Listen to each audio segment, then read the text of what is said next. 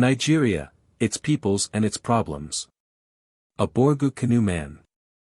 My chief object in presenting to the public in book form a collection of articles recently published in the Times as revised, together with additional matter, has been that of increasing, if haply this should be the effect, public interest in the greatest and most interesting of our tropical African protectorates.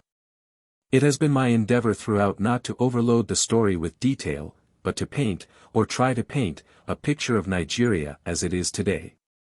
To portray the life of its people, the difficulties and tasks of its British governors, and the imperial responsibilities the nation has contracted in assuming control over this vast region. Parts 2, 3, and 4 consist of an attempt at a serious study of these things. Part 1 consists of a mere series of pen and ink sketches, so to speak, impressions jotted down in varying moods. The value, if, indeed, they have any value at all, of these disjointed ramblings lies in the glimpse they may afford of native character and the nature of the country, thus helping, perhaps, to bring Nigeria a little nearer to us. I ought, perhaps, to apologize for not having incorporated a history of the British occupation of Nigeria. But, apart from the circumstance that Captain or, now Colonial Secretary for Cyprus, and for many years resident in northern Nigeria, is, I understand, about to publish a volume on that subject written with the inside knowledge which he so peculiarly possesses, the thing has already been done by others. It seemed to me that if any public utility at all were to be attached to my own modest effort, it could more fittingly be sought in the direction of handling, from an independent outsider's point of view, problems of actuality in their setting of existing circumstances and conditions, and in emphasizing a fact sometimes apt to be forgotten. I mean that in these dependencies the native is the important person to be considered, quite as much from the imperial as from any other standpoint, interpreting imperialism as personally I interpret it to signify a good deal more than painting the map red and indulging in tall talk about possessions, and about inferior races. In Nigeria, the Nigerian is not, as some persons appear to regard him, merely an incidental factor but the paramount factor. Nigeria is not a colony, it is a dependency. The West African native has two classes of enemies, one positive, the other unconscious.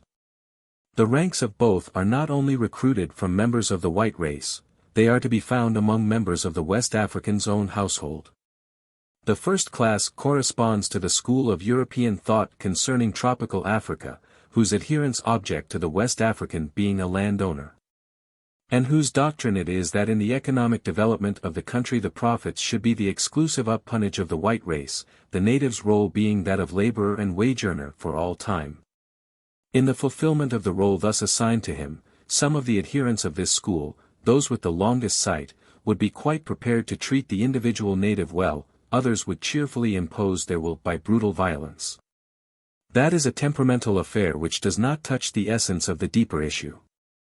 To this class of enemies belong some of the educated or half-educated Europeanized natives whom our educational and religious system divorces from their race, and who, having no outlet and bereft of national or racial pride, betray the interests of their country into the hands of its foes. The second class is to be met with among the ranks of those who, by striking at slavery and abuse, have rendered enormous benefit to the West African, but who were also unwittingly responsible for fastening upon his neck a heavy yoke, and who, not only with no motive of self-interest, but, on the contrary, with the most generous desire to minister to his welfare, are today in danger of ministering to his undoing.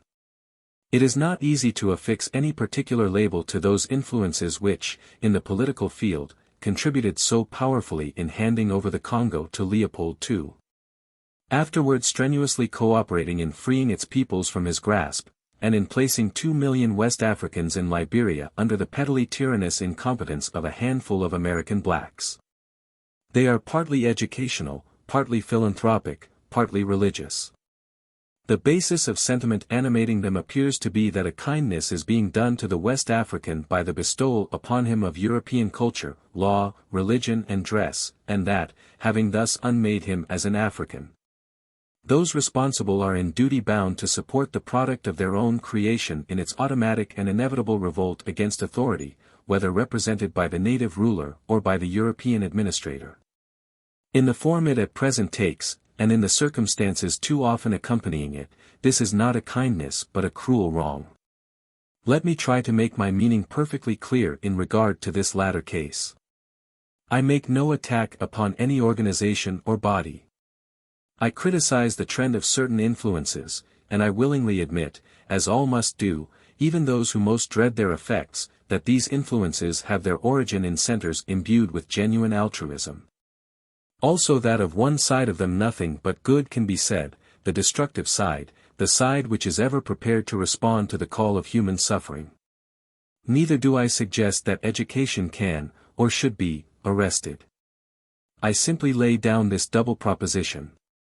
First, that educational and allied influences, whose combined effect is to cause the West African to lose his racial identity, must produce unhappiness and unrest of a kind which is not susceptible of evolving a compensating constructive side.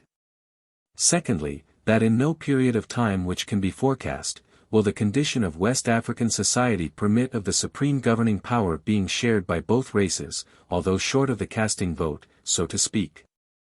Policy should everywhere be directed towards consolidating and strengthening native authority. Still less do I make any reflection upon the educated West African as such. Among these westernized natives are men to be regarded with the utmost respect, for they have achieved the well-nigh insuperable. They have succeeded, despite all, in remaining African in heart and sentiment, and in retaining their dignity in the midst of difficulties which only the most sympathetic alien mind can appreciate, and, even so, not wholly. To Mary Kingsley alone, perhaps, was it given to probe right down to the painful complexities of their position as only a woman, and a gifted woman, specially endowed, could do. Of such men the great Fanti lawyer, John Mensa Sarbaugh, whose recent and premature death is a calamity for West Africa, was one of the best types. The Venerable Drive E. Wilmot Blyden, whose race will regard him some day as its misunderstood prophet, is another. One could name others. Perchance their numbers are greater than is usually supposed, and are not confined to men of social distinction and learning. And these men wring their hands. They see, and they feel, the pernicious results of a well-meaning but mistaken policy. They appreciate the depth of the abyss. But they lack the power of combination, and their position is delicate to a degree which Europeans, who do not realize the innumerable undercurrents and intrigues of denationalized West African society, are unable to grasp. Between these two schools of thought, the damned nigger school and the denationalizing school, that, without appreciating it, plays into the hands of the first, which threaten the West African in his freedom, his property and his manhood. There is room for a third. One which, taking note today that the West African is a landowner, desires that he shall continue to be one under British rule, not with decreasing but with increasing security of tenure. Taking note that today the West African is an agriculturist, a farmer, a herdsman, and, above all, to the marrow of his bones, a trader, declines to admit that he should be degraded, whether by direct or indirect means, to the position of a hireling. Taking note that customary law it is which holds native society together, calls for its increased study and demands that time shall be allowed for its gradual improvement from within. Deprecating its supersession by European formulae of law in the name of reform, for which the country is not ripe and whose application can only dislocate, not raise, West African social life. A school of thought which, while prepared to fight with every available weapon against attempts to impose conditions of helotism upon the West African, earnestly pleads that those controlling the various influences molding his destinies from without, shall be inspired to direct their energies towards making him a better African, not a hybrid. A school of thought which sees in the preservation of the West African's land for him and his descendants, in a system of education which shall not anglicize, in technical instruction, in assisting and encouraging agriculture, local industries and scientific forestry, in introducing labor-saving appliances, and in strengthening all that is best, materially and spiritually, in aboriginal institutions, the highest duties of our imperial rule. A school of thought whose aim it is to see Nigeria, at least, become in time the home of highly trained African peoples, protected in their property and in their rights by the paramount power, proud of their institutions, proud of their race. Proud of their own fertile and beautiful land. E. D. Morel. August, 1911. Part 1. Thoughts on Trek. Chapter 1.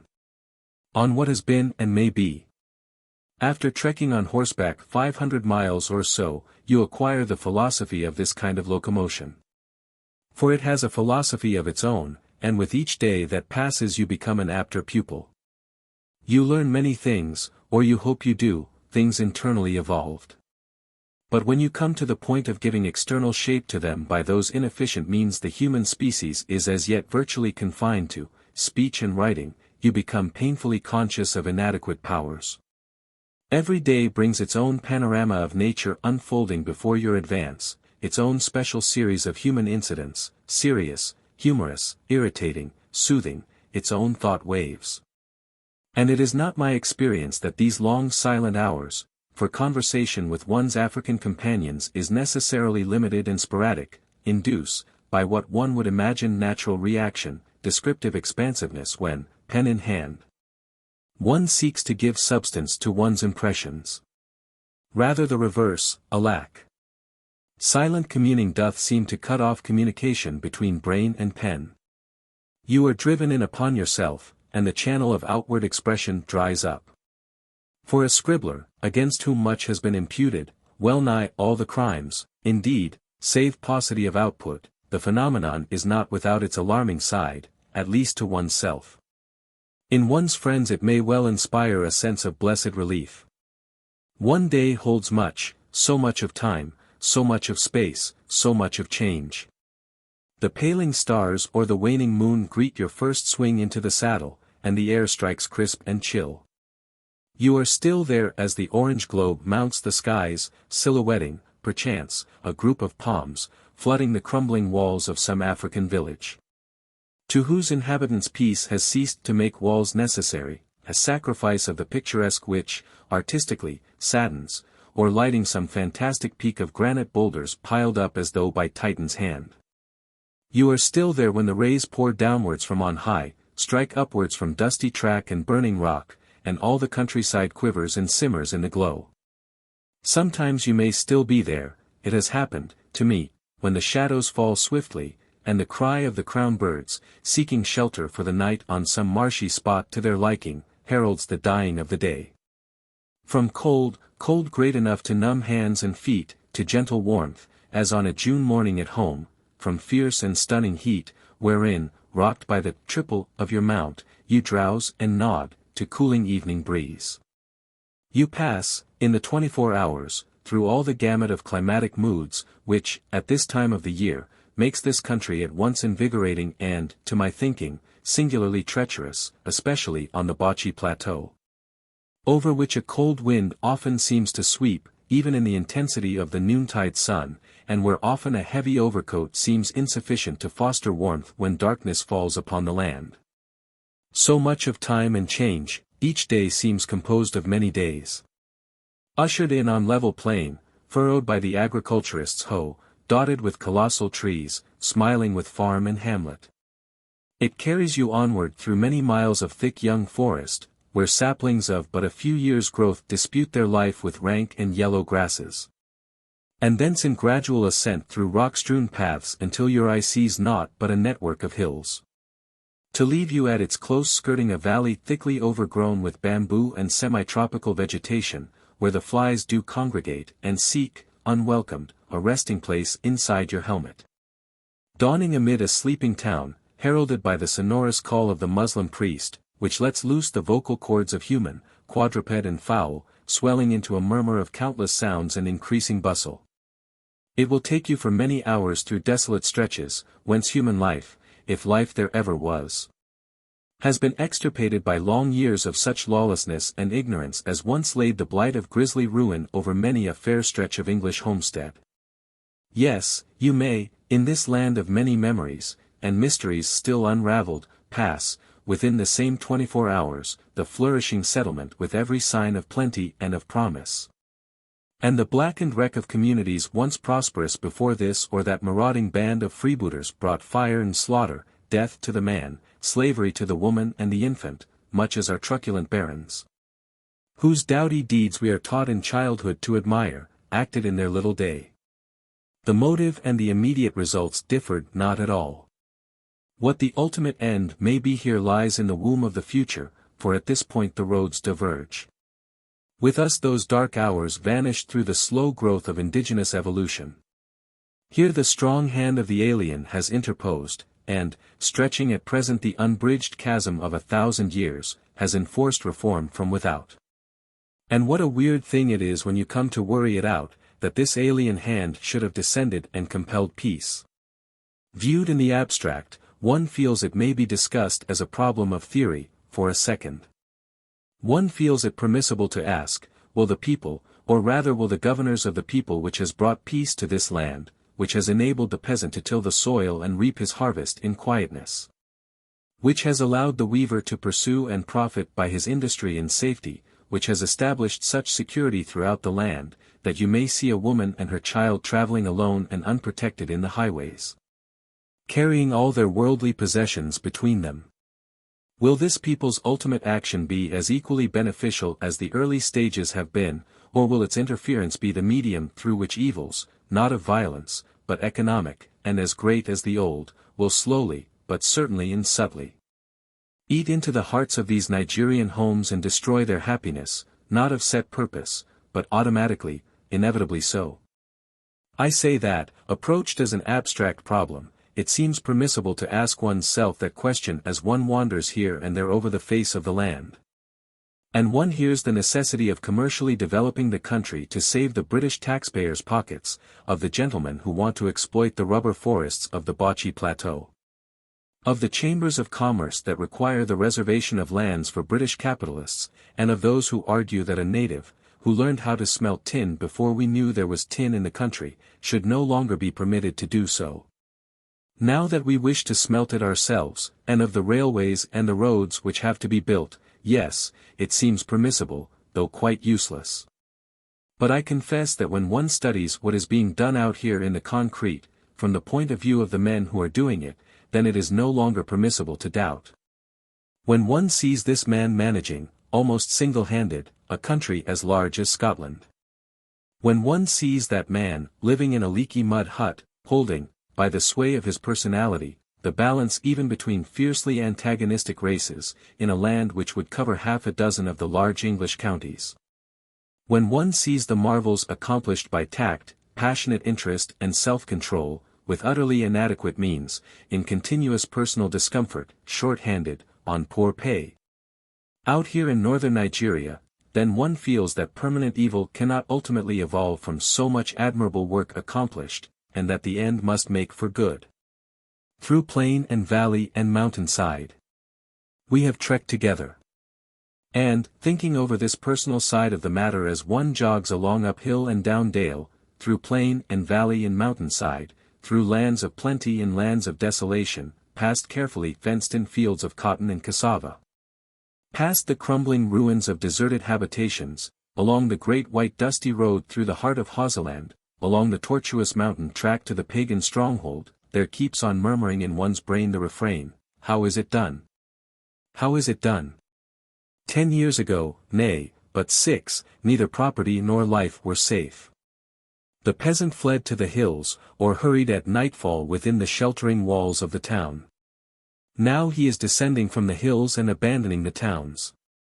And the answer forced upon one, by one's own observations, is that the incredible has been wrought, primarily and fundamentally, not by this or that brilliant feat of arms, not by Britain's might or Britain's wealth, but by a handful of quiet men, enthusiastic in their appreciation of the opportunity, strong in their sense of duty, keen in their sense of right, firm in their sense of justice, who, working in an independence, and with a personal responsibility in respect to which, probably, no country now under the British flag can offer a parallel, whose deeds are unsung, and whose very names are unknown to their countrymen, have shown, and are every day showing, that, with all her faults, Britain does still breed sons worthy of the highest traditions of the race.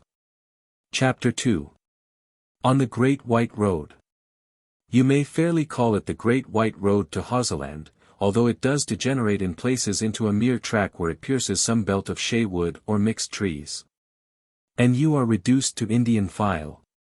But elsewhere it merits its appellation, and it glimmers ghostly in the moonlight as it cuts the plain, cultivated to its very edge with guinea corn and millet, cassava and cotton, beans and pepper. And you might add the adjective, dusty, to it. For dusty at this season of the year it certainly is. Dusty beyond imagination. Surely there is no dust like this dust as it sweeps up at you, impelled by the harmattan blowing from the north, into your eyes and mouth and nose and hair. Dust composed of unutterable things.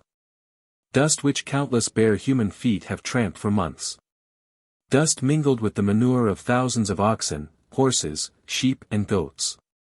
Dust which converts the glossy skin of the African into an unattractive drab, but which cannot impair his cheerfulness withal. Dust which eats its way into your boxes, and defies the brush applied to your clothes, and finds its way into your soup and all things edible and non-edible. Dust which gets between you and the sun, and spoils your view of the country, wrapping everything in a milky haze which distorts distances and lies thick upon the foliage. The morning up to 9, say, will be glorious and clear and crisp, and then, sure enough, as you halt for breakfast and with sharpened appetite await the looked-for chop, a puff of wind will spring up from nowhere and in its train will come the dust. The haze descends and for the rest of the day king dust will reign supreme. It is responsible for much sickness, this Sahara dust, of that my African friends and myself are equally convinced. You may see the turbaned members of the party draw the lower end of that useful article of apparel right across the face up to the eyes when the wind begins to blow. The characteristic litham of the Tuareg, the men of the desert, may have had its origin in the necessity, taught by experience, of keeping the dust out of nose and mouth. I have been told by an officer of much northern Nigerian experience, that terrible disease, known as cerebrospinal meningitis, whose characteristic feature is inflammation of the membranes of the brain, and which appears in epidemic form out here, is aggravated, if not induced, in his opinion, and he assures me in the opinion of many natives he has consulted, by this disease-carrying dust. In every town and village in the northern Hausa states, you will see various diseases of the eye lamentably rife, and here, I am inclined to think, king dust also plays an active and discreditable part. A group of Tuaregs. A Bornu ox. The Great White Road. It thoroughly deserves that title from the point where one enters the Kano province coming from Zaria.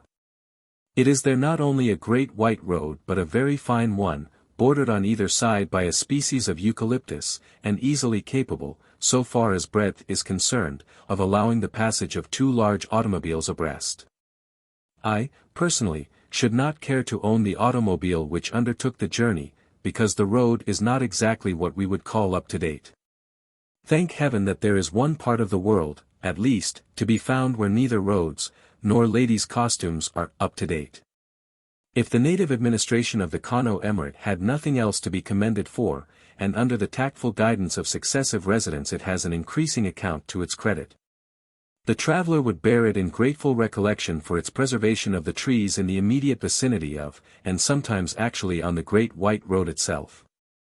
It is difficult to overestimate the value to man and beast, to the hot and dusty European, to the weary-footed carrier, to the patient packox, and cruelly bit native horse, of the occasional shady tree at the edge of or on the road. And what magnificent specimens of the vegetable kingdom the fertile soil of Kano province does carry, our new forest giants, though holding their own for beauty and shape and, of course, clinging about our hearts with all their wealth of historical memories and inherited familiarity, would look puny in comparison. With one exception I do not think anything on the adverse side of trivialities has struck me more forcibly out here than the insane passion for destroying trees which seems to animate humanity, white and black. In many parts of the country I have passed through the African does appear to appreciate his trees, both as shade for his ordinary crops and special crops, such as pepper, for instance, which you generally find planted under a great tree, and cattle. In Kano province, for instance, this is very noticeable. But in other parts he will burn down his trees, or rather let them burn down, with absolute equanimity, making no effort to protect them, which on many occasions he could easily do, when he fires the grasses, which pace many learned persons. It seems to me, he is compelled by his agricultural needs to do. I speak now of the regions I have seen. I have noticed quantities of splendid and valuable timber ruined in this way. The European, I should say some Europeans, appears to suffer from the same complaint. It is the fashion, if the word be not disrespectful, and heaven forfend that the doctors should be spoken of disrespectfully in this part of the world. Of all places, among the new school of tropical medicine out here to condemn all growing things in a wholesale manner. In the eyes of some, trees or plants of any kind in the vicinity of a European station are ruthlessly condemned. Others are specially incensed against low shrubs.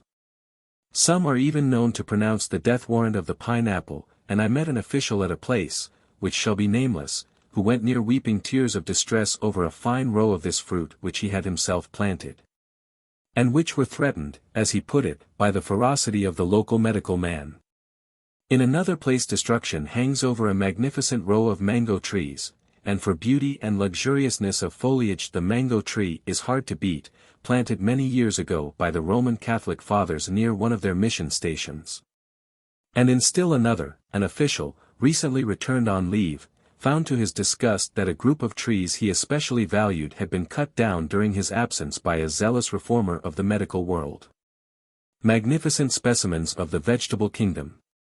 In the southern portions of southern Nigeria, where Sir Walter Edgerton is a resolute foe of medical vandalism, I am inclined to think that the doctors will find it about as easy to cope with plant growth as King Canute is reputed to have found the waves of the seashore. But in northern Nigeria and in the northern regions of southern Nigeria it is a different matter. And one is tempted to query whether the sacrifice of all umbrageous plants in the neighborhood of official and other residences because they are supposed to harbor, and no doubt do harbor, the larvae of all sorts of objectionable winged insects, may not constitute a remedy worse even than the disease. I can imagine few things more distressing for a European in northern Nigeria, gasping in the midday heat of the harmattan season, to have nothing between his eyes, as he gazes but beyond his veranda, but the glare of the red laterite soil and the parched-up grasses and little pink flowers springing up amidst it. And one feels disposed to say to the devoted medicos, de grace, messrs, pas de trop zèle. In the particular part of the country of which I am now writing, another aspect of the case strikes you. In very many rest camps, and mining camps one comes across, the ground is cleared of every particle of shade-giving tree, cleared as flat as a billiard table. There is no shade for man or beast. Now a grasshouse is not the coolest place in the world with an African noonday sun beating down upon it, I mean an all-grass house, not the cool native house with clay walls and thatched roof, be it noted, and well, I content myself with the remark that it would be much cooler than it is with the shade of a tree falling athwart it. Then they, the Public Works Department, have built a road from Riga Chikum to Narragansett. I will say nothing about it except that it is, without exception, the hottest road and the one more abounding in flies that I have struck in this part of the world. And I assign a proper proportion of both phenomena to the, to me, inexplicable mania of the builders thereof to hew down the trees on the side of the road. To come back to our great white road. What a history it might not tell! For how many centuries have not black and brown men pursued upon it the goal of their trade and their ambitions, have not fled in frantic terror from the pursuer, ankle-deep in dust? What tragedies have not been hurried along its dusty whiteness? Today you will meet upon it objects of interest almost every hour. Now, a herd of oxen on their way to Doom, to feed the southern Nigerian markets. Now, a convoy of donkeys going south, in charge, maybe, of Tuareg slaves from far-distant Sokoto, or the Aspen oases. These will be loaded with potash and tobacco. And even as you pass this one going south, another convoy of donkeys, going north, loaded with salt and colas, will be trudging along behind you. Anon, some picturesquely clothed and turbaned horsemen will be seen approaching, who, with ceremonious politeness, will either dismount and salute, or throw up his right hand, doing the jaffe, as it is termed. The African is credited with utter callousness to human suffering. Like most generalities concerning him, it is exaggerated.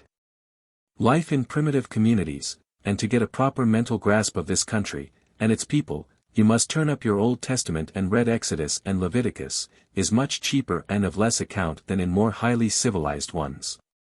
That is a commonplace too often forgotten by people who accuse the African of ingrained callousness. As a matter of fact, I have noticed many sights on the Great White Road which show how rash such generalities can be. I have seen water handed from one party to another under circumstances which spoke of kindly appreciation of a want. I have frequently seen fathers, or elder brothers, carrying small children on their backs. The residents have known cases of men found injured on the road who have been tended and taken home by utter strangers, the Good Samaritan over again, and in his old world setting. Chapter 3. On the Carrier. Some Africans I have met, the words conjure up a series of powerful chiefs, or fantastic, witch doctors, or faultlessly attired barristers from some center of light and learning on the coast. I shall be content, if only by recording my gratitude for much amusement and no little instruction, with jotting down a brief line or two which shall be wholly concerned with a type of African to whom not the greatest negrophile that ever lived would dream of applying the epithet distinguished. I refer to the carrier. Tomorrow I part with my carriers.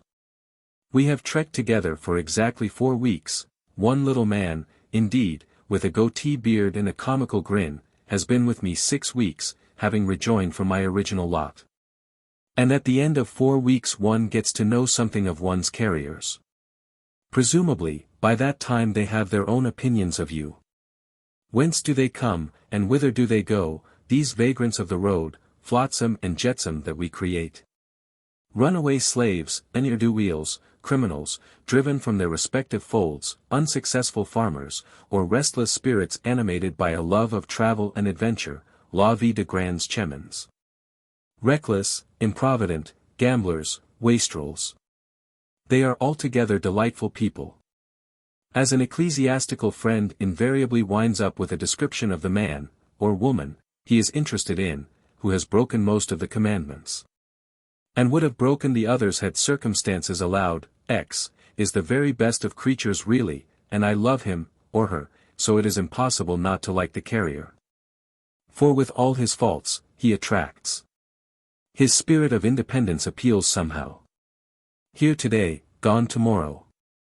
And, like the sailor, with a sweetheart at every port, somebody else's sweetheart will do quite as well at a pinch. Then consider his cheeriness. Be the load heavy or light, be the march long or short, he has always a smile and a salute for you as you pass along the line. I speak as I have found, and many men will bear me out. Some men may have a different tale to tell, sometimes with justification, sometimes, I think, without. For if there is the bad type of carrier, and there is, I have found 2 in my crowd, but their little games have fallen foul of the views of the majority, there is also the type of European who, shall we say, forgets. He gets into camp a long way ahead of his men, tired and hungry maybe, and curses them for a pack of lazy scoundrels. He forgets, or long custom has blunted perception, the potency of that 60-pound load. Think of it. 60 pounds, the regulation load. 60 pounds on your head for anything from 15 to 30 miles. I say consider that under these conditions the man is cheerful. Nay, he is more. He is full of quips and jokes. At the expense of his companions, and quite as much at the expense of himself. If you have a special peculiarity about you, 10 to 1 he crystallizes it into a name, and henceforth you are spoken of not as the Bat Yuri, the white man, but as the man with a back like a camel, or white hair, or the humpbacked man of war, or red pepper, or hot water, or as the man with a face like a woman, and so on. It is this extraordinary cheeriness which appeals to the average white human. That a creature of flesh and blood like yourself, carrying 60 pounds on his head for hours and hours in the blazing sun, dripping with perspiration, pestered by flies. And earning 6 pence a day, 3 pence of which is supposed to be spent in chop, and doing this not for one day, but for day after day, sometimes for over a week without a sit-down, can remain cheerful, that is the incredible thing. One hopes that it is a lesson. Assuredly it ought to be an inspiration. These votaries of Mark Tapley are severely tried at times. Yesterday, after a tramp from 6:30 to 12:30, the camp aimed for was found to be tenanted by other white men and their carriers. There was nothing for it but to push on another 11 miles to the nearest village and stream. Just as dusk began to sweep down upon the land, the first carrier straggled in, smiling. No. One, a long-limbed man with the stride of an ostrich, who always goes by that name because he is always the first to arrive, delighted at having kept up his reputation, nos. 2-inch and 3 equally pleased with themselves for being close at his heels, and coming in for their share of the prize money in consequence. And then, in 2s and 3s, dribbling up, some unutterably weary, others less so, all galvanized into new life by a chance joke, generally at their own expense. Joining in the acclamation which invariably greets the strong man of the party, the mighty Meduguli, to wit, who, because of his muscles, carries the heaviest load, and whom fate decrees, owing to that load's contents, shall be the last to start. Both at the opening of the day and after the breakfast halt, but who manages to forge ahead, and to turn up among the first 6, chaffing the tired ones on their way, and stimulating them to fresh exertions. And when all had reached their destination they had to stick up a tent by the light of the moon. I have asked you to consider the carrier's cheeriness and powers of endurance, and my lot at least are not, with the exception of the mighty man of valor already mentioned, big men physically. I ask you now to consider his honesty, honesty in the literal sense and honesty in the fulfillment of a bargain. For ours this man is alone, so far as you are concerned, with your goods. You probably are, either miles ahead of him, or miles behind him. The headman, heliman, as he is termed by the rank and file, is at the rear of the column. Between the first man and the heliman several miles may intervene, and so on, proportionately. During these hours of total lack of supervision, your property is absolutely at the carrier's mercy. Your effects.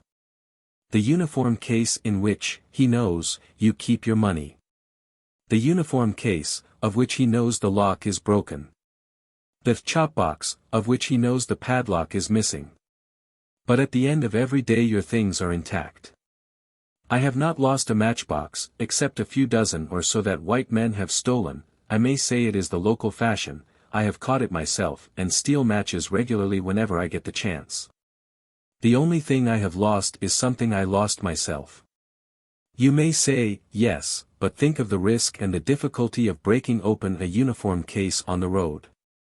As for the difficulty, there is little or none. A vigorous fling upon one of these granitic boulders, and there would be precious little left of your uniform case.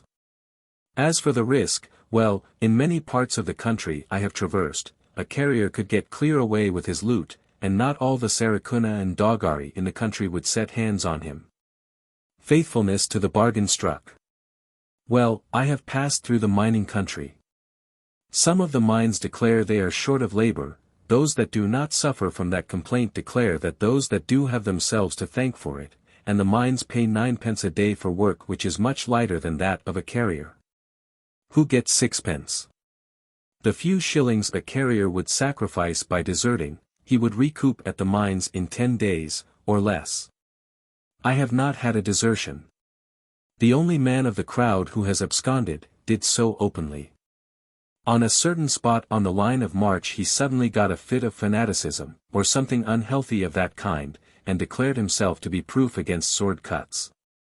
Whereupon, being laughed at, he gat unto himself a sword and smote himself with much vigor upon the head, with the natural result of inflicting a deep scalp wound nearly 7 inches long. The next morning, finding his load incommoded him in consequence, he returned homewards, a sadder, and, presumably, a wiser man. If I were a poet I would write an ode to the African carrier. I cannot do justice to him in prose.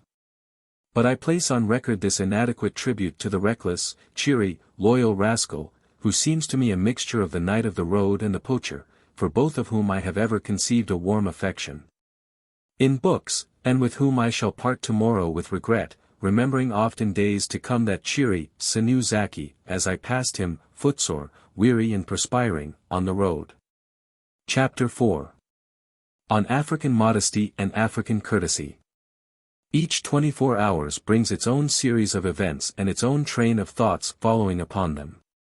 A new incident, it may be of the most trivial kind, sets the mind working like an alarum, a petty act, a passing word, have in them revealing depths of character. Nature seems such an open book here. She does not hide her secrets. She displays them. Which means that she has none, and, in consequence, that she is as she was meant to be, moral. The trappings of hidebound convention do not trammel her every stride like the hobble skirts of the foolish women who parade their shapes along the fashionable thoroughfares of London. What quagmires of error we sink into when we weigh out our ideas of morality to the African standard, such a very low one it is said. Well, I have covered a good deal of ground in this country, although I have not been in it very long, measured in time, and I have seen many thousands of human beings. I have seen the Hausa woman and the Bush Fulani woman in their classical robes. I have seen the Yoruba woman bathing in the Ogun, clad only in the natural clothing of her own dusky skin. I have seen the scantily attired Gwari and Igbo woman, and the woman of the Bauchi highlands with her bunch of broad green leaves, behind and before, and nothing else, save a bundle of wood or load of sorts on her head, or a hoe in her hand. I have visited many African homes, sometimes announced, sometimes not, at all hours of the day, and sometimes of the night. I have passed the people on the beaten track, and sought and found them off the beaten track. I have yet to see outside our cantonments, where the wastrels drift, a single immodest gesture on the part of man or woman. Humanity which is of nature is, as nature herself, moral. There is no immodesty in nakedness which knows not that it is naked. The Kukuruku girl, whose only garment is a single string of beads round neck and waist, is more modest than your Bond Street dame clad in the prevailing fashion, suggesting nakedness. Break up the family life of Africa, undermine the home, weaken social ties, subvert African authority over Africans, and you dig the grave of African morality. It is easy, nothing is easier, and it may be accomplished with the best intentions, the worthiest motives, the most abysmal ignorance of doing harm. Preserve these things, strengthen them, and you safeguard the decencies and refinements of African life. Here is a homily. Its origin one of those trivialities of which I have spoken. One had pushed on ahead, desiring to be alone. With that curious intuition which the African seems to possess, one's mounted escort had, somehow, gathered that, and a good half-mile separated one from one's followers. The sun was at its zenith, and danced over the dusky track. But there were broad grateful trees on either side, and low bushes with white sweet-scented flowers. A bend in the road brought into view a little cameo of natural life. By a tree, straight-backed and grave-faced, an elderly Fulani woman, supporting on her lap the head and shoulders of a younger woman, who lay outstretched. At her feet a small child trying to stand upright, with but indifferent success. For a moment one was not perceived, both women's eyes being fixed on the infant's resolute efforts, and one's approach being quietened by the deadening dust underfoot. For a moment only. Then all three looked up. From her position the younger woman's limbs were more uncovered than a Hausa or Fulani woman considers compatible with modesty before a stranger, and, with a sight of that stranger, the instinctive movement came, the position was slightly shifted. The robe drawn down, with no fuss or precipitancy, but calmly, with dignity and decision. We strayed yesterday. Starting off early we struck across country, leaving the road, the red and green dressed gentleman and I, having arranged to meet the rest, somewhere. It does not matter where, because, as a matter of fact, we didn't.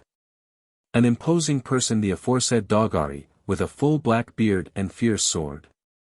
It was good to get away from the road, despite its varied interests, and for a couple of hours one gave oneself wholly up to the charms of the crispness of the morning, the timid but sweet song of the birds. The whiffs of scent from the mimosa bushes, the glimpse of some homestead farm in the distance, the sight of a group of blue-robed women with biblical earthenware pitchers on their heads issuing from a neatly thatched village, or congregated in a circle round one of the wells whose inner rim is lined and rendered solid by thick branches to prevent earth from falling in and fouling the water. Their laughing voices were wafted across the cultivated fields towards us, as cheery as the antics of the little brown goats skipping over the ground. What a world of simple happiness in this agricultural life of the Talakawa, the common people, of Hausaland. And then, well, we were clearly at fault. No signs of any of the men.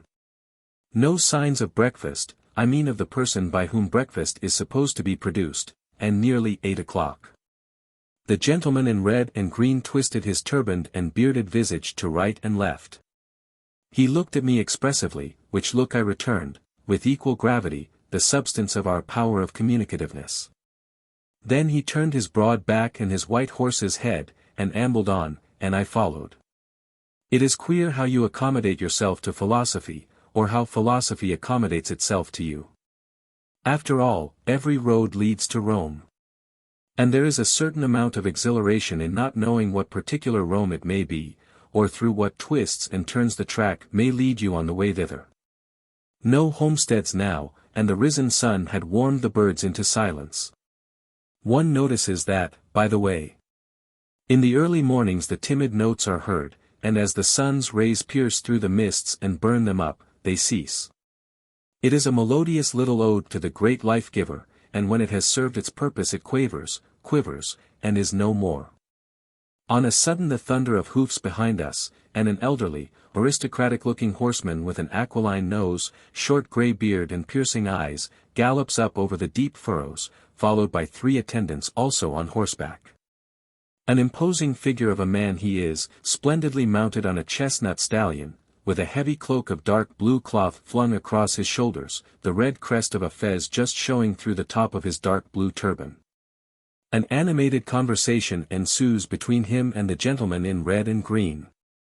The chief, for one knows he must be such from his bearing and the sharp ring of his tones, waves a long, thin hand to right and left. The dogari listens respectfully, somewhat crestfallen in appearance, perhaps he was hungry too. The mounted attendants career away in different directions, one, I learn afterwards, to trace the main body of carriers, the other to find the cook, the third to call for milk and firewood from some neighboring village. Then the chief bows low over his horse's neck, places himself between the dogari and myself, and we proceed once more along the narrow pathway, cut at frequent intervals by small streams, now mostly dry, with precipitous banks that need some negotiating. The courtesy of that grey-bearded old aristocrat, every inch a ruler of men, the Fulani who has become the statesman and the lord over many. He is the governor, I learn later, of one of the principal districts of Kano province, and he looks it from head to foot. At the approach of every stream, half hidden with tangled creepers, wherever the path is broken or impeded by some natural obstacle, he half turns his horse towards one in warning. Then waits on the other side until he is satisfied that the difficulty is overcome. Does the overhanging branch of some tree threaten a blow to the careless rider? He either breaks it off short in its passage, or, if it be too formidable for that, points with uplifted finger. And when, at last, in an open space a small group under a tree proclaims the much perturbed, his usual condition, cook, busy boiling milk and cocoa, another low bow, and the old gentleman retires at an appropriate distance, turning his back with the politeness required of tradition and custom, but not before another rapid order has been given. And the quite unnecessary attention of clearing a piece of ground where you may conveniently partake of your meal is in process of accomplishment. And soon from out of nowhere come shouts and laughter, and the jangle of bits and the confused hum of approaching men and horses. The bush and the grasses cave outwards and your people appear, a little wondering whether the white man is grumpy or not, very pleased to know they have pitched on the right road at last. Rather enjoying the adventure and thoroughly happy with themselves and the world in general. Off saddle and hobble the beasts. Down with the loads. Out with the chop. And all as merry as a marriage bell. So another morn has dawned and gone, bringing with it its lessons and its thoughts. Chapter 5. On the meaning of religious. It was dusk, dark almost. The road glimmered dimly in the distance. Over the deep furrows the shadows crept, and the little path between them mingled with the gathering gloom. I became aware of a vague white figure standing out from the somber background some little distance off. Presently it seemed to sink downwards and assume formlessness. My route back to the camp took me within perhaps a dozen yards of it. A nearer view disclosed a man, whose bent back was turned to me, making his solitary evening prayer to God. Alone. Yet not alone, perhaps. That night I passed through my sleeping camp at the foot of the giant bombax, bathed in the silvery beams of a full moon shining out of a velvet sky, and trod the road again, trying to puzzle it out. What does the word religious mean, I wonder? This white-robed figure of a man was religious as one generally interprets the word. Yet we are to suppose that he really wasn't, because his religion is not the religion we, in Europe, practice. But is that what religious infers? One kind of religion? What a queer mixture the Anglo-Saxon is. Probably it would be impossible to convince the average Englishman that the African is a more religious being than himself. Or that there is anything incongruous in himself, the Englishman, being at one and the same time the imperialist ruler of these dark races and their spiritual uplifter. And yet, to what vital extent do spiritual influences mold the society or the policy of Europe? Has not religion, official religion, there taken upon itself very largely the character of a social force, and lost its spiritual significance? Is not its whole trend social rather than spiritual? Has Europe, in any racial sense, an inner spiritual life, as has the East? The law of Christ, says the Church, in the matter of relations between the sexes everywhere, commands monogamy. But the law of Christ commands, in a far more definite manner than any words that may be culled from his sayings in regard to this, many other things which the religion of Europe absolutely, entirely, and wholly ignores. Because the customs of Europe and the laws of Europe, and the social life of Europe do not square with it. I was told the other day that a great emir in these parts was informed of the intended visit, this happened some years ago, of a great white Maulam who was coming to uplift the spiritual life of the people. The emir and his counselors looked over the wide plain. Surely, they said to one another, as the white man is so strong in war, so cunning in invention, so mighty in knowledge, then the white man's Maulam must be very, very near to Allah. Soon they saw a cloud of dust. Marveling somewhat, the emir, nevertheless, sent out messengers. The messengers sped swiftly onwards. They looked for a solitary figure, the figure of an ascetic, bearing stamped upon features, lined and worn with thought, and in gaunt form, the imprint of holiness. In whose eye, illumined with the fire of inspiration, they would read intimate communing with God. What they saw was a long file of weary carriers, conveying boxes full of food, drink, apparel, and camp furniture. Behind them, quite an ordinary-looking white man on horseback. Is this the great white preacher, they asked the interpreter, who headed the caravan? Is this the Maulam who is to uplift our souls? Even so, replied the interpreter. So two of the emir's messengers off-saddled, and when the preacher came along they bowed low, as is the custom of the country. But the third messenger had turned back. He prostrated himself before the emir, and he told what he had seen. The emir drew his flowing cloak a little closer round him, for the sun was about to set, and the air grew chill. Then he turned himself towards Mecca, and lowered his forehead in the dust, followed by his counselors. It is difficult to write plainly of Christian missionary effort in West Africa. The individual missionary may be an influence for good in the best sense. He may not be. He does not go into the country to make money. He is, as a rule, singularly selfless. His life is often, perhaps generally, a work of essential self-sacrifice. In the category of human motives gravitating towards West Africa, his, it must be conceded, takes front rank. Than the apostolic missionary there is no grander figure, whether in West Africa or elsewhere. But it is the genesis of the effort, not the man, that most counts fundamentally. If the effort itself is out of perspective, the work of the individual must feel the effect. I say it is difficult to write about missionary effort. It seems to be regarded as taboo. You must not touch it lest you hurt people's feelings. But nowadays, one sphere of human activity cannot be ruled out of discussion. Christian effort out here seems to me to have forgotten in many cases that Christ was the servant of the people, not their master. It is intolerant of native customs. Native religions irritate it, native law it regards with contempt. I walked one evening along the Niger banks with a missionary. We passed some native huts. In one was a fetish with a votive offering at its feet. My companion jerked his stick disdainfully towards the object, and with scorn in his voice declaimed against the idol. Yet he knew, or ought to have known, that it was not the thing of wood that was worshipped, but its indwelling spirit. That gesture was so characteristic of much one sees and hears out here.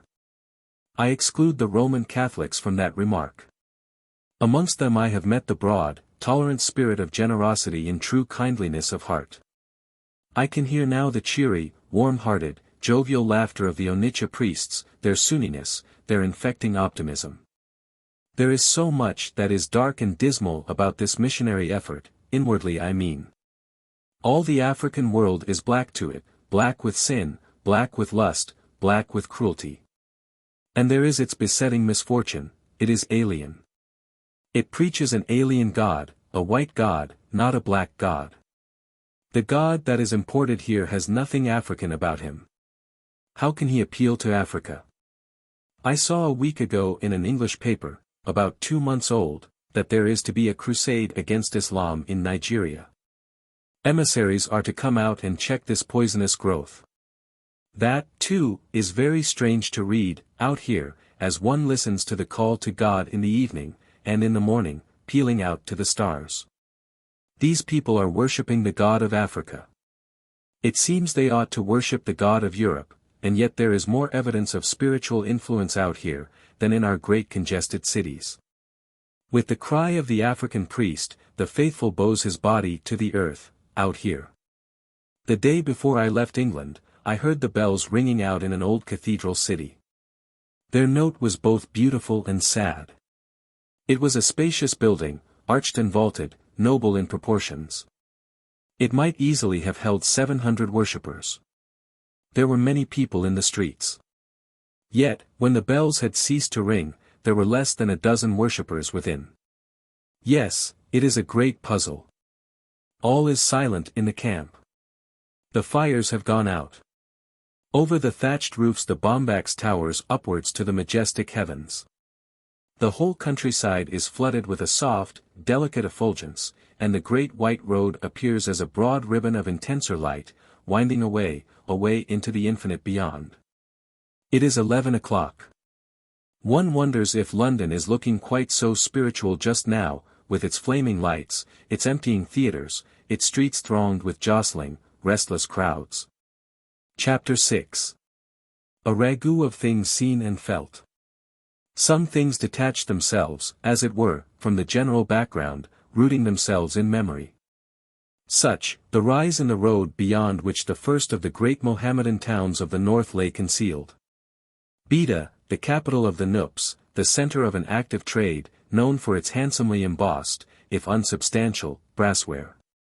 Known, too, for its rough glass bangles of black or dull blue, made out of nothing more romantic than old bottles melted in native furnaces kept going by the blowers who, when the stuff is sufficiently liquid, twirl it round a stick until the desired shape is attained. Known, too, for its special species of cola, the lobozi, highly esteemed throughout Nigeria, requiring shade and a rich, deep loamy soil to bring it to perfection.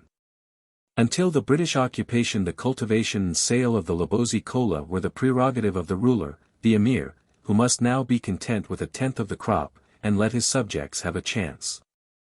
Past a Fulani cattle encampment.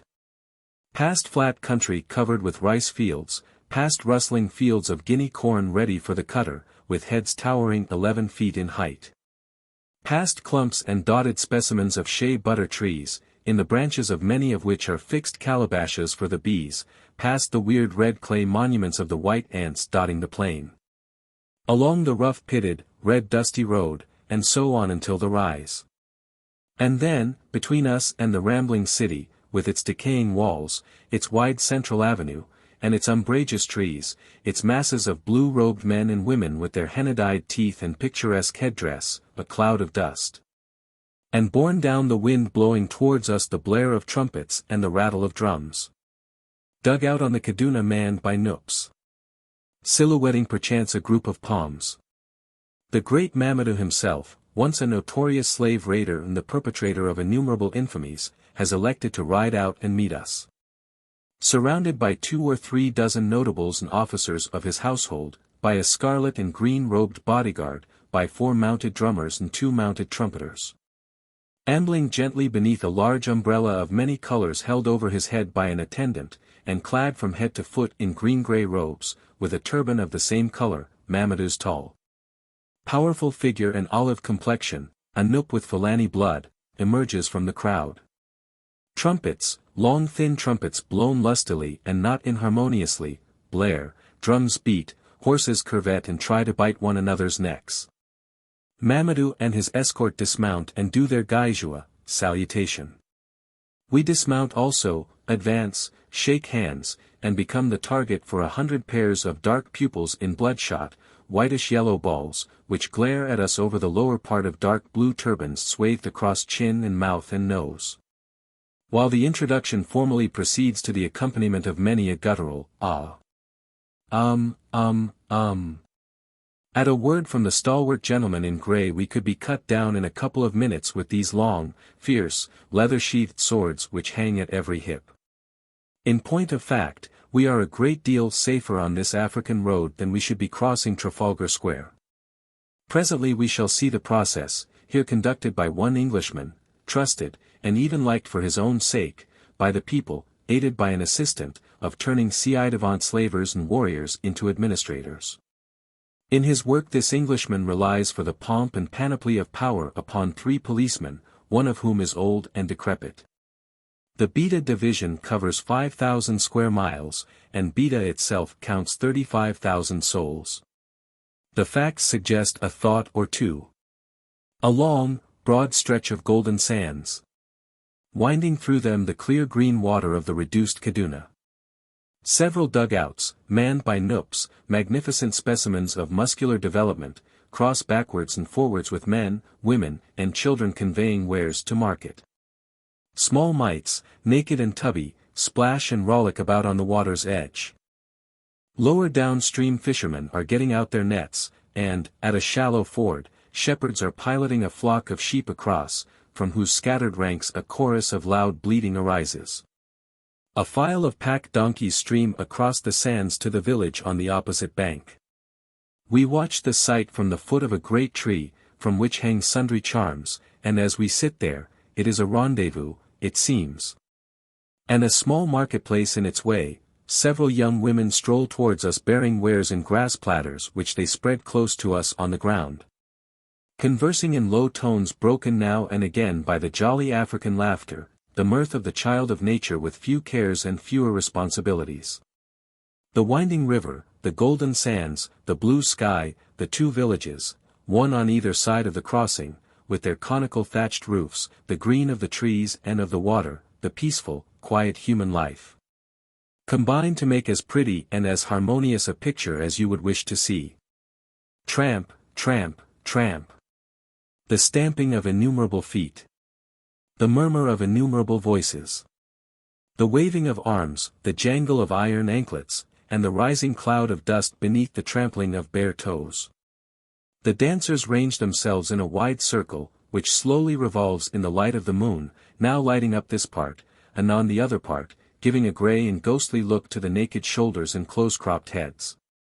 Ah! Ah! Ah! The chant rises and falls, monotonous, barbaric. Bracelets and anklets, amulets and charms clash and clang again as the wearers thereof bend this way and that, crouching, stooping, flinging the upper part of their bodies backwards, raising high the knee and bringing down the leg with thunderous stamp, shaking themselves from head to foot like a dog emerging from his bath. Naked bodies, but for a strip of jagged leather falling athwart the hips, naked, lithe bodies on which the moon sheds her beams. Ah! Ah! Ah! And with it the sound of the drum, the everlasting drum. Stimulus to labor, spirit of the dance, dirge at the deathbed, call to the feast, frenzy lasher at the religious ceremonial, medium of converse, warner of peril, bearer of news, telephone and telegraph in one. Go where you will, you cannot escape the drum, where human life is. The everlasting drum which heralds the setting sun, which ushers in the morn, which troubles your sleep and haunts your dreams. Borne across the silent waters, booming through the somber forest, rising from the murmuring town, cheering on the railway cutters, the fascinating, tedious, mysterious, maddening, attractive, symbolic, inevitable, everlasting African drum. I suppose they must be thirsty like every other living thing in the glare of the sun and the heat of the sky and the dust of the track, for they crowd thick and fast about the kurimi. The narrow belt of vegetation, a blessed sight in that dries, where the stream cuts the road. Pyridae with white and yellow wings, Lycaene shot with amethyst and azure, Theclas, too, or what I take for such, with long, fragile, waving extremities, infinitely beautiful. Now and then a black and green papilio, flashing silver from his under wing, harbinger of spring. Or some majestic, swift-flying charaxes with broad and white band on a center of russet brown, not the castor, alas. Nor yet the pollux, I have yet to live to see them afloat 'neath the African sun. Narrow veins of muddy ooze trickle from the well-nigh dried-up bed. And here they congregate in swarms, proboscis thrust into the nectar, pumping up the liquid, fluttering and jostling one another for preferential places even as you may see the moths do on the treacles at home. The butterfly world is much like the human world after all in its egotism. But if you want to see it at its best, plunge into the cool forest glades before the sun has attained his maximum, when even the butterflies rest, and watch the green and gold ephedra dodging in and about the broad green leaves or tangled creepers. See him spread his glorious panoply where that fitful sunbeam has somehow managed to pierce the vault. A sight for the dear gods, I tell you, is the ephedra sunning himself on a Niger forest path. Men and politics become as small fry. The right perspective asserts itself. You almost forget the beastly, clogging, mentally muddling helmet, how the Almighty has blessed the African by granting him a thick skull which he can carry on his neck, shaved, mind you, the bliss of it even in thought. And as clean as a billiard ball at that, as you watch the ephedra, and absorb the countless other delights the forest contains, foremost amongst them silence from humans at least. These are the best days of my life. These are my golden days. The floods have fallen and 1,000 dark forms are building up the muddy, slippery banks against the next invasion, with saplings rough-hewn in the forest. The men chopping and adjusting these defenses, the women carrying up earth from below in baskets.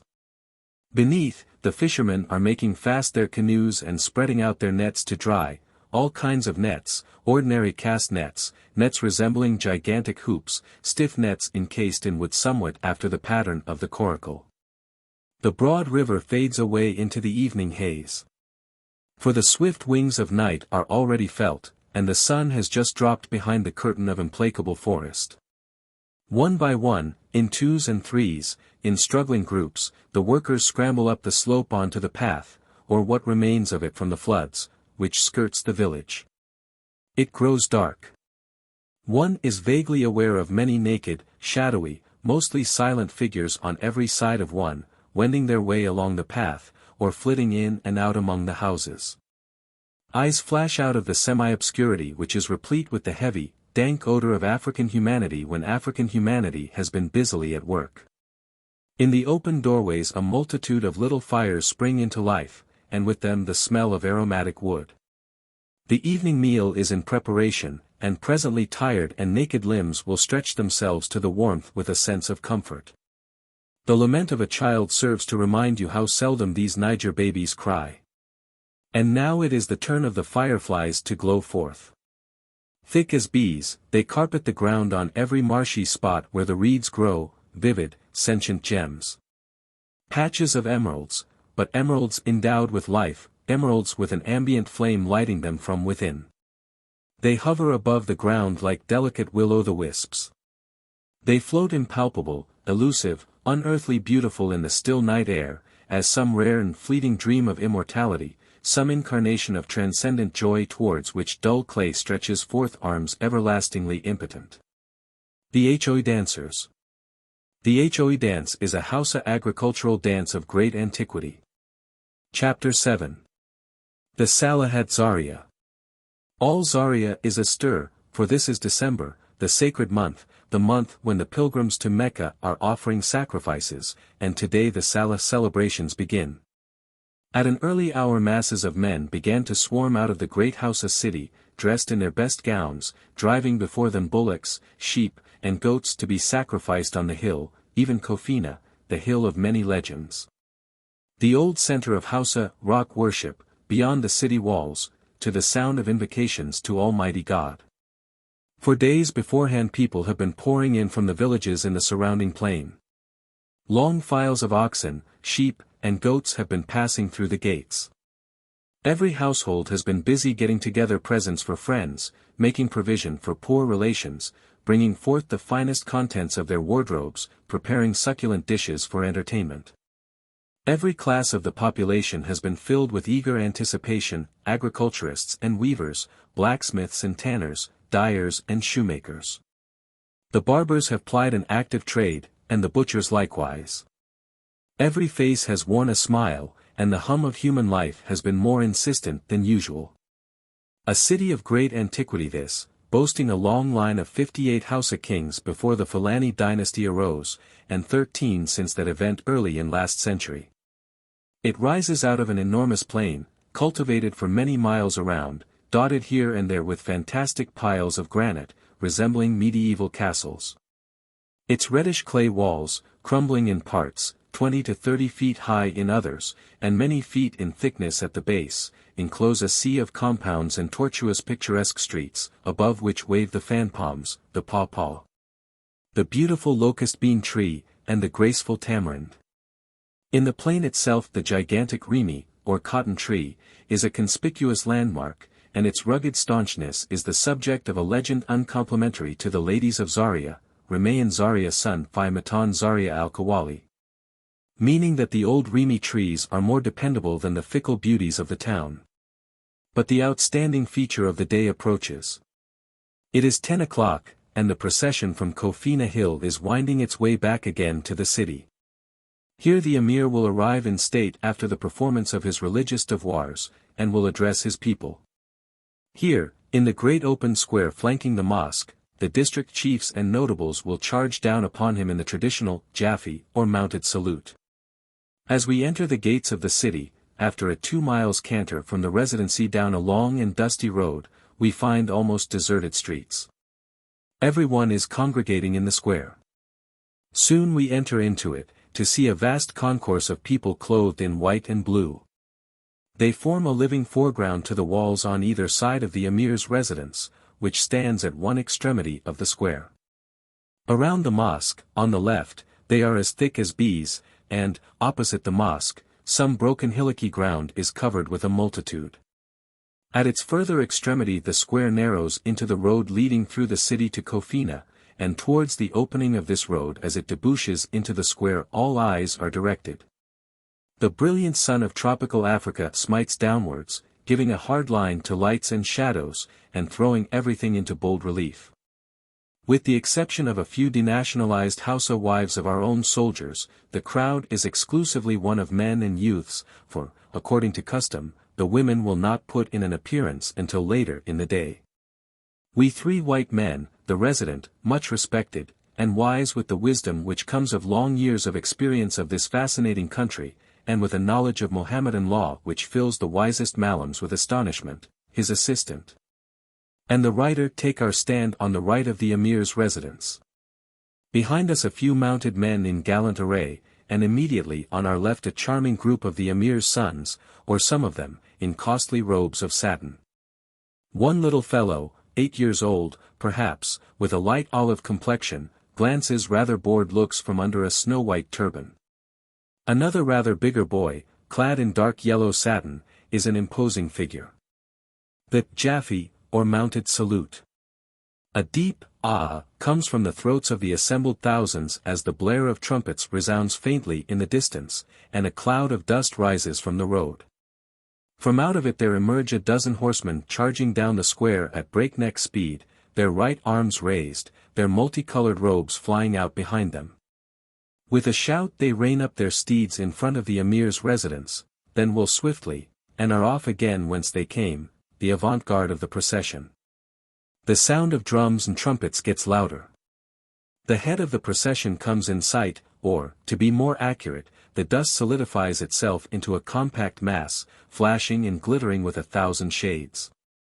First, many hundreds walking on foot, who, as they enter the square, deploy right and left and mingle with the waiting crowd. Behind them more horsemen detach themselves and gallop towards us, backwards and forwards. Each man is dressed according to his own particular fancy.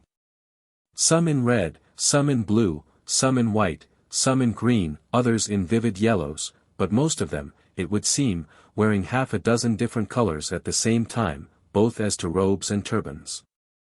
Their leather boots, thrust into shovel-headed stirrups, are embroidered with red and green, their saddlecloths and bridles are also richly embroidered and tasseled. The majority, we observe, wear long cross-handled swords in leather scabbards. Some carry thin spears in their hands, one fierce-looking warrior a battle-axe. He seems to have stepped out of the Middle Ages, does this particular chief, his horse wearing a metalled protection as in the old days of the Crusaders. But the heart of the procession, moving up slowly, puts an end to these evolutions, and the horsemen range themselves up on either side of the emir's residence, their gallant beasts. Curvetting and prancing as the ah of the crowd changes into a great roar of sound. As a trial of patience I commend the effort to take a photograph over the ears of a horse who is making strenuous efforts to stand up on its hind legs, while a fine and smarting white dust rises in clouds, entering eyes and mouth. And all round you are people in a fine frenzy of excitement, mingled with apprehension, lest your mount takes it into his head to ride amuck in the midst of them, which he has every appearance of wishing to do. Rattle, rattle, come the drums, mingled with the long-drawn-out notes of the tin or silver trumpets.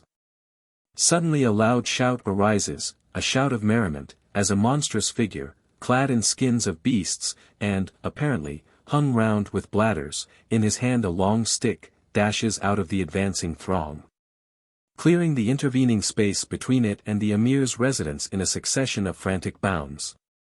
This is the court fool, and his appearance is quite in setting with the piece. For this whole scene is a scene out of the Arabian Nights, and, really, one would hardly be astonished at the appearance of Jeans, or even of Eblis himself. At last, here is the emir and his immediate bodyguard, and the drummers and the trumpeters. The air resounds with prolonged ah, ah, ahs. There is a vast tossing of arms, and prancing of horses, and glittering of spears, a climax of sound and color, and dust. The Emir of Zaria. The Emir of Katsina. The Emir Aliou is a fine-looking man, with a good straight nose, intelligent, rather cruel-looking eyes. His mouth we cannot see, for the folds of the turban are drawn across the lower part of his face. A dark, indigo-dyed purple turban and undercloak, over it a snow-white robe of silk with a tasseled cape which half hides the turban, these are the principal coverings to voluminous robes of many tints. His feet are encased in beautifully embroidered boots, and his saddle is richly ornamented. On the forefinger of his left hand is a heavy silver ring. Halting, he turns and faces the multitude. His attendants, one on either side, wave the dust away from his face with ostrich feather fans. Others, dressed in red and green, and carrying long staves, range themselves in front of him and shout his praises in stentorian tones. 4 figures on foot advance, 3 of them are clad in skins and carry drums. The 4th is a crouching creature with a curious wizened face bearing a drawn sword in his hand. A sword dance ensues, the 4 going round and round in a circle. The gentleman with a sword contorts himself, prods viciously at imaginary foes, and every now and then makes a playful attempt to smite off one of the drummer's legs. This performance being terminated, accompanied the while by incessant shouting on the part of every one in general, the actors retire, and the emir holds up his thin aristocratic hand. Instantly a silence falls. The change is singularly impressive. The emir begins to speak in a low voice to a herald mounted on a raised platform at his side. The herald, the perspiration pouring down his face, shouts out each sentence as it falls from the emir's lips. As the speech proceeds, the emir becomes more animated. He waves his arm with a gesture full of dignity and command. And now the silence is occasionally broken with sounds of approval. Finally he stops, and it is the turn of the resident who smilingly delivers himself of a much shorter oration which, as in the previous case, is shouted to the assemblage by the herald. I was able to obtain, through the courtesy of the resident, from the emir's waziri a rendering of the speech of which the following is a translation. The emir greets you all with thanks to God. He thanks God's messenger, Muhammad. He gives thanks for the blessings of his parents and his ancestors. He gives thanks to the Europeans who are the gates of his town. He thanks all white men. Next, you must attend to the orders which the emir gives you every year. I say unto you, leave off double dealing. Remove your hand from the people. Let them follow their own courses. Separate yourselves from injustice. Why do I say, give up injustice? You know how we were in former days and you see how we are now. Are we not better off than formerly? Next, I thank my headmen who assist me in my work. I thank my servants who are fellow workers. I thank my young chiefs who are fellow workers. I thank the men of my town who are fellow workers. I thank my followers in the town. I thank the village heads. I thank all the people of the land of Zaria who are helping me in my work. Next, I wish you to pay attention to the commands of the English. And I say unto you that all who see them should pay them respect. He who is careless of the orders of the white man does not show them respect. Though nothing happens to him, he cries on his own account, i.e., his stupidity is his punishment, for it is his ignorance that moves him. Next, every one who farms let him pay his tax. Every one who says this man is my slave, or this woman is my slave, or these people are my slaves, and uses force against them, let judgment fall upon him. What I say is this, may God reward us. May God give us peace in our land.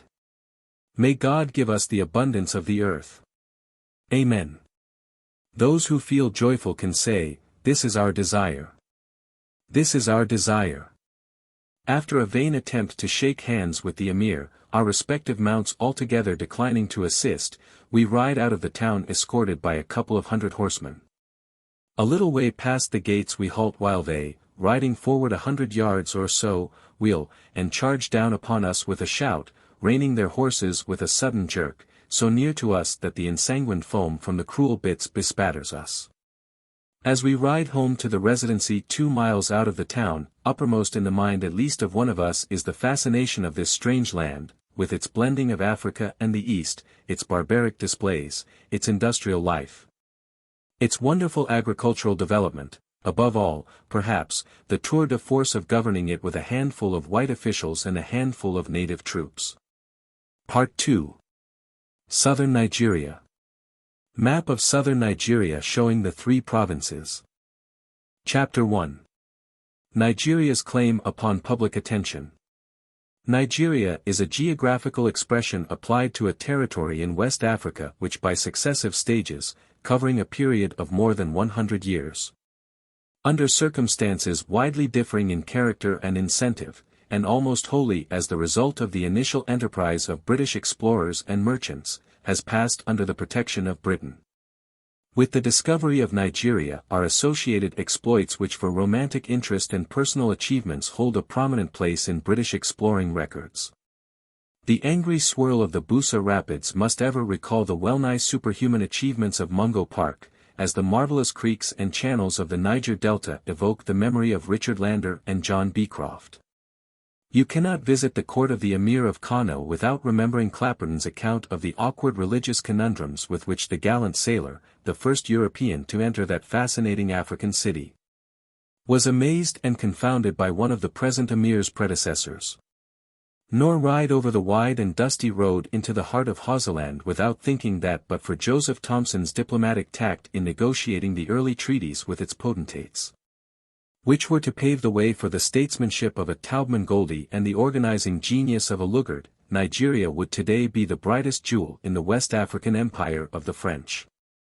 The spirit of MacGregor Laird, the hardy pioneer who laid the first foundations of British commerce in this country, seems to hover over the broad bosom of the Niger. The marvelous panorama that unfolds itself before your eyes at Lokoja, the confluence of the Niger with its tributary the Benue, conjures up the heroism and tragedy of the Alan Trotter expedition. While to negotiate in a dugout the currents that eddy round the famous Juju Rock, still termed Bakey's Seat, is a reminder that somewhere in the blue depths below lie the remains of Dr. Bakey's ill-fated Dayspring. This land is, indeed, a land rich in heroic memories to men of British blood. It is the more astonishing that so little appears to be known by the general public either of its past or, what is much more important, of the many complex problems connected with its administration. Nigeria is, at present, arbitrarily divided into two units, southern and northern. The division corresponds with the historical events which have distinguished the assumption of British control, and is to that extent inevitable. But today, with internal communications and administrative control rapidly extending, this situation presents many drawbacks. In the absence of any considered scheme of general constructive policy laid down at home, the existence of two separate governments with ideals unnecessarily influenced by the personal idiosyncrasies of frequently changing heads in a territory geographically united, through which the channels of a singularly intensive internal trade have flowed for centuries, must of necessity tend to promote divergencies in the treatment of public questions, and, therefore, create numerous difficulties for the future. I propose to deal with this subject in greater detail later on. Juju Island near Jebba. Photo by Mr. E. Furman. Shipping palm oil on the Niger at high water. Meantime, it would seem necessary at the outset to emphasize two facts which the public mind does not appear to have realized. The first is that Nigeria, both in size and in population, is not only the most considerable of our tropical dependencies in Africa, but is the most considerable and the wealthiest of all our tropical dependencies, India, of course, excepted. Embracing an area of 332,960 square miles, Nigeria is thus equal in size to the German Empire, Italy and Holland, while its population, though not yet ascertained with accuracy, can hardly amount to less than 15 millions. Being double that of British East Africa and Uganda with Nyasaland thrown in, and nearly 3 times as numerous as the native population comprised in the South African Union. The second is that nowhere else in tropical or subtropical Africa is the British administrator faced, at least on a large scale, with a Mohammedan population, already to be counted in millions and increasing year by year with significant rapidity. Until a few years ago the work of Great Britain in West Africa, apart from a few trifling exceptions, was confined to the administration of the pagan Negro. The position is very different now. In the southern regions of the Protectorate, where its progression is a modern phenomenon, Islam is, from the administrative point of view, a purely social factor. But in the northern regions, where Mohammedan rule has been established for centuries, under the Hausas, and in more recent times under the Fulani, Islam has brought its laws, its taxation, its schools and its learning. It is there a political as well as a religious and social force, solidly entrenched. This fact which, administratively speaking, need not alarm us, unless the administration is goaded into adopting a hostile attitude towards its Mohammedan subjects, does, however. Invest Nigeria with an additional interest of its own and does supply a further reason why the affairs of this greatest of our African protectorates should receive more intelligent consideration and study at the hands of the public than it has enjoyed hitherto. Chapter 2. The Niger Delta. What is now known as southern Nigeria comprises 77,200 square miles, and includes the whole seaboard of the Nigerian protectorate, some 450 miles long. And the marvelous Delta region whose network of waterways and surpassing wealth in economic products must be seen to be realized. Pursuing its southward course, the Niger, after its journey of 2,550 miles across the continent from west to east, bifurcates just below Abio into the Forcados and the Nun. This is the apex of the delta, and here the Niger is, indeed, majestic.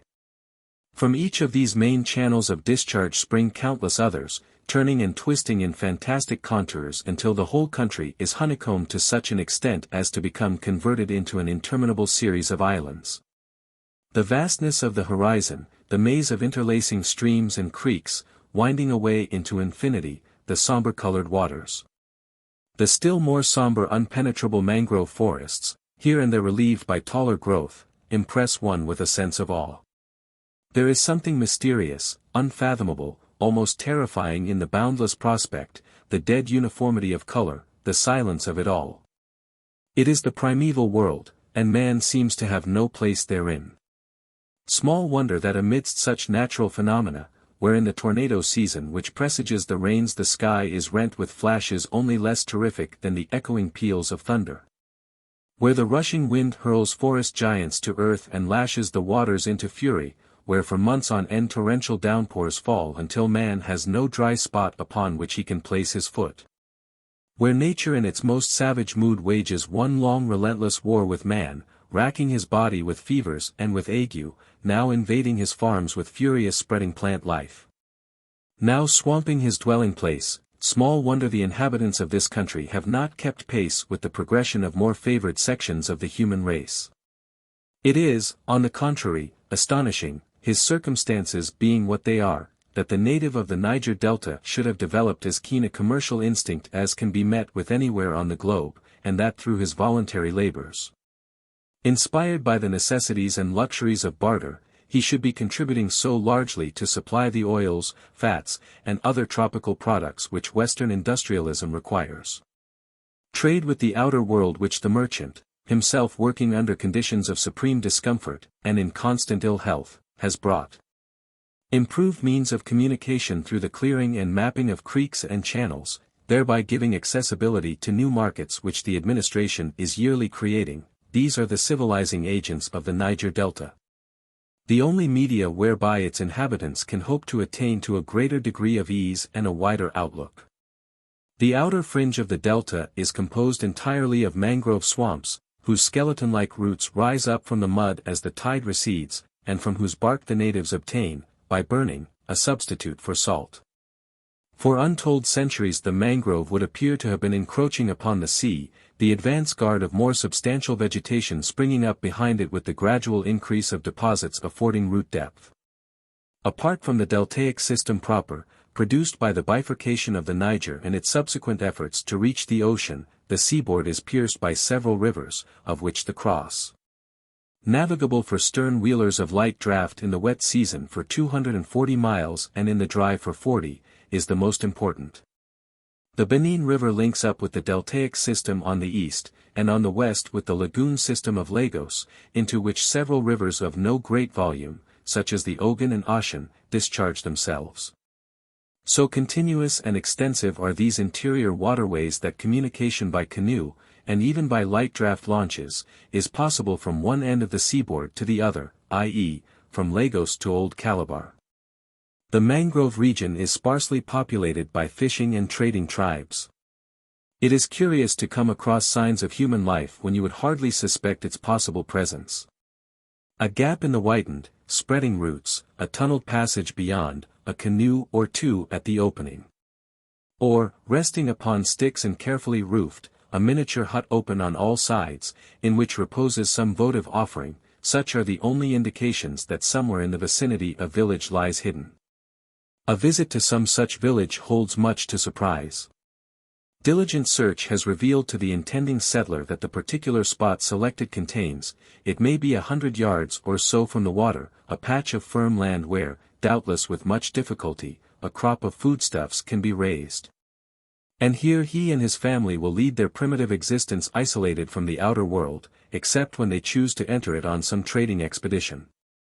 Further inland somewhat, as for instance, near the opening of the Warri Creek, whose upper reaches, bordered with coconut palms, oil palms, and ferns, are a dream of beauty, one of the many offshoots of the Forcados. Where behind the fringe of mangroves the forest has begun to secure a steady grip, neatly kept and prosperous villages are more numerous. Their denizens are busy traders and there are plentiful signs of surface civilization.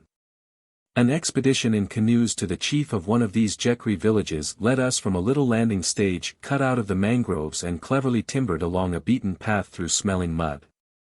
Alive with tiny crabs and insect life of strange and repulsive form, into a clearing scrupulously clean, bordered with pawpaw trees and containing some 20 well-built huts. A large dugout was in process of completion beneath a shed, fishing nets were hanging out to dry, a small juju house with votive offerings ornamented the center of the village green, as one might say. A few goats wandered aimlessly about, and a score of naked tubby children gazed open-eyed or clung round their mothers' knees in affected panic. Beyond the juju house a one-storied bungalow with corrugated iron roof and veranda unexpectedly reared its ugly proportions. And before long we were discussing the much vexed question of the liquor traffic over a bottle of ginger ale across a table covered by a European cloth, with an intelligent Jekri host, whose glistening muscular body, naked to the waist, contrasted oddly with the surroundings. These included a colored print of the late King Edward hanging upon the walls in company with sundry illustrated advertisements all rejoicing in gorgeous frames. The walls of the vestibule below were similarly adorned, and through a half-open door one perceived a ponderous wooden bed with mattress, sheets, pillows, and gaudy quilt, in such a climate, complete. The deltaic region is the real home of the oil palm with its numerous and still unclassified varieties, although it extends some distance beyond in proportionately lessening quantities as you push north. No other tree in the world can compare with the oil palm in the manifold benefits it confers upon masses of men. Occurring in tens of millions, reproducing itself so freely that the natives often find it necessary to thin out the youngest trees, it is a source of inexhaustible wealth to the people, to the country, to commerce, and to the administration. The collection, preparation, transport, and sale of its fruit, both oil and kernels for the export trade is the paramount national industry of southern Nigeria, in which men, women, and children play their allotted parts. Beautiful to look upon, hoary with antiquity, its sap was used in ancient Egypt for cleansing the body before embalmment, the oil palm is put to endless uses by the natives, its leaves and branches as roofing material, for clothing, for the manufacture of nets, mats, and baskets. Its fruit and covering fiber in various forms for food, not disdained by the resident European in the famous palm oil chop, for light, for fuel. To the southern Nigerian native inhabiting the oil palm area the tree is, indeed, domestically indispensable, while its product represents something like 90% of his purchasing capacity in trade. How entirely wrong would be any attempt at restricting his free enjoyment of its bounties needs no emphasizing. The importance of the export trade in the products of the oil palm may be gauged by the returns for 1910, which show that southern Nigeria exported 172,998 tons of kernels and 76,850 tons of oil, of a total value of no less than 4,193,049 pounds. And yet the capacities of the trade, especially in kernels, are only in their infancy. Many districts, rich in oil palms, are unproductive owing to inaccessibility of markets or lack of transport. In others which supply oil, the kernels, for sundry reasons, among which insufficiency of labor to spare from farming operations no doubt predominates, are not collected. Although it is commonly reckoned that 3 tons of kernels should be available for every ton of oil. In considering these figures, realizing the future potentialities of the trade, and realizing, 2. The truly enormous sum of African labor which it represents. Every nut is cracked by hand to extract the kernel. One cannot but reflect upon the foolish generalities which ascribe idleness to the West African Negro, whose free labor in this trade alone gives employment directly and indirectly to tens of thousands in England and in Europe. From the merchant and his clerks, from the steamship owner and his employees on land and sea, to the manufacturer of soap and candles and their allied trades. From the coopers who turn out the casks sent out from England in staves for the conveyance of the oil, to the Irish peasants who collect the stems of the common sedge shipped out to Nigeria from Liverpool for caulking these casks. The bulk of the oil is exported to England, £1,191,000 value in 1909, but nearly the entire kernel crop goes to Germany, where it is treated by the big crushing mills. It is possible that this state of affairs may undergo considerable change within the next decade, and the reason for it is, incidentally, of considerable economic interest, as it is of moment to Nigeria.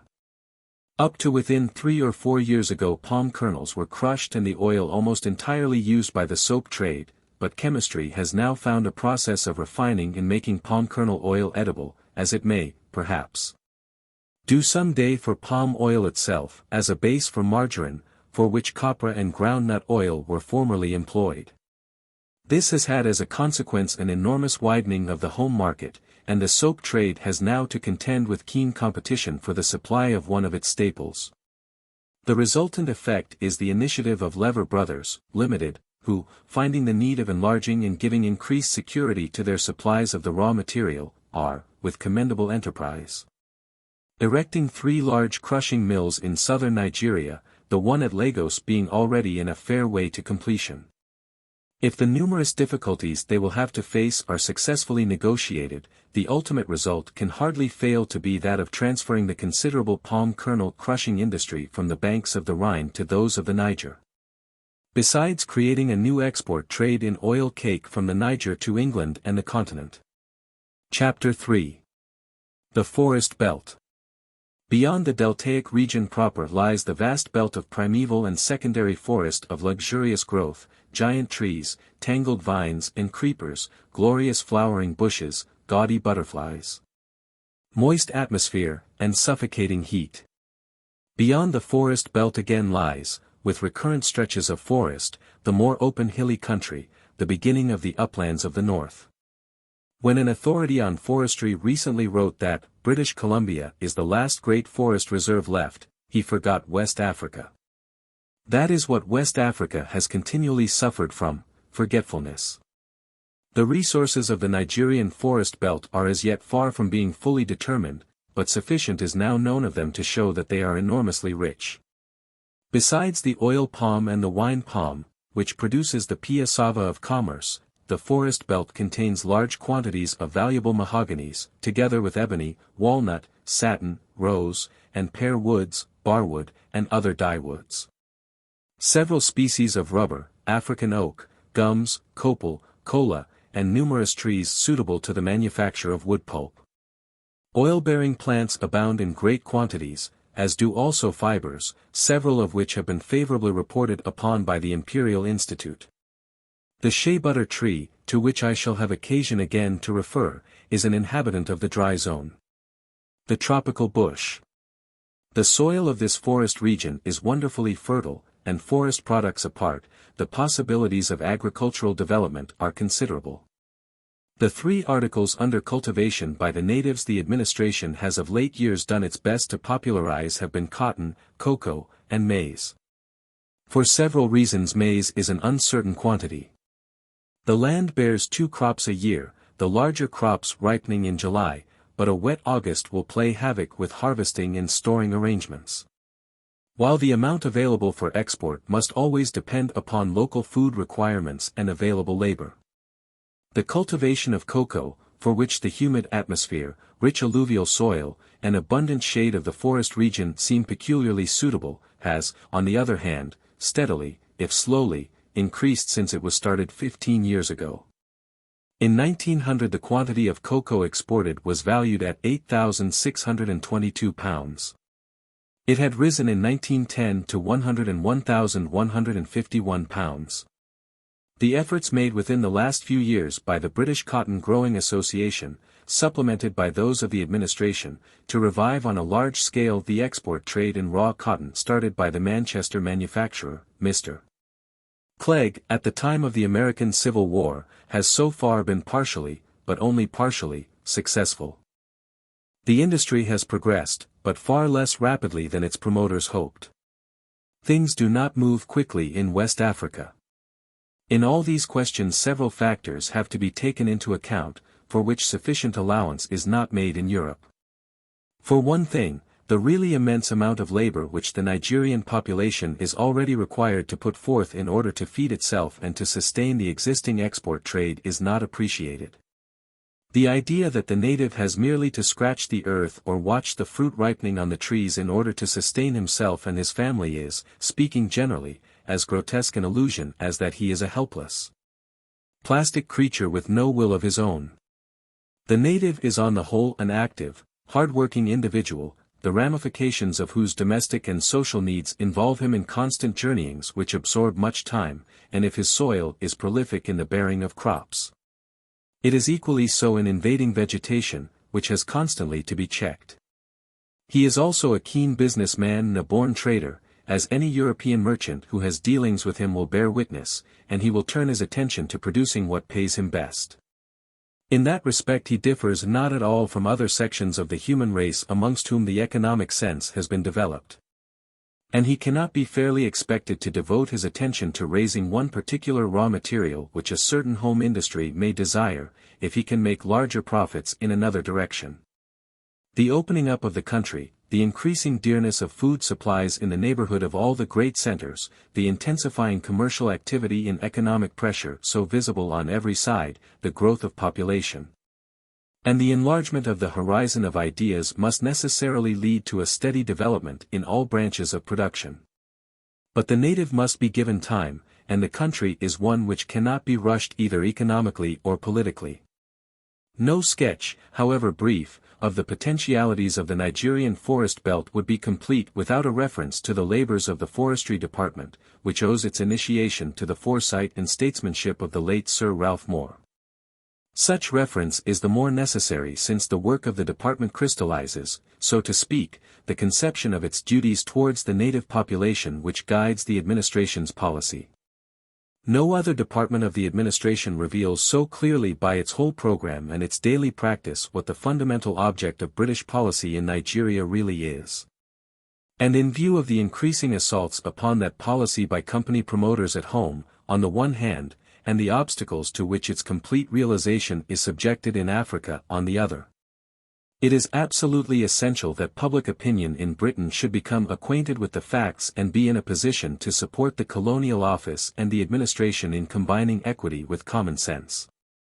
Briefly stated, the Forestry Department is designed to conserve forest resources for the benefit of the state meaning, in practice, the native communities owning the land and their descendants, and the administration charged with their guardianship, and while encouraging any legitimate private enterprise, whether European or native, to oppose the wholesale exploitation of those resources for the benefit of individuals, white or black.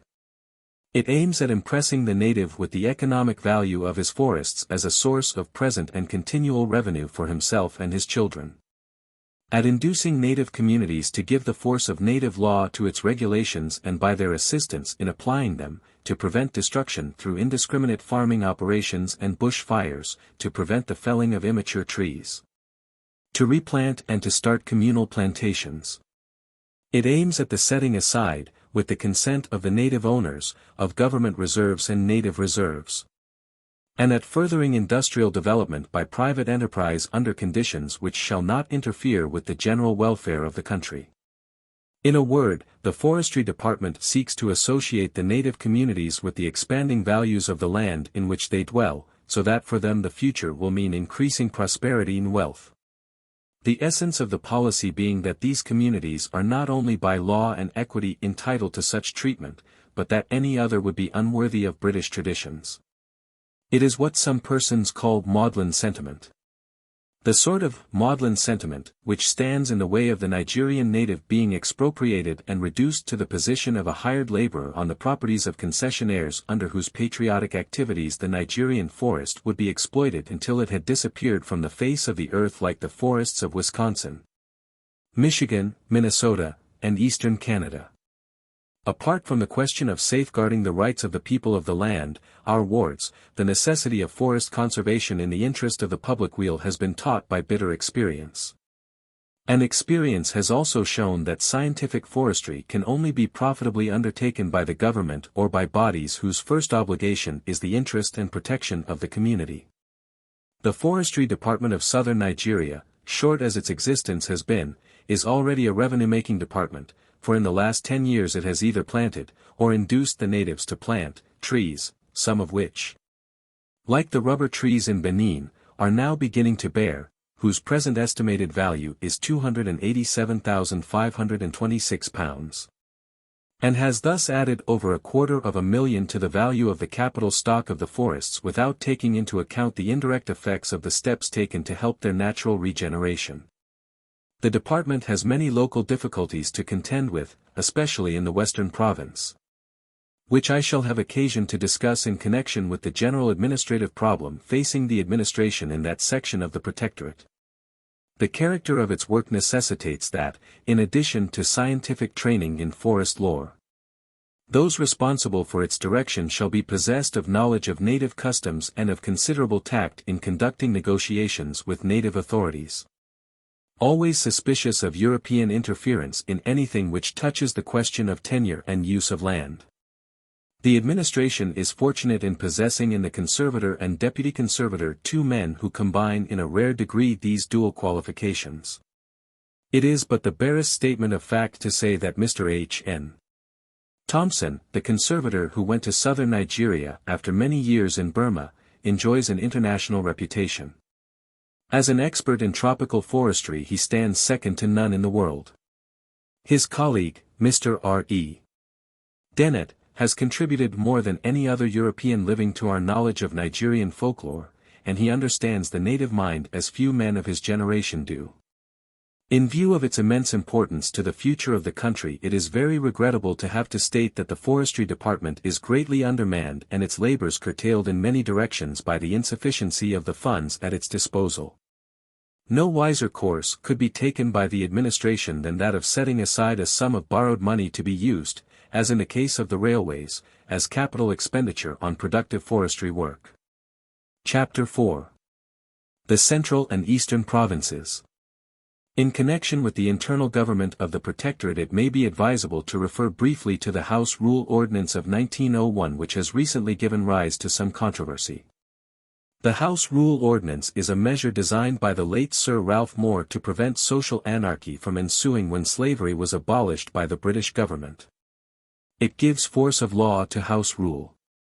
House Rule is, in reality, the native form of government, which has existed in southern Nigeria for many centuries.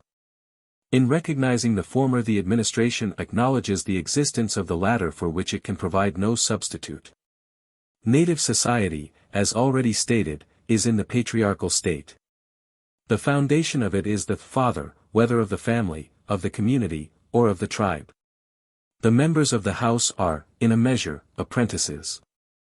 Under native law there are obligations on both sides. It is a transitional stage, and should be regarded as such, and allowed to reform itself from within. The one difficulty, in this respect, is lest the ordinance should tend to prevent a gradual internal evolution towards a higher state by sterilizing any healthy influences making for modification. A much greater danger would be any sudden change which would throw the whole country into absolute confusion. In the Western Province and in the Bini district, where native rule has developed more rapidly than in the Eastern and Central, the father of the house is subject to the father of the district. And he in turn is subject to the paramount chief of the whole tribe, the supreme father. There is, therefore, a check upon despotic abuses by the head of the house. In the bulk of the Central Province and in the whole of the Eastern Province, the head of the house is virtually the head of the community, the higher forms of internal control not having evolved. Any hasty and violent interference which domestic slavery, as it is termed, in a country like the Central and Eastern provinces should be strenuously opposed. It would be an act of monstrous injustice, in the first place, if unaccompanied by monetary compensation, and it would produce social chaos. But there seems to be no reason why the House Rule Ordinance should not be amended in the sense of substituting for paramount chieftainship therein, which is virtually non-existent, the district commissioners, aided by the native councils, as a check upon the now unfettered action of the heads of houses. To destroy the authority of the heads would be to create an army of wastrels and ne'er-do-wells. Native society would fall to pieces, and endless, punitive expeditions would be the result. For purposes of administration, southern Nigeria is divided into 3 provinces, the eastern, 29,056 square miles, with headquarters at Old Calabar, the central, 20,564 square miles, with headquarters at Warri. And the western, 27,644 square miles, with headquarters at Lagos, the seat of government of the Protectorate.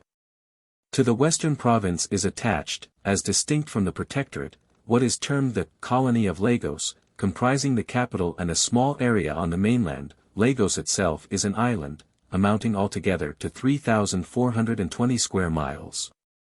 The supreme government of the 3 provinces is carried on from Lagos by the governor, assisted by an executive council and by a legislative council composed of 9 officials and 6 unofficial members selected by the governor and approved by the Secretary of State. Each province is in charge of a provincial commissioner, although in the western province his duties are more nominal than real. In none of the provinces is there a provincial council. The central and eastern provinces are subdivided into districts in charge of a district commissioner and assistant commissioner, who govern the country through the recognized chiefs and their councillors by the medium of native councils which meet periodically and over which the district commissioner or his assistant presides. These native councils or courts constitute the real administrative machinery of the country. They administer native law in civil and criminal cases between natives.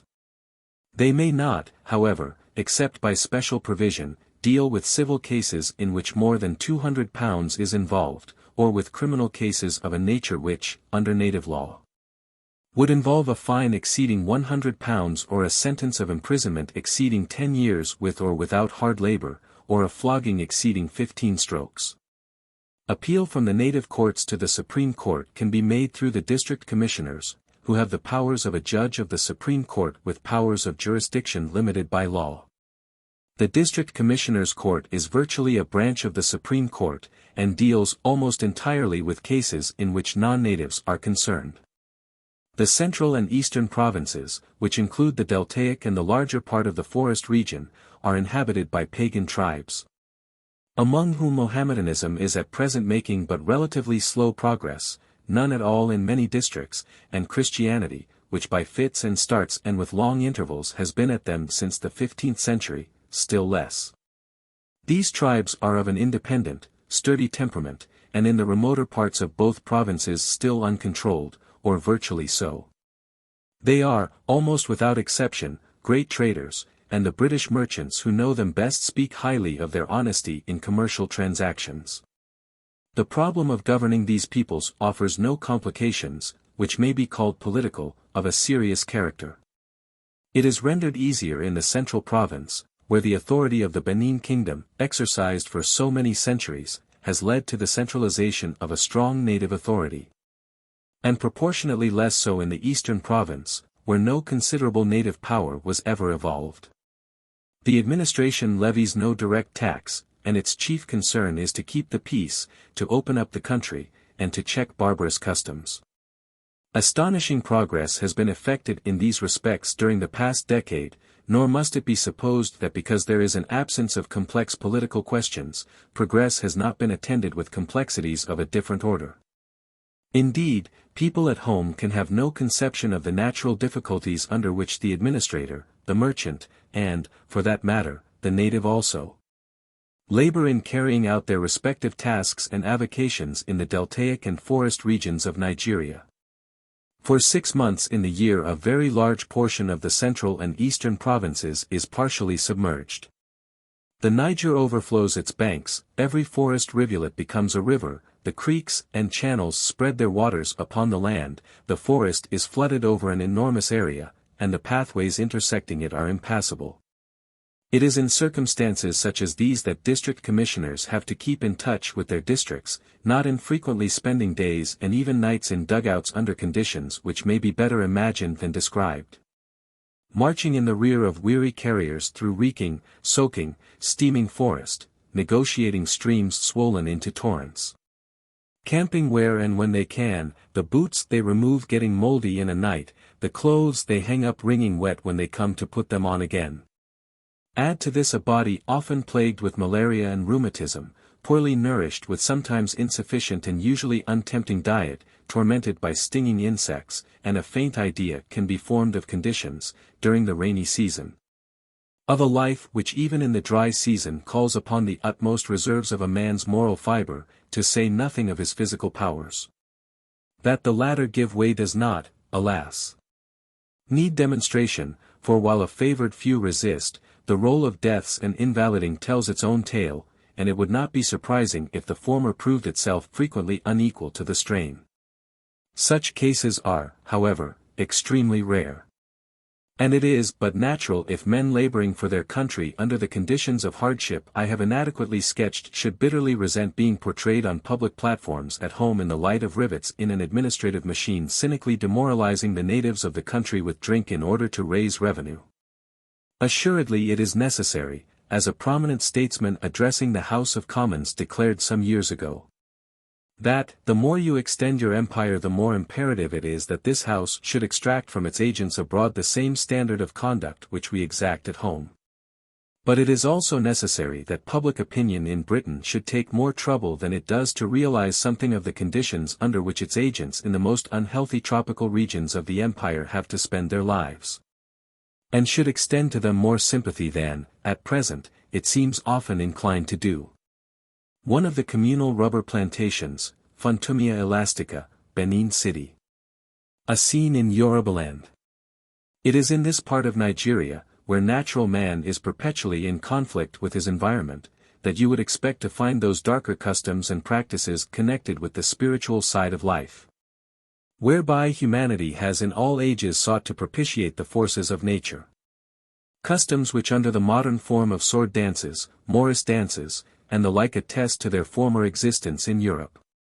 If we are honest with ourselves we must admit that the inspiration which has evolved a sort of misty horror around the peoples of the west coast of Africa has been largely drawn from the setting of swamp and forest where the sacrificial rites associated with them, more prominently, perhaps, than they deserve, have been performed.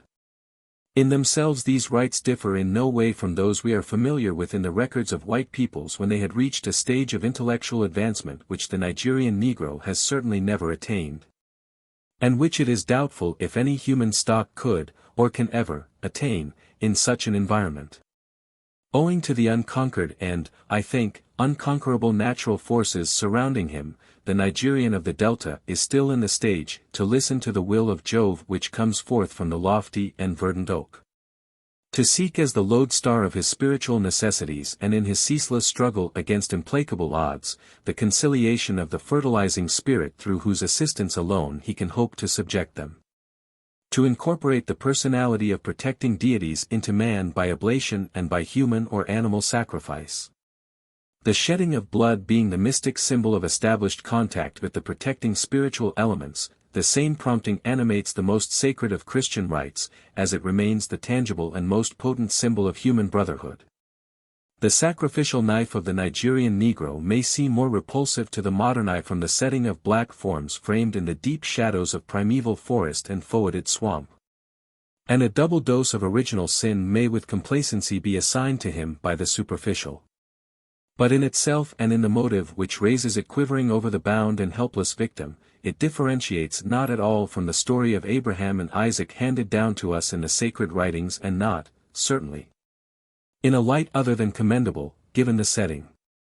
If some of those who are so ready to pass shallow judgment upon the social and spiritual habits of the West African Chez Louis and who are responsible for so much misapprehension in the public mind as to his true character, would study the book of Genesis, they might approach the subject with an exacter sense of proportion. For a cessation of these practices in their most repellent forms, already much curtailed, openly at least, time must be relied upon, and the most powerful element in hastening the process is not the punitive expedition, but increased facility for intercommunication which trade expansion generates and entails upon government to provide. It may be safely predicted that the process will be far more rapid than it was in Europe. Benin City Tode. Bini chiefs sitting outside their new courthouse. Photo by Sir Walter Egerton. No more striking object lesson in the capacity for real progress along indigenous lines possessed by the southern Nigerian pagan could be sought than a comparison between the Bini people of 1897 and the Bini people of today. A powerful tribe now numbering some 150,000 and inhabiting the central province, the Binis had long been the slaves, so to speak, of a theocracy which had succeeded in denaturalizing the original native state form and in obtaining an overmastering hold over the people. The king's superstitions made him a puppet in its hands. The murder of several British officials was followed by the capture of the city, and the occupation of the country. Though mild in comparison with the autodafes and kindred pursuits of the Spanish Inquisition and the long persecution of the Jews which have distinguished other priesthoods in cultured surroundings that call for a certain sobriety of judgment in discussing the priesthood of primitive Benin, the latter had succeeded in inspiring a reign of terror throughout the country. No man's life was safe, and Benin City, the capital, was a place of abominations.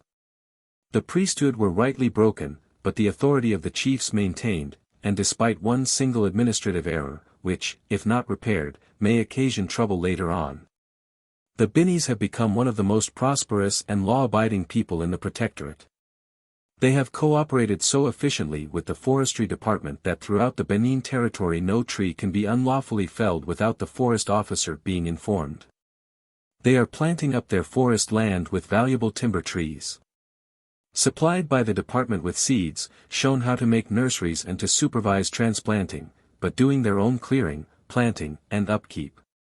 No fewer than 700 villages have established communal rubber plantations of Fontumia elastica which they are increasing year by year.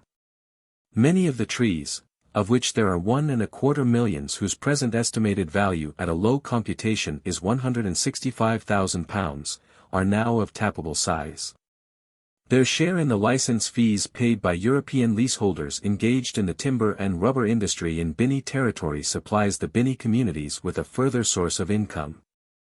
So greatly do these intelligent people appreciate the efforts of the administration to enrich their country that when a little while ago they started tapping operations in their rubber plantations under the supervision of the forestry officer, the chiefs and villagers insisted that a third share should go to government, and, despite the governor's objections, they would consent to no other arrangement. This has now become embodied in law. The forestry department undertakes to dispose of the rubber from the communal plantations, the profits being divided as to 1/3 for the paramount chiefs, 1/3 for the village community, and 1/3 for the administration. From their increased revenues the chiefs of Benin City, the City of Blood, as it used to be termed, have already built for themselves a substantial courthouse of stone and brick and furnished their capital with a proper water supply, putting down 4 miles of piping, thus saving the labor of thousands of persons who had daily to trudge to and from the river, and finding the money for a reservoir, a pumping station, and public hydrants. Such surprising results in the short space of 14 years are at once a tribute to British rule and to the Negro of the Nigerian forests. Many obvious morals suggest themselves. Chapter 5. Lagos and its port, the future Bombay of West Africa. Early in the 70s, a decade after the British occupation, Lagos, for more years than one cares to remember an important export center of the slave trade, was a small settlement inhabited by Yoruba and Bini agriculturists and traders. The hinterland, threatened by Dahomean invasions from the west and Fulani inroads from the north, distressed by internal struggles between various sections of the Yoruba people rebelling against the central authority, was in a state of perpetual ferment. Severed from the mainland, maintaining themselves from hand to mouth, and swept by disease, the few British officials led an unenviable existence. A small three-roomed house protected from the rains by an iron roof harbored the governor. And the members of his staff were glad to accept the hospitality of European merchants earning a precarious if lucrative livelihood by trading with the natives in palm oil, kernels, ivory, and cotton. Today Lagos is a picturesque, congested town of some 80,000 inhabitants, boasting many fine public buildings and official and European and native merchants' residences, churches, wharves, a hospital, a tramway, a bacteriological institute, a marine engineering establishment, to say nothing of cold storage and electric light plant, hotels, a racecourse, and other appurtenances of advanced civilization. Like every other part of West Africa that I have seen, Lagos is full of violent contrasts. Every variety of craft, the tonnage of the place is something like 250,000 tons per annum, is to be observed in the water, and every variety of dress in the busy streets. From the voluminous robes of the turbaned Mohammedan to the latest tailoring monstrosities of Western Europe. The Yoruba lady with a Bond Street hat and hobble skirt, her sister in the infinitely more graceful enfolding cloths of blue or terracotta, with the bandana kerchief for headgear. Opulent resident native merchants or government clerks in ordinary English costume. Keen-featured, uneducated traders from whose shoulders hang the African riga, a cosmopolitan crowd which includes Sierra Leonean, Cape Coast, and Accra men. Attracted by the many prospects of labor and ever-increasing commercial and industrial activity offers to carpenters, mechanics, traders' assistants, and the like. Here a church thronged on Sundays with African ladies and gentlemen in their finest array, here a mosque built by the local and rapidly increasing Yoruba Muslims at a cost of £5,000. Here a happy African family laughing and chattering in a tumble-down old shanty within close proximity to a swagger bungalow gay with brilliant creepers. There a seminary where a number of young ladies, looking supremely uncomfortable in their European frocks, supplemented by all the etceteras of Western feminine wardrobes, their short hair frizzled out into weird contortions, are learning as fast as their teachers can make them those 101 inutilities which widen the breach between them and their own beautiful, interesting land.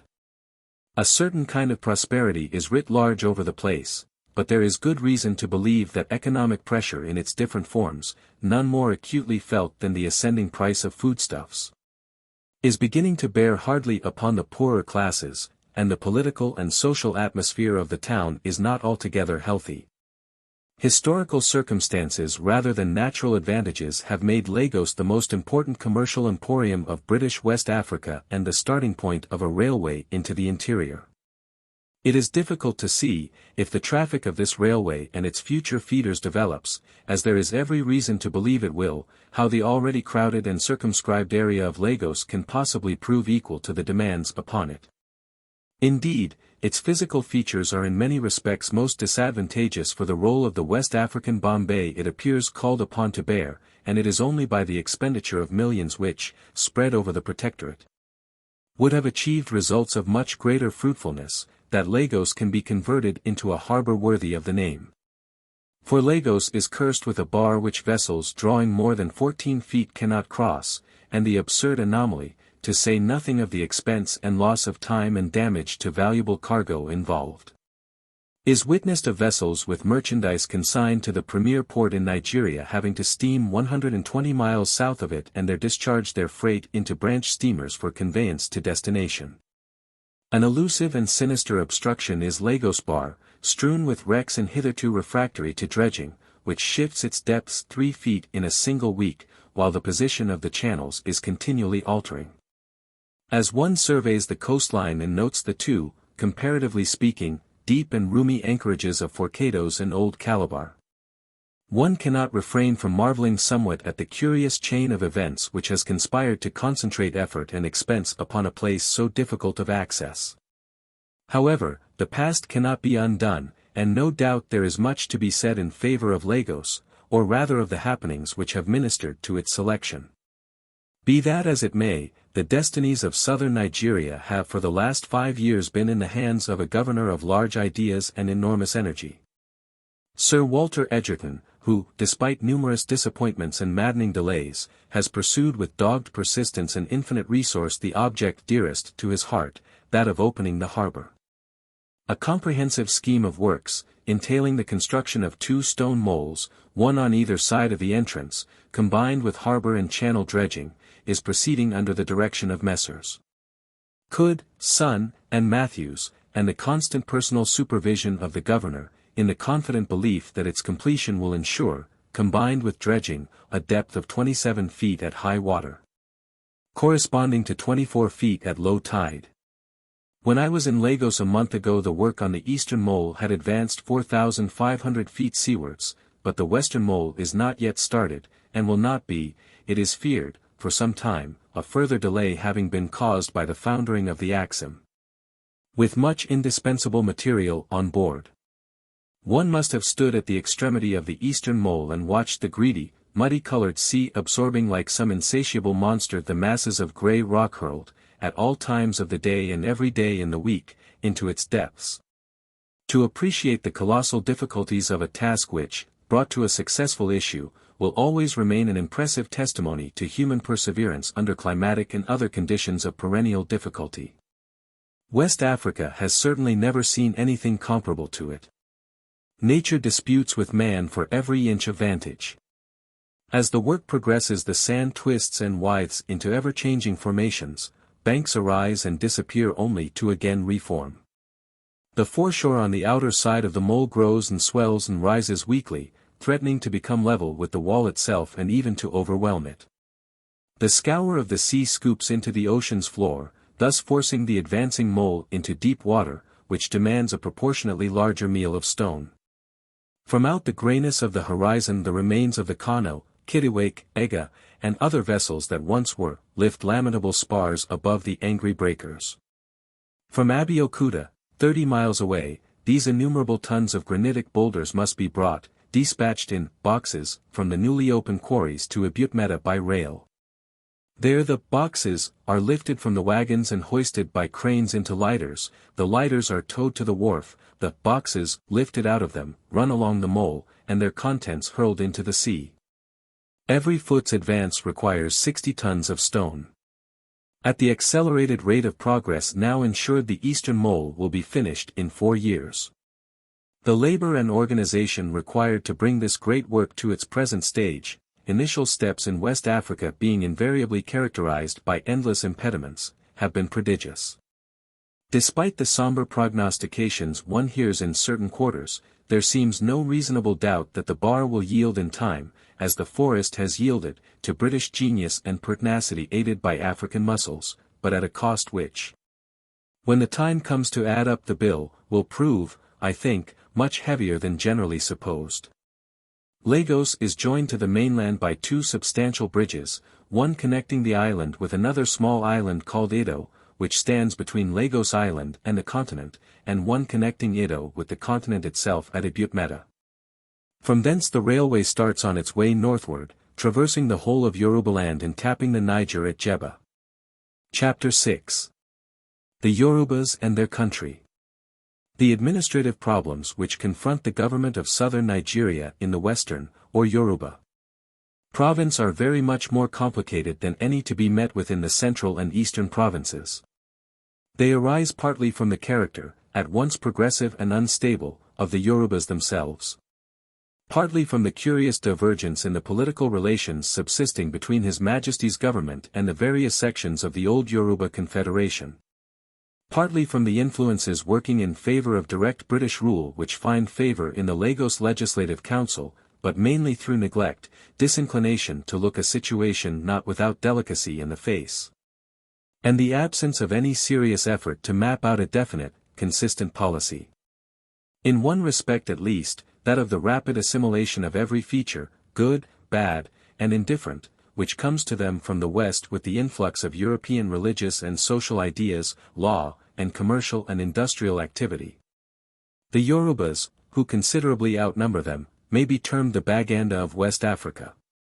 If this capacity spells true progress for a tropical African people, then the Yorubas are infinitely more progressive than any of the peoples, not of Nigeria merely, but of Western Africa. It is, nevertheless, worthy of remark that, without exception, all the native papers published in Lagos which, if not in every case edited by Yorubas, profess in every case to be the mouthpieces of the Yoruba nation, ceaselessly lament the Europeanizing of the country, the decay of the national spirit, the decadence of family authority, and the deterioration of the rising generation without. However, so far as many years' perusal of their columns can enable one to judge, ever making an attempt to grapple with the problem in a constructive sense, and, in some cases, perhaps unwittingly, contributing not a little to further the processes which they denounce and deplore. In this, their notable characteristic, the Yorubas may have been influenced by environment, for although a considerable portion of the area they inhabit is forest land, much of it is open park-like country, and the whole of it lies outside the deltaic region altogether. It is among the Yorubas that Christian missionary propaganda has obtained most of its converts in West Africa, although none of the ruling chiefs have accepted the Christian faith. And although Islam is now making much more headway than Christianity.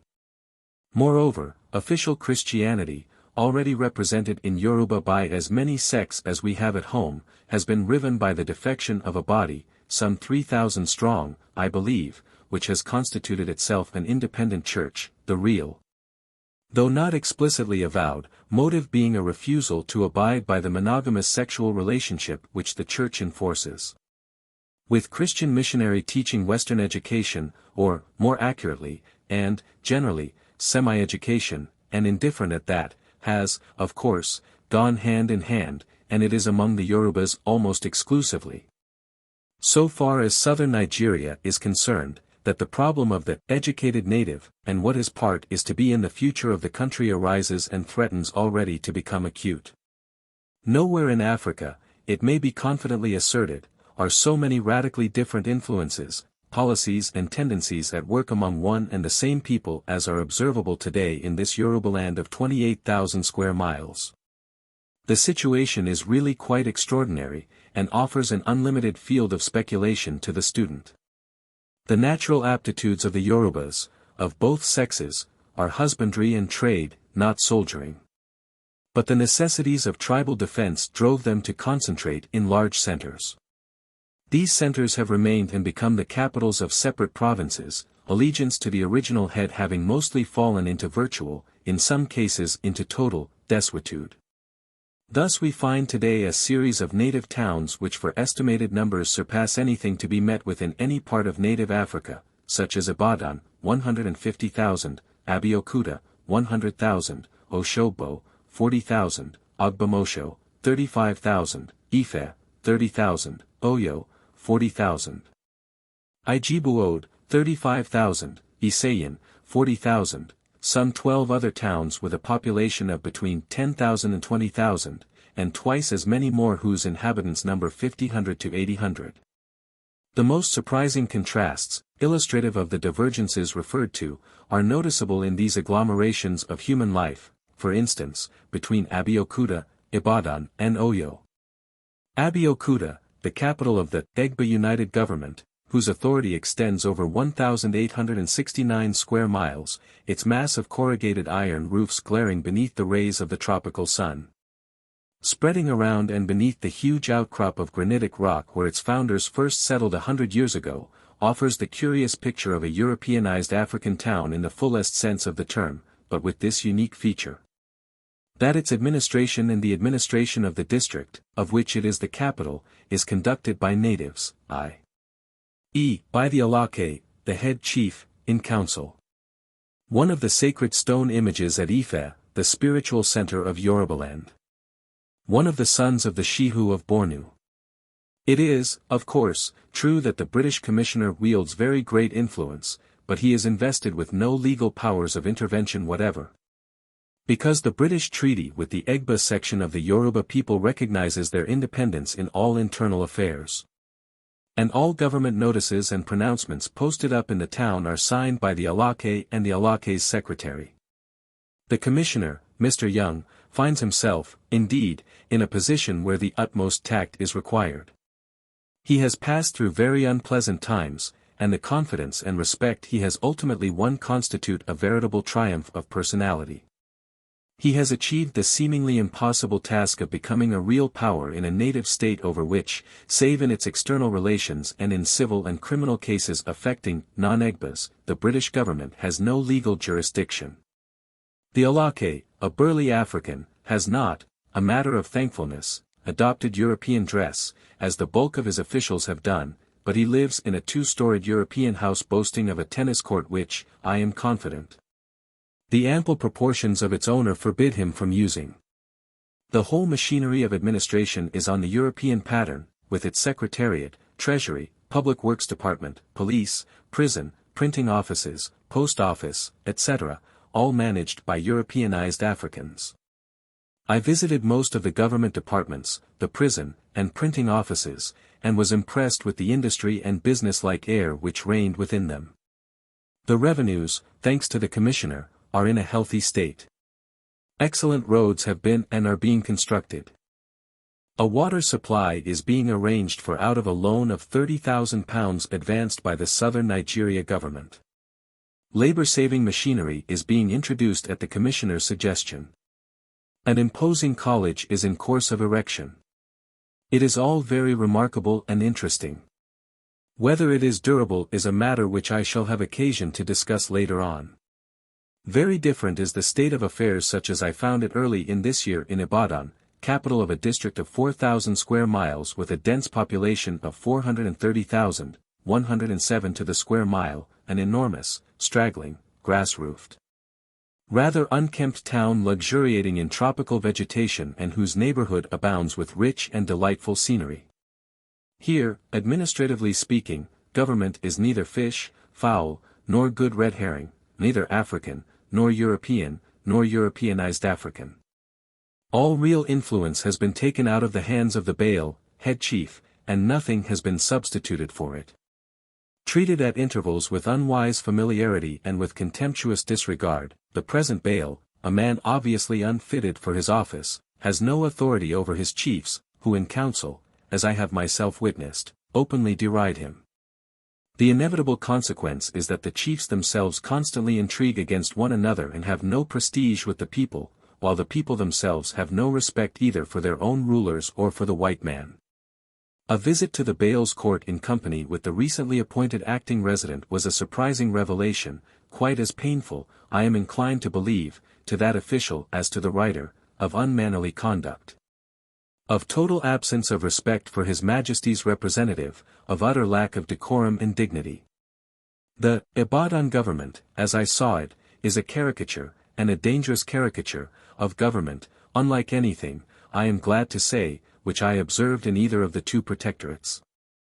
The town and the inhabitants are obviously out of hand, and in my opinion, an opinion which, having felt bound to communicate it to the responsible authorities in Nigeria, I am the freer to state here, is that if the whole place be not thoroughly overhauled, events must arise at no distant day leading to considerable trouble. I am inclined to think that some people would rather welcome trouble. Oyo, again, is a singular contrast both to Abeokuta and to Ibadan. The seat of the Olofin, titular head of all the Yoruba-speaking peoples, Oyo is a clean, peaceful, sleepy town charmingly situate in open country and reverentially regarded by many Yorubas. Here the native form of government has been happily preserved against many assaults from both within and without. The Alofin's abode, the Afin, consists of a collection of spacious compounds beautifully thatched with ear grass and surrounded by a wall. Here the court is held, distinguished by all the ceremonial inherent to what was once, and might again become, a wonderfully efficient national government. In its courtliness, its simple if barbaric dignity, the decorum of chiefs and councillors, and the manifest honor in which the ruling head was held. This pagan court recalled the best type of native government I had previously observed in the Mohammedan Hausa provinces of northern Nigeria, although differing radically from the latter in construction and formulae. The Olofin himself, a man of great strength and stature, his head surmounted by the national casque or crown of heavy native coral. With a curious face which reminded one of the lineaments of the Egyptian Sphinx, the Yorubas profess to trace their descent from Egypt, is one of the most striking native personalities I observed in Nigeria. A notable incident in the state reception I witnessed was the presence among the prostrated chiefs of several whose dress showed that they had embraced Islam, doing obeisance to their pagan lord. This brief description of the three most important centers of Yoruba life will serve to show how varied and haphazard are the forms which British policy takes in the Western province. I fear that much trouble lies ahead if steps are not adopted to evolve something more closely approximating to statecraft in handling the problems of the country. An attempt to show what might be done and the reasons for doing it will be made in the next chapter. Chapter 7. British Policy in Yorubaland. The political situation in Yorubaland, some aspects of which were briefly sketched in the preceding chapter, is one that, obviously, cannot last. Its inconveniences are too numerous and too palpable, and it bears within it the seeds of dissolution. The whole relationship of the different Yoruba states, or, rather, dismembered sections, between themselves and between them and the British Raj as established by treaty or by agreement, which should have equally binding force, abounds in contradictions, irregularities, and potency for mischief. In the Abeokuta district we have theoretically no authority, since, as already mentioned, there is a treaty guaranteeing the independence of the Egbas in their internal affairs. But every one knows that, given an untactful commissioner or the development of some more than usually menacing intrigue against the Alake, circumstances might arise at any time which would compel British intervention.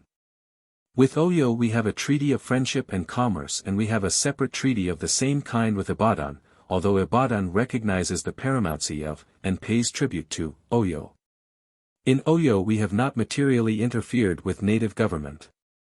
In the Ibadan district native government is, in practice, a myth. Such a state of things leads to singular inconsistencies, and the southern Nigeria administration would find it difficult to reconcile its actions in certain directions with its actions in others. Entrance to the Fin, or residence of the Alafin of Oyo, showing typical Yoruba thatching. Take, for example, the land question. If there is one thing upon which all the most experienced Nigerian administrators are agreed, it is the absolute essentiality, for the future of the people of the country, that their use and enjoyment of the land should be secured. Not only against a certain type of European capitalist who covets this rich soil for his own schemes, and, under the pretense of industrial expansion, would cheerfully turn the native agriculturist, farmer, and trader into a laborer. But against the class of native who, for his own ends, for speculative purposes mainly, seeks to undermine native law and to change the right of user upon which native land tenure is based, into that of owner at the expense of the community at large. More especially does this become a question of vital importance to native communities where, as in Yorubaland, you have a comparatively dense population which under the Pax Britannica is bound to increase at a very rapid rate, and thus requires every inch of land for its own future uses. But as matters stand at present, we cannot, in the Egba district, which, being nearer to Lagos, is more accessible to certain undesirable influences, both European and native, and to the infiltration of European laws and customs regulating the tenure of land, take effective measures to counteract these influences. We could, of course, if we chose, not in the Egba district only, but throughout Yorubaland. But there has been a lamentable reluctance both at home and in the Protectorate to foresee and cope with a predicament which all realize, which some from a natural bent of mind inclining them to favor the substitution everywhere of direct for indirect rule, and others who are of the same way of thinking but from motives of self-interest may secretly rejoice at, but which the officials whose hearts are really in the country and who have sufficient experience to understand the endless and disastrous embarrassments that the disintegration of native law relating to land would produce, deeply deplore. What has been the result? The Egbas are beginning to buy and to sell land among themselves in absolute violation of their own customs and laws, thereby laying up for their country a heritage of trouble and inserting the thin edge of the wedge of their own undoing by letting in the land monopolist and speculator. This, according to all its professions and to its actions in some specific circumstances, for which it is to be warmly commended, is, in the view of the administration, inimical to the public interest of the Protectorate. What is springing up in Abeokuta today will spread to the other districts tomorrow, nay, is doing so. Take another example. The welfare of an agricultural community demands, for many reasons scientifically substantiated, that a stop should be put to the reckless destruction of timbered areas such as has been proceeding all over Yorubaland. This is inherently a public interest, and the forestry officer in the discharge of his duties is merely a servant of the public. But in the Western Province, for the same reasons, we cannot or are unwilling to put our case to the native authorities for the protection of the people against themselves with the same moral force as in the case of the other two provinces. We are confined, or think we are confined, to simple persuasion. Now, persuasion by the forestry officer alone is one thing, and persuasion by the forestry officer supported by direct representations from the executive at Lagos is a very different thing. It is the latter form of persuasion that has been absent, and very great credit is due alike to the forestry officers and to a commissioner trusted by the native rulers, Mr. W. A. Ross, as well as to the intelligence of those native rulers themselves, that in the Oyo district both state and communal reserves have been created, the latter of great extent including the entire valley of the Ogun. But in the Abeokuta and Ibadan districts persuasion has failed hitherto to secure any really tangible results. It is almost unnecessary to point out that the interests of the population do not suffer merely indirectly and potentially, but directly thereby. Not only does southern Nigeria import quantities of timber from Europe when the country should itself provide for all requirements, but even so primitive a necessity as firewood is beginning to make itself felt round such towns as Eid, Abeokuta, and Ibadan. In these problems the policy of the southern Nigeria administration has been to leave the matter to the native authorities, in other words, to let the land question slide down a perilous declivity, and to allow the question of forestry preservation to be left to the unsupported efforts of the forestry department. If this policy of non-interference had been consistently applied in other directions an intelligible case, at least, might be made out for it. But the facts are notoriously otherwise. To mention but one instance. 2 years ago pressure was put upon the Ibadan authorities to vote unpopular licensing regulations in the interests of temperance. And one of the incidents subsequently arising out of it was the stoppage of the bail's stipend by the acting resident with the concurrence of the executive at Lagos. Only last February a bill called the Foreign Jurisdiction Ordinance, 1911, was passed through the Lagos Legislative Council, which provides for the extension of the laws of the colony to the protectorate of Yorubaland, except Abeokuta, without the native authorities being even consulted, the Attorney General adopting, in effect, the extraordinary position that the government could take no account of agreements, understandings, or letters, concluded or written by previous governors, with the native chiefs. If the native chiefs realized what the logical outcome of the ordinance might mean for them, by an executive in Lagos, which adopted the legal argument quoted, there would be ferment from one end of Yoruba to the other. It must be clear from what precedes that the time has come when the whole position of the Yoruba states in relation to the paramount power should be reconsidered. The railway and other agencies are causing the country to move forward very fast, and conditions are being evolved through the attempt to drive in two directions at once, which can only lead, if not to the ultimate annexation of Yorubaland, then to what would, if possible, be even worse, viz.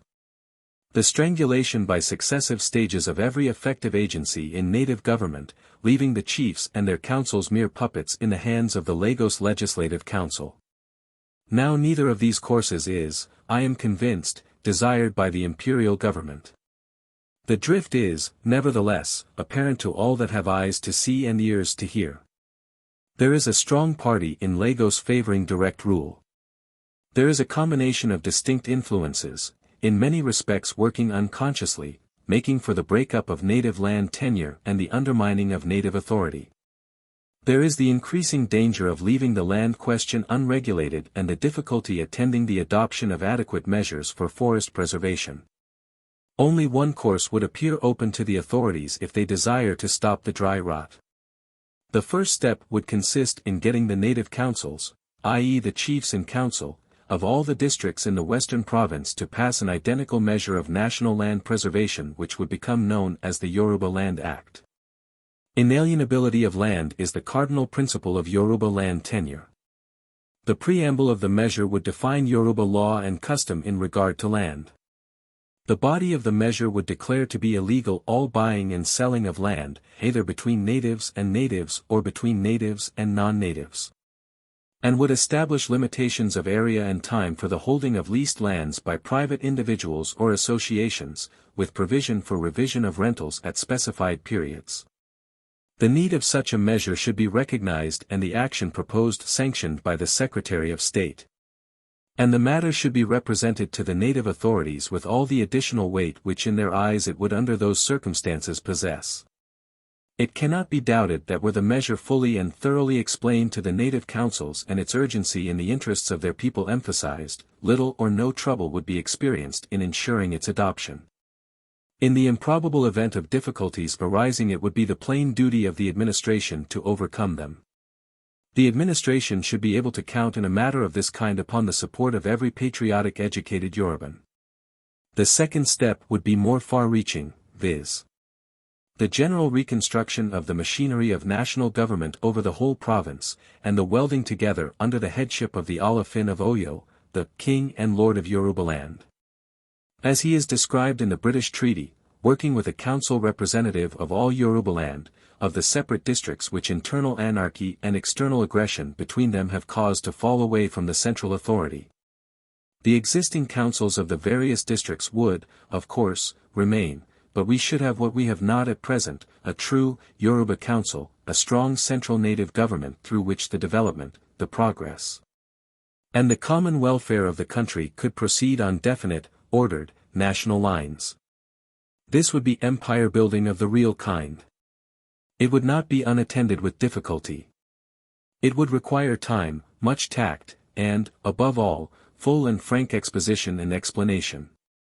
But it is feasible of accomplishment, and by a policy of this kind alone can one of the most interesting and promising races of Western Africa hope to reach, under our supreme direction, its full development. The elements necessary to the success of such policy exist. They do not need to be created, but only to have their vitality revived and their course adjusted and guided. Part 3. Northern Nigeria. Chapter 1. The natural highway to the uplands of the north. A casual visitor provided by private kindness with the hospitality of a stern wheeler and not, therefore, exposed to the discomforts, soon. It is to be hoped, to be a thing of the past, with the completion of railway communications between Lagos and Zunguru, with which an inexcusably inefficient service of riverboats afflicts the unhappy official on his way to northern Nigeria. Packed like a sardine, and feeding as best he can, may be pardoned for finding much of captivating interest in 400 miles of leisurely steaming, with many a halt en route, from Forcados to Barrow. The starting point of the northern Nigerian railway to Kano. The heat of the afternoons, the myriad insect visitors which are heralded by the lighting of the lamps, blacken the cloth and invade every part of the person accessible to their attentions, the stifling nights, spent, may be, at anchor under the lee of perpendicular banks. These are trifles not worthy of mention by comparison with the rewards they bring. Kaleidoscopic varieties of scenic effects enchant the eye as hour follows hour and day follows day on the bosom of this wonderful Niger. Passing from serpentine curves so narrow that the revolving paddles seem in imminent danger of sinking into the bank itself or snapping against some one of the many floating snags. To ever-broadening and majestic proportions with vistas of eternal forest, of villages nestling amid banana groves, of busy fishermen flinging their nets. Of occasional dark massive heads lifted a brief second from the deeps to disappear silently as they arose, of brilliant blue kingfishers darting hither and thither. Now the river flows through some natural greenhouse of palms and ferns, whose nodding fronds are reflected in the still green waters. Now past a fringe of matted creepers gay with purple convolvulus pierced at intervals with the grey upstanding hole of the silk cotton tree. Here its course is broken by long stretches of fine hummocky sand across whose shining surface stalk the egret and the crane, the adjoining rushes noisy with the cackle of the spur-winged geese. Here it glides expanding between open plains bordered with reeds, only to narrow once more as the plain heaves upward and the tall vegetable growth gives way to arid granite outcrops, ascending towards the far horizon into high tablelands. If at dawn the Niger veils its secrets in billowy mists of white, at sunset the sense of mystery deepens. For that, I think, is the principal charm of this great highway into the heart of Negro Africa, the sense of mystery it inspires. Cradled in mystery, for 2,000 years it defied the inquisitiveness of the outer world, guarded from the north by dangerous shoals and rapids, hiding its outlet in a fan-shaped maze of creeks. Today, when its sanctuaries are violated, its waters churned and smitten by strange and ugly craft, it is still mysterious, vast and unconquered. Mysterious that somber forest the gathering shades encompass. Mysterious that tall half-naked figure on yonder ledge, crimson framed in the dying sun, motionless and statuesque. Mysterious that piercing melancholy note which thrills from the profundities beyond, fading away in whispers upon the violet and green wavelets lapping against the side of the boat. Mysterious those rapid staccato drumbeats as unknown humanity on one shore signals to unseen humanity on the other. Mysterious the raucous cry of the crown birds passing in long lines to their resting place in the marshes. Mysterious those tiny lights from some unsuspected haunt of natural man that spring into life as the sun sinks to slumber, and darkness, deep unfathomable darkness, rushes over the land there to rest until a blood-red moon, defining once again the line of forest, mounts the sky. Outline map of northern Nigeria. From the point of view of navigation and of commerce, the Niger is a most unsatisfactory and uncertain river to work. It can be described, perhaps, as a river full of holes with shallows between them. Its channels are constantly changing. It is full of sandbanks which take on new shapes and sizes every year. The direction of the water flow below Samabri, where the bifurcation begins, is so unreliable that within a few years the Nun has become virtually useless, the Forcados gaining what the Nun has lost. While there are recent indications that the process may again be altered in favor once more of the Nun to the detriment of the Forcados. In the course of the year the water level varies 27 feet, the period of rise being from June in an ascending scale until the end of September, the fall then commencing, the river being at its lowest from December to May. In the rainy season the banks are flooded in the lower regions for miles around. In the dry season the banks tower up in places 15 feet above water level. Roughly speaking, the Niger is navigable for steamers drawing 5 feet in June, 6 feet in July, and so on up to 12 feet in the end of September, from November to April for vessels drawing between 4 and 5 feet. But the conditions of 2 consecutive years are seldom alike. Government has done little or nothing to cope with these natural difficulties. The Admiralty charts available to the captains of steamers are ludicrously obsolete, and all wrong. No continuous series of observations have been taken of the river, and no effort made to tackle the problem of improving navigation.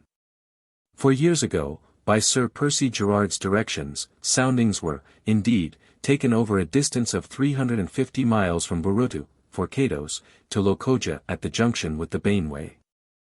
With the result that only 7 miles of sandbars were reported to require dredging in order to secure a 6-foot channel all the year round. The experienced merchant smiled. He is a slightly cynical person, is the West African merchant who knows his Niger. Anyhow he is still whistling for his 6-foot channel. One dredger, the best which money could buy, was purchased by the northern Nigerian administration. It did a little dredging round about Lokoja, and the merchants in the south declare that the performance has made matters worse for them, has been used as a passenger boat up the Bainway, and is now, I believe, filling up the swamps at Barrow. But the 6-foot channel still exists as an attractive theory in the government Blue Book. There is so much to praise, administratively speaking, in Nigeria that one feels the freer to speak bluntly of the failure of government to handle this matter of Niger navigation. It is one of the inevitable, one of the many deplorable, results of dual control over a common territory. One of the consequences of the long competition between the 2 rival administrations, each quite honestly playing for its own hand and each quite satisfied that it alone can think imperially. The upshot has been pernicious to the public interest. The river service is shocking from the point of view of efficiency, and enormously costly. The steamers themselves are falling to pieces. There is no system of public pilotage, or of lighting. Trading steamers must anchor at night, which involves, in the aggregate, a great waste of time and money. The two administrations are so busy squabbling over their competing railways and maneuvering to frame rates which will cut one another out, that the great natural highway into the interior is utterly neglected. It is impossible that feelings of respect should not go out, not only towards the official who labors under these conditions in the Niger waterways but also towards the merchant building up in quiet, unostentatious fashion the edifice of commercial enterprise upon which, in the ultimate resort, the whole fabric of administrative activity reposes. I do not now speak of the heads of these powerful trading firms in Europe, many of whom, by the way, have themselves gone through the mill in their time. To them England is indebted for the imperial position she holds in Nigeria today, a fact which is too apt to be forgotten. I refer to the men, mostly young, in charge of trading stations on the banks of the Niger and its creeks, living a life of terrible loneliness amid primitive surroundings in a deadly climate. Separated in many cases several days' journey from another white face, not nearly so well housed as the officials, I am describing southern Nigeria, be it remembered, and not, like them, helped by the consciousness of power or stimulated by the wider horizon the latter enjoy. Thrown entirely on their own resources, usually unfitted by their previous life to face the privations and isolation of an existence such as this, very hard worked, their lot is not an enviable one. No doubt the hardships they have to endure are incidental to a career they freely choose, although often enough with little or no previous comprehension of its character. No doubt the fibers of a minority will be toughened by their experiences. No doubt these hardships are infinitely less severe than those which the early pioneers were compelled to undergo, many succumbing under the process. But in that connection it should not be forgotten that the latter had the incentive of carving out their fortunes with their own hands, whereas the present generation out in Nigeria are not their own masters. One cannot help reflecting upon the irony of the contrast between the commiseration so freely lavished at home upon the spiritual drawbacks of the Nigerian native, and the total lack of interest displayed by the Church in the welfare of these young fellows, many of them mere lads, exposed to all the moral temptations of their savage environment in which only exceptional natures will detect the broadening spiritual influences. What an untold blessing would be a periodical visit to their African homes, fronted by the silent river, invested by the tropical forest, from an experienced, genial, sympathetic minister of God, who for a day or two would share their lives and win their confidence. There is another matter which should be raised. These young men who come out from England, I refer to the English trading firms only, not having inquired into the system prevailing among the continental firms, do so under a 3 years' contract. This is an altogether excessive period for the Niger. It should be cut down 1/2. Even then it would be half as long again as the official's term of service.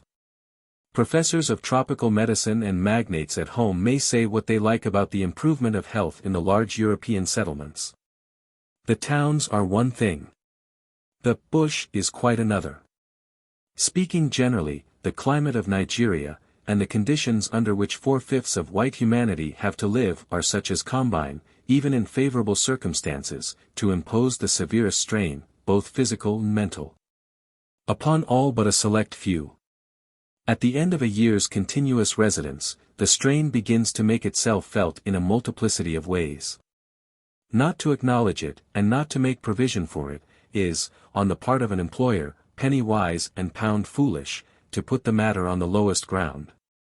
View of Lokoja and native town from Mount Paddy, looking se. The Benue in the distance. At Ida we leave southern Nigeria. That bold bluff of red sandstone crowned with grey-trunked baobabs and nodding palms, black with roosting and repulsive vultures, which overhangs the river at this point, stands out at the dying of the day, a sentinel pointing to the north. Henceforth the appearance of the country undergoes a remarkable transformation, more and more accentuated with every hour's steaming. High valleys, slopes and tablelands, a sparser vegetation. Masses of granite or red sandstone vomited promiscuously from broken, arid plains and taking on fantastic shapes. In the distance, mountain ranges and solitary rounded eminences, on our right, King William's Range rising to 1,200 feet, on our left, Mounts Jervis, Erskine, Soraxed, and many others, varying from 400 to 1,000 feet. The river curves, winds and narrows, obstructed here and there by dangerous boulders, which the falling waters bring into view. More substantial, better thatched huts appear upon the banks, and around them an increasing number of robed Africans. Plantations of yams and Guinea corn set out on parallel, raised ridges, attest a higher skill in cultivation. Cattle are seen cropping the green stuffs near the water's edge, and canoes pass bearing cattle, sheep and goats to some neighboring market. We enter the spreading domain of Mohammedan civilization, and before long we shall find ourselves in a new world, as our gallant little vessel, none the worse for a narrowly averted collision and grounding on a sandbank or two, casts anchor at Lokoja. Here beneath the wooded heights of Mount Pat the wonderful prospect afforded by the junction of the Niger and Benue unfolds itself, and presently we shall mingle with robed and turbaned African humanity, come from immense distances to this great market of the middle Niger. The mangroves of the delta, the awesome grandeur of the forests, these are left far behind. We have entered the uplands of the north. Chapter 2. Northern Nigeria prior to the British occupation. The political events of which northern Nigeria was the scene last century are well known. But a brief recapitulation of them is necessary by way of introduction to the study of its present conditions, the life of its people, and the accomplishments and problems of the British administration. In the opening years of the 19th century, what is now northern Nigeria consisted of the shattered remnants of the once famous Bornu Empire. Of 7 independent states more or less, generally less, controlled by chieftains of the remarkable so-called Hausa race, invaders of 1,000 years before out of the east. And of the aboriginal inhabitants whose origin is lost in the mists of antiquity. Scattered throughout the region and constantly shifting their habitat in response to the necessities of their calling, were tribes of light-colored straight-haired people, Fulani, nomadic herdsmen and shepherds. From the ranks of these people, spread over West Africa from the Senegal to the Chad, had sprung from time to time political leaders, divines and men of letters who had played a conspicuous part in the history of the old Niger civilizations. The Hausa chieftains had established a nominal authority over a wide expanse of territory and were constantly at war with the aborigines on their borders. It was not, however, for warlike feats, but for their commerce, farming, cotton and leather industry, for the spread of their language. For the great centers of human activity they had formed and for the fertility and prosperity of the land which they had made their home, that the Hausas were justly renowned all over western and northern Africa. They had evolved no great imperial dominion whose various parts acknowledged a central head, such, alternately, as Mel, Granada, Kanem and Bornu. But they had leavened with their intelligence and fertilized with their industrial achievements some of the naturally richest areas of tropical West Africa, and they had earned for themselves in these respects a widespread fame. It was at this period that a learned Fulani, Othman Fodio, fell foul of the chieftain ruling over the most ancient and aristocratic of the Hausa states, Gober. The latter, fearing for his authority, ordered all the Fulani in his country to be slaughtered, with the result that Othman found himself at the head of a numerous following. Emerging successfully from the struggle, Othman preached a jihad, confided sacred standards to his worthiest captains and dispatched them far and wide.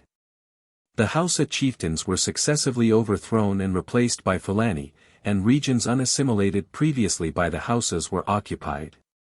Othman's warriors even crossed the Niger and invaded Yorubaland, a large part of which they conquered and retained, Ilorin, the forest belt, Yoruba resistance within it, and, probably, the tsetse fly proving an insurmountable barrier to further progress southwards. Down the Niger they advanced no further than the neighborhood of Lokoja.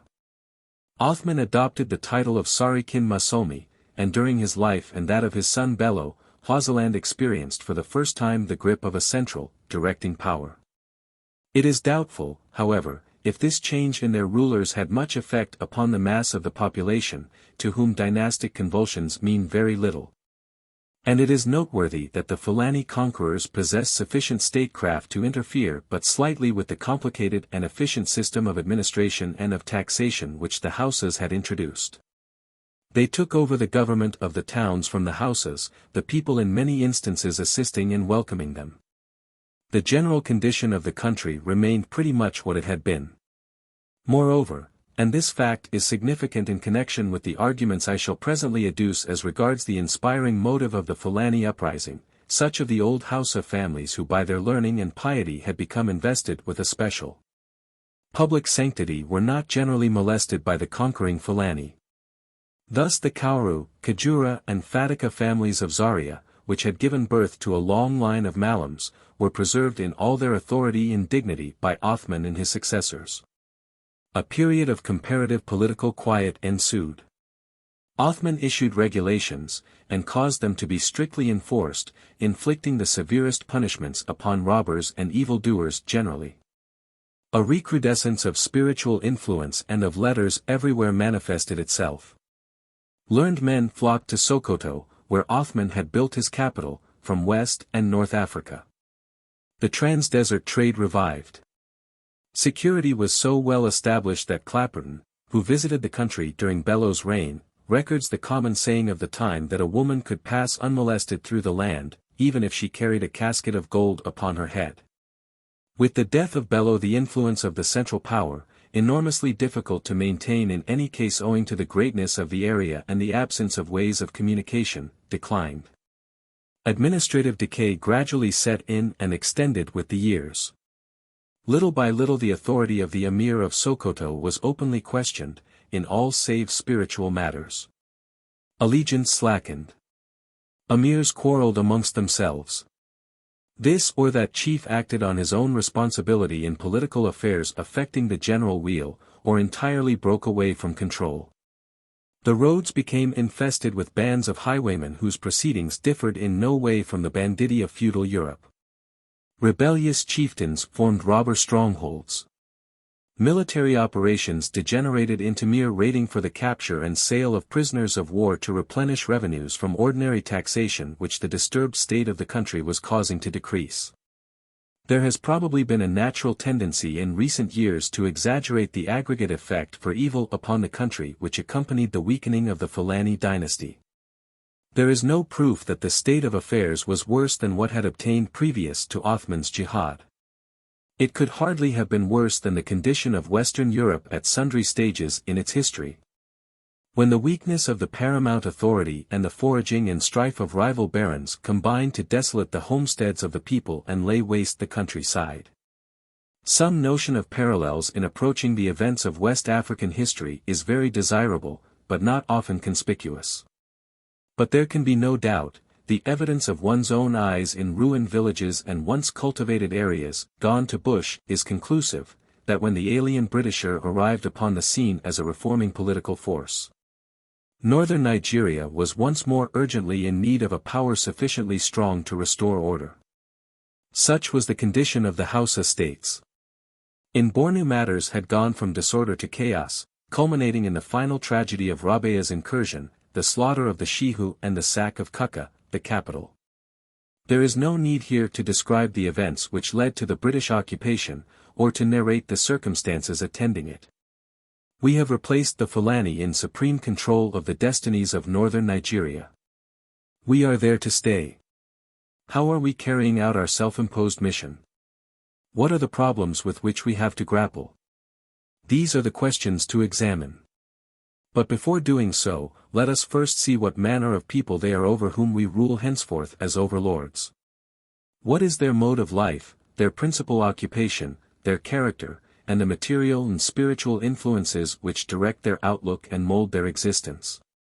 Chapter 3. The Indigenous Civilization of the North. An attempted reconstruction of the prehistoric period, considered locally, of that portion of western Central Africa, now known as northern Nigeria, would take up many chapters, and would be largely founded upon conjecture. It suffices to say that in the course of ages, through the influences of Moorish, Semitic, and probably pre-Semitic Egyptian culture, fused in later times with Mohammedan law, learning and religion, There has been evolved in this region a civilization combining a curious mixture of Africa and the East, to which no other part of the tropical or subtropical continent offers even a remote parallel. And this is the more remarkable since these territories have been separated from the east by inhospitable, mainly waterless stretches, and from the north by vast and desolate sandy wastes. While southwards the forest and the swamp cut them off from all communication with the outer world by sea.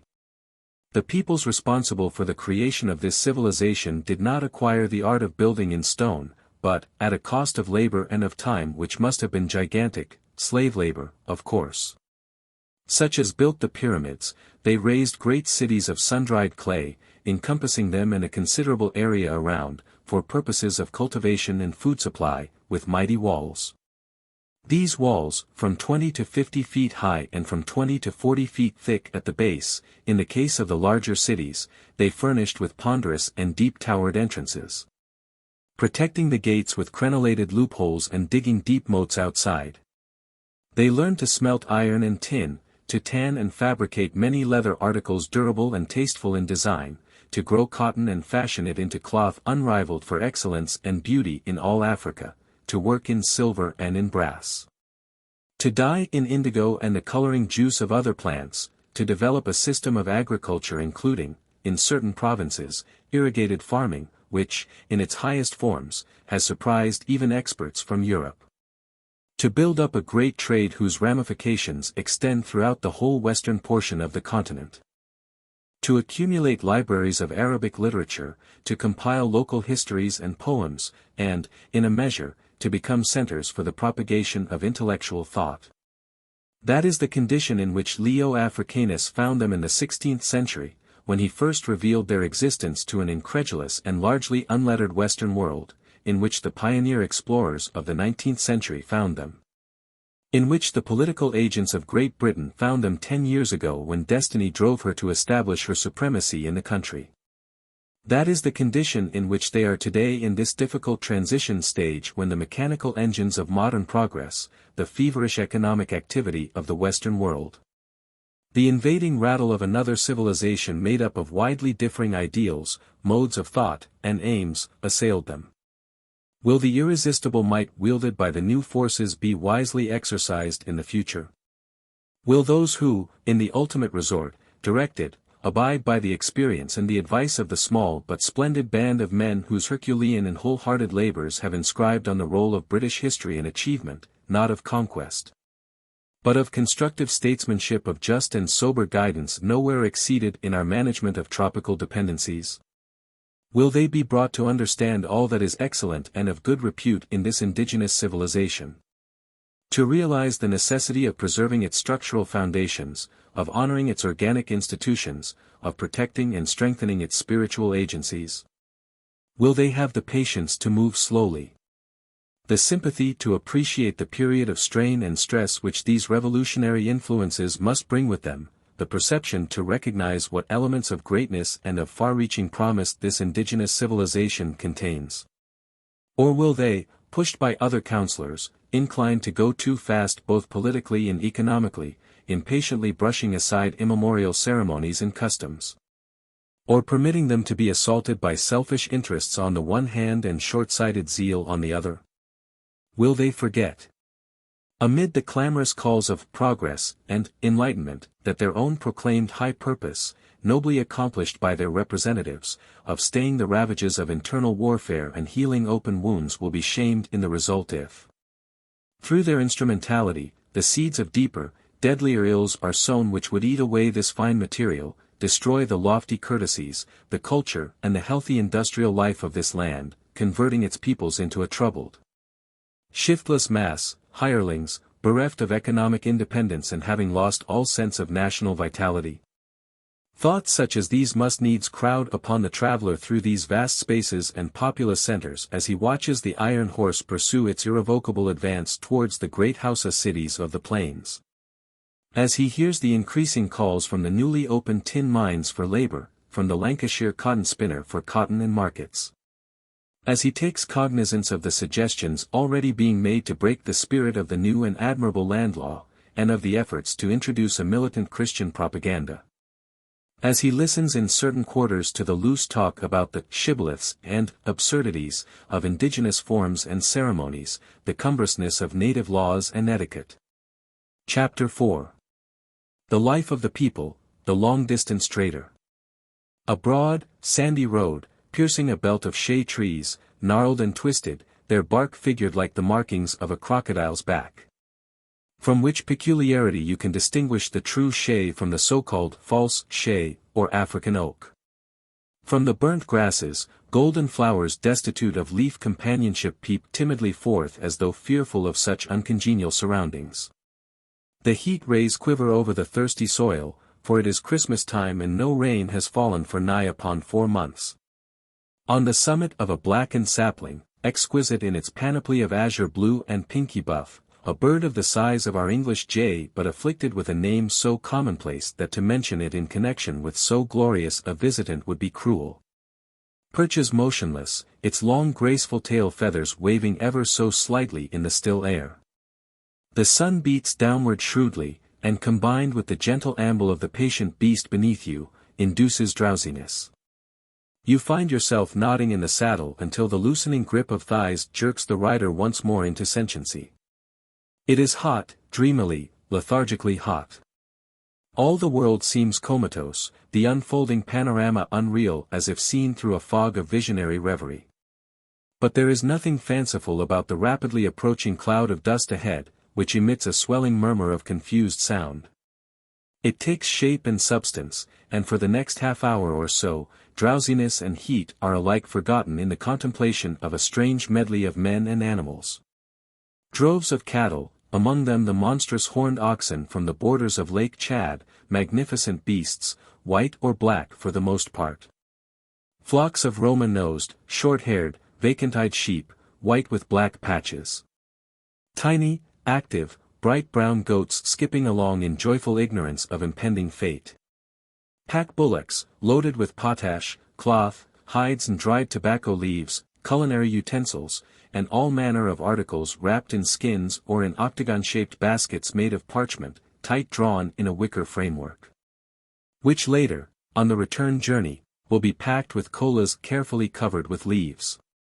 A few camels, skinny and patchy, and much out at elbows so to speak, similarly burdened. The drivers move among their beasts.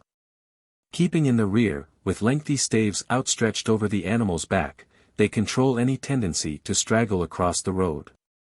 Tall spare men, for the most part, these drivers, small-boned, tough and sinewy. Houses mainly, good-featured, not unfrequently bearded men, often possessed of strikingly handsome profiles, with clean-shaven heads and keen cheerful looks. But many Tuaregs are here also from the far distant north, even beyond the Nigerian border. Their fierce eyes gleaming above the black veil drawn across the face, covering the head and falling upon the robe beneath, once white, now stained and rent by many weeks of travel. From the shoulders of these hang formidable, cross-handled swords in red leather tasseled scabbards. Nor are the Hausas always innocent of arms, generally a sword. But here is a professional hunter who has joined the party.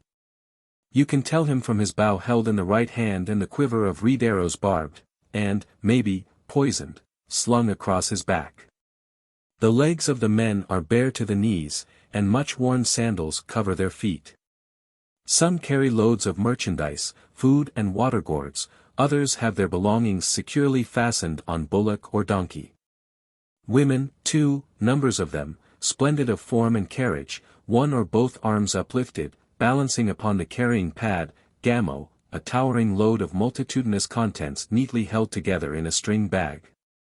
Their raiment is the raiment of antiquity, save that it has fewer folds, the outer gown, commonly blue in color, reaching to just below the knees, the bosom not generally exposed, at least in youth, and where not so intended. Gravely covered as the alien rides by. Neck, wrists and ankles frequently garnished with silver ornaments. Many women bear in addition to the load upon the head, a baby on the back, its body hidden in the outer robe, its shiny shaven head emerging above, sometimes resting against the soft and ample maternal shoulders. Sometimes wobbling from side to side in slumber, at the imminent risk, but for inherited robustness in that region, of spinal dislocation. Children of all ages, the elders doing their share in porterage. Younger ones held by the hand, nothing can be more charming than the sight of a youthful Nigerian mother gladsome of face and form teaching the young idea the mysteries of head carriage. 2 tired mites are mounted upon a patient ox, the father walking behind. A sturdy middle-aged Hausa carries one child on his shoulders, grasps another by the wrist, supporting his load with his free hand. A gay, dusty crowd, weary and footsore, no doubt, tramping 20 miles in a day carrying anything from 40 to 100 pounds, but, with such consciousness of freedom, such independence of gait and bearing. The mind flies back to those staggering lines of broken humanity, flotsam and jetsam of our great cities, products of our superior civilization, dragging themselves along the Herefordshire lanes in the hop-picking season. What a contrast! And so the trading caravan, bound for the markets of the south, for Lokoja or Bida, it may well be, for some of its units, Ibadan or Lagos, passes onwards, wrapped in its own dust, which, presently, closes in and hides it from sight. A Nigerian hunter stalking game with the head of the ground hornbill affixed to his forehead. Copyright. Photo by Mr. E. Furman. Throughout the dry season the trade routes are covered with such caravans and with countless pedestrians in small groups or in 2s or 3s, I am told by men who have lived here for years and by the natives themselves.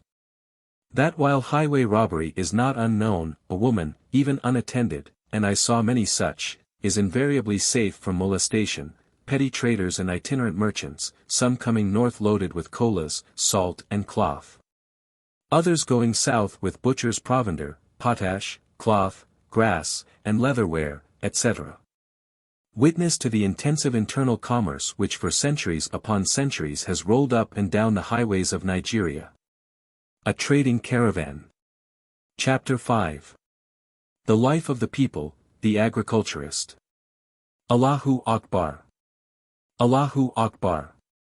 The sonorous tones perforate the mists of sleep, heralding the coming of the dawn. Ashadu Allah, Ilallahu, Ilallahu. Insistent, reverberating through the still, cold air, the night and first hours of the day in these latitudes are often very cold. A pause.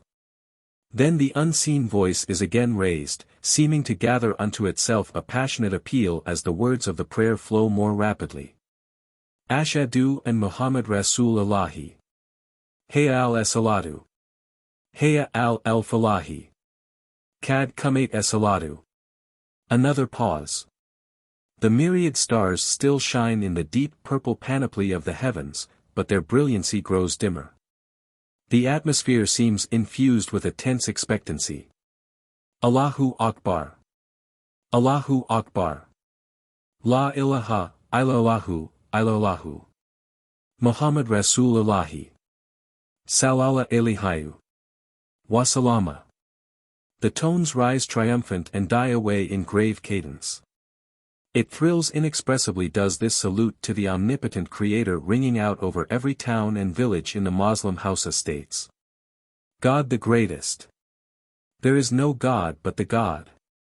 And that closing, peace. It has in it reality. Surely it is a good thing and not a bad thing that African man should be reminded as he quits his couch, and as he returns to it, of an all-presiding, all-pervading, all-comprehending deity. His fashion may not be our fashion. What of that?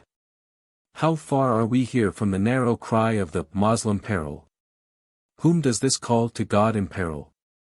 The people who respond to it and prostrate themselves in the dust at its appeal? Let us be quite sure that our own salvation is secured by our own methods, that the masses of our own people are as vividly conscious of the Omnipotent, as free and happy in their lives, as these Nigerian folk. Ere we venture to disturb the solemn acknowledgement and petition that peal forth into the dusk of the Nigerian morn. Fruit sellers. Water carriers. And now a faint amber flush appears in the eastern sky. It is the signal for many sounds. A hum of many human bees, the crowing of countless roosters, the barking of lean and yellow, pie, dogs, the braying of the donkey and the neigh of his nobler relative, the bleating of sheep and the lowing of cattle. The scent of burning wood assails the nostrils with redolent perfume. The white tick birds, which have passed the night close-packed on the fronds of the tall fan palms, rustle their feathers and prepare, in company with their scraggy-necked scavenging colleagues the vultures, for the useful if unedifying business of the day. Nigerian life begins, and what a busy intensive life it is. From sunrise to sunset, save for a couple of hours in the heat of the day, everyone appears to have his hands full. Soon all will be at work. The men driving the animals to pasture, or hoeing in the fields, or busy at the forge, or dye pit or loom, or making ready to sally forth to the nearest market with the products of the local industry. The women cooking the breakfast, or picking or spinning cotton, or attending to the younger children, or pounding corn in large and solid wooden mortars, pulping the grain with pestles, long staves, clubbed at either end, grasped now in one hand, now in the other, the whole body swinging with the stroke as it descends, and, perhaps, a baby at the back, swinging with it. Or separating on flat slabs of stone the seed from the cotton lint picked the previous day. This is a people of agriculturists, for among them agriculture is at once life's necessity and its most important occupation.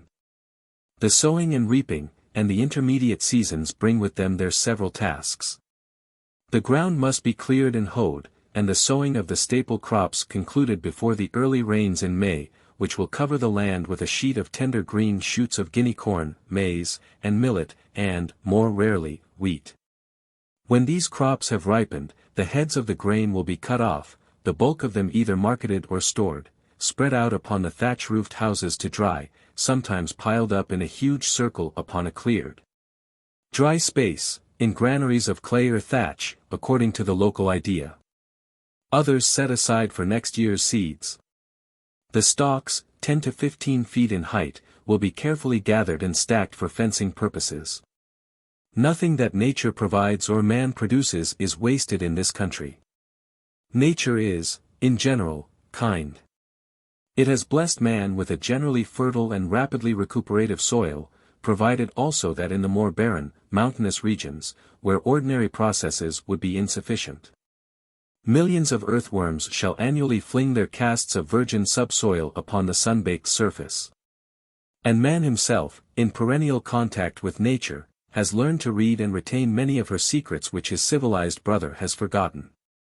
One tree grows gourds with neck and all complete, which need but to be plucked, emptied and dried to make first-rate water bottles.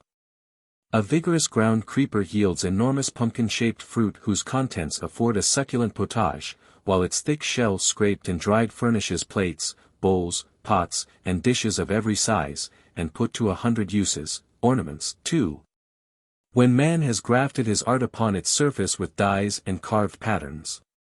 A bush yields a substantial pod which when ready to burst and scatter its seeds is found to contain a fibrous substance which resembles, and may be identical with, I am not botanist enough to tell, the loofah of commerce, and is put to the same uses. From the seeds of the beautiful locust bean tree, Dorowa, whose gorgeous crimson blooms form so notable a feature of the scenery in the flowering season, soup is made, while the casing of the bean affords a singularly enduring varnish. The fruit of the invaluable cadenia or shea tree is used for food, for oil, and medicinally.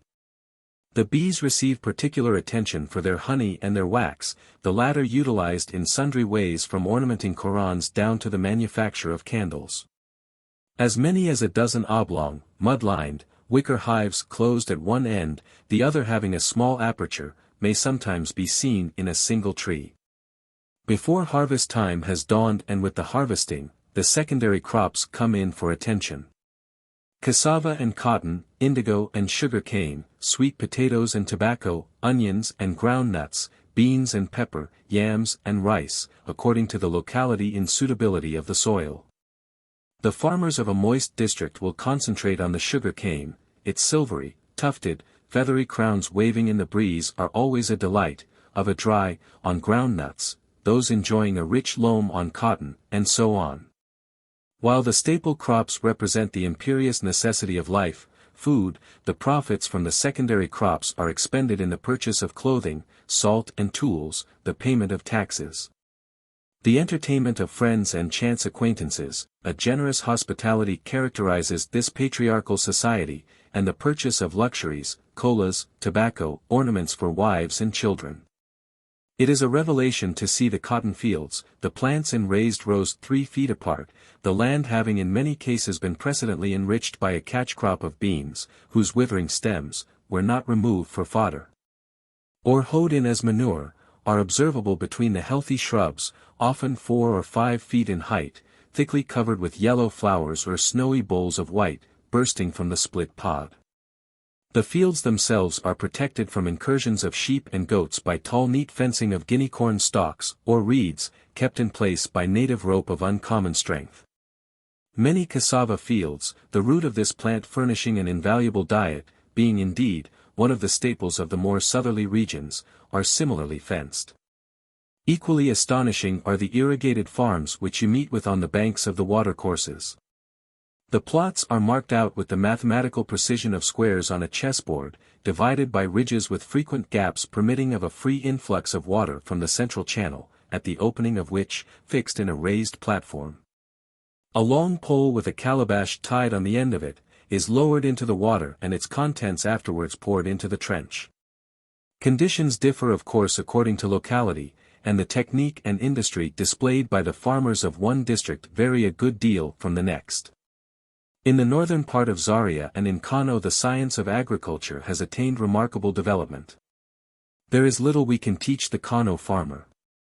There is much we can learn from him. Rotation of crops and green manuring are thoroughly understood. And I have frequently noticed in the neighborhood of some village small heaps of ashes and dry animal manure deposited at intervals along the crest of cultivated ridges which the rains will presently wash into the waiting earth. In fact, every scrap of fertilizing substance is husbanded by this expert and industrious agricultural people.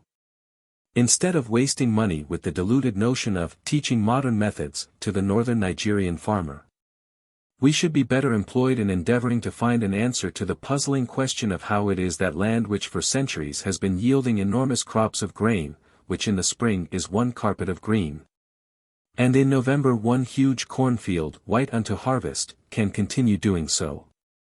What is wanted is an expert agriculturist who will start out not to teach but to learn, who will study for a period of say 5 years the highly complicated and scientific methods of native agriculture, and base possible improvements and suggestions, maybe, for labor-saving appliances, upon real knowledge. Kano is, of course, the most fertile province of the Protectorate, but this general description of agricultural Nigeria does not only apply to Kano province.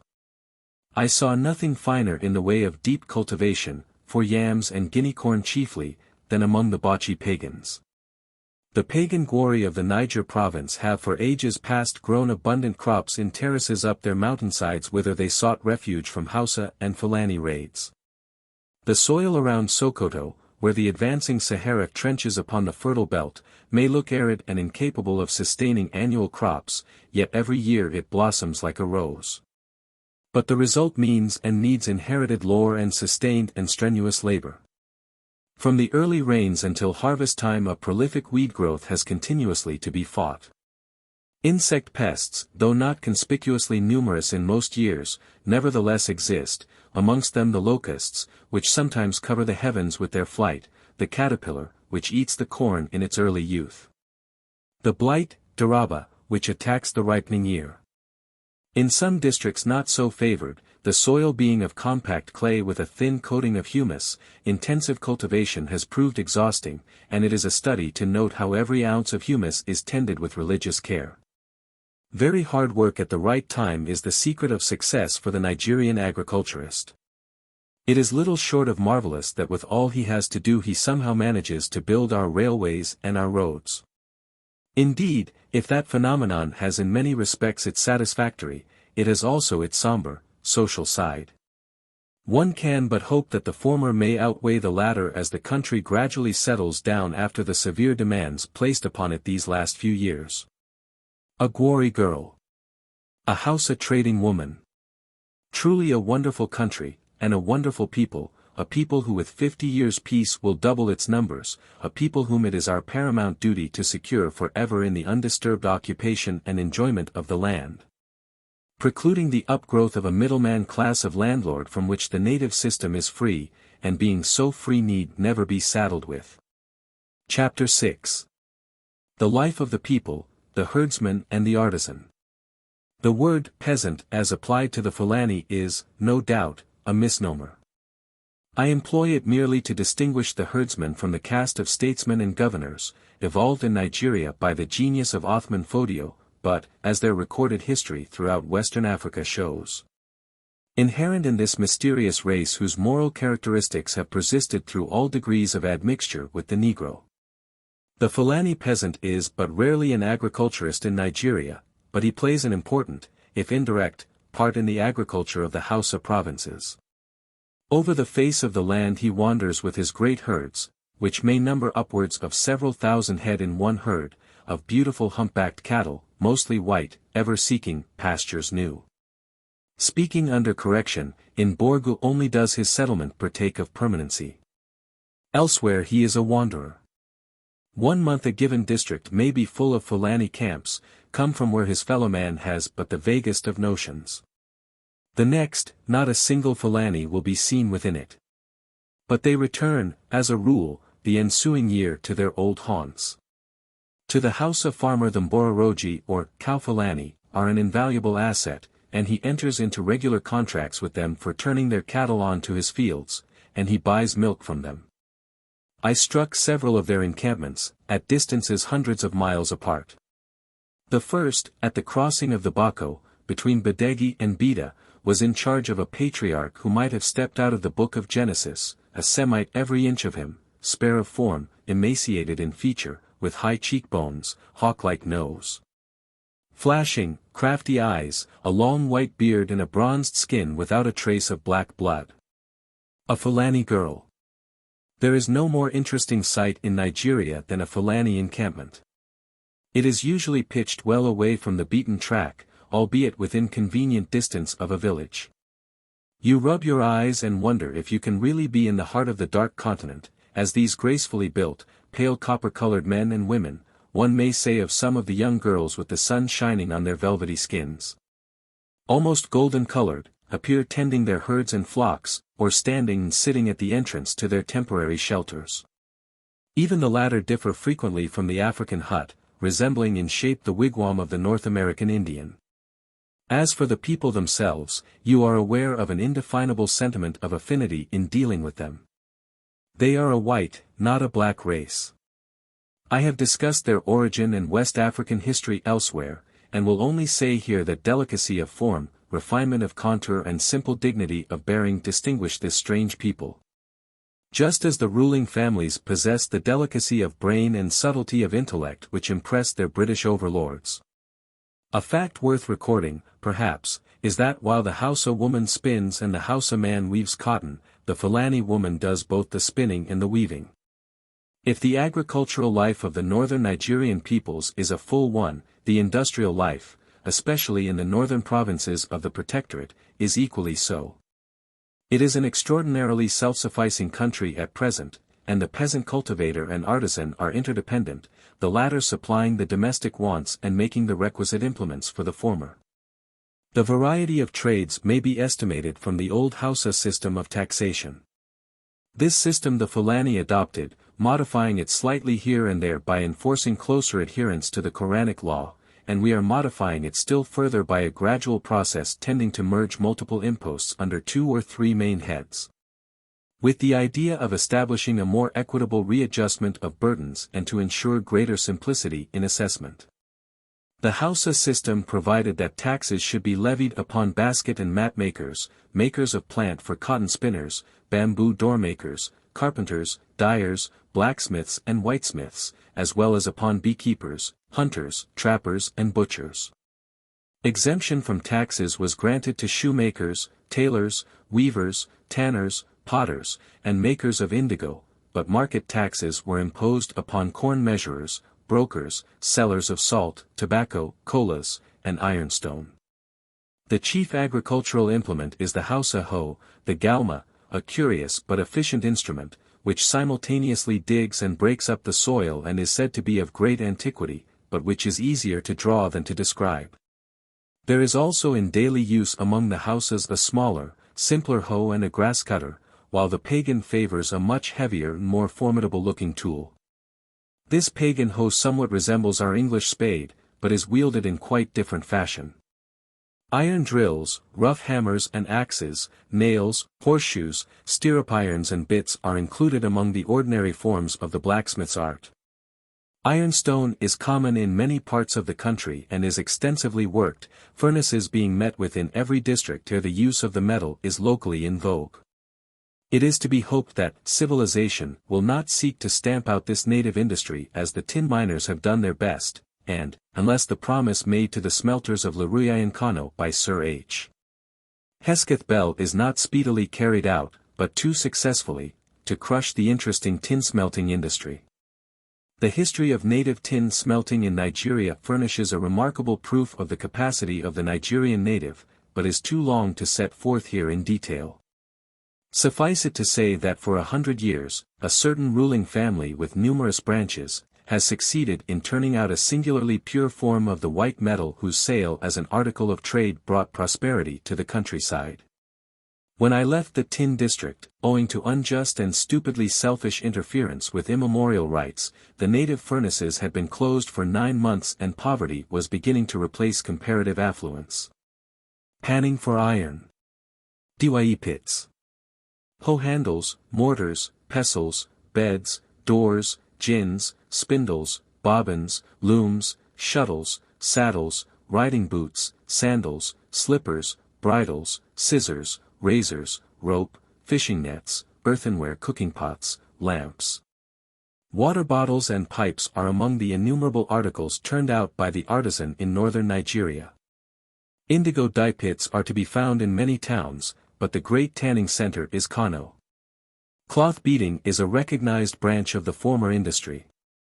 After removal from the circular pits sunk off fleur de terre, the clothes are hung up to dry and then handed over to the beater. In a dark and spacious hut perspiring men kneel in rows facing one another on either side of a huge log of wood, stained black and smooth polished with constant use, upon which the cloths are spread and vigorously beaten with rounded wooden mallets. Very hard work it is, as I can personally testify, having tried my hand at it, much to the entertainment of the dusky experts. The Kano tanneries are in appearance disappointing, in odors surpassing anything that can be imagined. But the product is astonishingly excellent. The completed skins, dyed deep red or orange with native dyes, the roots, leaves and bark of sundry shrubs and trees being utilized in the many processes through which the raw hide passes, are as soft to the touch as Russian leather. They are greatly appreciated in the Western world, and the trade is a rapidly increasing one. Chapter 7. The City of Kano and its Market. You are permanently conscious that this country has a history and traditions. Nowhere, perhaps, does the fact impress the newcomer more vividly than at Kano. It is a wonderful place to find in Central Africa, this native city with its great enfolding walls, 12 miles in circumference, pierced by 13 deep gateways, kofas, with platform and guardhouses and massive doors heavily clamped with iron. With its written records dating back nearly 800 years. And although incomparably the most important, it is not the oldest of these Hausa cities. Katsina, now in the same province, is probably older. When the West Saxon realm fell before the onslaught of the Danes and the first Danish king reigned over England, Hausaland was conquered by an unknown people from the east. And when the prosperity of the English towns was beginning to revive under Henry I, Jijamasu, the third king of the invading dynasty, was building Kano. When Henry VIII was laying the foundations of personal government, the rich merchants and most civil people of Kano were entertaining Leo Africanus.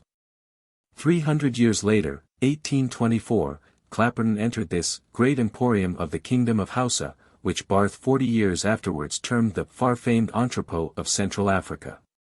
Which Lugard was subsequently to describe as exceeding anything he had ever seen or even imagined in Africa. Tributary now to this, now to the other, evanescent African kingdom, frequently at war with its neighbors, repeatedly besieged, it has survived every vicissitude.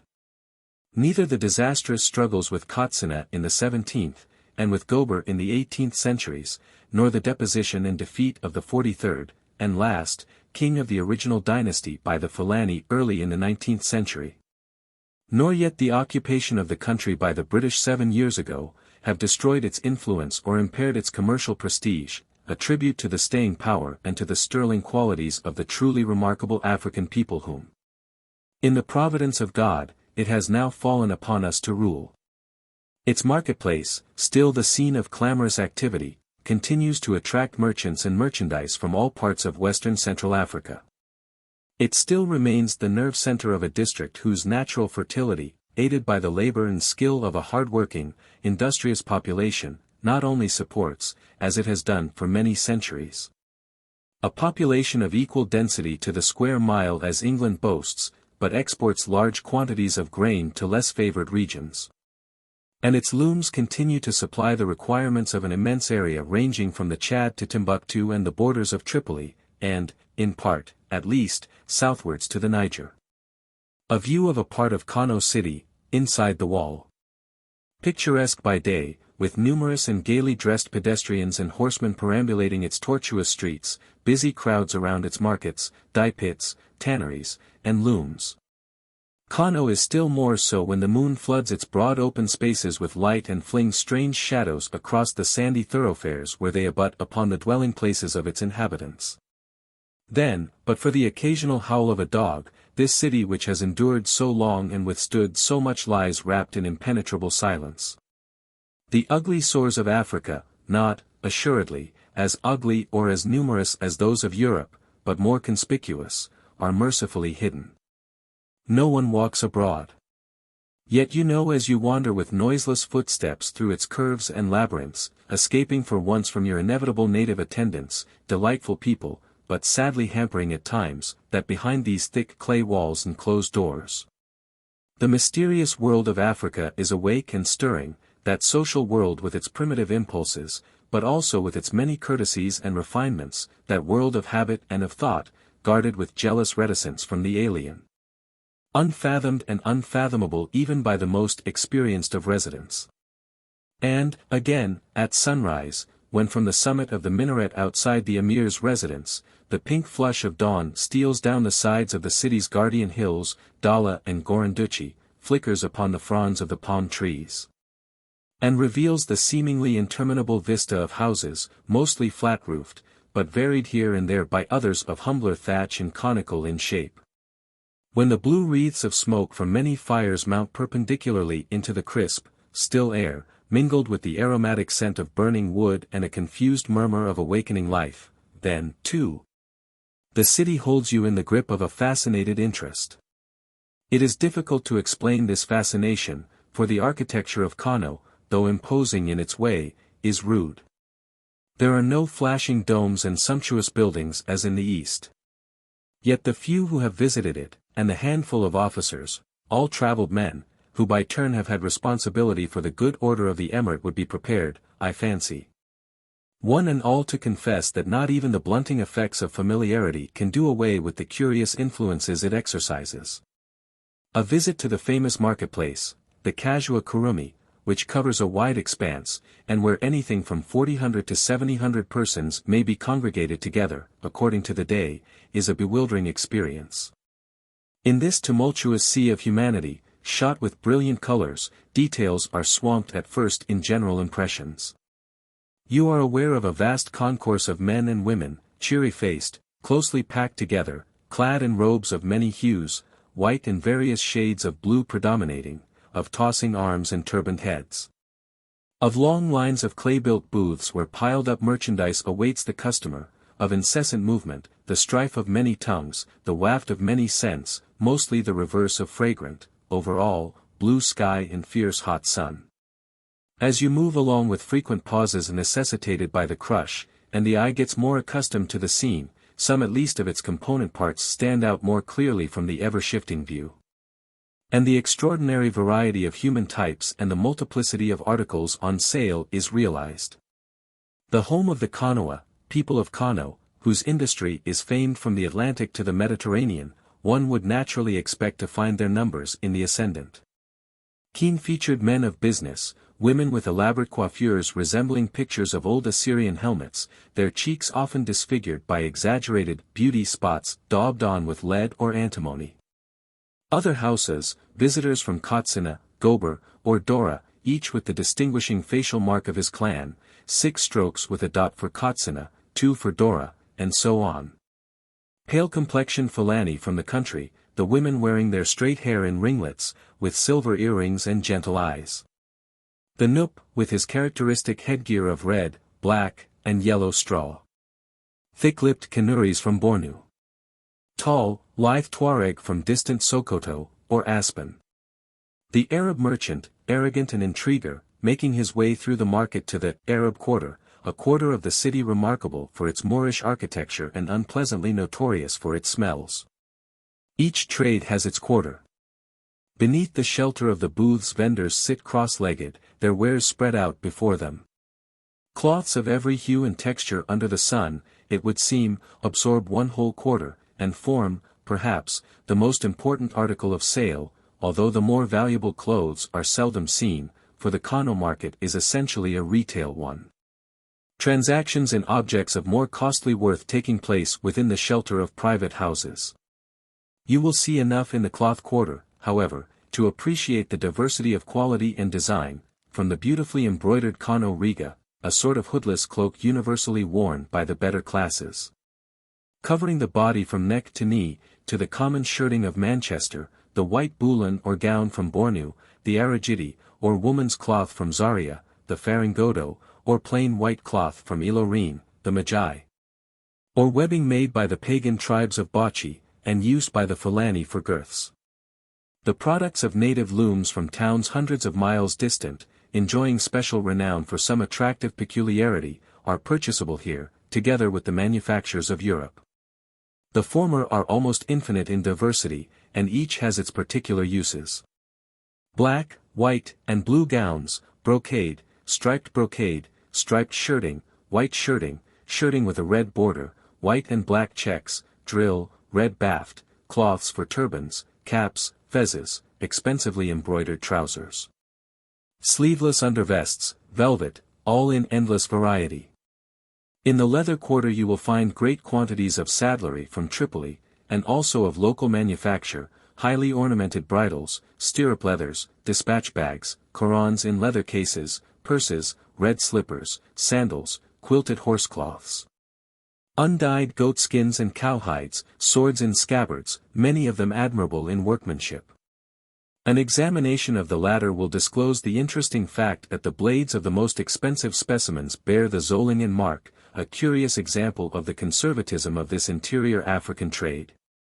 For as far back as the middle of the last century Zolingen sword blades were imported into Kano across the desert. Passing out of the leather quarter you will find silver, brass, and tin ware, among the former necklaces and earrings which would not disgrace a London jeweller's shop window, router bangles and anklets, partly tin, partly silver. Brass urns and bowls, and glass bracelets from Bida.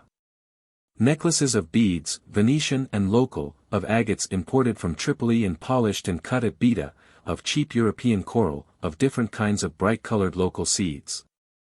Rough pottery, but often of elegant design, such, for example, as the small lamps used for burning groundnut oil, in the manufacture of which mica enters. Sheds and stalls, in addition to the booths, are devoted to the sale of numerous merchandise. The store of an elderly white-turbaned Hausa contains a mass of rough silk mixed up with the cocoons. These are produced by the silkworm, which feeds on the tamarind tree. The rigas made from it are very dear, and also very pleasant to the touch, resembling in that respect and in color tussor. Here is a stall containing the products of the local smithy, stirrup irons, locks for doors, every kind of agricultural implement used by the native farmer, axes, knives, and skin scrapers used in preparing goat and sheep skins for export. There is a stall filled with native herbs used as medicines, from the tafarnua for rheumatism to the karajiji for colds, the kula and pasakori much used by women after childbirth. Much space is taken up by the sellers of foodstuffs, mostly vegetable, such as guinea corn and millet in variety, beans, yams, sugar cane, sweet potatoes, in variety, pepper, onions, the fruit of the tamarind, the red flowers of the tobacco plant, cassava, and ginger. One of the gateways to Kano city, showing outer wall. Another of the entrances to the city. In another direction you will observe on sale European salt and native potash in cakes and cones, zonamats, firewood, native rope, roofing, sticks with branches, guinea corn and millet stalks for fencing, native beds, doors made of palm sticks.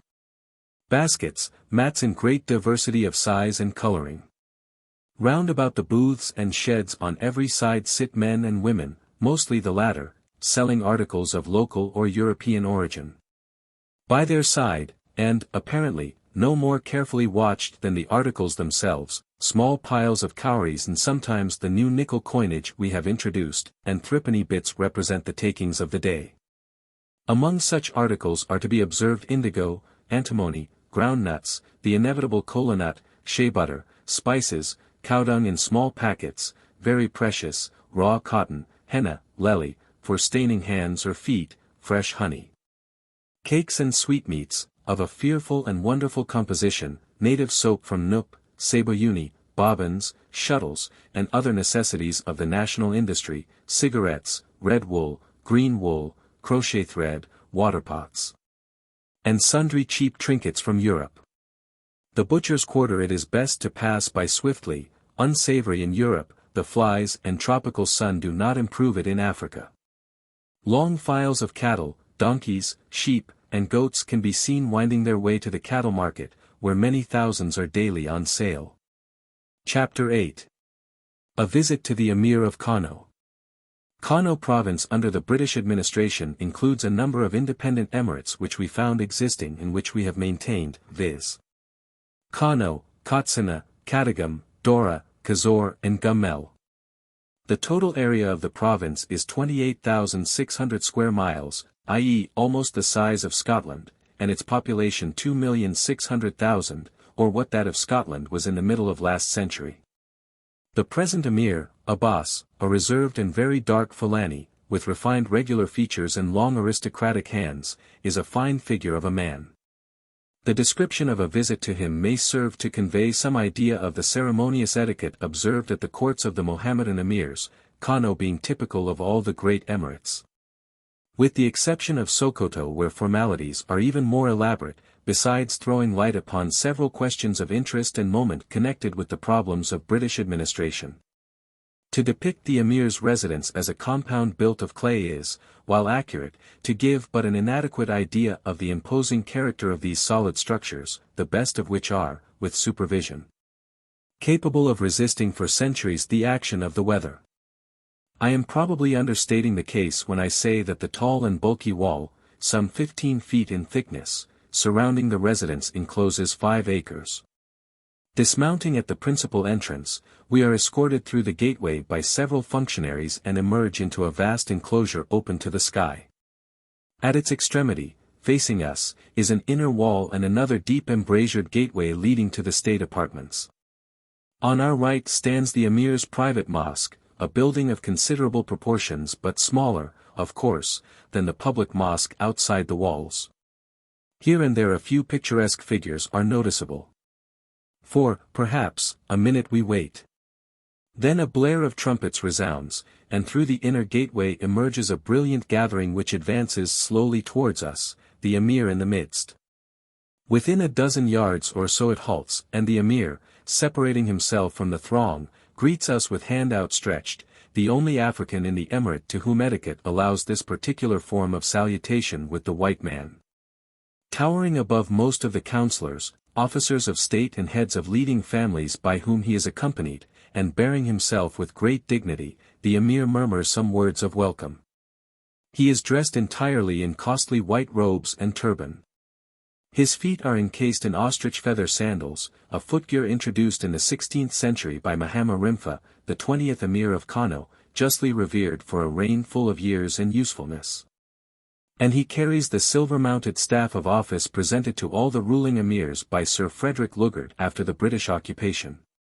He invites us to follow him and leads the way in silence to his apartments, his courtiers closing round us as we proceed. In the same impressive silence we pass through the inner gateway and find ourselves in a broad passage flanked on either side by lofty audience chambers whose dimensions it is difficult to gauge in the semi-obscurity which reigns within them. At the end of the passage is yet another gateway. Thenceforth we proceed alone with the emir and the waziri or vizier, the present holder of that office being a man of great independence and strength of character, whose fearless candor and ripe judgment have been of inestimable service in assisting successive residents to understand the many complex problems of native administration. Crossing a courtyard we enter the outer room of the emir's private apartments. And here for an hour we discuss many things, chairs being provided for us while the emir and waziri, in accordance with the etiquette of the country, sit cross-legged before us. A word as to the architecture and appearance of the room, which, as we were subsequently to ascertain, is roughly similar to the audience chambers we have left behind. It is some 20 to 25 feet in height, with an arched roof supported by wooden beams on the cantilever principle. Both beams and roof are, like the floor, stained a deep black with the varnish obtained from the shell of the locust bean. A few plates of European manufacture are let into the supporting rafters. The walls, constructed of the usual sun-baked clay mingled with other substances, have a glittering appearance due to the admixture of mica. Two doors, an outward and an inward one, of massive timber bound with iron bars affixed by native nails ornamented with large circular brass heads, and a divan of rugs and shawls complete a picture which suggests a certain austere simplicity. Inside Kano City. After the usual interchange of compliments, I said it was desirable the emir should understand clearly in respect to any subjects which might be touched upon, that I had no connection direct or indirect with the British government, or with any British commercial or other interest. That I was merely visiting his country as an independent traveller, and would report what I had seen and heard, and that I hoped he would feel free to tell me frankly what was in his heart, for the people of England only wished to know the truth. Conversation then ranged over the part of the province of Kano I had, up to that time, visited. The industry of the inhabitants, their methods of agriculture, the care they bestowed upon secondary crops, such as cotton, cassava and onions, the great city market and the variety of goods sold therein. I expressed a wish to see the irrigated farms, and the emir named certain localities near the city where such farms were to be seen. The increasing prosperity of the country through the preservation of peace was touched upon de part et d'autre. The antiquity of the city and its interesting records was the next subject approached. It would, I remarked, be a very great pity if its essential characteristics were not maintained amid the innovations which the railway would bring in its train. From that point of view I ventured to express regret that the ancient walls of the city were, in parts, falling into disrepair. In time to come future generations of Kanoa would, I thought, lament the fact. Would it not be possible to start repairs on one section at first, performing the needed work gradually, doing a certain amount every year and finishing section by section? The emir fully concurred, saying that his people themselves wished the walls restored. He hoped to deal with the matter, but thought that it might be easier to commence preliminary repairs on a general scale rather than start one part and finish that first as I had suggested. From the question of the wall we turned to the more difficult one of European traders and educated native traders from the coast whom the railway would bring, settling in the city. The emir remarked that, while foreign merchants were welcome, it would be better for them and for the city and its inhabitants if those who wished to trade with the Kanoa founded places of business at convenient spots outside. The Emir of Kano on the march. Missionary propaganda in the Muslimized Hausa states of the north was next touched upon. The subject has already given rise to discussions at home, which are being followed in northern Nigeria with anxious concern, and such momentous consequences are bound up in it that I felt it incumbent to ascertain through personal contact the views of one of the most important, in a certain measure the most important, of the Mohammedan chiefs through whom we exercise supreme control. I told the emir I would be quite frank with him, and hoped that he would be equally frank with me. The English people and the Kanoa people, I said, worshipped the same almighty creator of the universe. The English people followed the teachings of Christ, the Kanoa people the teachings of Muhammad, and both peoples thought their religion the best. But although the people of England held firmly to their beliefs, they had no desire to interfere with that of the Kanoa. Their representative, Sir Frederick Lugard, had pledged himself in their name to that effect, and the English people always kept their word. But, I went on, some of my countrymen who wished well to the Kanoa, thought Christianity could be preached in Kano without breaking this pledge. Because there would be no interference and no moral pressure would be put upon the people of Kano to change their religion even though Christian teachers sat down in the city and taught. The Kanoa could come and hear them, or not, as they pleased. That was the view held by some of the people in my country. What I wished to know were the Emir's opinions in the matter. Did he, or did he not, see objections to the presence of Christian preachers in the city? For some time the Emir kept silent, his fingers twitching nervously. One could see the struggle passing in his mind and realize some of the difficulties of his own position. Presently he spoke thus, I reproduce the words as literally as possible. Mohammedanism is a matter of the heart. Our fathers and our grandfathers were Muslims. For many generations we have been Muslims. What is the use of preaching if there are no converts? Even if the Christian missionary tried to meet the native on equal terms he could not do so because all white men are sarikis, chiefs, and the people cannot help so regarding them. The missionaries might not wish to use force. But they would exercise pressure amounting to force, because of the prestige all white men have, and the people would be disturbed and troubled in their minds. There would be unrest. I asked the Emir whether he would have any objection to confirming in writing the views he had expressed. After a further period of silent consideration, he said he had none. Here is the letter subsequently received from him, rendered from the Arabic text. Praise to God who only is to be praised. Salutations. This letter is directed to the stranger, Mr. Morel, who has come. Know that as regards the preaching of Christianity, which we discussed here, my opinion is that it were better to stop it altogether, from the first, because, if our people are disturbed about their religion they will become suspicious and afraid. Hence the country will become unsettled. Neither you nor we desire the country to become unsettled, for that would be harmful. On the other hand, as regards secular matters and the affairs of this world, we can do anything, however great a change it might be, since our people are accustomed to law and to obey the orders of their rulers as their fathers and grandfathers were before them. Also, as regards white men living in the city of Kano, if they do so many of our people will leave it, since the white men are too strong, and every one of them is in our eyes, a great man and powerful. The lion and the lamb cannot lie down together. My opinion is that the white man who may wish to settle should have a separate town outside the city of Kano, then we shall have our town and they will have theirs. This is the wisest course, and far more advantageous for our subjects than a mixed city of natives and non-natives. Peace. At the close of the interview we were reconducted with the same ceremonious politeness and in the same silence as before to the center of the outer enclosure, where we took our leave.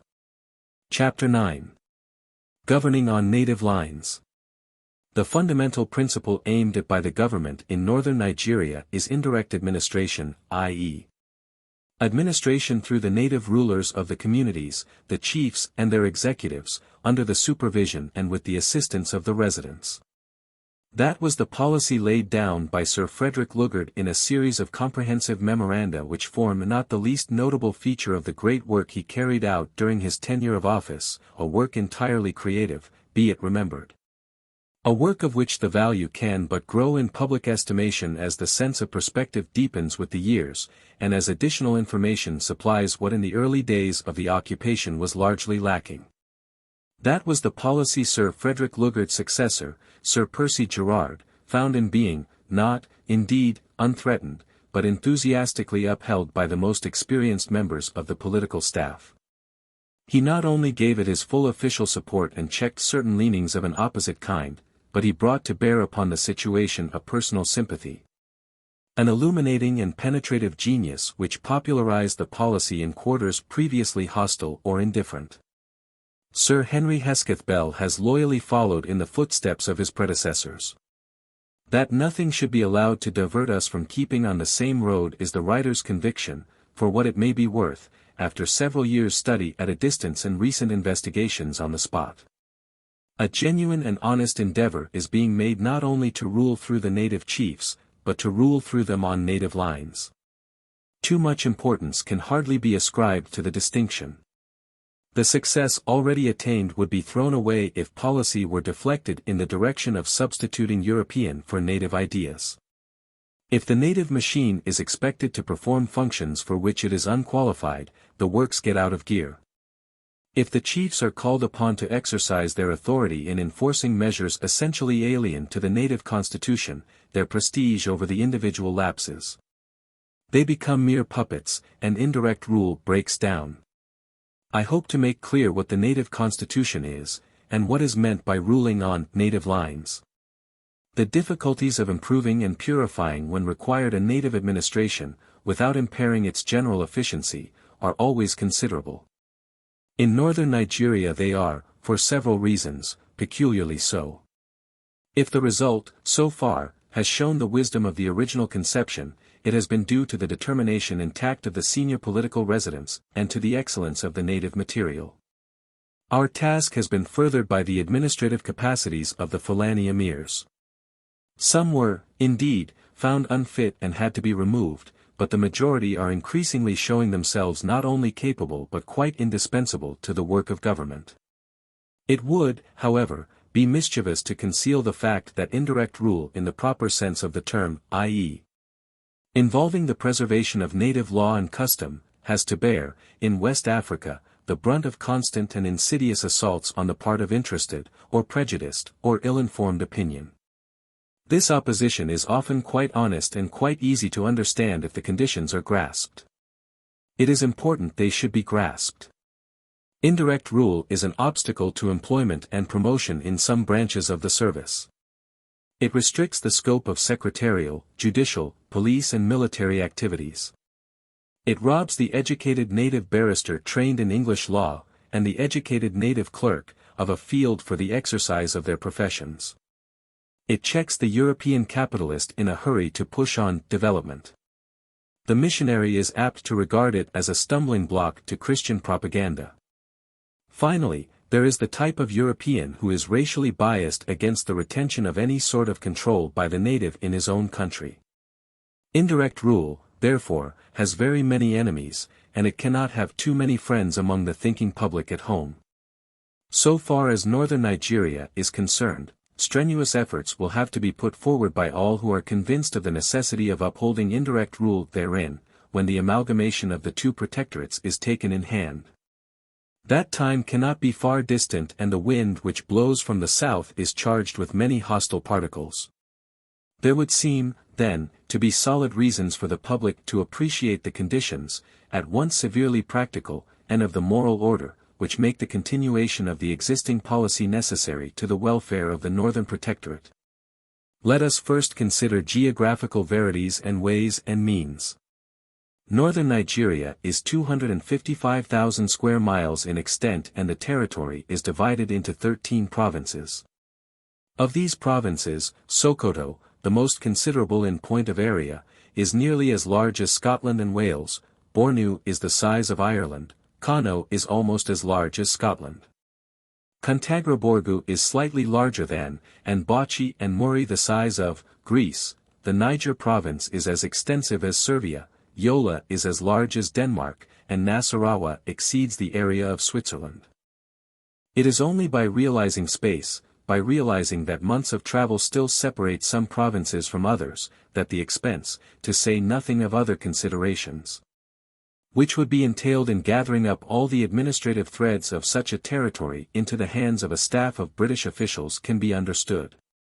I have never heard it suggested that the Lords of the Treasury parted enthusiastically with the meagre sum allotted to northern Nigeria. One cannot imagine that their lordships' satisfaction would increase if they were presented not with a bill of 250,000 but of 2 millions. The single province of Kano, which under the present system is supervised by 17 political officers, and more than pays its own way, would require at least 300 officials if direct rule were established. Or the prestige of the emirs so weakened as to deprive them of all real authority over the people, and this, exclusive of a swarm of native officials who could not be done without in any case. That brings me to my next point. Direct rule would, of necessity, involve an enormous, directly paid, native staff. For its every action the government would be compelled to accept responsibility, and its members would, perforce, be largely composed of the class of native, the most undesirable type. It may be added, from which the policemen and soldiers are now recruited. Putting aside the question of expenditure altogether, can any sane man, disposed to look the facts squarely in the face and knowing anything of the country, contemplate with equanimity the consequences of such a regime? Then, assuming for purposes of argument the non-existence of these impediments, where would lie the moral justification, let alone the purely political expediency, of sweeping away the rule of the natural rulers of the country? Chapter 10. The Foundations of Native Society, the Tenure of Land. Having indicated some of the quagmires into which direct rule would lead us, one may now pass to an examination of the foundations upon which native law and custom repose in the organized society of the North, as revealed by systematic inquiry extending over the past 5 years. Essentially the same groundwork is found in the more rudimentary pagan communities which have remained without the area of Mohammedan organization. Incidentally, it may be well to mark that northern Nigeria has not evolved powerful pagan organisms comparable with those of Yoruba and Benin in the south. The basis of the social system is the village community. A number of village communities formed the tribal community. The partly hereditary, partly elective rule of the tribal community constitutes, with the executive, the government of the entire community. The ruler himself is the governor, against whose actions the people can appeal to native law and custom. For the welfare of that community the ruler is guardian. Land is the common heritage of the community. The ruler is trustee for the land. Upon him devolves the granting of rights of occupancy. The structural law of tenure is the right of occupier and user, not of owner. Private ownership of land is unknown. The cultivator is, in reality, a licensee. Alienation of land is unknown. The unit of taxation is the village community. Each individual is supposedly assessed according to his earning capacity.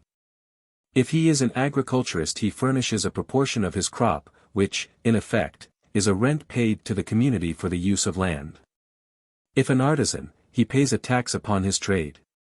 If a herdsman, upon his cattle. The community as a whole is subject to specific imposts which assist in maintaining the civil list of the ruler. The character of the taxes and imposts follows the requirements of the Quranic law modified, when considered expedient, by pre-Quranic customary law. Justice is administered by judges conversant with the sacred books, appointed by the ruler and exercised on the principles of Quranic law. If a balance could be struck, it would probably be found that a system of this kind ensures a greater amount of human happiness than many of the forms of government even now existing in Europe. Indeed, the closer one's knowledge of African life and the more insight one obtains into the immense sea of human misery heaving beneath the crust of Western civilization, the more one is led to marvel at the shallow commonplaces which picture the African wallowing in degraded barbarism. Like all institutions, the African system lends itself to abuse. Those abuses the British administration has set itself to correct, while maintaining the system itself. Upon the Colonial Office continuing to support that policy, and upon the men who are applying it on the spot being enabled to go on with their work free from interference, depends the future happiness and prosperity of the Nigerian peoples, which, in effect, is at once the imperial interest and the justification of imperial rule.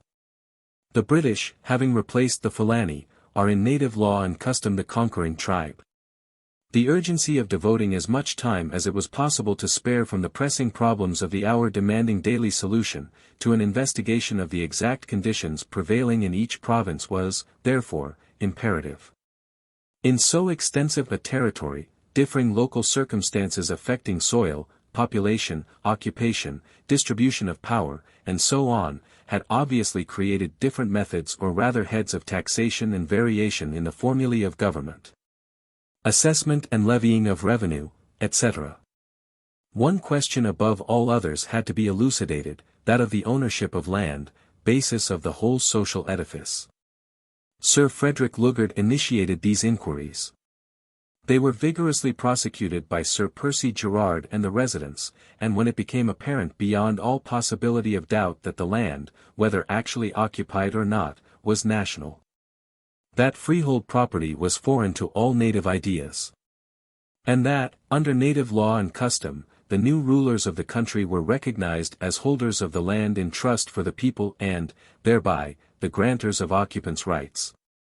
Sir Percy Gerard pressed for these cardinal principles being given force of law. Legislation which should embody them was, moreover, of additional moment for two reasons. First, because the opening up of the country was bound to give rise to the danger of alienation of occupancy rights creeping in and being incorporated into native custom, out of which would automatically evolve a customary sanction for the mortgaging of land, the creation of a class of landlords, a wide field for the European speculator in land, and a general break-up of the native system. Secondly, because the approach of the railways, the development of roads, the increasing demand for foodstuffs and the all-round intensifying economic pressure were bound, once more automatically, to originate, independently of the industry of the cultivator, an incremental value in the land. Before that state of affairs was brought home to the native and had, perhaps, been made under native law and custom, the subject of private property, which would have meant the creation of vested interests difficult to displace. It was the obvious duty of a government trustee for the community to step in and secure these expanding values for the future benefit of that community. But things moved slowly in West Africa, and legislation of the kind referred to was novel, unique, indeed. West Africa's problems had never been thought out ahead before. Just as matters were ripening, Sir Percy Gerard was suddenly transferred to East Africa. But the colonial office was sympathetic, and there were men in Nigeria who, comprehending well the perils of leaving the land question unregulated, were determined to do their utmost to push the matter through. On January 1st of this year the most far-seeing measure of constructive statesmanship West Africa has ever known was put upon the statute book. The Land and Native Rights Proclamation consecrates the three main principles of native law and custom. First, that the whole of the land whether occupied or unoccupied is native land. Secondly, that the land is under the control and subject to the disposition of the governor, to be held and administered by him for the use, need and common benefit of the natives of northern Nigeria. Thirdly, that the governor's power shall be exercised in accordance with native laws and customs. For the rest, and without going into detail, the measure can be described as expressing the native system, and the natural developments of the native system, in English. It is not, in Nigeria, an innovating measure, but a conservative measure. Not an experiment, but a preservation of the status quo. It is not a measure of land nationalization, because land nationalization means state control of the land and all that is done upon it. What this measure does is to provide for the communalizing of the communal value of the land, leaving the occupier full control over the use of land and full benefit for his private enterprise upon it, with payment of rent to the community to which the land belongs, instead of to a landlord. The individual's right to all that is due to individual work and expenditure, but not to the communal value, is secured. No freehold can creep in and no monopoly profit can be made out of the land. The holding up of land for speculative purposes is, in effect, penalized, while the man who is industrious is not made to pay more as the outcome of his enterprise. At the same time the basis is laid for a land revenue which, with the years, will be the chief source of income of the government, the healthiest form of income, perhaps, for any government. For the first time in the history of West Africa, the art of governing the native on native lines has become consecrated in British legislation, and the pernicious tradition of applying the law of England to African land questions has been set aside. It is impossible to exaggerate the potentialities for good of such a departure from crude, ignorant and unscientific precedent. It will be the duty of the Colonial Office, to whom everlasting credit is due for having sanctioned this proclamation, to watch strictly that the principles laid down therein are not departed from in practice, and to apply them, with the modifications of method which differing and pre-existing conditions render advisable, to southern Nigeria also. That attempts to undermine the provisions and the spirit of the northern Nigerian law will arise, may be unhesitatingly assumed. Chapter 11. The Foundations of Native Society, the Administrative Machinery. The policy of governing northern Nigeria on native lines, in other words, of training the natives to govern themselves instead of trying to govern them ourselves, has the approval of the entire native community except the criminal classes, who would be the only ones to benefit by a weakening in the position of the native authorities and in the decay of the etiquette attaching to their position. It is being pursued in every branch of the administration concurrently, with a steadily marked improvement in the efficiency and purity of the public service. The native administrative machinery varies slightly in the different emirates, and is better organized in some than in others, but a description of the system as it obtains in the Kano Emirate, which is a little larger than Belgium and Luxembourg, will serve as a general indication applicable in its essentials to the others. The executive consists of the emir, advised and assisted by the resident, and his judicial and executive council, composed of the waziri, vizier, or chief of staff, the maji, treasurer, the alkali, chief justice, and 5 malamai, teachers. Men versed in the law and in the customs of the country, of repute. This is the Supreme Court of Appeal. The emirate is divided into districts under a district chief or headman, hakima, responsible to the executive. Each district is divided into sub-districts under a sub-district chief or headman, majamila, responsible to the district headman. Each sub-district is composed of townships or villages with village heads, masuguri, responsible to the sub-district headman.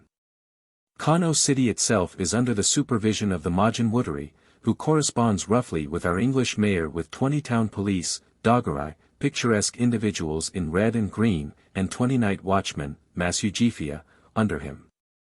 90 more police are spread over the various districts and attached to the district courts. There are no British native police whatever. That experiment was tried for a time, being attended with such conspicuous ill success and being accompanied by such an increase in crime that it was wisely abandoned. Nothing could surely convey a more striking proof of the order reigning throughout the emirate and of the law-abiding character of the people, than the fact of its being policed with 90 men armed with nothing more formidable than a sword. Think of 90 constables sufficing for Belgium and Luxembourg or any other area of 13,000 square miles in Western Europe.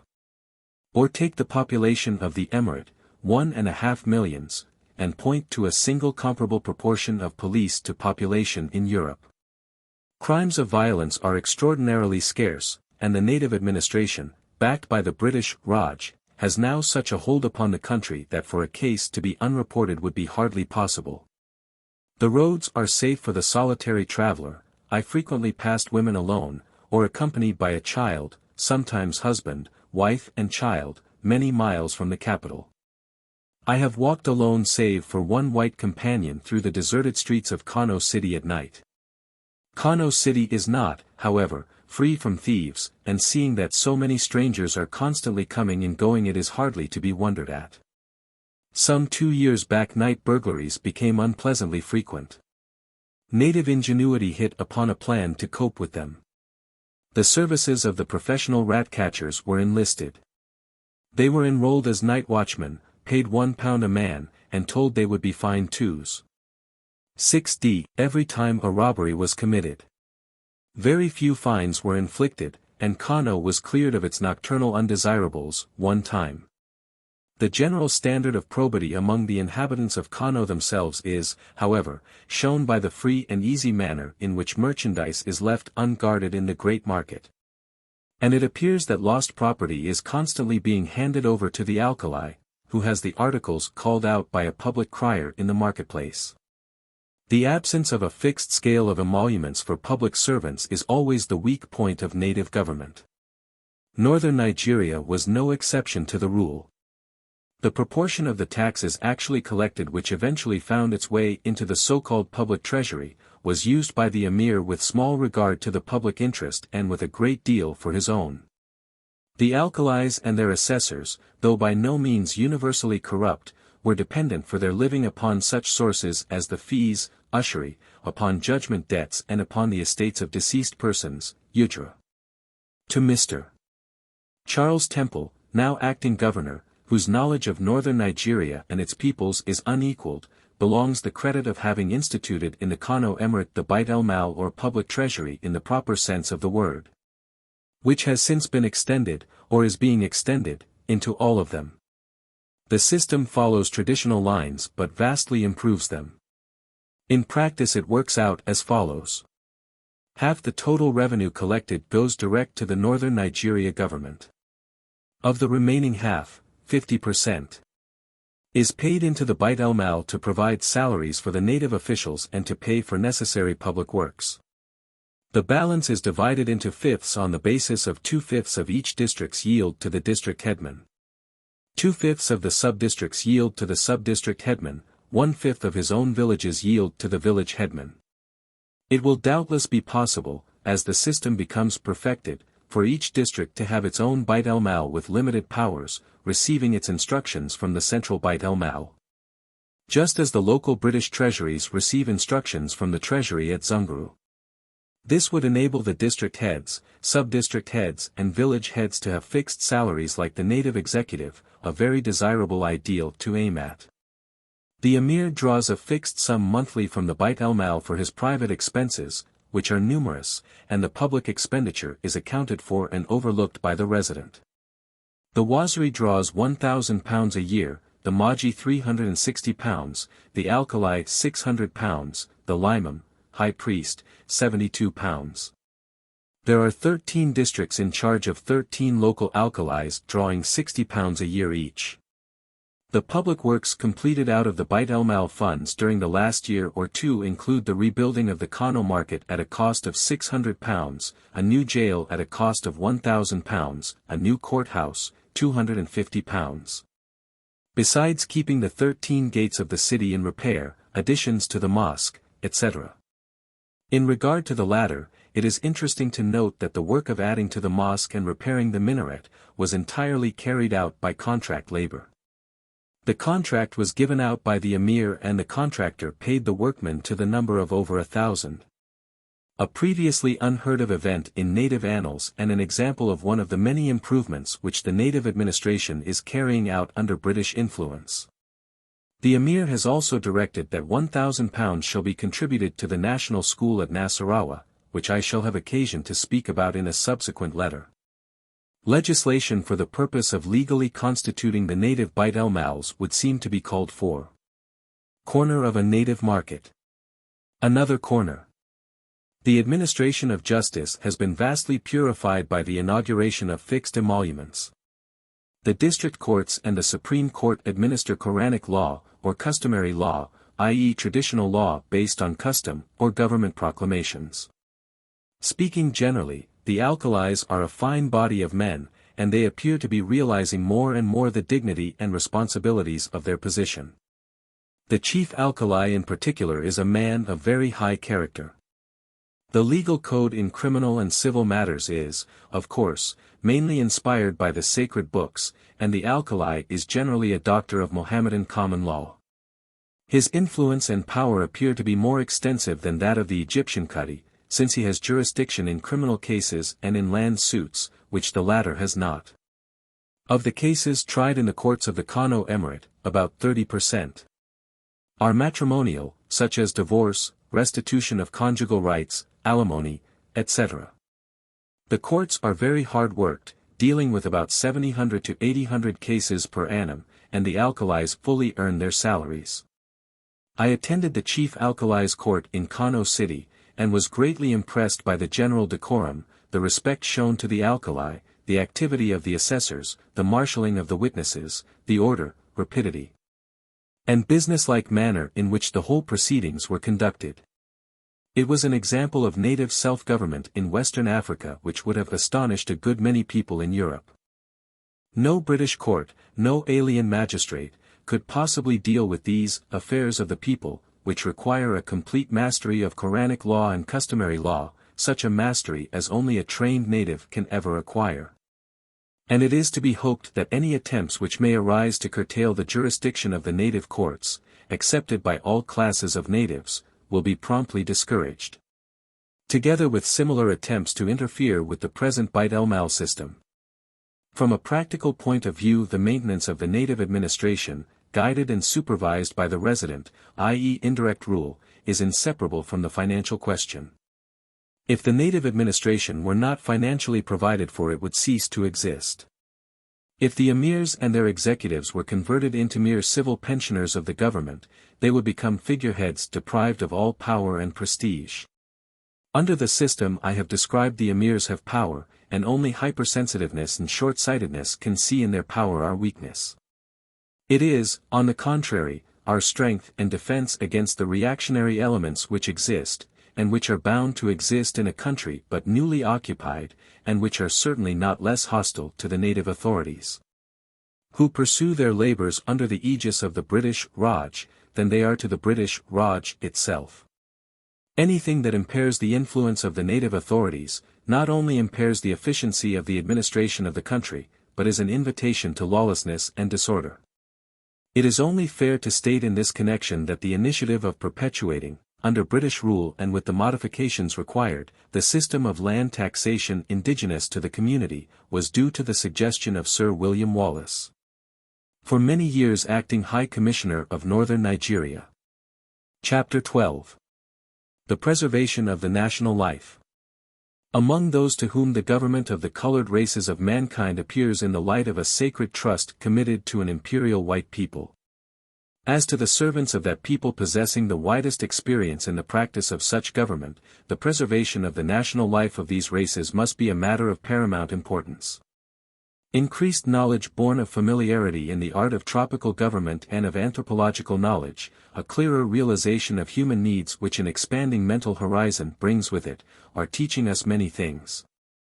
They are teaching us that there can be no common definition of progress or common standard for all mankind, that the highest human attainments are not necessarily reached on parallel lines. That man's place and part in the universe around him must vary with the dissimilarities of race and environment. That what may spell advance for some races at a particular stage in their evolution may involve retrogression, if not destruction, for other races in another stage. That humanity cannot be legislated for as though every section of it were modeled on the same pattern. That to disregard profound divergence in culture and racial necessities is to court disaster, and that to encourage national growth to develop on natural lines and the unfolding of the mental processes to proceed by gradual steps, is the only method by which the exercise of the imperial prerogative can be morally justified. Our one and only conspicuous imperial failure was due to a misguided belief that we could, and that it was desirable in our own interests that we should, crush out nationality by violence.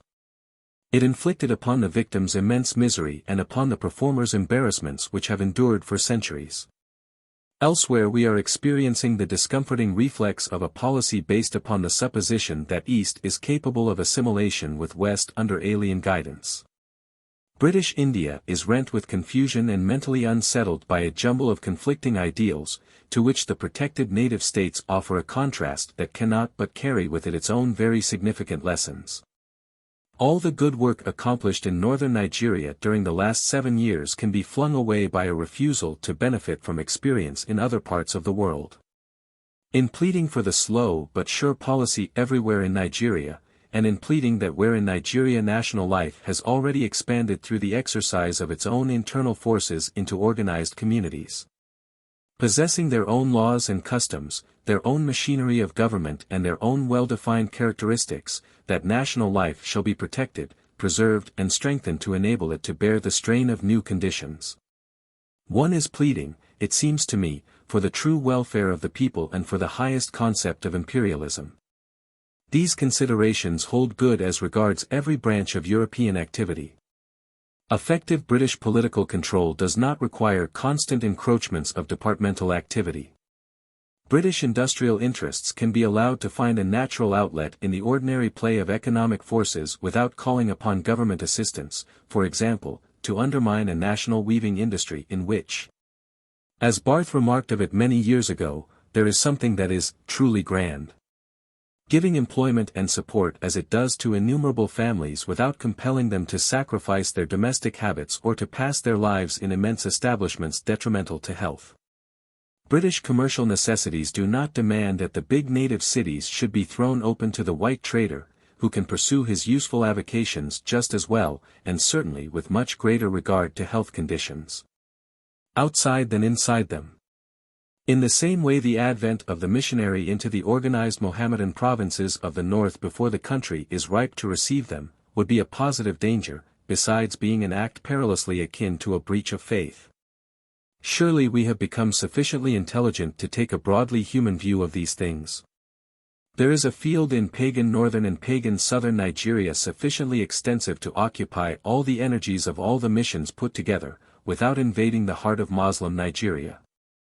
The advent of Christian missions into Kano or Katsina or Sokoto, for example, would be regarded as an act of aggression.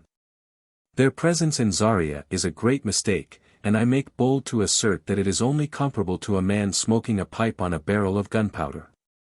We hold this newly occupied country by the force of our prestige, far more than by the very small number of native troops in our service.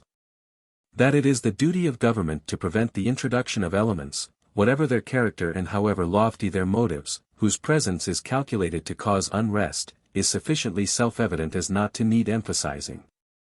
No government can afford to disregard so clear a view as that formulated, for example, in the Emir of Kano's letter given in Chapter 8.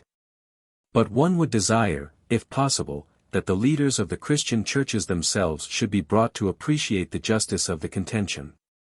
The establishment of Christian missions in the Mohammedan Emirates would not succeed in damming up the self-propelling currents of Islamic propaganda which are permeating Nigerian paganism.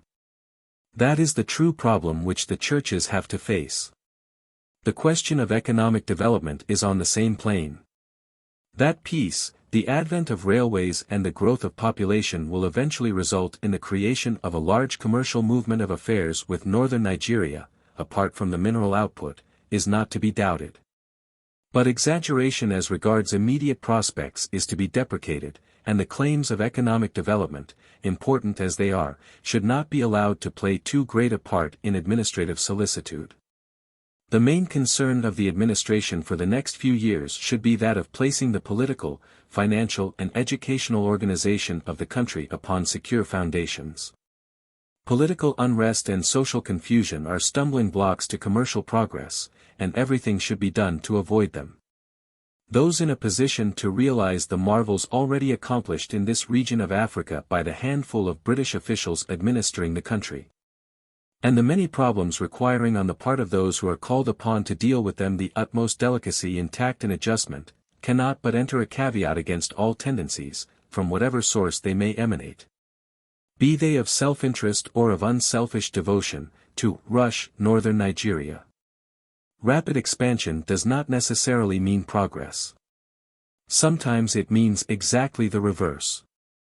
Let us, rendered wise by experience elsewhere, set our faces like flint against the Europeanizing of northern Nigeria.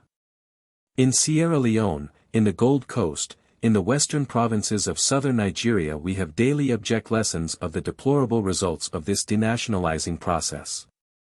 That northern Nigeria should be preserved from it must be the earnest wish of all who are acquainted with its peoples and alive to their possibilities. Chapter 13. A page of history and its moral. If we have the imagination to grasp the true significance of the events which led, a century ago, to the breakup of the Hausa dynasty by the Fulani, we shall find the key to the moral side of permanently successful government in northern Nigeria. The motive of the Fulani jihad has usually been attributed either to mere religious fanaticism or to personal and racial ambition.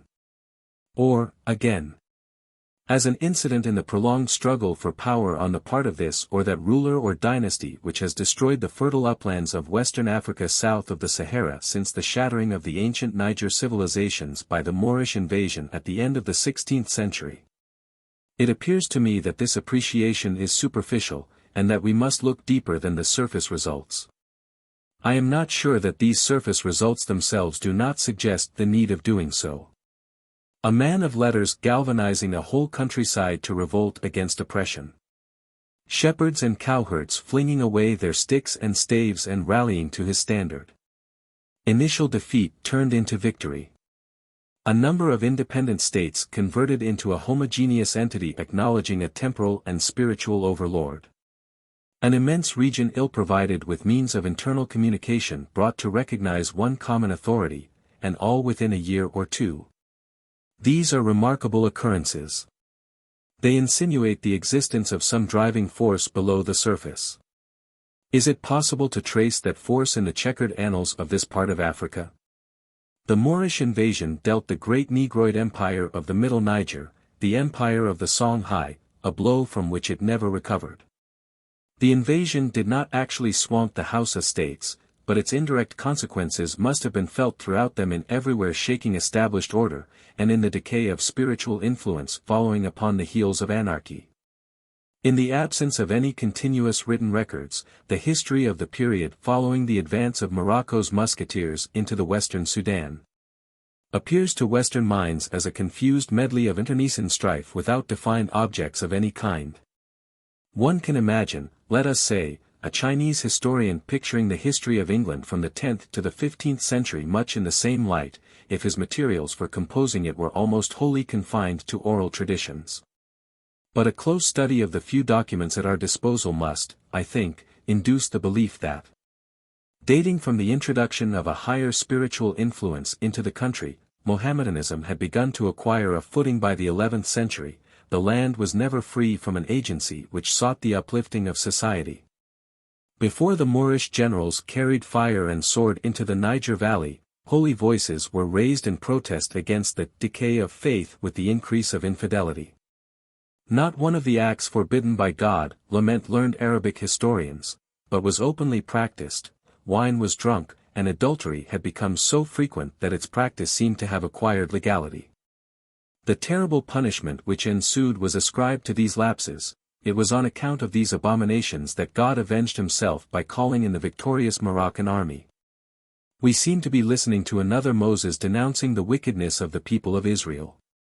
In the midst of all these disordered turmoils, when the worship of the true God was being swept aside by a wave of recrudescent paganism, when mosques were being destroyed and desecrated and social lawlessness reigned supreme, little knots of true believers gathered, forming as it were islands in the sea of turbulence and moral abasement, to which Christian Europe added a renewed element of subversion by her demand for slaves. Thus intensifying internal warfare by furnishing it with a new and deadly incentive. There is evidence that in the middle and towards the close of the 18th century the Hausa kings were relapsing into paganism. In Zaria, for instance, the old Hausa, Safi, customs, rock worship, had been revived. It was at this period that the spark of a spiritual renaissance arose in the most northerly of the Hausa states, Gober. Othman Fodio, a Fulani, ultimately the leader of the uprising, was above all a moral and spiritual reformer, as was his teacher the Maulam Jibrila. He sought to raise the whole tone of society. He used his influence at the court of the Hausa king to secure the building of schools and the spread of letters. He himself and his brother and his son, into whose hands he placed affairs of state after the conquest, wrote a number of books whose titles are sufficient to indicate their character. Here are some of them: the book manifesting the path of righteousness and unrighteousness, the book for the saving of the people of the time and the teaching of the ignorant to understand the knowledge of the word. Explanation to the rulers as regards their duties and what is due from them in the execution of their duties, the book expressing the difference between right and wrong. The book the window for students in the holding of the doors of the faith in God the Giver, the book to prevent others from following the promptings of the devil. The book plainly showing that the love of the world is the cause of every fault. A reflection by the way.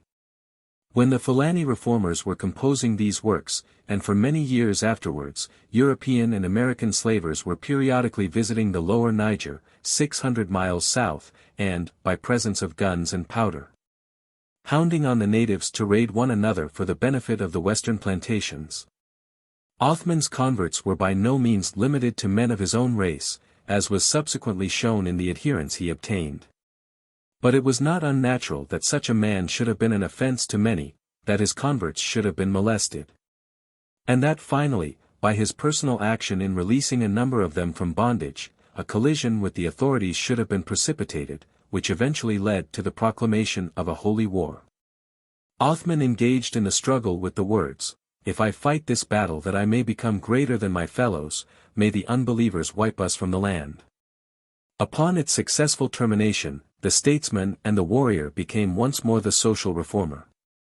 Othman returned to his preaching and to the compilation of his books. A consideration of these facts irresistibly suggests that the root causes of the Fulani outburst were spiritual in their nature. Othman led a moral and spiritual revival, among a people who, like all Negroes and Negroids, are naturally more accessible to spiritual influences than are the white peoples of the earth. He gave a renewed inspiration to letters. That the country, after half a century, fell back once more into political chaos does not in the least weaken the moral to be gleaned from these events. The religious revival has not gone back. From that political chaos the country has been rescued by the British power. One of the obvious duties of the administration is to continue the work of the great Fulani reformer in everywhere extending and broadening the intellectual horizon, and doing nothing to weaken the national spiritual influences of the people of the land. The creation of a system of education which shall be truly national is imperative at this moment when the whole fabric of native society is being shaken by disturbing elements. The field is clear, the slate clean. We are here unfettered by those bitter experiences of the west coast of Africa and of India which are perpetual reminders of past blunders and daily handicaps to true progress. Chapter 14. A Scheme of National Education. The predominant characteristic of our educational methods, official and unofficial, in Western Africa hitherto may be summed up in one word: denationalization. The result is so notoriously unsatisfactory as to need no specific illustration. If readers of Mr. Valentine Chiral's book on India will turn to his chapters on the failure of our educational methods there, and substitute West Africa for India, they will be furnished with a replica of the situation on the west coast of Africa. It is not an exact replica, for the reason that while the ties of caste in India are a deterrent to denationalization, such deterrent is non-existent in West Africa. But there is not one charge which Mr. Chiral brings against the Indian system that could not be equally brought against the West African system, and identical consequences are ensuing. We are barely beginning to realize that the policy, or rather impolicy, of the last half-century has been a hideous example of misdirected effort. And there is hardly an administrator who does not contemplate the development of the educated native problem with the gravest foreboding. The object of the Northern Nigeria administration is to set on foot an educational system throughout the country which shall save the protectorate from these follies, while at the same time affording the rising generation the intellectual pabulum we are bound to provide, and ultimately laying the basis for a native civil service. At the present moment the scheme is only in its infancy, but the infant is robust and full of promise. It is at Nasarawa, a beautifully situated and healthy spot a few miles outside Kano, close by the Emir's country residence, that the first government schools have been started. They consist at present of the Malamai School, or School for Teachers, a school for the sons of chiefs, an elementary vernacular school and a technical school with carpenters, blacksmiths, leatherworkers, and agricultural classes. The creation of a primary and secondary school will follow as soon as the work is sufficiently advanced. Special importance attaches to the elementary schools, as through them the mass of the population will be influenced. As soon as the teachers now being trained are ready they will be supplied to the provinces, where the residents are eagerly awaiting them, and it is the intention in every case that they shall be accompanied by a technical instructor. The training of government clerks and of artisans for the Public Works Department is recognized as a necessity, but it takes quite a secondary place in the general educational plan which has been so successfully initiated. And these men will be trained so as to retain both their national instincts and their national dress. A ride out to Nasarawa and some hours spent in investigating the work already accomplished, there are some 350 pupils, I shall always remember as one of the most pleasurable experiences of my visit to northern Nigeria. Here at last, one saw, was a common sense, well thought out, scientific scheme to enlarge the mental outlook of the West African on African lines, to preserve his racial constitution, to keep him in touch with his parents, in sympathy with his national life. Here, one felt, was the nucleus of a future Hausa university to be raised some day by the people themselves on their own initiative, a university which should far outshine the ancient glories of Timbuktu and Jen, which should herald the dawn of a real African renaissance, which instead of divorcing the people from their land should bind them to it in intensified bonds of pride and love. For one thing, the preservation of the national tongue is aimed at, the general teaching being given in the vernacular, for the present in Hausa, the lingua franca of the country, although in course of time, as the system extends. Classes in Fulfulde, Fulani, Kanuri, the language of Bornu, and, perhaps, Nup, will doubtless suggest themselves. Not, however, to the exclusion of Hausa, but in combination with it. For another thing, the fatal mistake of taking in pupils free, or even paying them to come, is not being repeated here. The principle of every pupil paying a fee, paying for his books and paying for his medical attendance having been laid down from the start. The Malamai school was full of special interest, being composed of grown men from 18 to 30. For these are the teachers of tomorrow. I was told, and I can well believe it from their intellectual faces, that the rapidity with which they acquire and the ease with which they retain knowledge, is amazing. Land surveying and farm measuring is included in their curriculum, and some of them, although their course of instruction is not completed, have already rendered very considerable assistance, their work, which I was able to examine at a later date, calculated in acres and roods and covering many assessment sheets, being neat and generally accurate. I attended the geography lesson which was then going forward, and found these future teachers studying, not the configuration of the Alps or the names of the English counties, but the map of Africa, the rivers, mountain ranges and political divisions of their own continent, not the distances between Berlin and St. Petersburg, Rome and Paris, but between Kano and Lokoja, Zaria and Yola, and the routes to follow to reach those places from a given spot. The various classes, I observed, were not puzzling over, to them, incomprehensible stories about St.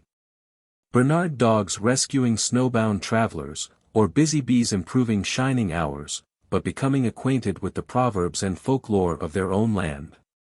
Not being edified with the properties of the mangowurzel or the potentialities of the strawberry, but instructed in the culture requirements of yams, sweet potatoes, and sugar cane. I did not see rows of lads in European costume, unsuited to the climate, hideous, out here, and vehicles for the propagation of tuberculosis, but decently clothed in their own graceful, healthy African garb. The school for the sons of chiefs, which, I venture to hope, will not, as rumored, be abandoned without very careful consideration, struck me as a triumphant proof of what a sympathetic administration can accomplish in a very short time out here by way of winning confidence and removing suspicions.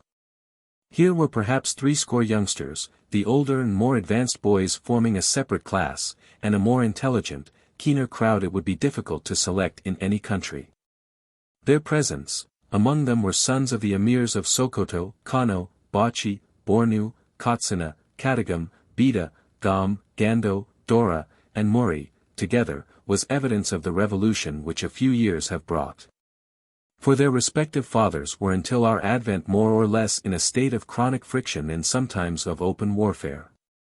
These Yen Sarikis, sons of chiefs, are not only allowed, but encouraged, to correspond with their parents, and constant are the mounted messengers passing to and fro. In the technical school, the leatherworkers were particularly interesting. The encouragement of this branch of native art should prove a great incentive to what is a national industry. There is no reason why in time the Hausa leatherworkers should not only cut out the trade in Tripoli saddlery and boots, imported across the desert and sold at fabulous profits in the local markets, but supply. As the Hausa cotton manufacturer supplies the needs of French and German territory. Indeed, there is no limit to the vistas which this national system of education opens up. A people of considerable intellect, of notable industrial aptitudes, having the sense of history, possessed of singular national vitality, guided on national lines of thought expansion. The old-time barriers of internecine strife wiped out, what a magnificent experiment, and how great the privilege of the initiators. I referred to the opportunity for true empire building which lies before us in Yorubaland, if we will but seize it. Here at Nasarawa is empire building of another kind in actual progress. One other fact needs chronicling in connection with these national schools. It is the intention of the administration to insist that all pupils receive careful religious instruction from teachers of their own creed. When I visited the schools, lessons in reading and writing the Quran were being given by a Kano specially selected by the Emir of Kano, somewhat on the model of the Egyptian schools. It is earnestly to be hoped that the colonial office will resist any attempt at interference with this policy. Interference would be disastrous. It has been a prodigious labor of tact and careful steering, for which Mr. Hans Vischer, the Director of Education and the founder of these schools, deserve the greatest credit, to secure the support of the emirs for a truly national system of education. Many prejudices have had to be overcome. The older school of Malams do not look with a favorable eye upon an innovation which must gradually displace their influence in favor of a younger generation, broader-minded and more tolerant because better educated than they. Attempts both internal and external have not been, and are not, wanting to warn the chiefs of the danger of permitting their sons to become contaminated by foreign doctrines inimical to Islam. Justification for the confidence which the chiefs repose in our good faith can alone enable us to defeat these influences.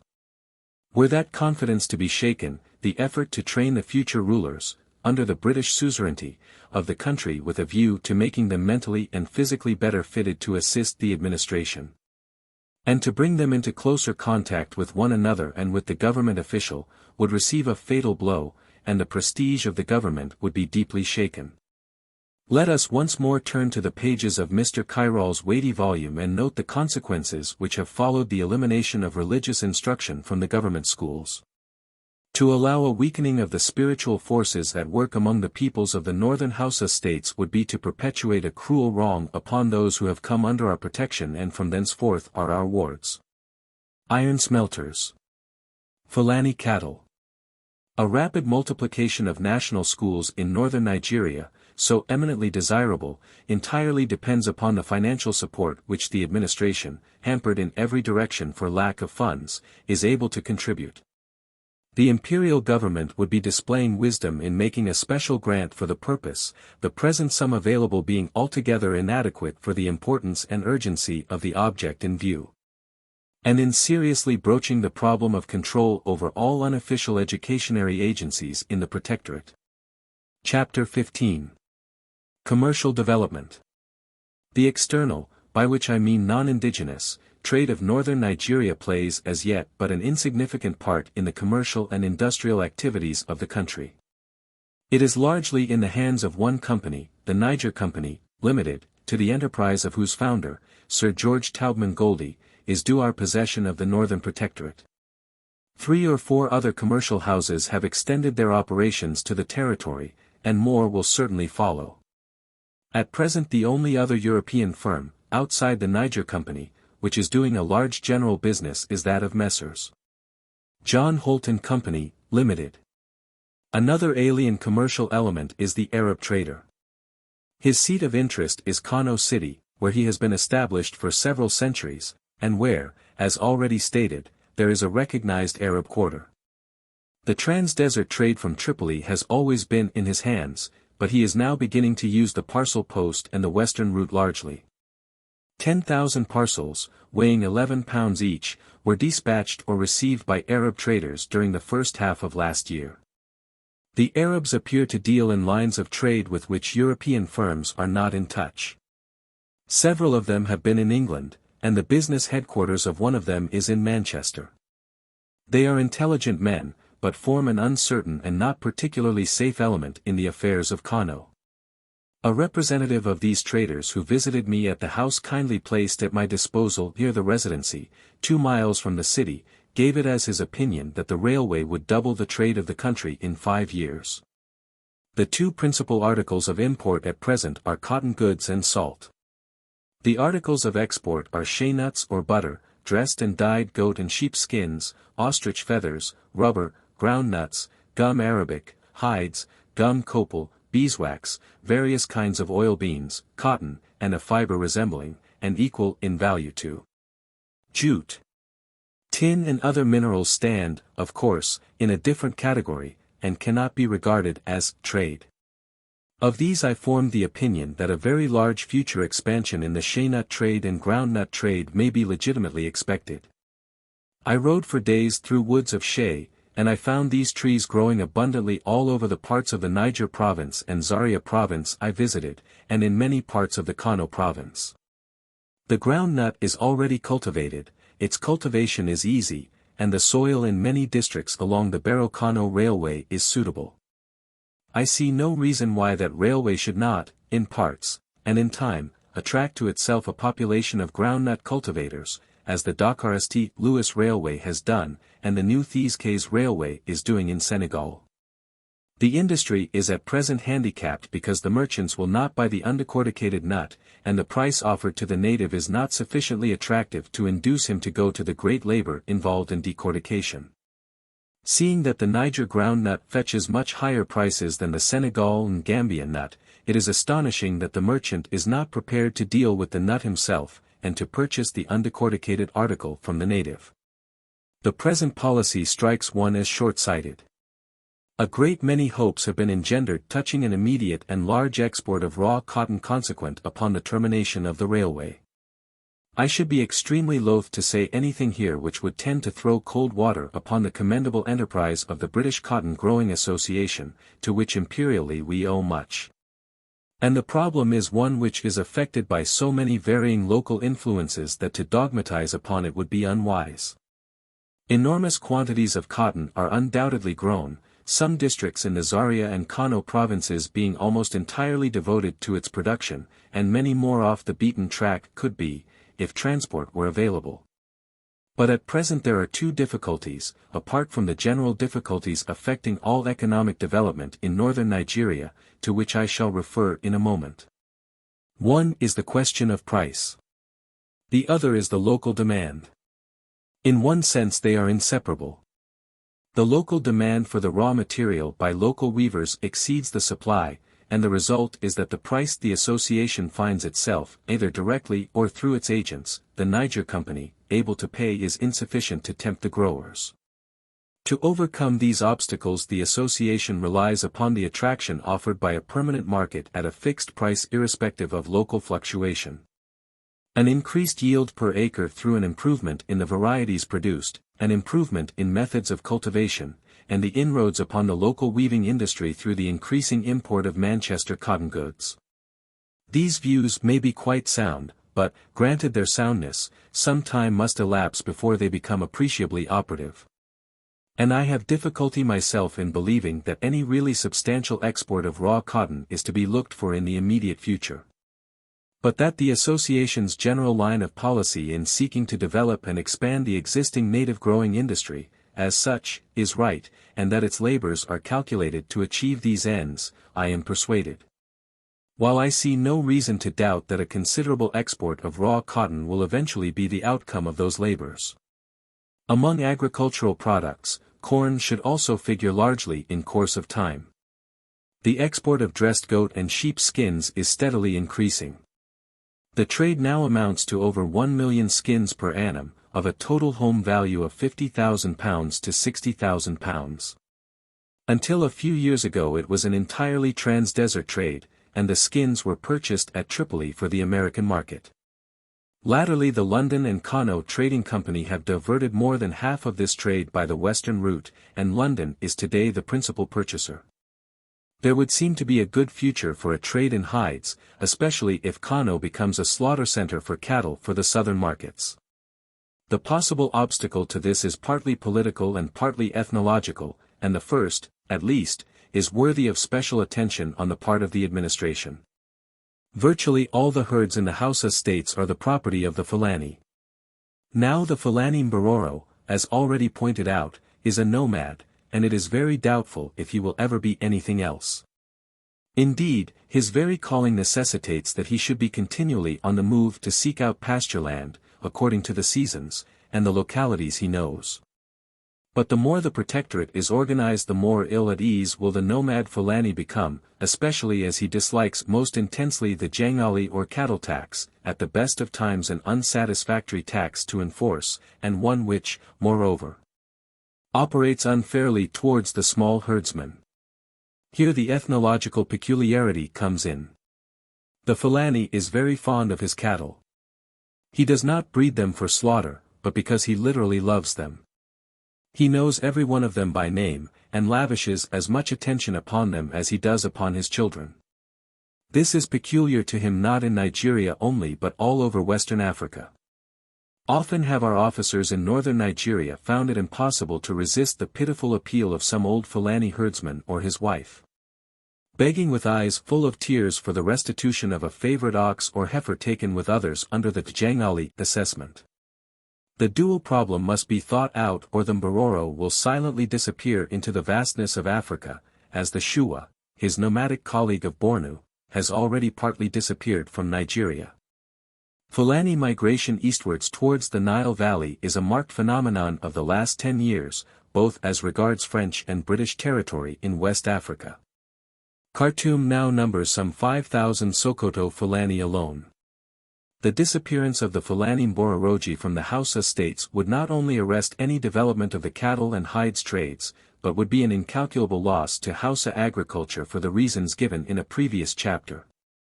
The forest resources of the country are as yet practically untapped, for lack of adequate transport.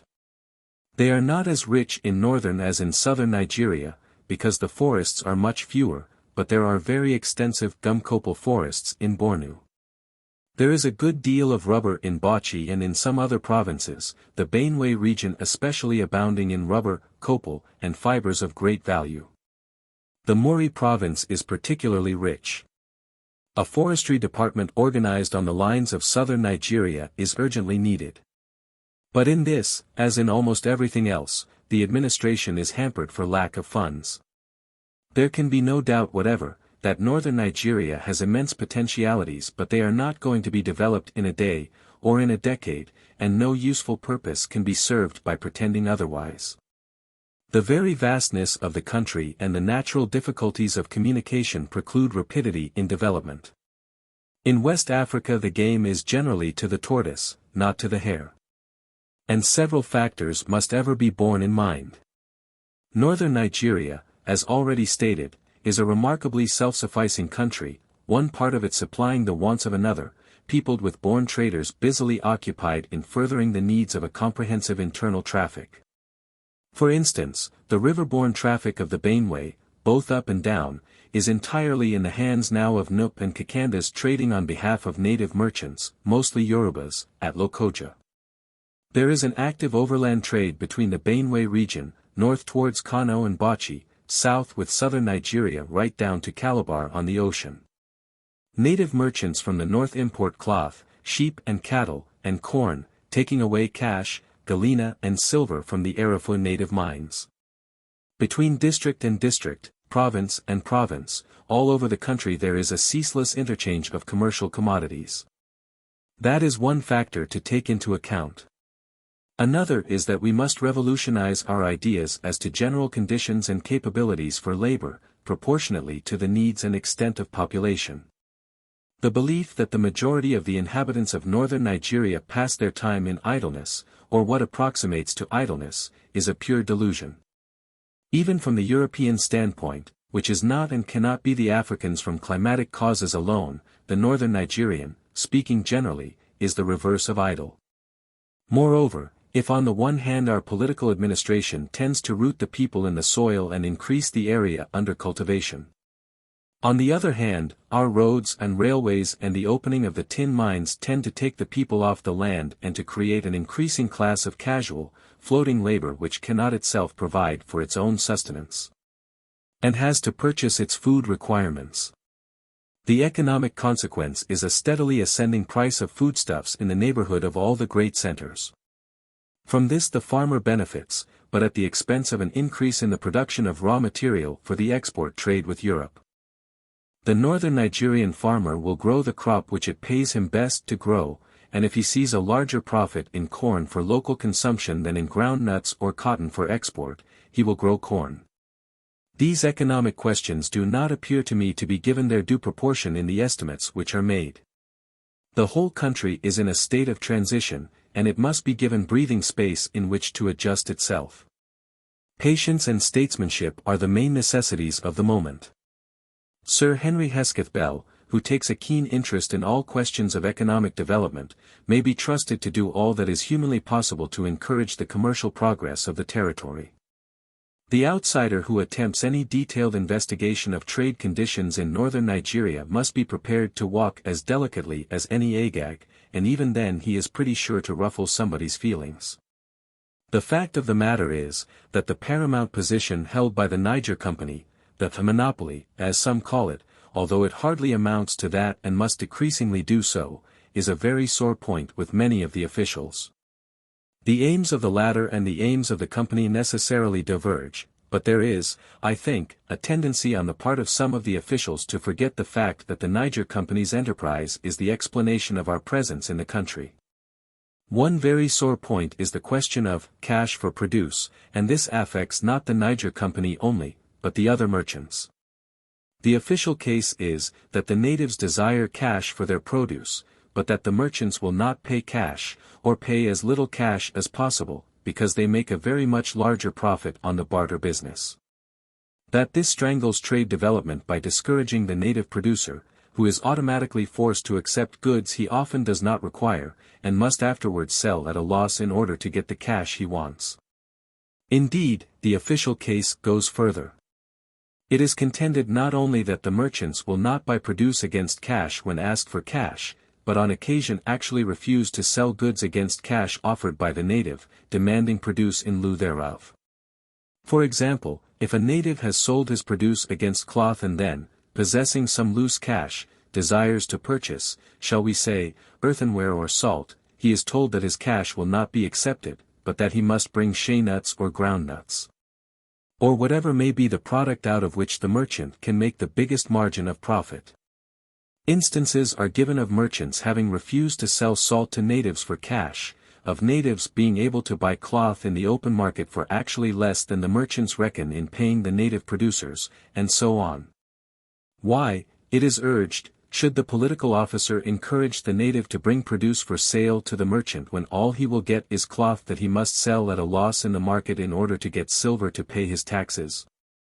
Hence we arrive at a point when, as in the last published government report, the pernicious barter system is denounced, lock, stock, and barrel.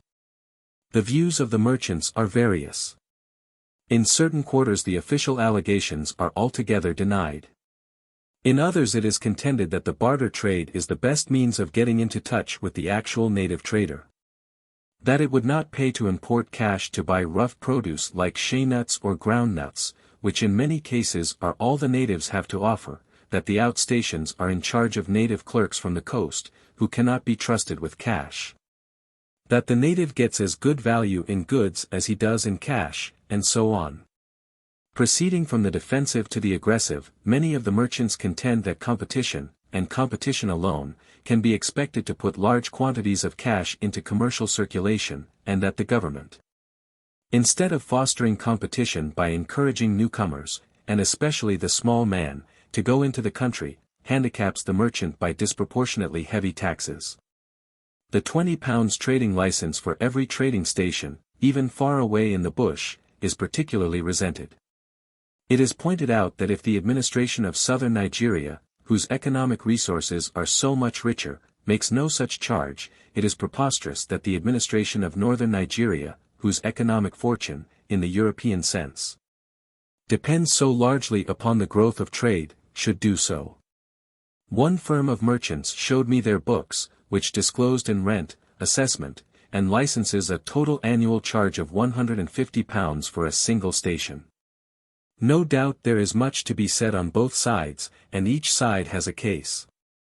It was, for instance, proved to my satisfaction that in certain instances cash had undoubtedly been refused to native traders bringing produce to the merchant stores for sale, and that, in other instances, when cash had been given, the prices paid, as compared with the local price governing merchandise, was so much less as practically to drive the native to accept merchandise. On the other hand, to dub as pernicious the barter system, which is responsible for the vast bulk of the trade that provides the government all over West Africa with such large revenue, must appear a straining of the use of language. Nor does the administration, I think, allow sufficiently for the innumerable difficulties which the merchant has to face in northern Nigeria. For example, in many of the outstations produce has often to be stored for 6 months or more, depreciating all the time, before the state of the river permits of its shipment. But, after all, cash is spreading rapidly, and the key to the situation undoubtedly lies in competition. The more the administration can do to attract new blood, the better will be the all-round results. Chapter 16. Mining Development and the Bauchi Plateau. There appears to be no doubt that Nigeria is a highly mineralized country. Iron exists in considerable quantities and in many districts, in southern but more particularly in northern Nigeria. In the southern protectorate large deposits of lignite have been discovered 40 miles inland from Onitsha, and require more than a passing mention. Lignite, as is well known, stands about halfway between wood and coal. It forms an excellent combustible, and if it can be produced in the proper form for the purpose, it would be invaluable for the Nigerian railways and for the steamers and steamboats plying up and down the river, besides saving the administration, which is a large importer of coal, much expense. The first experiments made with the raw material, as extracted, by the Marine Department, the Northern Nigerian Railway, and the Niger Company were not altogether satisfactory, which is, perhaps, not surprising. The Imperial Institute in London is giving close attention to the matter. That the deposits are of commercial value is undoubted. An analysis of the Nigerian lignite and a personal investigation of lignite deposits in Bohemia and elsewhere, conducted by Professor Wyndham Dunstan, the director of the institute, have shown that the Nigerian article is virtually identical with the German and Austrian. Lignite is extensively used in Germany, where it is manufactured into briquettes, and excellent briquettes have been made by a German firm from specimens of the Nigerian lignite supplied by the institute. It is probable that the difficulties experienced locally in utilizing the material in its raw state would vanish if the necessary machinery for the manufacture of briquettes could be erected at or near Asaba. Meantime, the administration has had a road constructed from Asaba to the lignite fields. Great importance is attached locally to the Udi deposits, specimens of which I was able to examine. To the non-expert eye they have every appearance of rather dirty-looking coal. Credit for this discovery is wholly due to the mineral survey party sent out by the Imperial Institute under Mr. Kitson. I am told that the deposits cover an area of no less than 5 square miles. To work them commercially, a railway between Onitsha and Udi will, of course, be necessary. The Udi district can hardly be described as open at the moment, but a metalled road to connect it with Onitsha is in a fair way of being completed. There can be little doubt that in these deposits the administration has a valuable source of potential revenue, and that the Colonial Office will be called upon before long to come to a decision as to the best means of reaping advantage therefrom. It is an open secret that demands for prospecting licenses and even for concessions are already being made. In some quarters the opinion is entertained that the home and local authorities would be well advised to refuse to part with control over the fields, but, for some years to come at any rate, to let the Southern Nigeria administration itself develop them. There seems to be no reason why these deposits of fuel should not be made to play as important a part in the future economy of West Africa as the Nile Sud appears likely to do in the economy of Egypt and the Sudan. Mineral oil has also been discovered in the Southern Protectorate, but the extravagant hopes held out of being able to work the latter at a profit seem in a fair way of being abandoned. And the financial assistance lent by the administration has not so far justified itself. West Africa is a peculiar country and is apt to turn the tables upon the company promoter with a disconcerting completeness. In the Northern Protectorate salt exists in Bornu, Sokoto, Muri, and Borgu. Monazite has been found, although not in large deposits, in Nasarawa and Ilorin. Mica and kaolin occur in Kano. Tourmaline has been found in Bassa. Kaba contains limestone deposits favorably reported upon by the officers of the Imperial Institute as suitable for agricultural purposes and the preparation of mortar. Certain parts of Muri are rich in galena, containing lead and silver. I am told that quite recently extensive supplies of silver have been discovered in the same district, the natives of which have, of course, been trading in both silver and in lead for many years. Rumors of the existence of gold and copper have not so far, to my knowledge, been justified. Of precious stones, I have only heard of small garnets being one, although I was shown a handful of inferior diamonds supposedly discovered in southern Nigeria, and the blue clay formation certainly exists in some parts of Bauchi. A number of mineral surveys have been carried out by the Imperial Institute, but the potentialities of the vast bulk of the country are still unknown. The chief discoveries have been concerned with tin. The industry was originally, and in restricted form, a native one, and has a somewhat romantic history. Its brief outlines, obtained from conversation with the native authorities of Laruyayan Kano and Laruyayan Delma, are as follows. Some 80 years ago the people of the former place, a small town in the southeast of Kano province, whose inhabitants carried on an iron smelting industry under the direction of an able woman, Sariki, found the white metal. They ascertained that it possessed a trading value. They invented an ingenious but simple method of treating and producing it in an exceedingly pure form, which remained a secret among the members of the ruling family and their adherents, but which was explained to me by them in detail. By the side of one of their furnaces at Laruyayan Kano. After honeycombing the neighborhood of Laruyayan Kano with vertical pits, they wandered in course of time over the whole staniferous area, washing and digging in the beds, as far south as the 10th parallel. Further than that they could not move owing to the hostility of the pagan tribes. Tin, in thin, rounded rods, became a regular article of sale in the markets. The first sample of tin ore was sent home by Sir William Wallace, then acting High Commissioner, in 1902. It was examined by the Imperial Institute and was found to contain over 80% of tin dioxide, equal to about 64% of metallic tin. From that time onwards the Niger Company which, under the arrangement contracted with the imperial government at the time of the abrogation of the charter, stands to gain very largely through the development of the mineral resources of the Protectorate, has spent considerable sums, at first without return, in proving and in encouraging the industry. To the company is due the fact that the field has been opened out at all. It is but fair to state this because the company is the butt of much criticism in northern Nigeria, and in some respects, I think, criticism inspired by jealousy of its own remarkable enterprise. In the last 3 or 4 years no fewer than 82 companies have been floated to exploit northern Nigeria tin with a total capital of £3,792,132. Hardly a week passes but that some fresh company is not floated, or the attempt made to do so.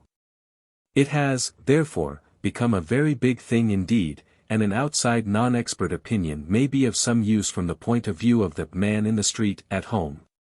The country is flooded with prospectors, on the whole of a much better type than is usually attracted to a new mining region, and the government, under guarantee from the Niger Company, are now building a light railway in the direction of the principal deposits. Needless to say, there has been the usual amount of swindling, and, perhaps, more than the usual amount of lying. Tin has been located in districts where there never was and never will be the slightest vestige of tin. Imaginary boreholes have been sunk and companies have been formed in London on the strength of utterly fraudulent reports. Statements have been issued proclaiming that the country is self-supporting for the white prospector in the matter of supplies, which is totally untrue, and that it is a health resort, which is equally false. Young fellows have been sent out on agreements which are a disgrace to those who drew them up, and in some cases, their bones are rotting in the ground. An unpleasant feature of the affair has been the indecent precipitancy with which in certain instances ex-government officials have identified themselves with syndicates formed in London. A practice which appears to be growing and which is to be deprecated in the interest of the high standard and general purity of our public service. No doubt these incidents are common in the initial stages of every such enterprise. They are none the less to be deplored. The western portion of the BORGU province is the true center of the nascent industry. The country about here is wild and beautiful, broken by mountain ranges which cannot always be negotiated on horseback, and rising to a considerable height, up to 5,000 feet round about Bukuru and Pankshan. Anything more at variance with the forest regions of the south it would be impossible to imagine. The whole province is well watered, and the mineral section lies in the watershed of 3 fluvial systems, one feeding the Chad, of which the Delamy, or Bunga, is the most important. Another the Bainway, of which the Gongola, Kadara and Sango are the principal contributory offshoots, another the Niger, through its tributary the Kaduna, which branches out into a fan of numerous lesser streams. Naraguta, on the Delamy, where most of the mining is actually concentrated, is situate almost at the heart of these 3 systems. There appears to be no bed of tin-bearing wash over the whole country, but for centuries upon centuries hundreds of feet of rock, chiefly granite of sorts, with gneiss and basalt, have been denuded by the action of the weather. And the tin discovered is the concentration of the tin disseminated throughout those rocks which has been washed into the beds of the rivers. Practically, there is one known exception, perhaps 2, all the tin as yet discovered is alluvial, and there is virtually no alluvial tin except in the riverbeds themselves. It occurs in patches, which explains, although it does not excuse, the flamboyant statements issued on the strength of specific returns, over a given area, from washings. A company may have secured a license, or a lease, over a wide area in one particular corner of which one or more of these patches has been met with. The returns from washings in these patches, some of which are very rich, are made to apply in prospectus framing to the whole area, when the bulk of it may be virgin not only of tin in payable quantities, but of any trace of tin at all. It is unwise to dogmatize about a new country where further discoveries may give a different complexion to the situation. But in the present state of our knowledge, the statements describing northern Nigeria as the richest tin field in the world, are, to put it mildly, a manifest exaggeration. And the happiest thing which could happen to the country and to the industry would be a cessation of the boom. It may be fairly urged that the government's business is not the protection of the home investor. All the same, it is not in the public interest that northern Nigeria should get a bad name, through wildcat schemes and dishonest finance. 5 years hence a boom may be justified by results. At present it is not. Disinterested expert opinion on the spot estimates the eventual output of the discovered field at 5,000 tons per annum. It is always possible that further and valuable deposits may be struck. On the other hand, the life of an alluvial tin mine is, by general consent, a short one, and 10 years will probably cover the life of the existing mines. Under the circumstances it is very evident that a great number of the companies which have been floated are overcapitalized and will never pay an honest dividend. Companies with a small capital, whose property is a good one and favorably situated, have every chance of doing so. For the small man, working with a modest capital, who is fortunate enough to select a good site and who is prepared to come in and do the actual mining, the prospects, I should say, are distinctly good. And prospectors of that sort could count upon receiving every assistance from the administration, which is anxious to encourage them. For 2 energetic men, it is always better to be due out here. A capital of £3,000 would be ample, and the conditions made to license and leaseholders are not onerous, although the staff for dealing with applications is too small, entailing vexatious delays.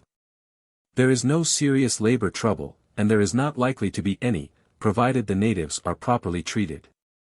The representative of the Niger Company, who has considerable knowledge of the country and whom I saw at Jos, a beautiful station reflecting the greatest possible credit upon the company and its local staff, was very emphatic on this point. And his views were borne out by the most experienced people I consulted. In this connection I feel impelled to remark that both from the political point of view, as from the standpoint of the interests and progress of the industry itself, not to mention other considerations, it is absolutely essential that abusive acts, such as the incident which occurred at the close of last year at Maiwa, should be punished with exemplary severity. On that occasion the guilty party escaped with a substantial fine. Should anything of the sort recur, expulsion from the country ought to accompany the fine. The Bauchi province is not yet entirely held, and much of it is peopled by very shy and timid pagan tribes. These are amenable under just treatment to regular labor on short terms and prompt pay, as has been proved in the final stages of the completion of the Riga-Chikam-Naragutta road, although such labor is quite foreign to them. Harsh and unjust handling would send them flying to the inaccessible hills.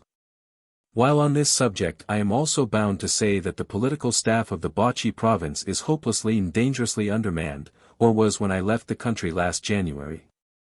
It is tempting Providence to allow 300 white prospectors to go wandering over the face of a vast country like this, 27,000 square miles, with a political staff amounting to no more than 13 all told. And that number, a purely nominal one, be it stated. 20 political officers at least should be permanently on duty in the province. The question of transport has been a difficult one and still remains so. The situation has been somewhat alleviated by the construction of a road connecting Naragutta with the BORGU CANOE railway at Riga-Chikam, although, following that road for its whole, then, completed length, I fail to see for my part that it will be of much use in the rains without a series of pontoons over the rivers which cut it at frequent intervals, and no measure of the kind was in contemplation last January. Possibly the situation has changed since. The scarcity in the distance of the villages and, consequently, of food supplies for men and beasts, from the road is also a drawback. But doubtless the road will fall into disuse and turn out to have been more or less a waste of money with the completion of the railway which, mercifully, be it said, has been started from Zaria instead of following the deserted country from Riga-Chikam as was originally proposed. This railway is being constructed in the direction of Naragutta, but not to Naragutta itself, which is wise. For the development of the industry in that immediate neighborhood is still a sufficiently doubtful quantity to permit at least of the supposition that the center of gravity may shift to Bukuru or some other spot. The railway traverses the region where the Kano tin deposits are situate, virtually the only ones not entirely alluvial in character. At the present time the road chiefly used for the transport of the tin is that opened and maintained by the Niger Company between the mines and Loko on the Bainway, a distance of 180 miles. The Niger Company have established ferries across the rivers and organized a system of carriers and donkeys. But at best the route is not an ideal one, costs a great deal to keep open, and is hardly capable of dealing with more than 500 tons per annum. I found complaints rife as to the alleged favoritism shown by the company in its management of the transport, but I failed to discover any specific facts justifying them. Of course the company enjoys a complete monopoly of that road, even the government, it seems, having to apply to the company for carriers, and a monopoly is always undesirable in theory and sometimes very irritating in practice. Apparently the same situation has come about in regard to the Riga-Chikam road. But it is difficult to see how any tin at all could have been got down, or machinery in stores got up, to and from the river if it had not been for the company's enterprise and far-seeing methods. Certainly the loudest of its local critics would have been quite unable to have coped with the problem.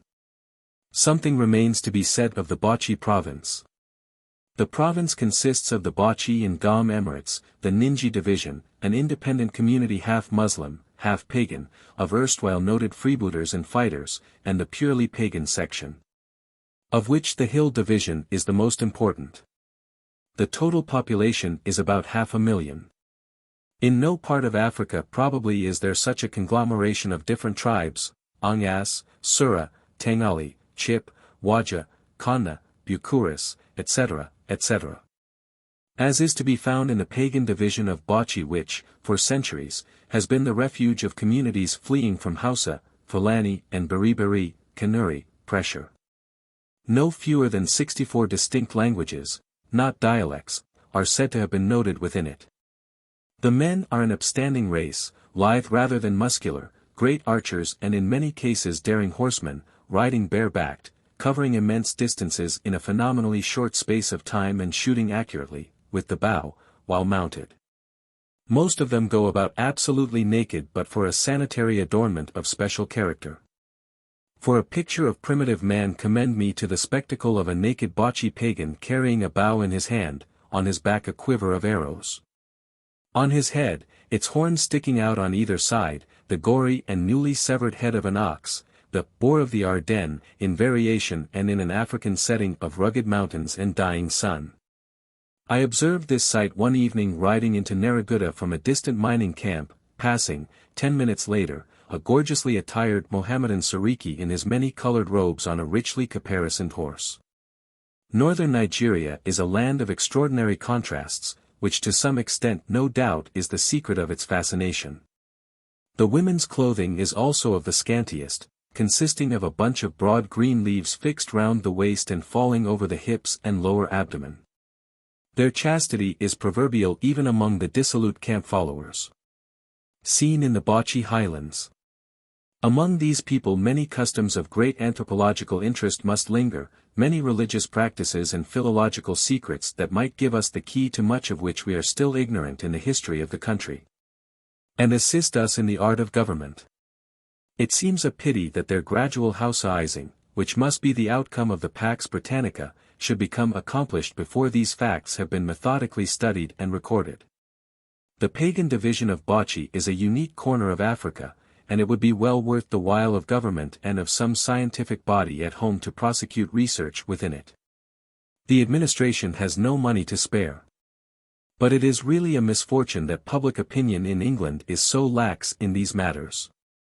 We wait in order to understand the ethnological lore of our African dependencies, until German scientists have gone through them and told us what they contain of anthropological value, incidentally sweeping the country bare of its ethnological treasures. In these things we appear to have no national pride whatever. If any British scientific body should be stung by these mild remarks into some sort of action, I would advise its communicating with Captain Fawkes, the political officer until recently in charge of the Hill Division, who is keenly interested in the people and their customs which he has more knowledge of than anyone else. The soil of the province is supposedly poor, but I observed it to be covered in many places with millions of casts of virgin soil flung up by earthworms, and these must, when the rains come, enrich its recuperative properties. The province would probably grow wheat. The pagan cultivation is very deep and remarkably regular, and these communities, for all their primitiveness, weave grass mats of tasteful finish, coloring and design, grow cotton which they manufacture and sell, and tobacco which they smoke, and snuff, and smelt iron. They are also readily taking to the rubber trade and learning how to tap the rubber trees which, in some parts, are to be met with in every village, without destroying the tree. In the plains there are large herds of cattle, which form the principal wealth of the inhabitants, and an abundance of good grazing land. The Fulani herdsman, ubiquitous as ever, may be seen tending his beasts. On all hands the Bocce Plateau is looked upon as an eventual sanatorium where officials can recoup, and thanks to which the term of service may be ultimately prolonged, which, with the keenness which distinguishes this service, they all seem to want, the politicals, I mean. Even now they play hide-and-seek with the doctors, and keep uncommonly quiet when the time comes round for furlough, lying low like Brer Rabbit. I hesitate to strike a discord where so much unanimity prevails. No doubt it is a generally accepted maxim that the bracing air of a mountainous region, its cool nights and mornings, have recuperative effects upon the system undermined with malaria and other ills. And it may well be, I devoutly hope so, that in course of time the plateau will become the Nigerian Simla and may also contain a population of white settlers engaged in stock raising and, perhaps, agriculture. But the period within which these things can come about strikes me as still remote. If they are to be, it will mean the expenditure of much money, and, under existing circumstances of transport and housing, the climate of Bocce has been overpraised. You have always the tropical African sun to reckon with, and there appears to be some subtly dangerous quality about it which even men who have lived in other tropical lands find very trying. Chapter 17. The necessity of amalgamating the two protectorates. No interested student of Nigerian affairs can fail, I think, especially after an examination of the problem on the spot, to arrive at the conclusion that the present dual system of administration, with its artificial territorial boundaries, its differing methods, and its inevitable rivalries, has served its turn and should be brought to an end as speedily as possible. The situation, as it obtains today, is incongruous, in some respects almost absurd, and the absence of a sense of proportion in estimating responsibilities and acknowledging public services is conspicuous. No comprehensive scheme of development and, what is more important, no unity of principle in public policy is possible while it lasts. Moreover, just as each administration settles itself more firmly in the saddle and pursues its own aims with increasing determination, so will differences in the handling of great public issues accentuate themselves and eventual adjustment on a common basis of principle be attended with additional perplexity. It is not only quite natural, but under the existing circumstances it is right that the administration of southern Nigeria should work for the interests of southern Nigeria and the administration of northern Nigeria for the interests of the latter. But Nigeria is geographically a single unit, and imperial policy suffers from a treatment which regards the interests of one section as not only distinct from, but in certain cases antagonistic to the interests of the other. It is not suggested that administration should everywhere be carried out on the same pattern. No one would contend that the problems of government in the northern Hausa provinces can, for instance, be assimilated to the problems of government in the eastern province of the southern protectorate. But that the main principles of government should be identical, and that the governing outlook should be directed to a consideration of the interests of Nigeria as a whole, can hardly be disputed.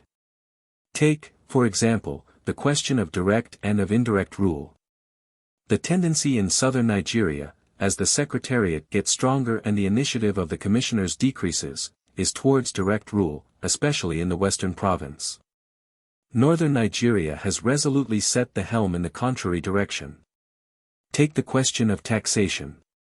North of the imaginary line which separates the two protectorates, the native pays a direct tax to the administration, and tribute from the people to their natural chiefs and to the government is assured on specific principles. South of that line the native pays no direct tax to government, and in the western province the central administration doles out stipends, apparently suspendable, to the chiefs, while the paying of native tribute to the chiefs, where it has not altogether ceased, exists only by the internal conservatism of native custom. Take the question of education. The southern Nigerian system is turning out every year hundreds of Europeanized Africans. The northern Nigeria system aims at the establishment of an educational system based upon a totally different ideal. In northern Nigeria the land question has been settled, so far as the northern protectorate is concerned, on a broad but sure foundation, but the southern Nigerian native is an alien in northern Nigerian law. In southern Nigeria there is no real land legislation, and the absence of such, especially in the western province, is raising a host of future complications. Every year the gulf widens between the two ideals, and its ultimate bridging becomes a matter of greater difficulty. While on the one hand the northern Nigeria administration has had the priceless advantage of starting fresh and has been compelled to concentrate upon political and administrative problems, British rule in southern Nigeria has been the slow growth of years, advancing here by conquest, there by pacific penetration, here by one kind of arrangement with native chiefs, there by another kind of arrangement. Politically and of necessity British rule in southern Nigeria is a thing of shreds and patches. The last two governors, both very able men in their respective ways, have had, moreover, strong leanings in particular directions. Sanitation was the lodestar of the first, road construction, clearing of creeks and channels, harbor improvements and commercial development the chief purpose of the latter. It is no reflection upon either. The material advance of the protectorate under Sir Walter Egerton's administration has been amazing, to say that, between them, questions vitally affecting the national existence of the people, the study and organization of their laws and courts and administrative authority, have been left somewhat in the background. In criticizing a West African administration, it must always be borne in mind that no broad lines of public policy are laid down from home. None of the Secretary of State's advisers have ever visited Nigeria, and however able they may be, that is a disadvantage. There is no West African Council composed of men with experience of the country, as there ought to be, which would assist the permanent officials in advising the Secretary of State. The result is that each governor and each acting governor runs his own show, as the saying is. One set of problems is jerked forwards by this governor, another by another. The governor's position is rather like that of a Roman emperor's, and the officials responsible for large districts, never knowing what a new governor's policy is going to be, look upon every fresh change with nervous apprehension, which has a very unsettling effect. A vast wastage of time as well as many errors would be avoided if we had clear ideas at home as to the goal we are pursuing, and laid down specific principles by which that goal could be attained. This could be done without hampering the governors. Indeed, the very indefiniteness of the home view on all these problems is often a serious handicap to a governor who, for that very reason, may hesitate to take action where action is required, fearing, rightly or wrongly, the influence which parliamentary questions may exercise upon the Secretary of State, and who may also find himself committed by an acting governor, in his absence, to actions of which he personally disapproves. In other instances, the existence of definite plans in London would act as a salutary check upon sudden innovations by a new and inexperienced governor. Frequent changes of governors there must be until the conditions of life in Nigeria are very much improved, but the inconveniences arising therefrom would be largely mitigated if there were continuity of a well-thought-out policy at home. This digression is not, perhaps, altogether irrelevant to the subject under discussion. The position of northern Nigeria is very anomalous. A vast protectorate shut off from the seaboard by another less than 4 times its size.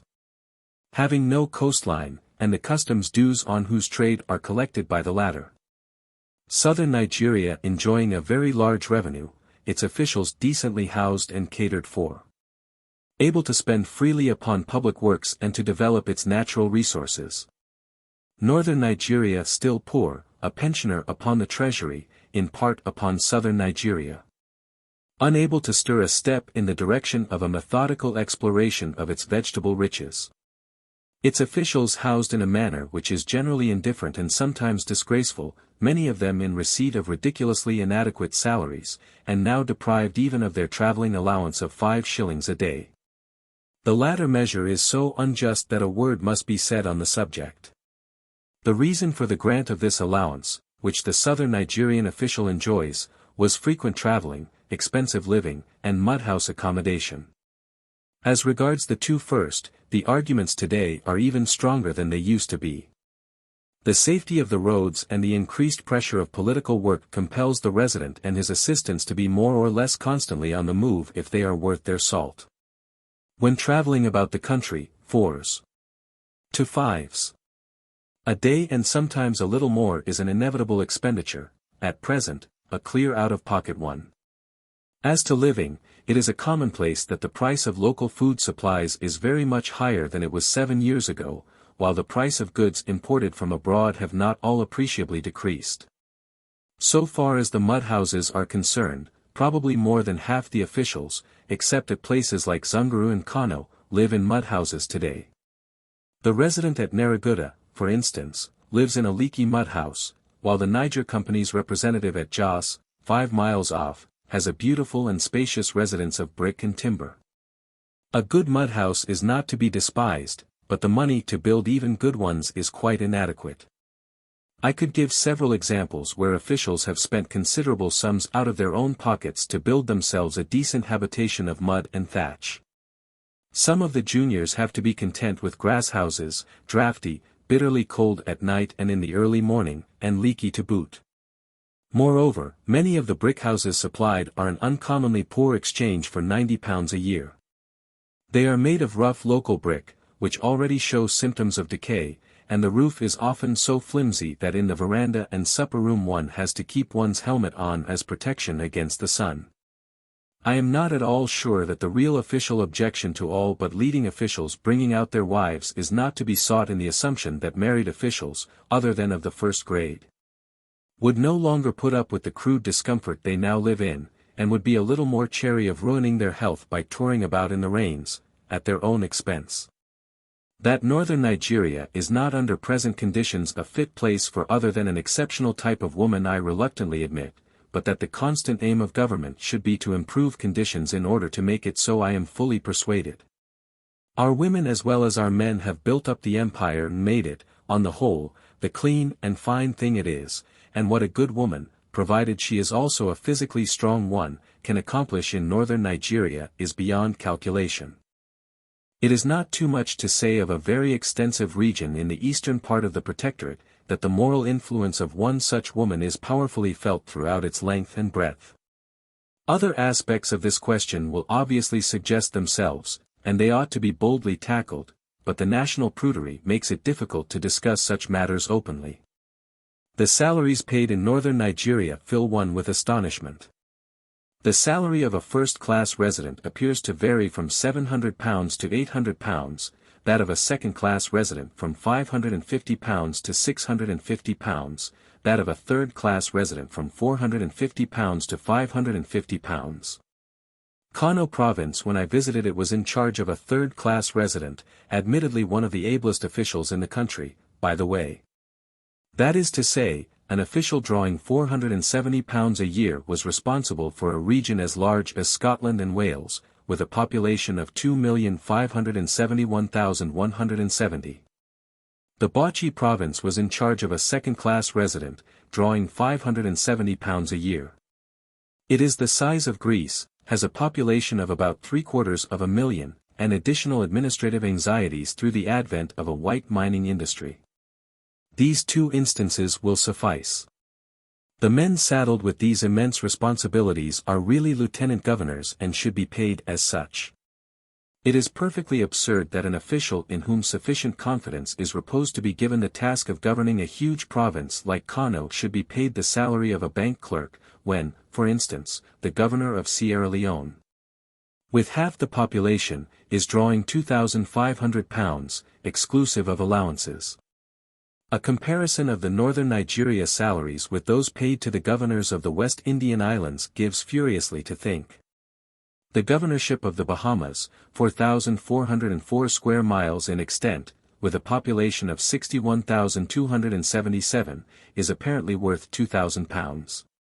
That of the Bermudas, with an area of 29 square miles and a population of 17,535, £2,946, that of Barbados, 166 square miles and a population of 196,498, £2,500. Chapter 18. Railway Policy and Amalgamation. Scene on the Southern Nigeria, Extension, Railway. Plate laying on the Northern Nigeria Railway.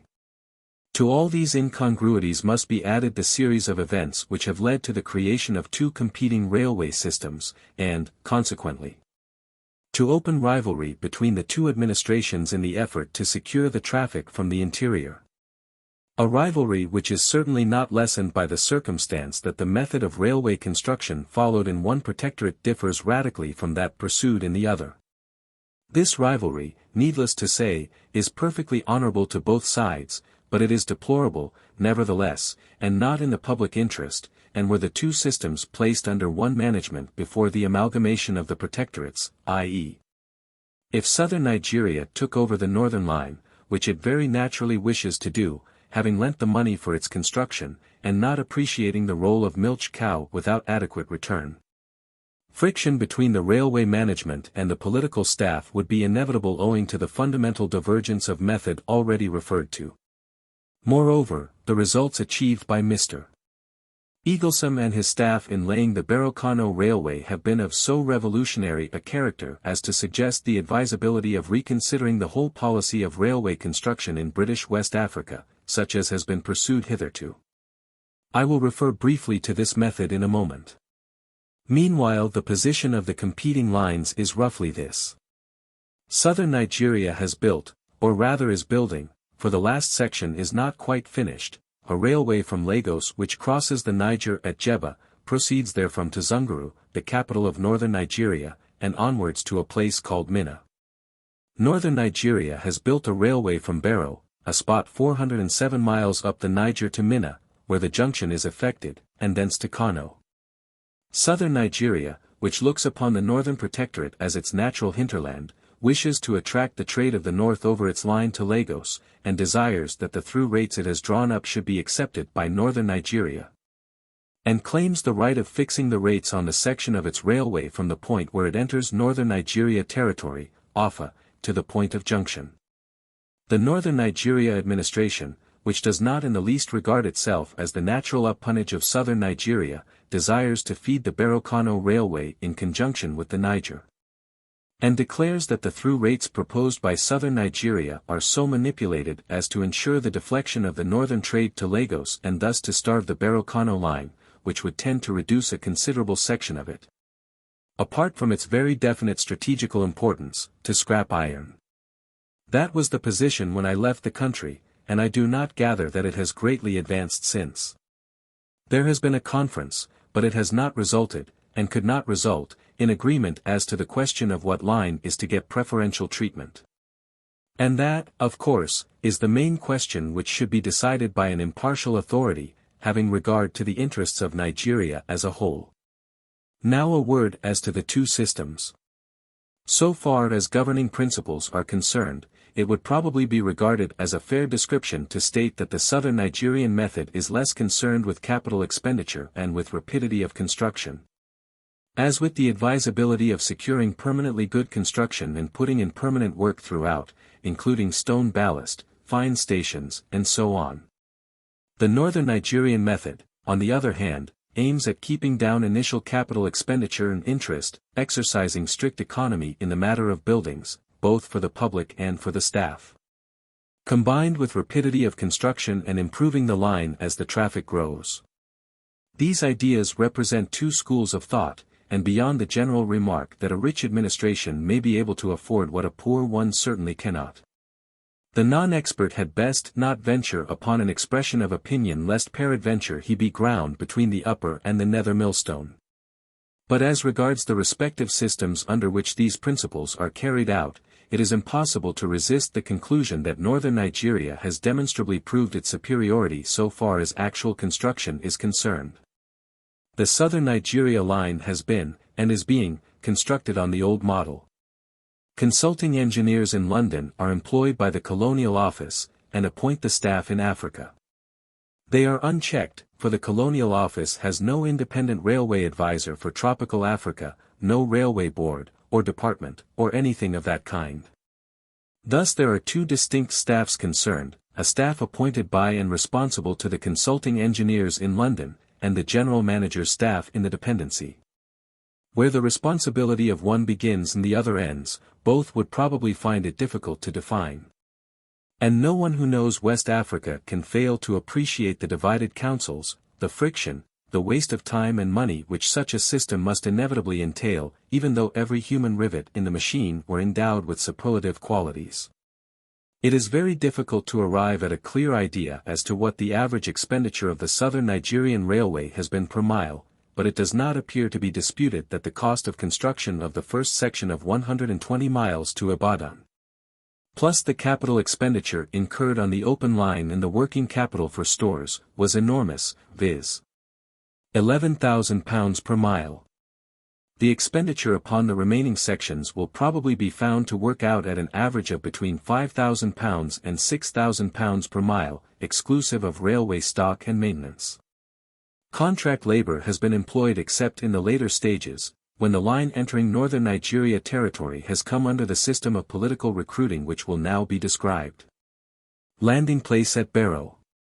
Group of railway laborers, Barrow. The great advantage which the northern Nigerian system possesses over that of southern Nigeria is unity of direction.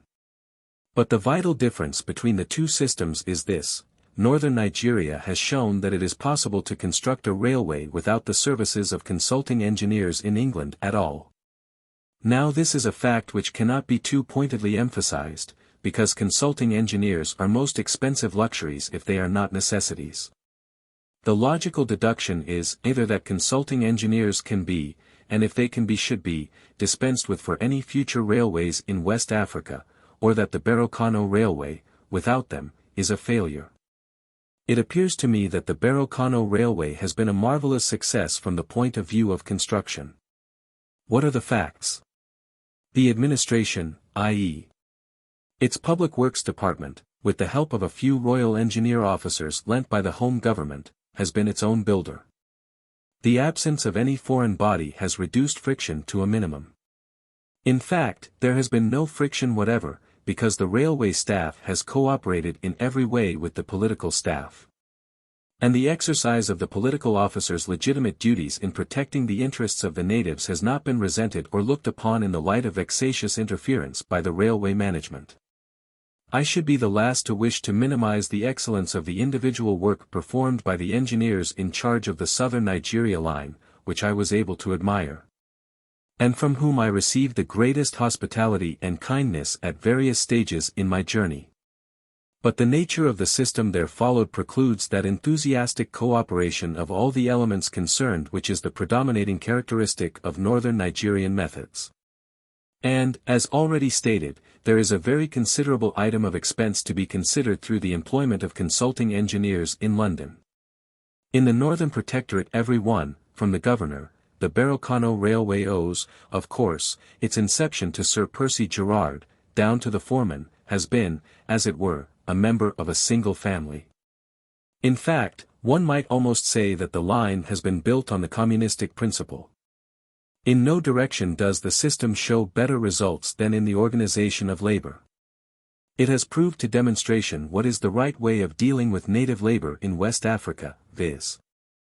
that the laborer on public works shall be drawn from the neighborhood where the public works are situate, that he shall proceed to the scene of his labors accompanied by his own village or district headman, the native authority to whom he owes allegiance, and whom he knows and trusts.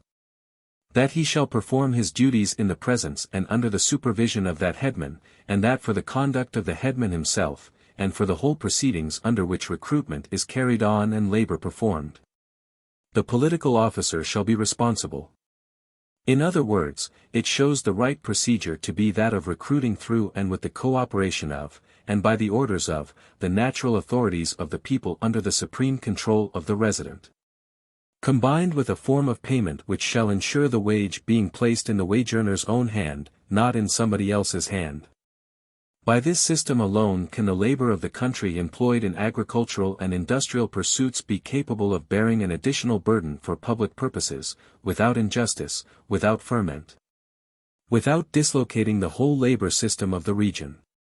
Persuaded of this truth, the political officers of northern Nigeria, aided by the ready willingness of the railway staff, have achieved a veritable triumph of organization which should ever remain a model to follow. And in that triumph can be read a deep political lesson. That such organization has been possible in northern Nigeria is due, primarily, to the existence of a native political organization to which we could appeal and upon which we could rely. The principle adopted on the works themselves has been to give to each foreman his own set of headmen, with their own gangs to look after, and to so regulate the labor that no individual should work more than 8 hours per diem. Built under conditions such as these, the Northern Nigeria Railway, constructed under great difficulties with wonderful rapidity and at a cost of well under £4,000 per mile, rolling stock and stores included, is not only in itself a striking performance, with, I believe, if free conditions of development are assured to it, a bright economic future, but a political and educational work of permanent value. It has helped to bring the political officers into closer personal touch with the population. It has increased the confidence of the people in the honesty of their alien overlords, and has imbued them with a personal interest and friendly curiosity in the railway. It has taught them many things which they did not know before, things which will be useful to themselves in their own social life. It has brought previously hostile tribes together into the same trench, effacing tribal barriers and burying old feuds.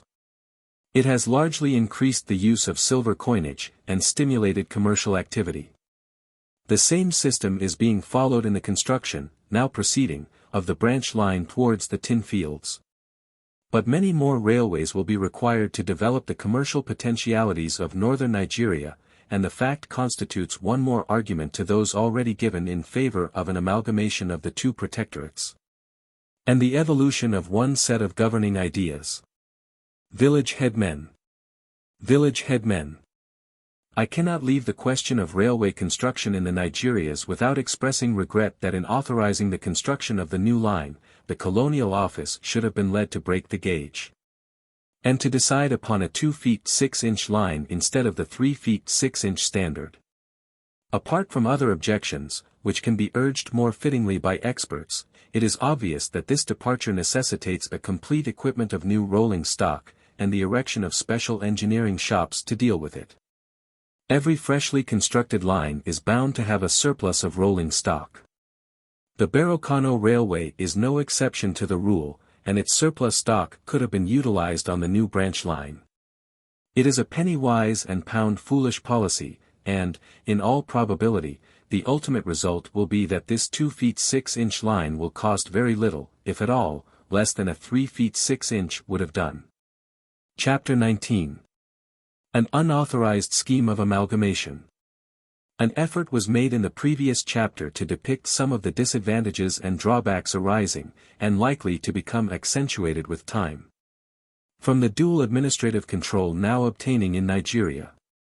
For the following suggestions as to the character amalgamation could assume, the writer claims no more than that they may, perhaps, constitute an attempt, put forward with much diffidence, to indicate a few constructive ideas which might form the basis for expert discussion.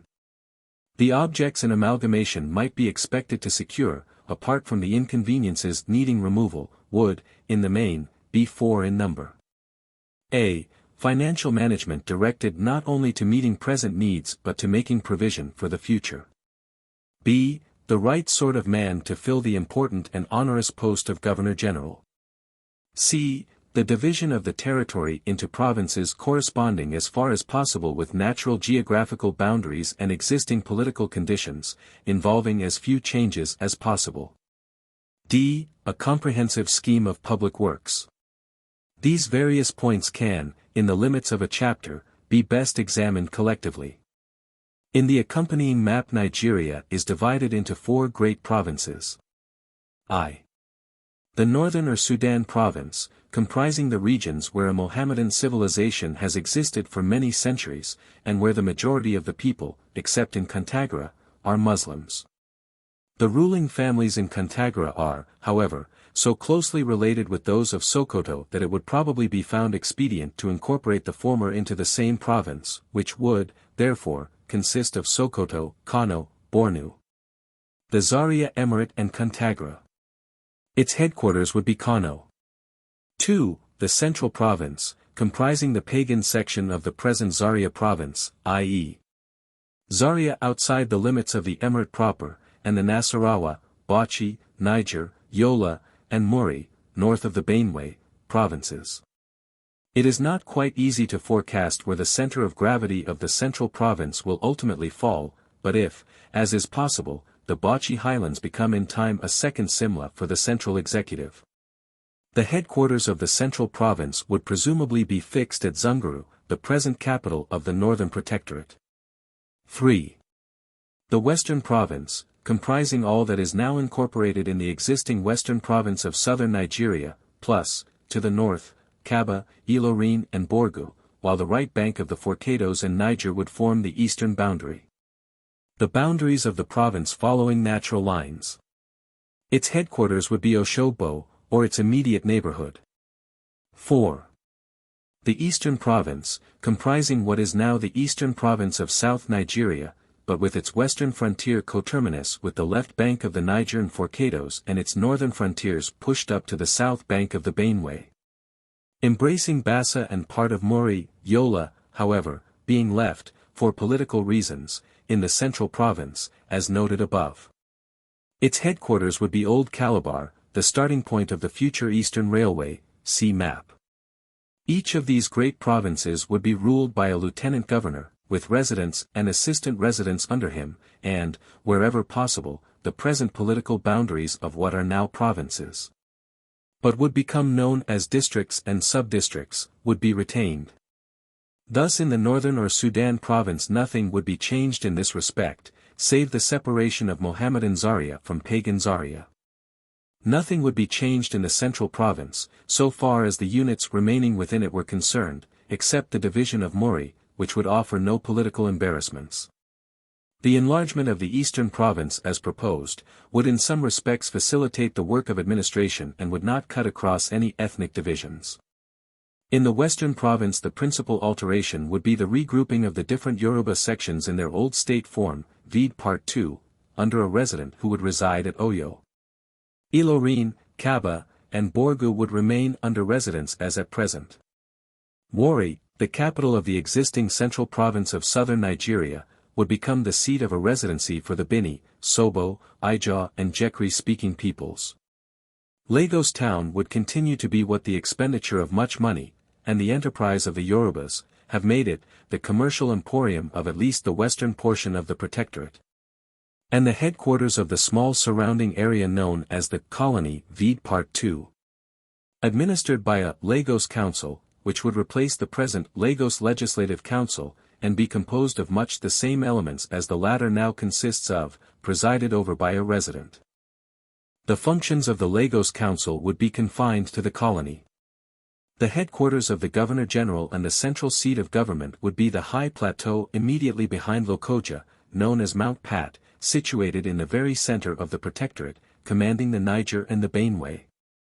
Within easy steam of Barrow, the starting point of the Central Railway, and linked up with the Western Railway by a branch line to Oshogbo as indicated on the map. The Governor-General would be assisted by an Executive and Legislative Council. Of the former, the Lieutenant Governors and senior residents would be ex officio members, together with the Chief Justice, the Colonial Secretary, the Financial Secretary, and the officer commanding the troops.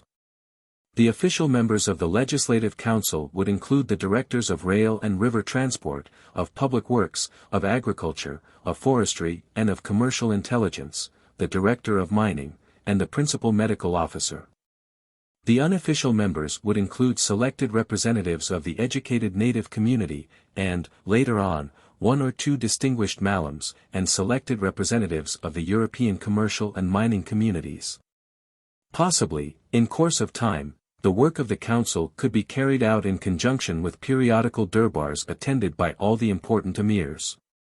But in no case would the functions of the council be allowed to conflict with the native administrations of the Mohammedan provinces. Sketch map of Nigeria, showing suggested rearrangement of provinces. The method of handling the finances of the protectorate would depend to a large extent upon the capacity of the home government, in conjunction with the potential Governor-General and other advisors. To map out ahead a considered scheme of railway construction and improvement of fluvial communications, which would proceed from year to year and for which provision would be made. The whole problem of communications, both rail and river, ought to be placed under a special department, subject to periodical inspection by an independent expert sent out from home by the Colonial Office, and the services of consulting engineers in England disposed of if possible. The situation financially lends itself, in a general sense, to a certain boldness of treatment and departure from ordinary British West African precedent. Two distinct classes of budgets might with advantage, perhaps, be evolved, viz. a colonial budget and the provincial budgets. In other words, there would be a central budget and 4 local budgets, one for each province. The colonial budget would be fed by the customs revenue, the whole of which would be credited to it. It may be estimated that 2 or 3 years hence the total customs revenue collected in Nigeria will amount to £2,500,000.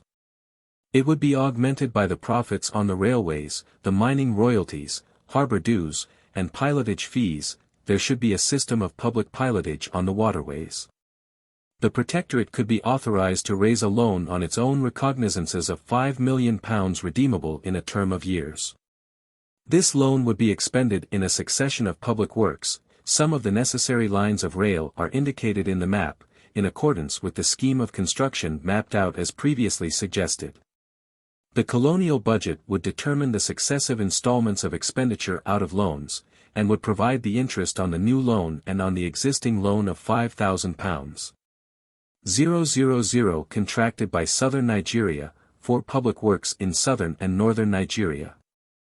The revenues of the colonial budget from whatever source derived, other than from loans, would be distributed by the Governor-General in Council for the administration of the 4 provinces in accordance with their respective needs.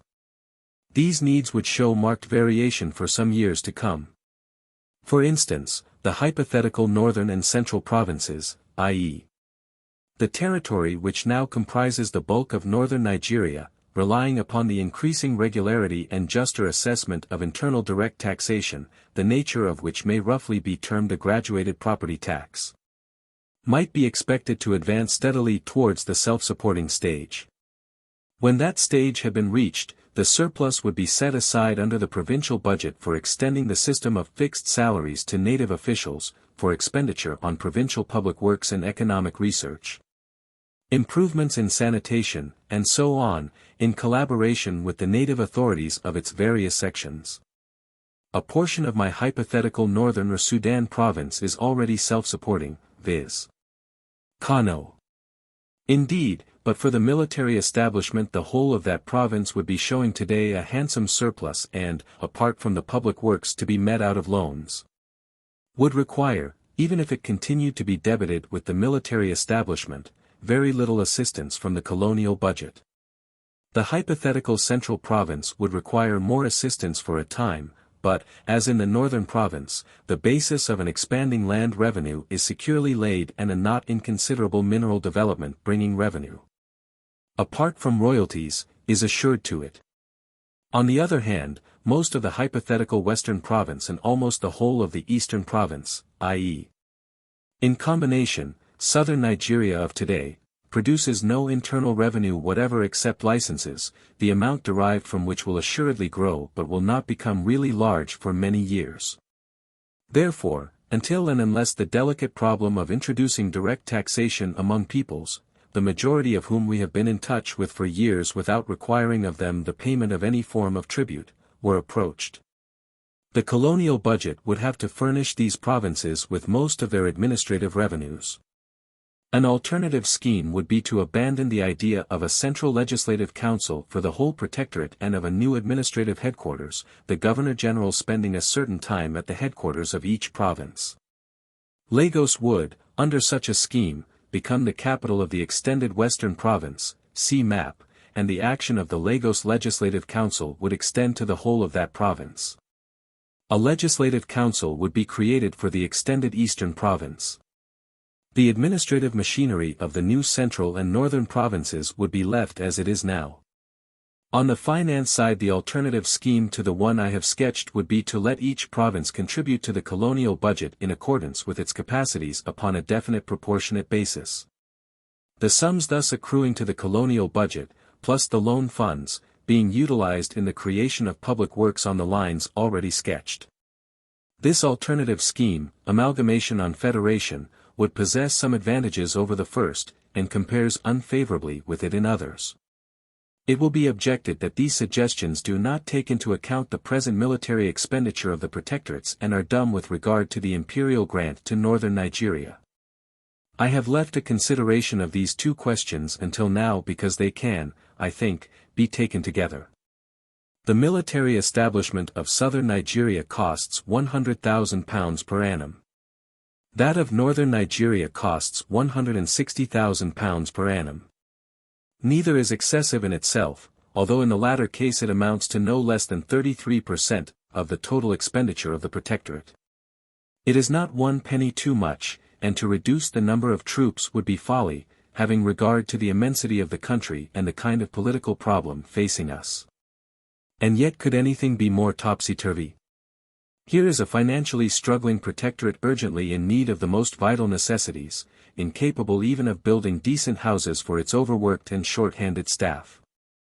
Forced to deprive the latter of even their traveling allowances, and to sacrifice considerations of reasonable comfort and, therefore, of health for its personnel. In a position to pay so little for posts of enormous responsibility that the entire political expenditure is only some £70,000 per annum. Able to devote but a miserable £1,300 a year upon economic forestry, but saddled with this incubus of £160,000. 000 upon a military establishment which has already been called upon, in the case of the last Ashanti War, to provide contingents for service outside the Protectorate, which would infallibly happen again. In the by no means remote contingencies of a further outbreak in Ashanti or disturbances in the Sierra Leone hinterland. This situation needs to be examined in conjunction with the imperial grant about which so much fuss is made. The nation imagines that northern Nigeria is costing the imperial treasury something like £250,000 to £300,000 per annum. Nothing of the kind. The grants in aid from 1906 to 1909, inclusive, amounted to £1,220,000, or an average of £305,000.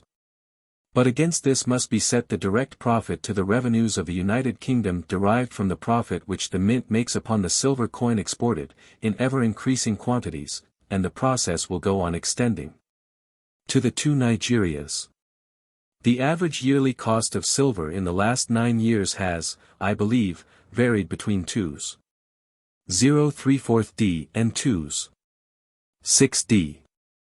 The coin at par value is issued at 5s. 6d. An ounce, and I am credibly informed that the profit to the mint is considerably more than half the net import by Nigeria, seeing that half the face value of the coinage is greater than the cost of minting. Plus maintenance of gold reserve and provision for remitting.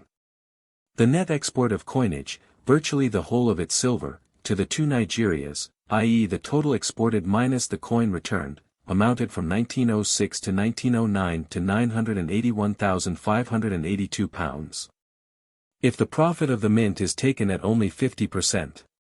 It will thus be seen that the nation is making a direct average profit of nearly £125,000 a year out of the two Nigerias, against an average of £305,000 paid to northern Nigeria by way of a temporary grant in aid. To say, therefore, that northern Nigeria is costing the British taxpayer £250,000 a year or more, is to make a statement which is not in accordance with fact. What the nation advances directly, it recoups itself for directly in part. Without counting that these grants are in the nature of a capital investment. Let this grant under amalgamation be cancelled, and let the imperial government, on the other hand, foot the bill for the military expenditure, which, as we have seen, amounts to £260,000, looking upon it, say, for the next 10 years as imperial expenditure. Nothing would so alleviate the whole situation, while at the same time simplifying it, and, as has been shown, the actual disbursement of the nation on this item would be considerably less, even now, than what it would appear nominally to be. Owing to the profit made by the mint on the silver coin sent out. As already explained, the above proposals, illustrated in part by the accompanying map, are put forward merely as a basis for the discussion of a problem of some difficulty but of great urgency. I claim for them nothing more than that, and no conceivable scheme of amalgamation could be set down which would not lend itself to copious criticism. But that the mush of anomalies now obtaining cannot be perpetuated without increasing detriment to imperial interests in Nigeria, I am fully persuaded. The existence of two public policies side by side in a single territorial area, where internal peace is rapidly fusing the indigenous communities. Divided by an imaginary line which does not even correspond to natural boundaries and exhibiting multiple differences of aim and method, in some cases. Acutely antagonistic interests, presents many obvious inconveniences and paves the way for future embarrassments of every kind. If these remarks can influence in any way an early and serious examination of the problem by the Colonial Office, they will not, however open to criticism, have been made in vain. Amalgamation must come. All realize that. Unforeseen events might very well, at a given moment, compel decisions of far-reaching moment being precipitately reached without due consideration being given to all the features of the case. Such as characterized the amalgamation of the Lagos colony and protectorate with old southern Nigeria in 1899. The advantages of clear thinking out ahead, and of taking the inevitable step before the situation has got tied up into more knots than it already contains, with calm deliberation, after a full and serious study of all the facts. Surely needs no emphasizing. As to the man, a last word.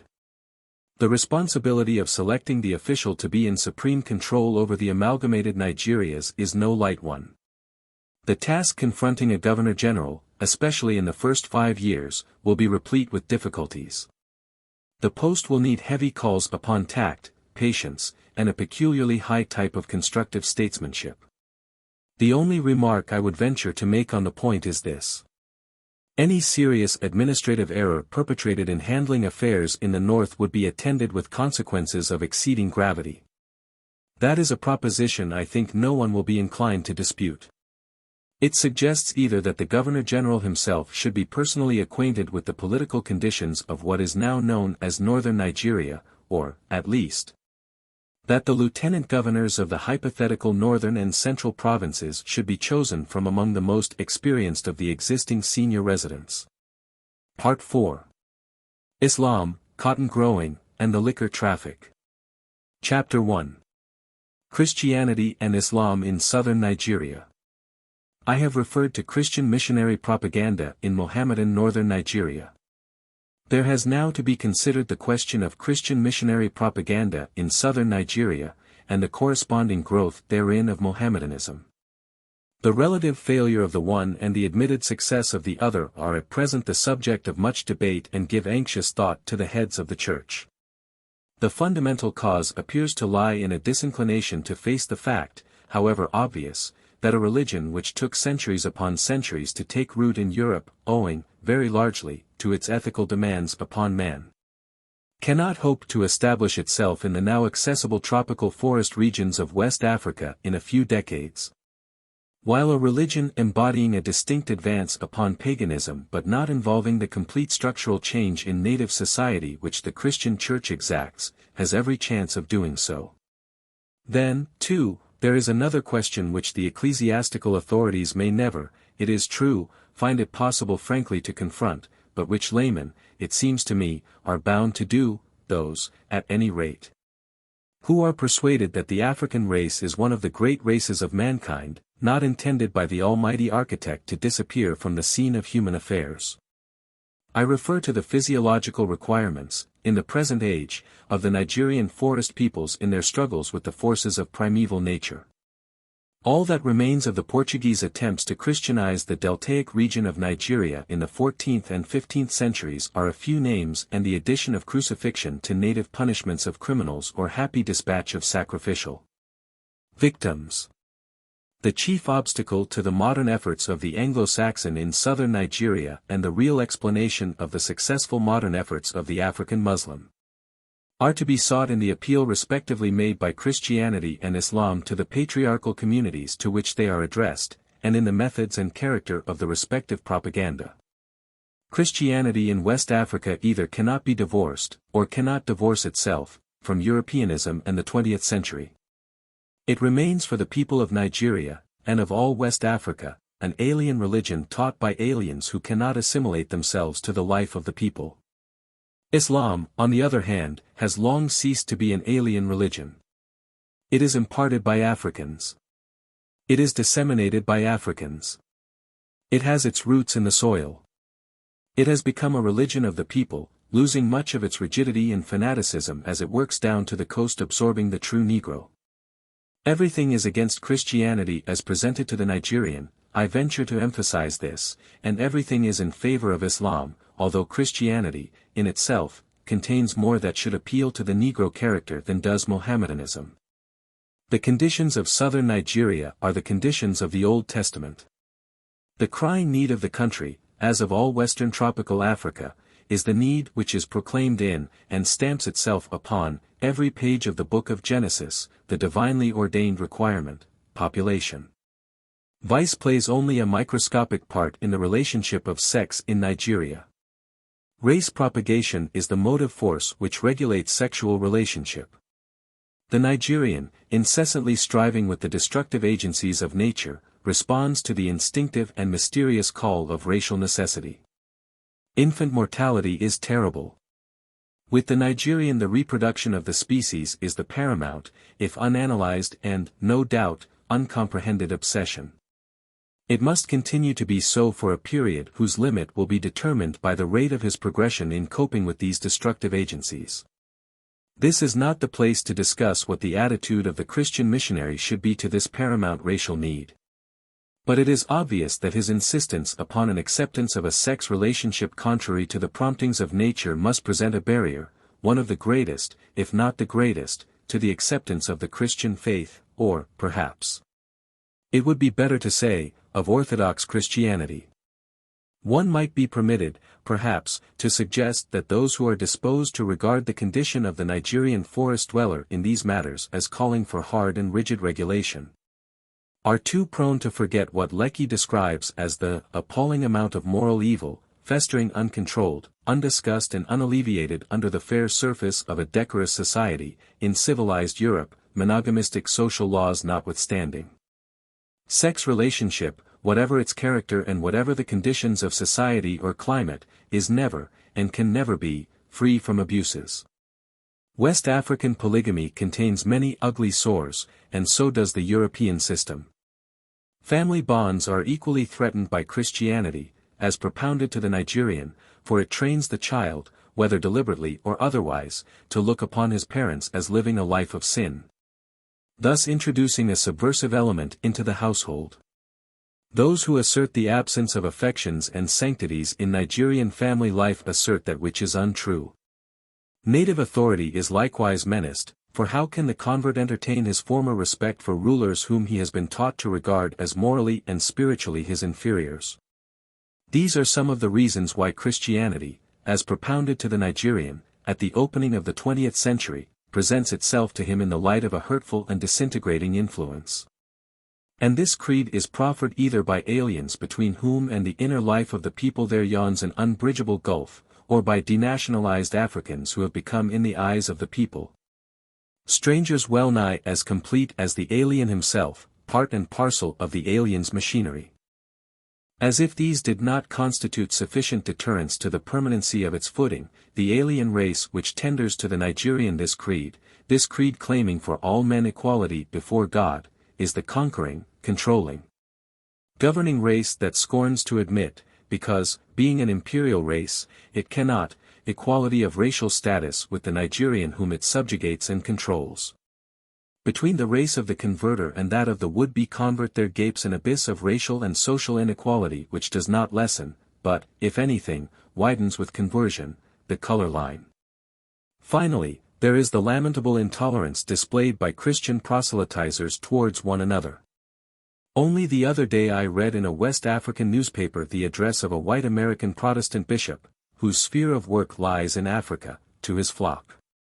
This Episcopalian interpreter of the gospel of Christian charity to the benighted African is concerned in his address with the downfall of the Portuguese monarchy and the accession of the Republic which, he says, opens wide every door leading to Christian work among millions of native Africans. He proceeds, of course Rome howls. On October 13, 1910, among weeping Jesuits, speaking of the new nation, the Pope said, "A cursed republic." Yes, I curse it. The curse of Balaam against the people of God was turned into a blessing by Jehovah. And so, too, will this blasphemy be turned into a blessing to the struggling people of Portugal. Islam, on the other hand, despite its shortcomings, does not, from the Nigerian point of view, demand race suicide of the Nigerian as an accompaniment of conversion. It does not stipulate revolutionary changes in social life, impossible at the present stage of Nigerian development, nor does it undermine family or communal authority. Between the converter and converted there is no abyss. Both are equal, not in theory, but in practice, before God. Both are African, sons of the soil. The doctrine of the brotherhood of man is carried out in practice. Conversion does not mean for the converted a break with his interests, his family, his social life, his respect for the authority of his natural rulers. He is not left stranded, as the Christian Church, having once converted, leaves him, a pitiful, rudderless bark upon a troubled sea. He does not become, through conversion, an alien in thought, in custom, and in outlook.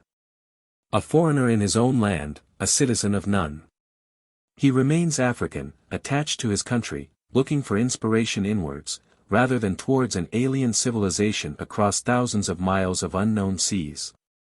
No one can fail to be impressed with the carriage, the dignity of the Nigerian, indeed, of the West African, Mohammedan.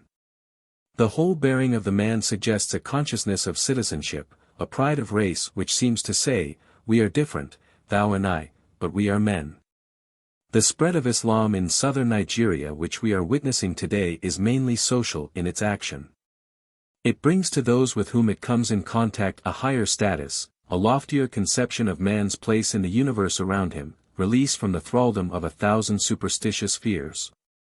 It resembles in its progress the annual overflow of the Niger diffusing its waters over the land.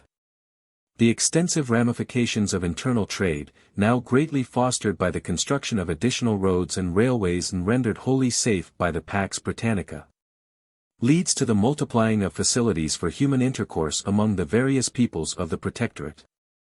The Hausa pushes ever further south his commercial operations. The Delta, and still more the Western Province, yearly attest to the widening area of his activities. Not to be outdone, his trading rival the Yoruba taps in additional numbers the markets of the north. Railway construction finds the Mohammedan laboring side by side with the pagan in the same trench. A sense of security and the increasing circulation of a portable medium of exchange in the shape of silver and nickel coinage attract to the great native markets of the central province, such as Onitsha, for example. The tattooed pagan Igbo and his pagan colleagues the Anams, Katundas, and Kukurukus, where they rub shoulders with the Mohammedan Hausa, Nup, and Igara. In and around Ibadan, Oyo, and Lagos you meet the Kano and Sokoto trader with his donkeys and pack bullocks, and even the Tuareg with whom you parted company months before in the far north. Traveling on the roads or camping for the night near some local village. The road is at once the clubhouse and public rendezvous for Nigerian humanity. A vast commingling, a far-reaching fusion unexampled in the history of these peoples is taking place. The expansion of an African religion which, somehow, succeeds in investing the convert with a spiritual and social standing that at once raise him among his fellows, follows as a matter of course. The Mohammedan teacher wanders over the face of the country visiting the centers of human activity, haunting the roads and marketplaces, unattended, carrying neither purse nor scrip. Making no attempt at proselytizing beyond saying his prayers in public, not in a manner to cause obstruction, but quietly in some corner. Waiting until people come to him, literally fulfilling the command, take nothing for your journey, neither staves, nor scrip, neither bread, neither money, neither have 2 coats apiece. The Mohammedan trader or agriculturist settles in a pagan village, marries pagan women, enters the family and social circle of the community and imparts to it his faith, the women making even readier converts than the men. This is why and this is how Islam is propagating itself and taking root in pagan Nigeria without financial outlay, without doles and collecting boxes. One of the oldest of Christian missionaries in Nigeria, a man of venerable appearance and saintly character, who for 25 years has labored with hands as well as with heart and head for moral and material improvement. Not of his converts only, but of their unconverted relatives, confessed to me his fear that nothing could stop Islam from absorbing in course of time the whole of West Africa. He was almost disposed reluctantly to allow that in the providence of God, Islam might prove to be intended as the halfway house through the portals of which it was necessary the West African Negro should pass in order to lift him out of a sterilizing paganism and make him a fitter vessel to receive in course of time the nobler ideals of the Christian faith. Sir Harry Johnston is right, I think, when he says that, to Negro Africa, Islam has come as a great blessing, raising up savages to a state, at any rate of semi-civilization, making them God-fearing, self-respecting, temperate, courageous, and picturesque. But Islam does more than this, it preserves racial identity. In West Africa, Christianity destroys racial identity. It should not, as taught it does. Picturesque, says Sir Harry Johnston, and there speaks the artist. But the word covers a profound truth. A great deal of the denationalizing or anglicizing process which is going on and which makes bad Africans and bad Christians, is attributable to the discarding of the national dress.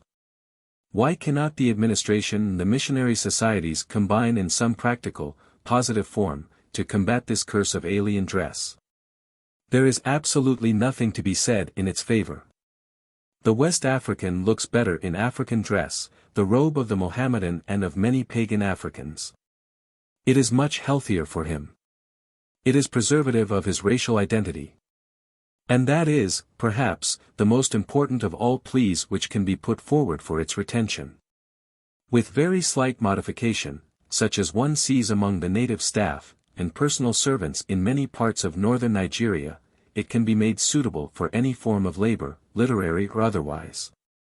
Clad in his national dress, the African has a dignity which in most cases he loses almost entirely when he attires himself in a costume totally unfitted for the country, and hideous at best. Nothing to my mind is more pitiable than to visit school after school in West Africa, filled with little boys and girls and big boys and girls in an alien dress. To see the denationalizing process going on day after day and nothing whatever done to stop it. In the case of the women it is not only dignity and nationalism which are concerned, but decency as well. The national dress of the women in West Africa is classical and graceful, and although leaving more of the body exposed than is usual at home, except in the ballroom, it lacks suggestiveness. It does not accentuate the figure. It emphasizes that racial difference, not inequality, but difference, which it is so essential to emphasize. With the substitution of European dress, especially of the prevailing fashion, the West African woman loses much of what she need never lose, and acquires that which is of no profit to her. These things cannot be altered in a day, nor would it be possible in some cases for the present adult generation to go back to African costume. But it would in many cases, and the reform could be at once taken in hand so far as the children are concerned. Government could do much. The missionary societies could do more. The anglicized native community could do most. I believe that if some popular government official, known and trusted, could be led to appeal, in private conference to the native staff and win them over, the movement once started would spread and have enormously beneficial results. That many members of the anglicized community would be hostile goes without saying, that is the fault of the wretched system everywhere at work. That a body of thoughtful men would not, I am satisfied by the many representations on this very subject personally made to me. I shall always recollect, in particular, the private visit paid to me in one of the great Yoruba towns by one of the leading merchants of the place. A magnificent specimen of an African, dressed in African costume and speaking our language fluently, he came with the usual touching words and gifts, and begged me very earnestly to take up the question of dress with his compatriots. And, in conclusion, there is another and a very serious handicap upon Christianity in West Africa, in southern Nigeria especially. Under the native social system, religion and politics, the religious organization and the political organization, go together. It is inconceivable to the native mind that they should be separate or antagonistic. Islam, again, preserves this ingrained conviction. But in West Africa the political and religious organizations of the white man are separate and distinct. The religious organization itself is split up into countless opposing sections. And in southern Nigeria the section specially identified in the native mind with the white overlord has for some years past played a discordant note in that white overlord's political organization. Its representatives are almost everywhere, and upon many subjects persistently hostile critics of the administration, begetting unrest and disloyalty to government. The mass of native opinion concludes there is something rotten in the system presented to it, and the Islamic wave rolls on. Chapter 2. The Cotton Industry. Is Nigeria a cotton-growing country? Is an export trade in cotton, of any large dimensions, a possibility, early or remote? I will endeavor to answer these questions to the best of my ability. I am not, however, an expert on cotton growing, and I am in general sympathy with the work the British Cotton Growing Association is trying to carry out, although, as will be seen, I am not entirely in agreement with all its methods. either here or in Nigeria. To that extent it will be possible for anyone who wants to do so to discount the views here expressed. One of the earliest impressions one forms out there is the contrast between the presentation of the case at home and conditions on the spot. The view at home, somewhat modified by recent events, has seemed to be inspired by the idea that if the number of square miles which Nigeria covers is totted up in one column and the number of inhabitants it supposedly contains in another, and these totals compared with conditions in the cotton belt of North America, then you arrive at a conclusion which enables you to speak of the huge possibilities of Nigeria, and even to forecast that northern Nigeria alone, at some future date, will be able to supply the whole of the requirements of Great Britain and to leave an equal quantity over for the other cotton-consuming countries. For years ago a prominent British statesman declared publicly that, once the fly belt near the river was passed, cotton would be grown under exactly the same conditions as it was grown under on such a great scale in America. He went so far as to say that the native of northern Nigeria was beginning to cease to grow cotton, because he could get British manufactured goods in lieu of his homegrown article. Well, between these statements and actualities there is a huge gulf fixed. In the first place it can be said of Nigeria that in a part of it only is cotton now grown, and that in a part of it only will cotton ever be grown. To talk of Nigeria, as a whole, being a cotton-growing country par excellence, either now or potentially, is absurd. 3/4 of southern Nigeria and a third, probably more, of northern Nigeria are quite unsuitable for cotton growing, and this for many reasons. To talk of Nigeria supplying the whole requirements of Great Britain, to say nothing of the promised surplus, is tantamount to saying that some day, pleasant Sunday afternoon, excursions to the moon will be a regular feature of the national life. Both may become possible, at some future date, but there is so much future about the date that such flights of rhetoric might well be left to the compilers of gold mining prospectuses. These extravagances have not helped the association. The sincere and sober persons connected with that body are merely hindered by them. As to cotton being produced in northern Nigeria under the same conditions as in the States, and the natives of the country beginning to cease to grow cotton, one can only remark that they are too silly to deal with. In southern Nigeria, the deltaic region, the eastern province, virtually the whole of the central province, and a considerable portion of the western province, i.e. 4/5 of the whole protectorate, may be ruled out of account as a cotton field. The deltaic region will not produce cotton. The forest belt behind it, passing, with occasional breaks, from dense to secondary growth and fading away into open country, no doubt would. But only if you cut down the forest first. To destroy the West African forest to any extent in order to grow cotton would be economic madness.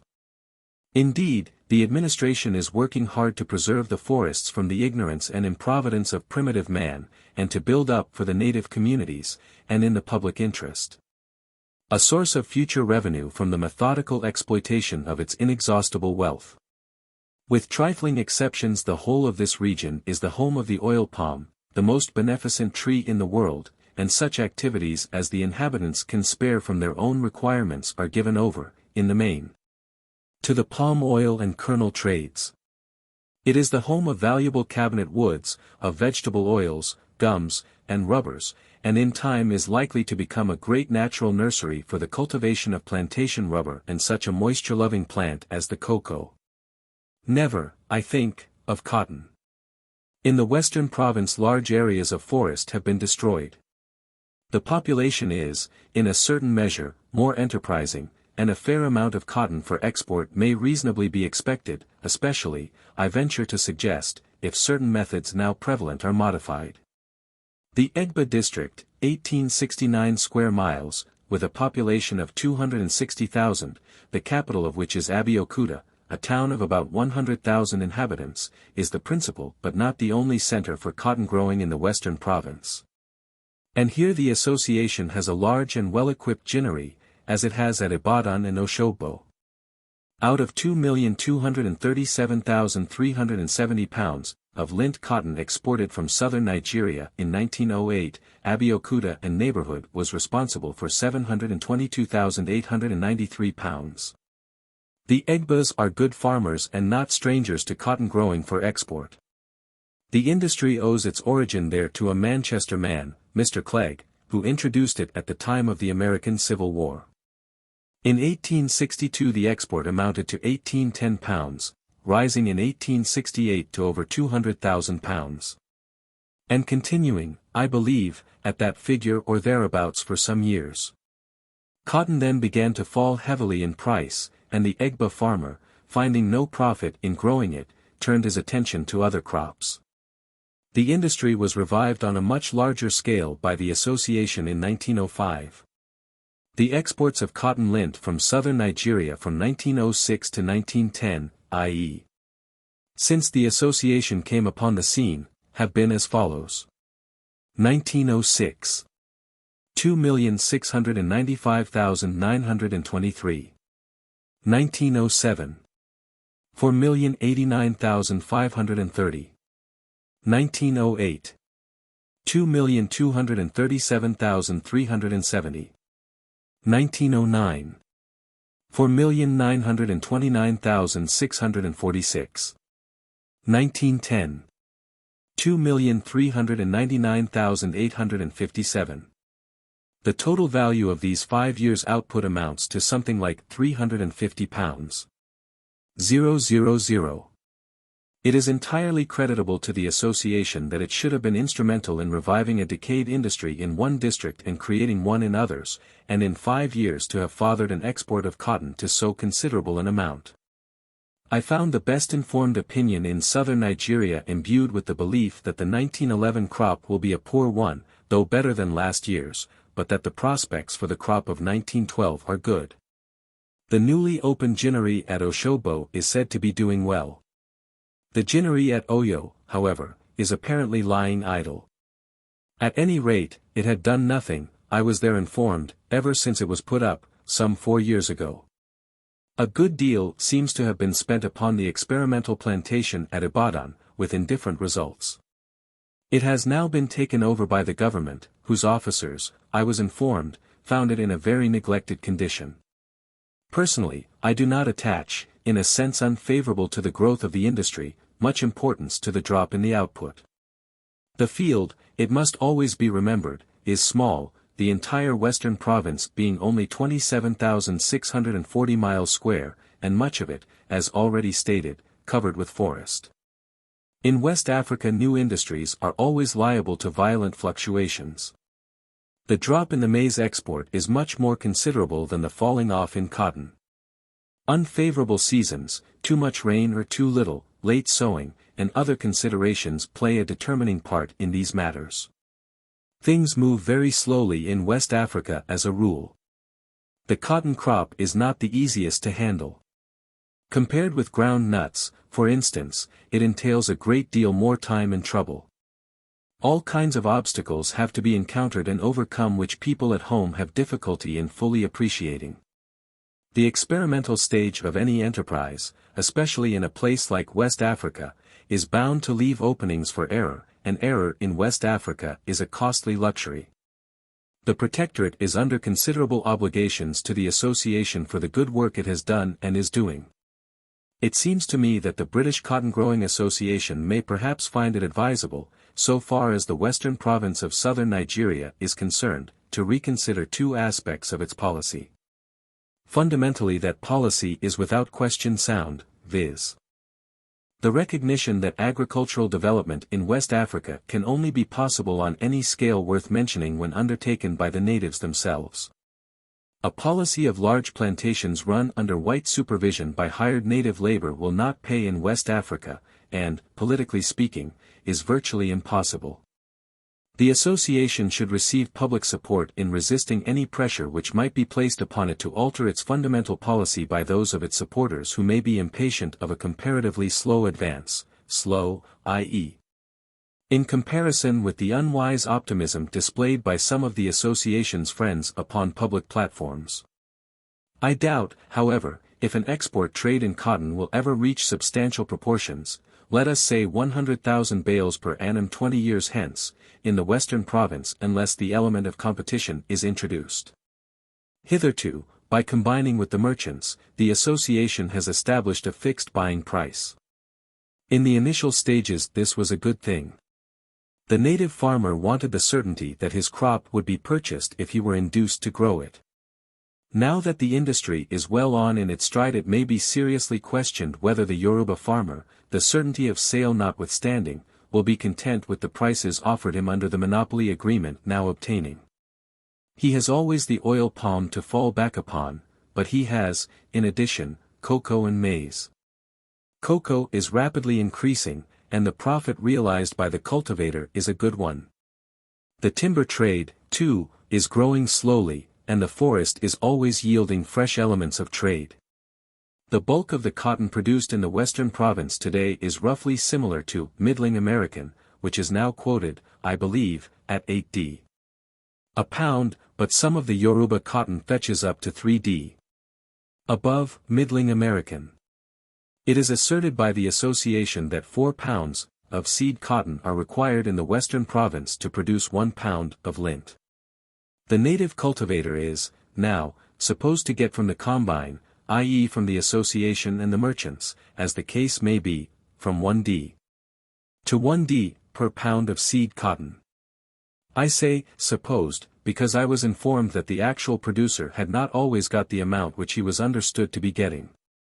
As regards northern Nigeria, until the close of last year the native had never been paid 1d lb cash, and I was given to understand that conditions had been much the same in the southern protectorate, except at Alushi, where it was proved to my satisfaction that the amount of 1d cash had actually been paid. The association reckons, I understand, that at this rate every pound of lint landed in Liverpool costs the association 6.5d. I cannot check that figure. I merely quote it. But one may point out that in addition to the profit at the present price of middling American disclosed by this estimate, there must be a considerable profit to the association on the seed, which, upon arrival in England, is worth, I believe, between 5 pounds and 6 pounds per ton. Moreover, as already stated, some of this Yoruba cotton is fetching a higher price than middling American, and I do not think it is beyond the mark to say that, but for the fact that the association's ginneries are not continuously employed. The association's profits on southern Nigerian cotton today would be substantial. It must be fairly obvious from what precedes that if the industry were placed upon an ordinary commercial footing like any other, with merchants competing on the spot for the raw material, the Yoruba farmer would have no difficulty in obtaining very much more than he gets at present for his crop. Cultivation, under those circumstances, would become proportionately more profitable and a greater acreage would be laid out in cotton. No doubt it would cut both ways, the native restricting his acreage when the price fell, but it may be fairly argued that no special reason now exists for treating the cotton industry on an artificial basis. That it must take its chance like any other, and like any other become subject to ordinary economic ups and downs. We cannot expect the native farmer to concentrate upon one particular crop if he can make a greater profit in cultivating another. No industry can develop healthily on artificial lines. If this suggestion were thought worthy of consideration, the association's role could be confined to ginning, and, if asked to do so, selling on commission. Or that role might be combined with buying and selling in cases where the producers preferred to deal with the association, or found it more convenient to carry the cotton direct to the various ginneries. That, no doubt, would force the association into competition with the merchants, and the merchants, bringing out their own gins, if it paid them to do so, might cause the association's position to become precarious. The first alternative would, therefore, appear the most desirable, the merchants being the buyers and the association, the ginners, and, if necessary, sellers on commission.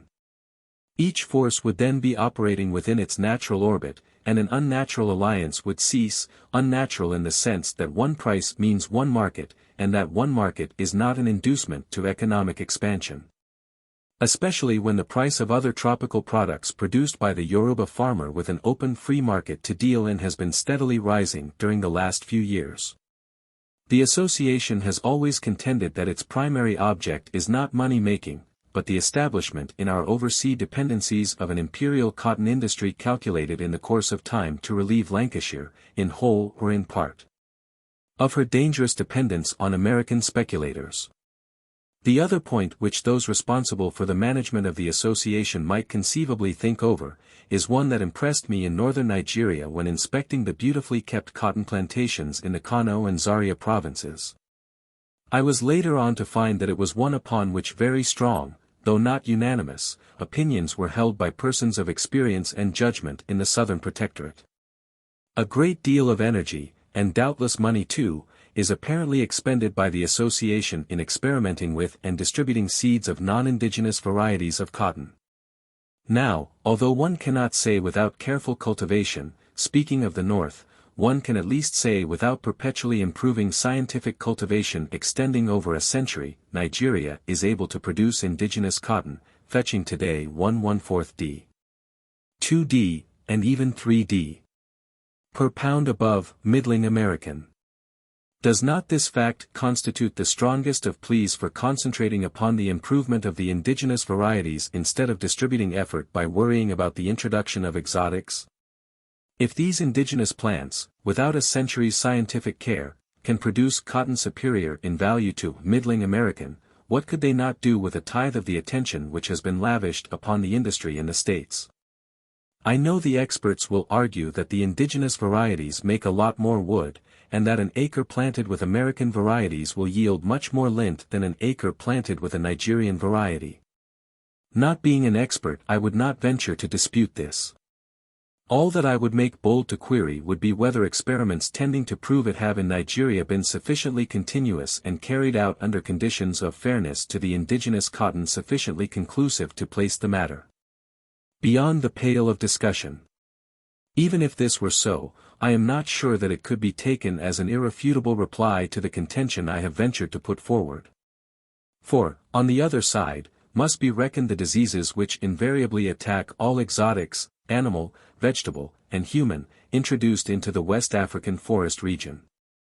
At every halt on my trek from Rigachicum to Kano, a matter of 12 days, wherever I saw cotton plantations, and often enough at points on the road, I made it my business whenever practicable to put a number of questions to the Sarikis, chiefs, and to individual farmers on the subject of cotton growing.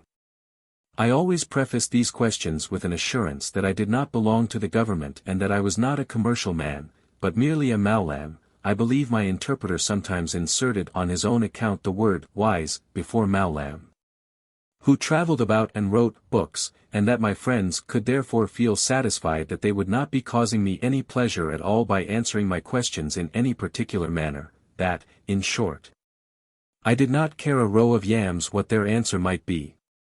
One question I never failed to ask was whether the government had distributed seed to that particular village or in that particular area, and if so, what result had followed the sowing of it. Sometimes the answer was in the negative. When it was in the affirmative it was invariably the same. The government seed had come. It had been sown. But it was no good. Now, I disclaim all attributes of wisdom in this matter of cotton. But I beg you to believe me when I say that the Hausa farmer is no fool. Chapter 3. The Cotton Industry, continued.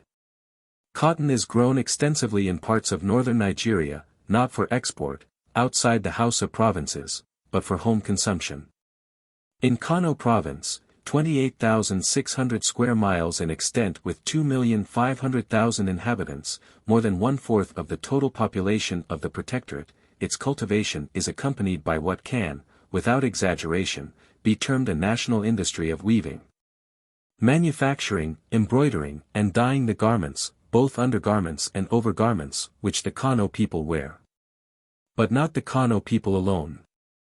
For many centuries, for nearly 1,000 years probably, the Kanoa have been famed throughout the great region comprised between the bend of the Niger and the ocean as the expert cotton manufacturers of Africa. The most interesting region in all the dark continent, where divers races have ceaselessly intermingled, attracted thither by its fertile soil and abundant pastures, Libyan and Berber, Egyptian and Semite, and the mysterious Fulani.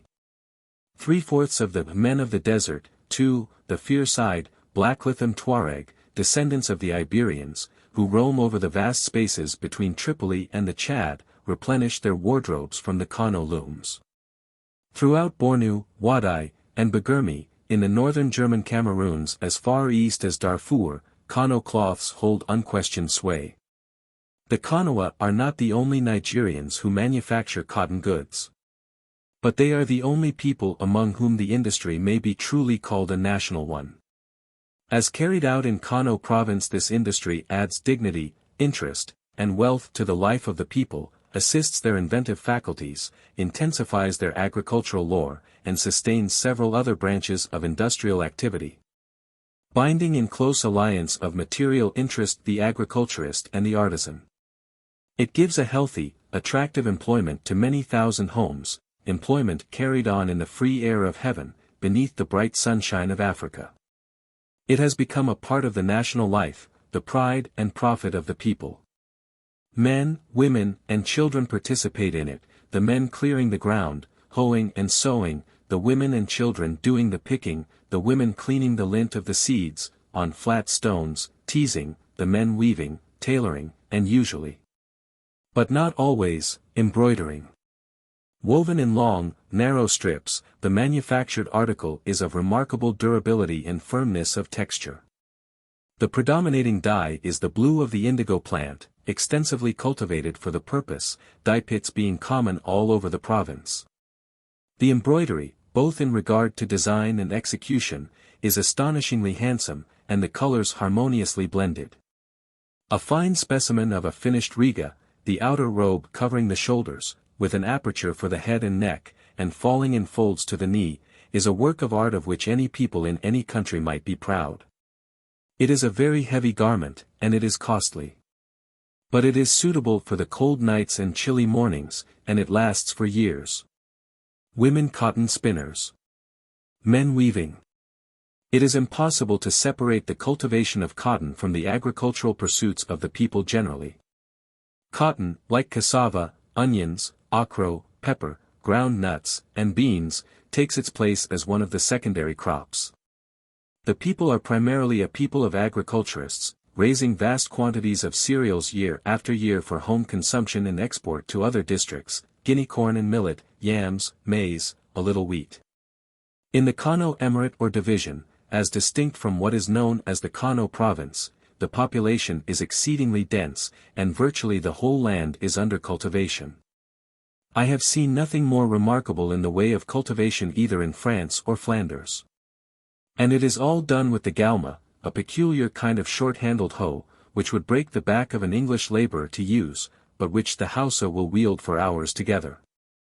The pattern of the galma is of great antiquity. It came from ancient Egypt, with the original inhabitants probably. The plough, which was used in Egypt when intercourse was frequent between the valleys of the Nile and Niger, never seems to have penetrated so far west, a curious and unexplained fact. Long, deep, broad, parallel ridges cover the surface of the land, dotted here and there with magnificent specimens of the locust bean tree, the shea, the tamarind, and many other varieties, under whose shade it seems a favorite device to grow a catch crop of pepper. How does the soil retain, year after year, its nutritive properties? That is the secret of the Kanoa, who from generation to generation have studied it in conjunction with the elements. As the Niger pilots have learned to read the face of the waters and can steer a steam launch where no white man could without running his craft upon a sandbank, especially at low water. That they have acquired the necessary precise knowledge as to the time to prepare the land for sowing, when to sow and how to sow, how long to let the land lie fallow, what soils suit certain crops, what varieties of the same crop will succeed in some localities and what varieties in others, how to irrigate the land situate in the vicinity of the waterways and planted with secondary crops in the dry season, how to ensure rotation with guinea corn, millet, ground nuts, and beans, when to arrange with the Fulani herdsmen to pasture their cattle upon the land. So much at least the outsider interested in agricultural problems can gauge to some extent. For miles and miles around Kano City one passes through a smiling country dotted with farms, riven by fine, broad native roads lined with hedges of euphorbias and other plants. Great care is lavished upon the cotton and cassava plantations, the two chief secondary crops. When the cotton fields are in the neighborhood of a road, and very often when they are not, they are surrounded by tall fencing, 8 to 10 feet in height, usually composed of reeds and grass or guinea corn stalks. To protect them from the depredations of cattle, sheep, and goats, all of which abound.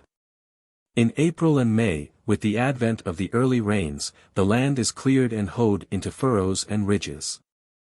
Along the ridges drills are made at a distance of 2.5 to 3 feet apart, the seed dropped in, and the ridge hoed up.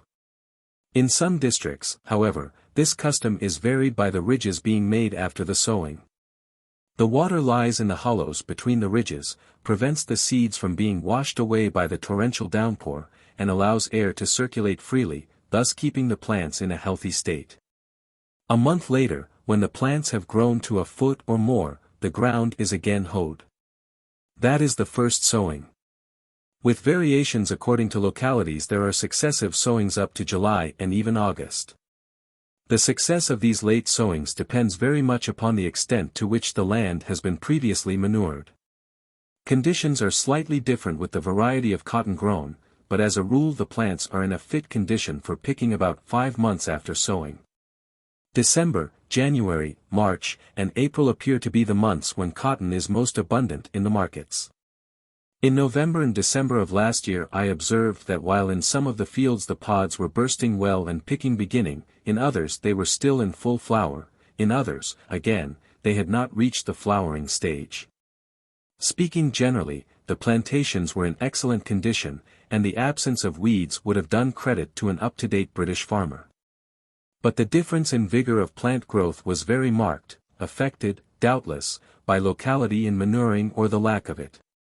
One of the finest plantations I saw was at Gimi, to the north of Zaria province, and the intelligent Sariki, chief, of that village informed me that his people not infrequently treated the plant as a perennial up to the 3rd year. When it was plucked up. I subsequently ascertained that in the Hadejia division of the Kano province, where the soil has a good underlying moisture, the perennial treatment is carried on sometimes for no less than 7 years. After the 3rd year the annual crop decreases. When so treated the plant is invariably manured. I found it exceedingly difficult to obtain reliable figures as to the average yield of cotton per acre in any one district, or the average acreage under cultivation. And the residents share the view that only continuous residence in the country by a Hausa speaking, that is essential, European expert in constant and close touch with the farmers will permit of anything approaching exact information being acquired. On the point. In the Katagam division of Kano province an acre is said to produce an average of 266 pounds. The average annual acreage under cotton in Katsina is said to be 16,000 acres. In Zaria province the soil, which is a sandy clay, the subsoil being reached at 6 inches, is generally rather poor, and the farmer is not so great an expert as his Kano colleague. In some places it is so poor that 100 plants are said to be required to produce a single riga. In the true cotton farming districts of the northern part of the province, such as Soba, Jimba, and Dalea, the soil is, however, very much better, obtaining more moisture than the higher ground of Kano province and producing even finer cotton. Broadly, the problem which faces the native farmer in Zaria province is how to increase the fertility of his land. Artificial chemical manuring is out of the question, the rains would wash it all out of the soil. Green manuring is well understood but might be improved. The introduction of 1 or 2 shallow plows might work wonders by showing the farmers how the subsoil could be broken up, but the experiment would have to be carefully demonstrated. The native is only affected by actual demonstration, and, so far, demonstrations inspired by Europeans designed to show the Hausa farmer how to improve his agricultural systems have done little more than provoke a smile. The white man has failed where the black man has succeeded, because the white man thought he knew local conditions and did not. A government experimental farm was started at Maigana rather late last year, the sowings being made in July, if I remember rightly, 17 miles from Zaria city. This is an excellent initiative which it is to be hoped will be maintained. It is really government work. The British Cotton Growing Association should be spared all expense of this kind. 2 varieties indigenous to the southern provinces, Bassa and Île-Lorraine, and Nyasaland Upland, were planted. I was told last November by the official in charge that the indigenous varieties were doing fairly well, but that Nyasaland was suffering from red leaf. The British Cotton Growing Association was then about to put up a large and costly ginnery at Zaria. The operation is proceeding, and a substantial quantity of cotton has already been bought. I will refer to that later on. Meantime, I cannot help thinking that it might have been better to have waited a little and set up the ginnery at Kano. However, this is merely a personal opinion. The chief varieties of indigenous cotton grown in the Kano province are 3 in number. The first is known under the 4 following names, Gundi, Bagwandra, Luchua, or Meloshi, the second as Chukwi or Labai. These 2 are the best kinds, their quality being about the same. The third is called Yurkarafi or Yurgiri. It is of an inferior quality with a shorter staple, usually but not always grown where the soil is not naturally rich enough to support the other kinds. It is the Yurkarafi variety, I gathered, which is more often used as a perennial. It fetches a lower price on the local markets and takes a month longer to mature. Cotton plants are fairly free from insect pests, but the following are identified: the cotton bollworm, tsutsa, what is described, doubtfully, as an ant which attacks the root, zago, and 2 species of blight, macao and mati. The native remedy, apart from constant hoeing, is to light a fire to windward, upon which the dried leaves of a certain plant, and also dried fish, are thrown. The question of indigenous versus exotic varieties here crops up again. One hears talk of flooding the country with exotic seed and doing away altogether with the indigenous varieties. I refer to Zaria, where some 500 bags of exotic seed, or at least non-local seed, were distributed this spring after a palaver with the emir and his principal headman. No doubt it may be all right. From the non-expert point of view it seems dangerous. As already stated, African insect life fastens with relentless savagery upon exotic plant life, just as it revels in nice fresh blood out from Europe. One season's failure with an exotic or non-local variety, sown by instructions of the emir's headman in lieu of the indigenous kind, might create a prejudice in the native's mind that it would take years to remove. Concentration upon improving the fertility of the soil, and therefore the quality and quantity of the local varieties, combined, of course, with seed selection, would be a slower process. It is just possible that it might be a wiser one. The distribution of the cotton now grown in Zaria and Kano provinces is as follows. Zaria is visited by the weavers, or their representatives, of Kano and of French territory, from the neighborhood of Zinder principally. They buy up between them virtually the whole crop, importing livestock and manufactured goods, which they dispose of in the markets for silver coin, buying with that coin the cotton. What is not taken by the Zinder people is taken by Kano. The Kano division of the Kano province consumes all the cotton it grows. So does the Katagam division. The Katsina division exports a percentage to Kano and consumes the rest. The soil of this division compares unfavorably with that of Kano, except in the southern district, where it is even better than in Kano. In this district cotton growing forms the principal means of livelihood of the inhabitants. The total annual output of the Kano province is estimated at about 5,200 tons, 3,500 from the Kano division, 1,000 from the Katsina division, 700 from Katagam Hadeja. But these figures are mere estimates, and not over-reliable at that. The country is too extensive and the British occupation too recent to permit of accuracy in such matters at present. I was unable to obtain even an estimate of the Zaria output, which is, of course, very much lower, probably about 1/5, or less than that at Kano. As already remarked, the whole of the crop now grown is used by the local industry, except the association's purchases this year, which I will refer to in a moment. So far this industry not only shows no signs of decreasing, but the demand, especially from the southern markets is, I was told, steadily increasing. The advent of the railway may, apart from the activities of the association, modify the situation appreciably through the increasing influx of Manchester goods. As well-being increases, and up to a certain point it is doing and will do so as the result of our occupation, the consumption of Manchester goods will doubtless increase. But it does not altogether follow that the output of the native looms will decrease. It is curious that the Kano weavers themselves think that the railway will enlarge their market. I was informed that the natives of the South, who have been in touch with Manchester cotton goods for many years, very much prefer the Kano cloths, which although dearer, are much more durable. In the North I heard frequent complaints of the quality of the Manchester goods imported. Many of them, so I was told, were much too thin, and so heavily starched that on the first washing they became threadbare and useless. I saw nothing on sale in the markets from Manchester suited for the early and late hours of the day. Cheap prints are all very well for the hot hours of the late morning and afternoon. But the people require warmer garments than that. I used to strike camp when trekking at about 5 a.m. or 5:30 a.m., and at that time, and for a couple of hours afterwards, I was glad of 2 sweaters over a khaki shirt, riding. When the sun goes down it is equally chilly. The robes worn by the better-class natives are of a consistency and weight which would astonish us here. I am persuaded that the British Cotton Growing Association is in every way worthy of support, that its ideal is a fine one and a patriotic one, and that the West African dependencies of southern and northern Nigeria are very much indebted to it.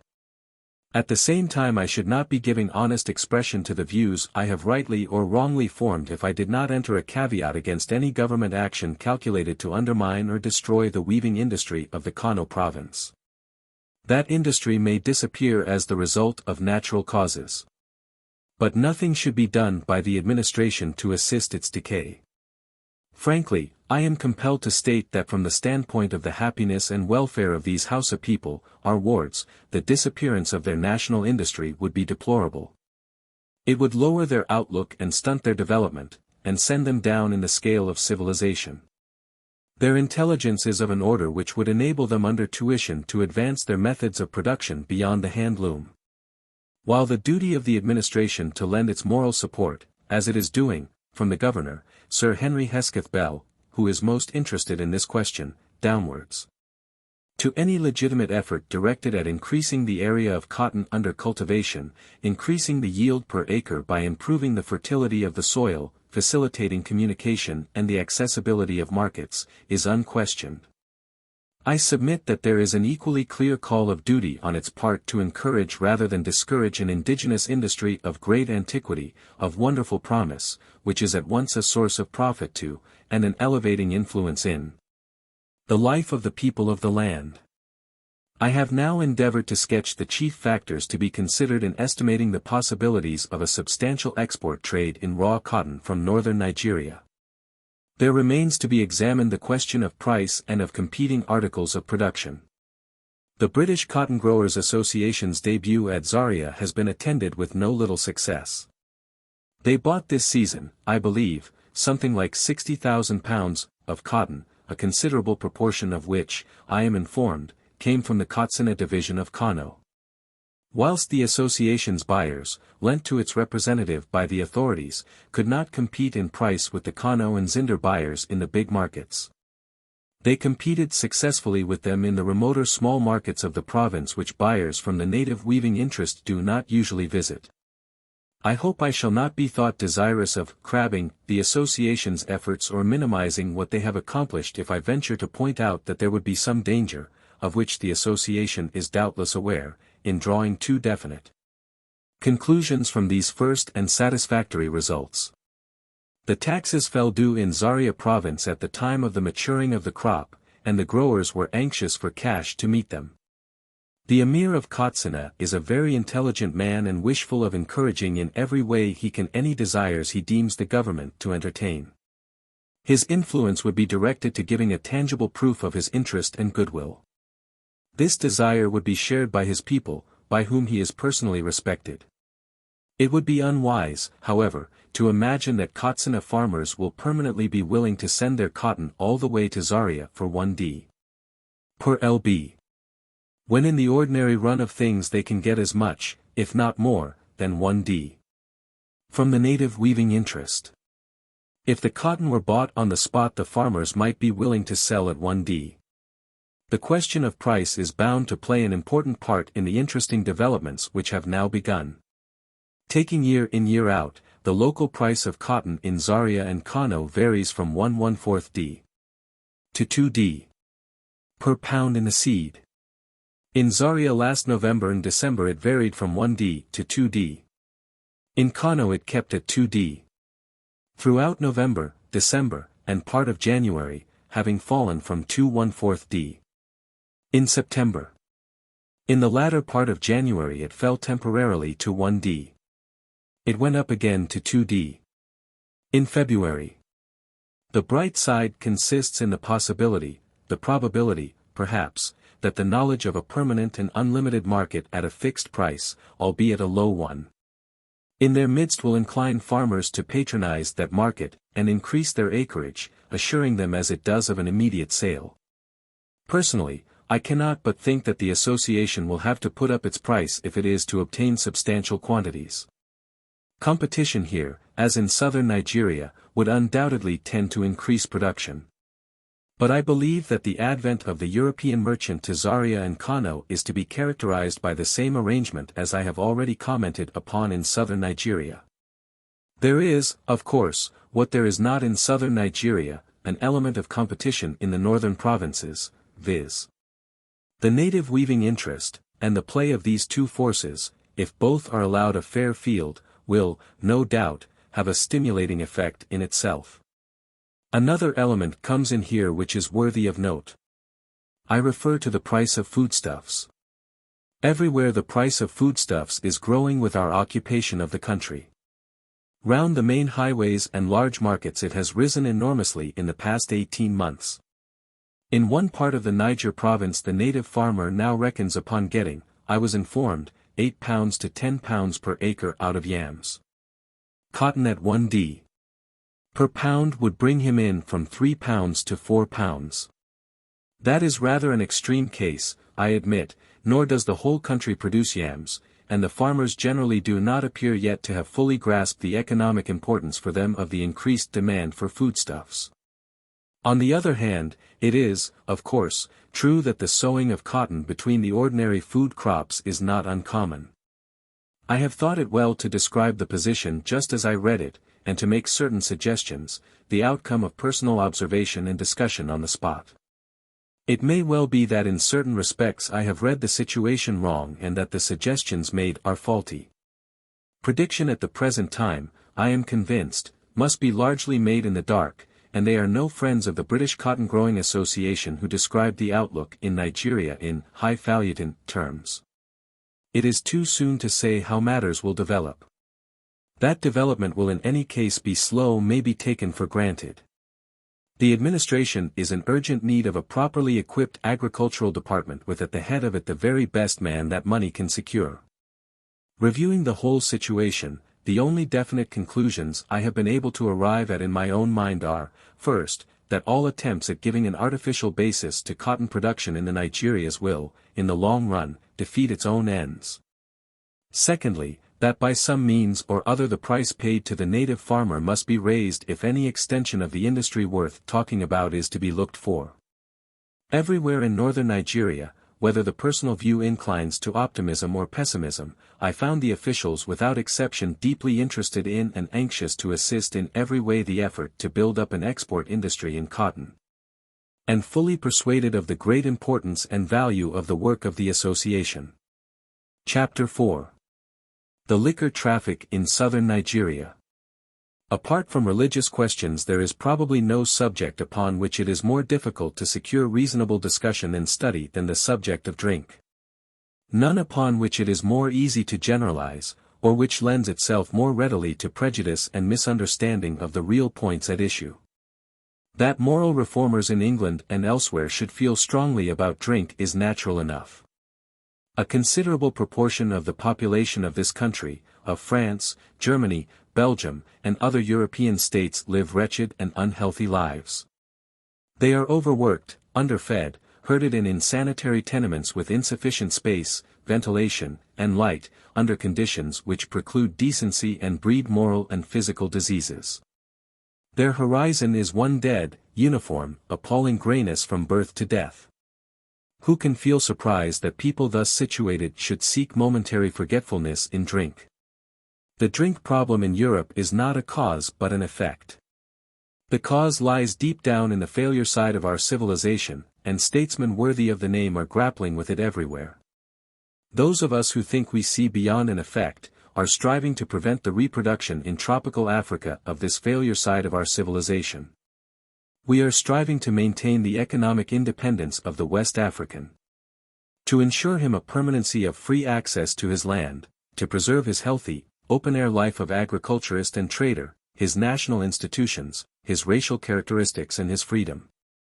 We are endeavoring to show him to the people of Europe, not as they have been taught by long years of unconscious misrepresentation to regard him, but as he really is.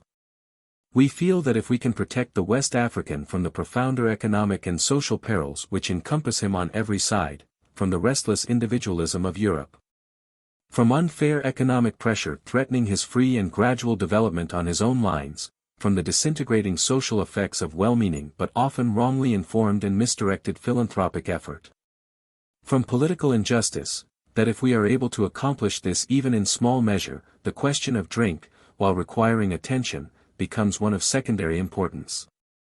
The West African has always been a moderate drinker. From time immemorial he has drunk fermented liquors made from various kinds of corn, and from different kinds of palm trees. It is not a teetotal race, as the North American race was. It is a strong, virile race, very prolific. Unfortunately, this question of drink has been given a place in the public mind as regards southern Nigeria altogether disproportionate to the position it does, and should, hold. It has been erected for many sincere, good people into a sort of fetish, obscuring all the deeper issues arising from the impact upon the West African of civilization at a time when civilization has never been so feverishly active, so potent to originate vast changes in a few short years. The temperance reformer in England strikes, often blindly, at drink anywhere and everywhere on the same principle, utterly oblivious to physiological and climatic differences. He cannot see beyond or behind the subject which specially interests him and which has become his creed. The use of intoxicants of some kind is common to humanity all over the world. It responds to a need of the human body. Christ himself did not condemn its use, since he himself, the sacred writings tell us, changed water into wine at a marriage feast. Excessive indulgence in liquor, like indulgence in any other form of human appetite, is a human failing. It is not the drink which is an evil, but the abuse of it. The abuse of liquor 9 times out of 10 is the outcome of social discomfort and unhappiness, a way of escape, like a narcotic, from the pangs of conscience, or of misery. People who concentrate merely upon effects are unsound guides when constructive measures are required. The temperance reformer in England approaches the question of drink in West Africa from the subjective point of view which characterizes the home outlook upon most questions lying outside the home latitudes. Saturated with his home experience, the English temperance reformer places the West African in the same economic and social setting as the European and argues on parallel lines. To that mode of reasoning, 3/4 of the evils which civilization has inflicted upon colored races may be traced. Nothing is more curious or more saddening to observe than the unfailing success of such methods of thought translated into public action, in their effect upon home sentiment. Consumption sweeping through the ranks of a colored people as the consequence of the educationary and religious processes of Europeanism may make a holocaust of human victims. The public remains indifferent. European marriage laws. European ethics, or nominal ethics, in the matter of sex relationship, the European individualistic social system grafted upon the communal life of a colored people, these things may produce widespread human misery and immorality. The public is cold and unconcerned. European interference and innovation in social customs and usages essential to the well-being, to the political and racial needs of a colored people in one stage of development, but repugnant to European 20th century notions. may cause social disturbance and widespread anarchy which those who are responsible for such interference can never themselves witness, let alone suffer from. It is virtually impossible to arouse popular interest. For these and kindred disasters are very largely brought about by the uninstructed zeal of God-fearing, Christian men and women in Europe who judge other countries by their own, other peoples by their own people, other needs by their own needs. With the best of intentions and with the purest of motives. And outside a small band of students, ethnologists, and experienced officials, the public mind is scandalized and even incensed if any one ventures to doubt the excellent results necessarily flowing from disinterested action. It is disinterested, therefore it must be right. That is the popular belief and the general fallacy. Poor Mary Kingsley, who knew her West Africa as few have ever known it and who had the true scientific mind, fought hard against this ingrained characteristic of the Anglo-Saxon temperament. But she fought in vain. Despite her charity, the geniality, and the humor in which she clothed her truths, she had against her the whole weight of what is called the philanthropic school of home opinion, responsible for so much good and yet for so much unconscious harm. The stay-at-home statesman, she once said, think that Africans are all awful savages or silly children, people who can only be dealt with on a reformatory, penitentiary line. This view, you know, is not mine. But it is the view of the statesman and the general public and the mission public in African affairs. And again, the African you have got in your mind up here, that you are legislating for and spending millions in trying to improve, doesn't exist. Your African is a fancy African.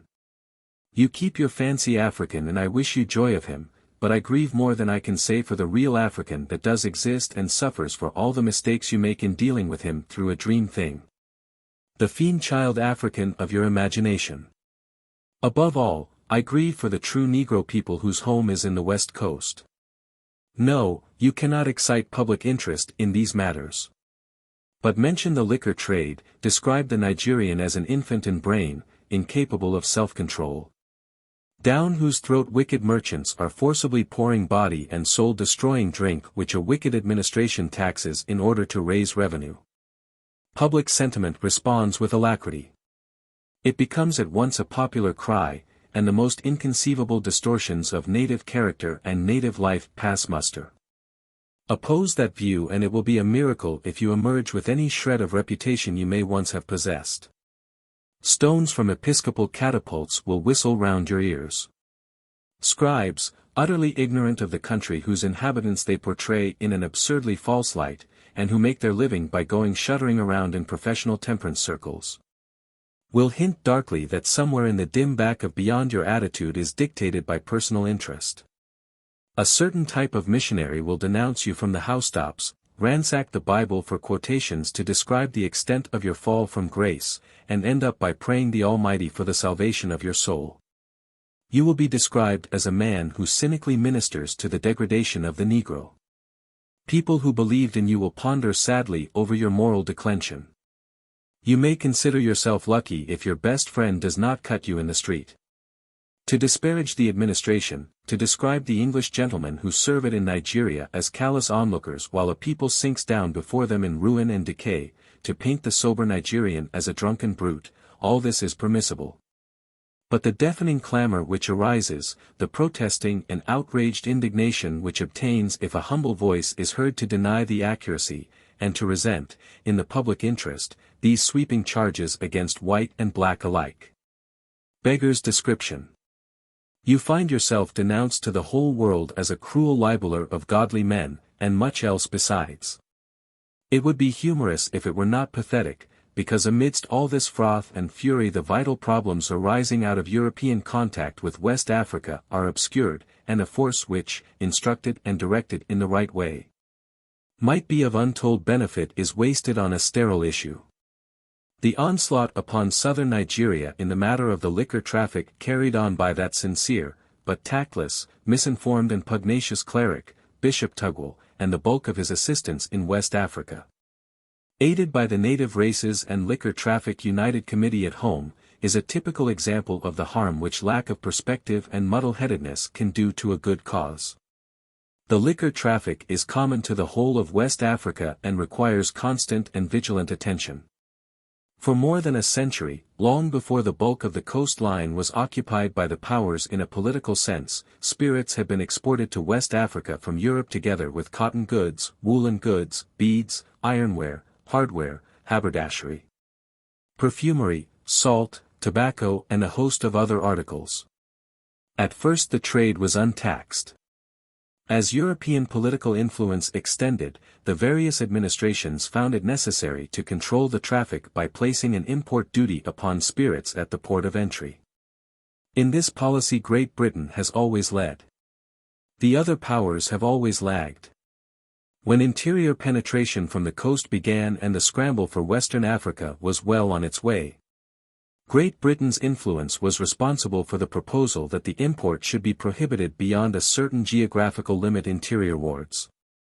Thus northern Nigeria was excluded from the accessible zone of European spirit import. By general consent the trade has been looked upon as a potential danger, if unregulated, and nowhere has the determination to prevent it from becoming an active evil been so clearly recognized as in southern Nigeria. By successive increases of duty, and, as I shall show, by so adjusting taxation as virtually to penalize spirits of high potency in favor of spirits of weak strength. The Governor-General of French West Africa, M. Ponty, told me only last autumn at Dakar, how he desired to bring the French duties up to the British level, and what difficulties he was experiencing in doing so. Now the existence of a permanent, outside influence, whatever its origin, directed at encouraging the administration in this course could only be to the good. While differences of opinion must exist as to the relative importance of the matter compared with other problems of administration, I have met no one who would not regard a policy of letting in spirits free, as wrong. I have met no one who is not convinced that it is right to tax the trade just as high as it can be taxed, up to the point, that is, when people will still buy and not be driven to illicit distilling, which in the West African forest could not be suppressed. If Bishop Tugwell and his friends had concentrated upon the potentiality of the danger, and had given every help and assistance to the administration to cope with it, supplying the administration with such information as they might possess of a specific, controllable, accurate character, it would have been difficult to overestimate their usefulness from this particular point of view. But the course they have been pursuing for the last few years has been quite different. It has been so illogical, so lacking in judgment and sobriety, and so pronouncedly foolish and unjust, as to disgust every fair-minded man who has looked into the facts for himself. Instead of common sense and reasonable debate, there has been violent and senseless denunciation accompanied by the grossest misstatements. The administration, urged perpetually to increase the tax, has been cursed with bell, book and candle for the automatic result in swelling the proceeds of revenue derived from these increases. What was demanded as a moral duty has, in its inevitable result, been stigmatized as a crime, and the very men who clamored for more taxes, have denounced the effect of them. A trade forming from time immemorial, as already stated, part of the general barter trade of the West Coast has become identified in the public mind with a particular British dependency.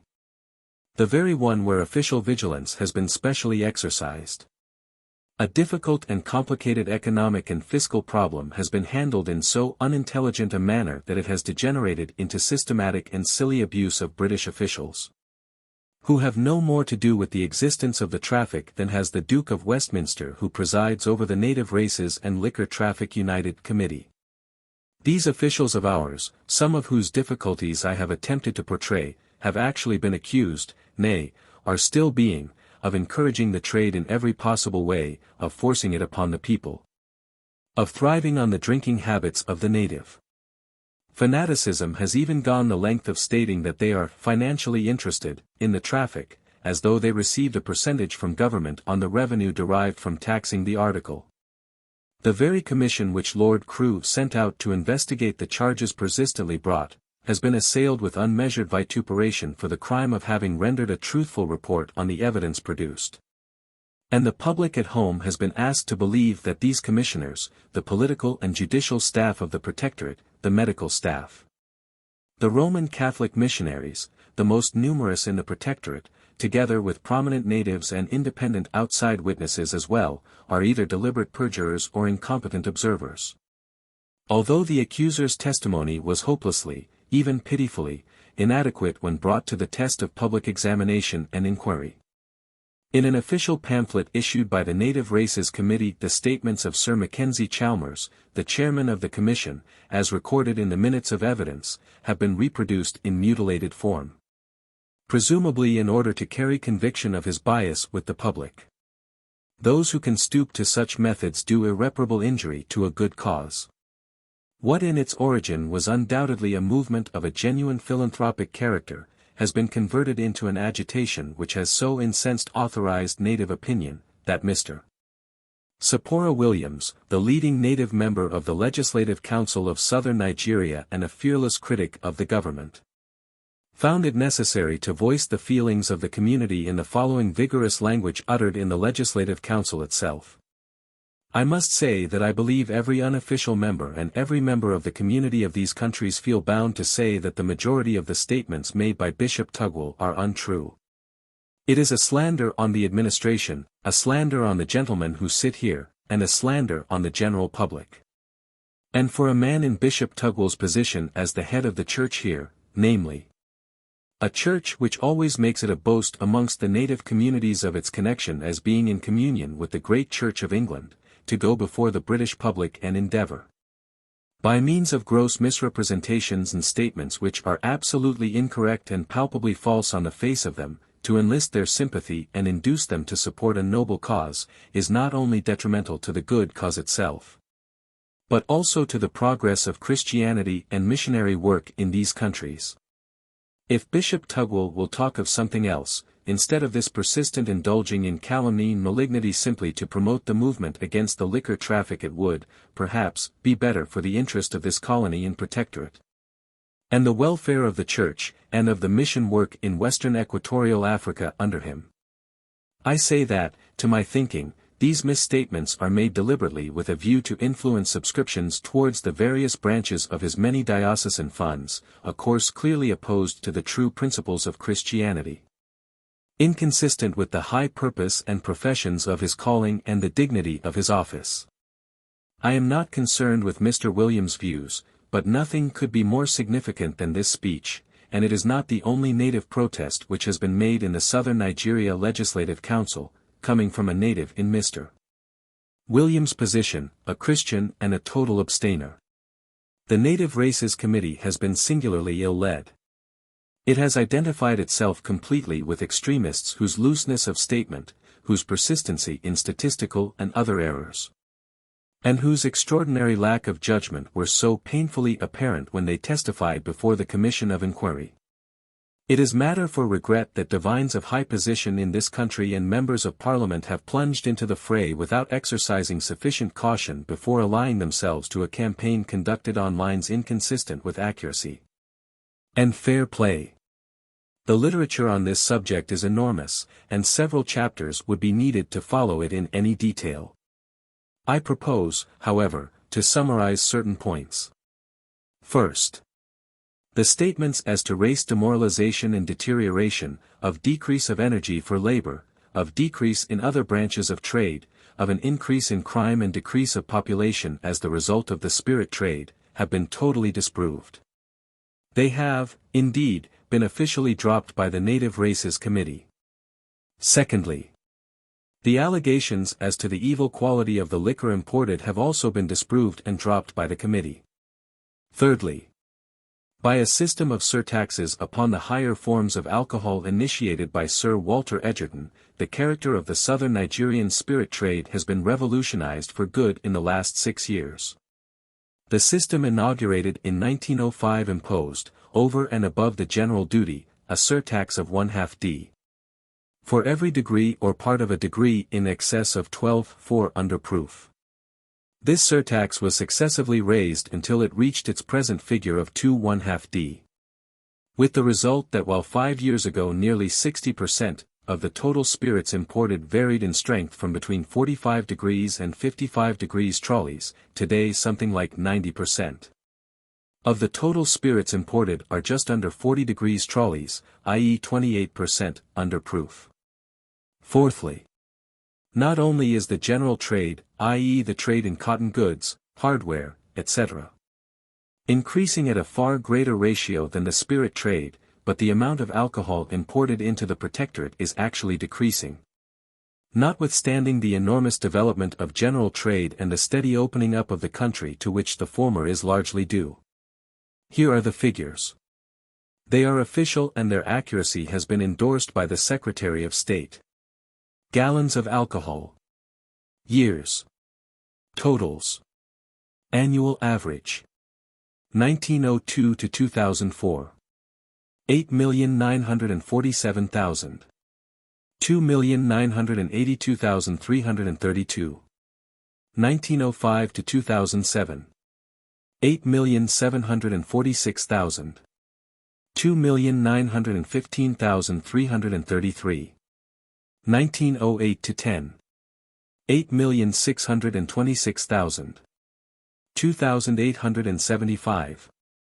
333. Fifthly, the population of southern Nigeria, according to the 1911 census, is 7,750,000. It is believed to be, and probably is, much greater. Thus on the basis of estimated population the consumption of alcohol per head works out at a fraction over 1/4 of a gallon. It is, of course, not nearly so great, and this for several reasons. The alcohol imported is not all drunk, to begin with.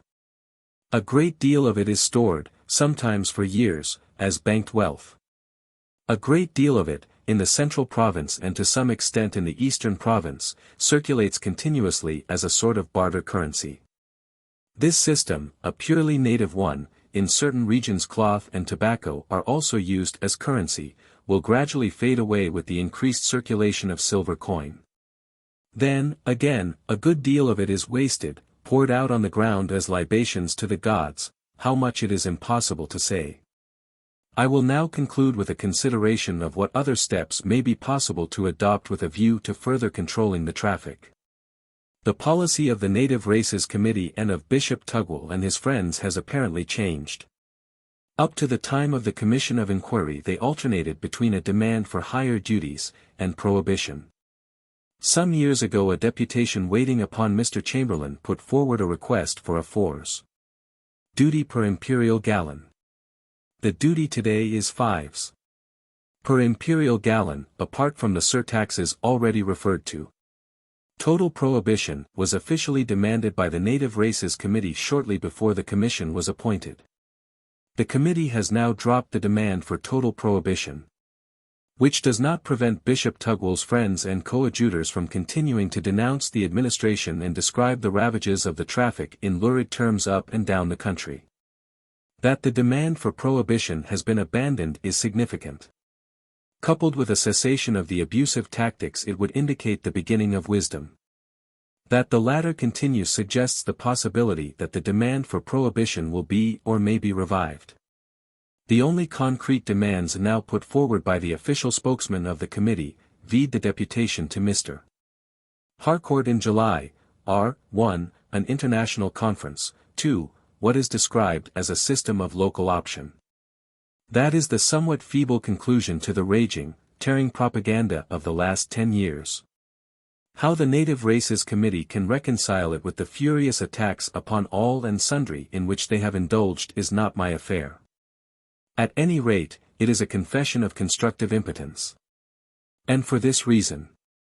International conferences on this subject are held regularly every few years, and much portentous talk is indulged in by grave gentlemen sitting round a table. As a matter of fact, Britain, as already stated, leads in the matter of high duties and adjustment of duties to strike at spirits of higher potency. We have difficulty, which is perennial, in getting the other powers to agree to our level. At the present moment the duty levied in the French territory of Dahomey, which borders southern Nigeria, is much lower than ours, and smuggling is the result. Therefore, whatever good a conference may do, that good will affect foreign territory, not southern Nigeria. As a practical policy, the international conference is, thus, devoid of import so far as southern Nigeria is concerned. Local option is largely a catchword which appeals to the public, always influenced by the subjective point of view. What is really meant by it is that a native community should be given the option of not buying spirits. But it has that option now. The native community of Ibadan and of Abeokuta stopped buying spirits 3 years ago for several months on end, because the people objected to a licensing duty, which naturally put up the price of spirits and was an innovation entirely foreign to the native mind. Any native community in southern Nigeria is free, today, to buy or not to buy spirits, or cotton goods or tobacco or anything else. But a native community consists not of one chief, but of a paramount chief or king, when the native state form has developed to that extent which, in the eastern province, for example, is not yet the case. A number of ordinary chiefs with their councillors, and the people. It is one thing for a native community to make up its mind not to buy spirits. It is quite a different thing for a chief to impose his caprice, which may be purely temporary in its action, upon his people. If, for example, we suppose a chief desirous to please the missionaries in his locality, or objecting to the present high price of imported spirits and wishing to pull it down, or for some other reason, forbidding his people to buy spirits, then the administration would be clearly in the wrong in supporting that chief if his views did not coincide with the views of his people. Such action would amount to coercion and interference with the liberties of the people themselves. The chief so acting would be violating native law and assuming the powers of a dictator, which in southern Nigeria under the native system of rule he does not possess. He could only do so backed by the British administration, and in backing him the British government would be making native rule impossible and inciting to disturbance and turmoil. The Native Races Committee's suggestions carry us then no further. The alternative line of action I suggest is the following. The liquor traffic in southern Nigeria, as everywhere else in Western Africa, must be carefully watched. It is not now an active evil in southern Nigeria. It need never become one if certain things are done. Those things are: A. Frequent analyses of the imported article. Severe punishment if bad stuff is going in. B. Continuation of the legislation, consistently followed since 1905, of taxing, over and above the general tax, higher degrees of alcoholic strength pro rata. Perhaps pursuing that still further by prohibiting altogether the importation of liquor above a certain strength. C. Keeping duties to the level of safety, raising them whenever possible, but never so highly that the population will altogether cease to buy, and take to distilling, which by the pot still process is the easiest thing in the world. D. Not permitting the proportion which the spirit trade now bears to the general trade to increase, that means watching, and increasing the duty when possible. At every sign of the present proportion being increased, another increase of duty should be made. E. Restricting, if possible, the present proportion, by degrees either by the policy of successive increases of duty, or by an arrangement with the merchants, very difficult to bring about, owing to the advent of new firms. But not, perhaps, impossible. Whereby they would be precluded from exceeding in the spirit branch of their trade a certain fixed proportion to their general trade turnover, the imports of each firm being calculated on a basis which would establish a decrease in the total volume of the spirit trade. This arrangement, if it were possible, would have, really, the same effect as judicious increases of duty, by making the imported article dearer. F. The creation of a sitting committee in Lagos, sitting and permanent, the members of which would be gazetted and paid a small salary, with 2 branches, one in the central and one in the eastern province. And, if necessary, with corresponding members in several of the more important centers, with the object of creating in each province a sort of bureau of information on the spirit trade to which every one would feel free to communicate. G. Standing instructions to every medical officer to give attention to the subject from the physiological point of view, within his area and to furnish a half-yearly report to the principal medical officer. These reports would be annotated by the PMO, who, reviewing the whole evidence, would give his report. Specific instances raised by any medical officer, might if necessary be referred to the permanent committee above mentioned. H. A yearly report to be furnished by the chairman of the permanent committee, and by the PMO, respectively, to the local government, and published in the official gazette. I. The maintenance of the prohibitory line under amalgamation, and its deflection southwards in the eastern province in order to keep from the influence of the trade, the northern portions of the eastern province where the trade has, up to now, not, or barely, penetrated. J. Gradual, very gradual, introduction of direct taxation in the central and eastern provinces, working upwards from the coastline, preceded by full explanations. And the calling together of district chiefs and heads of houses for purposes of discussion. In the Western Province, where direct taxation by the British government would be a violation of native law and of treaties and arrangements, a policy, sketched in Part 2. Of reconstituting according to native law, the old Yoruba kingdom, and reviving through the Alafin, the tribute which in native law is due to him. And eventually controlling the expenditure of the proceeds through the Alafin and the heads of the various Yoruba states. These respective proceedings being taken with the object of gradually making us independent, or virtually independent, of taxation on spirits as a source of revenue. That is, broadly, the constructive policy I venture to recommend. It might have to be modified here and there. But in its main lines I believe it to be sound. On the main issue I would say this. The Southern Nigeria administration stands for high ideals and good government, sound native policy, preservation of native authority in land tenure. In my belief the untruthful and malignant charges brought against it are weakening that for which the administration stands. This is a grave danger, and one's sense of justice revolts at allegations made against an administration the bulk of whose officials are doing good work under many difficulties. It is bad for the empire and for the forces making for just native government within the empire, that public opinion should be led to believe that southern Nigeria is a thing to be ashamed of rather than to be proud of, which ought legitimately, on the facts, to be the case. It is bad for public policy and the integrity of public life that a commission of inquiry should be dragged in the mud when it has recorded the truth. It is imperially foolish, and essentially unjust in itself, that the natives of Nigeria should be represented as degraded and demoralized, helpless creatures, when they are nothing of the kind. They resent it, and it is untrue.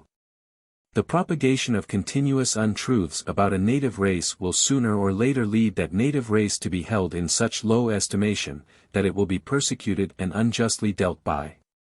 This picture drawn of this race, strengthens, in public opinion, the various forces which are bent upon perpetuating the legend of the African half-child and half-devil, which is so great an obstacle to sane public views at home, and, therefore, in the ultimate resort to sane policy in Africa. If the colonial office is driven to prohibition or any violent step of that sort, direct taxation must immediately follow in order to raise revenue, and that will mean the massacre of thousands of innocent people. It will also lead to the destruction of palm trees, which will impoverish the country and lower trade. To the stoppage of all export in cereals, the surplus crop being used to produce fermented liquors, and thus, again, to the impoverishment of the country and possibly to the shortage of crops, with the resultant scarcity of food supply. To the creation of illicit stills and the production of a crude liquor full of impurities, and, consequently, very harmful in effects.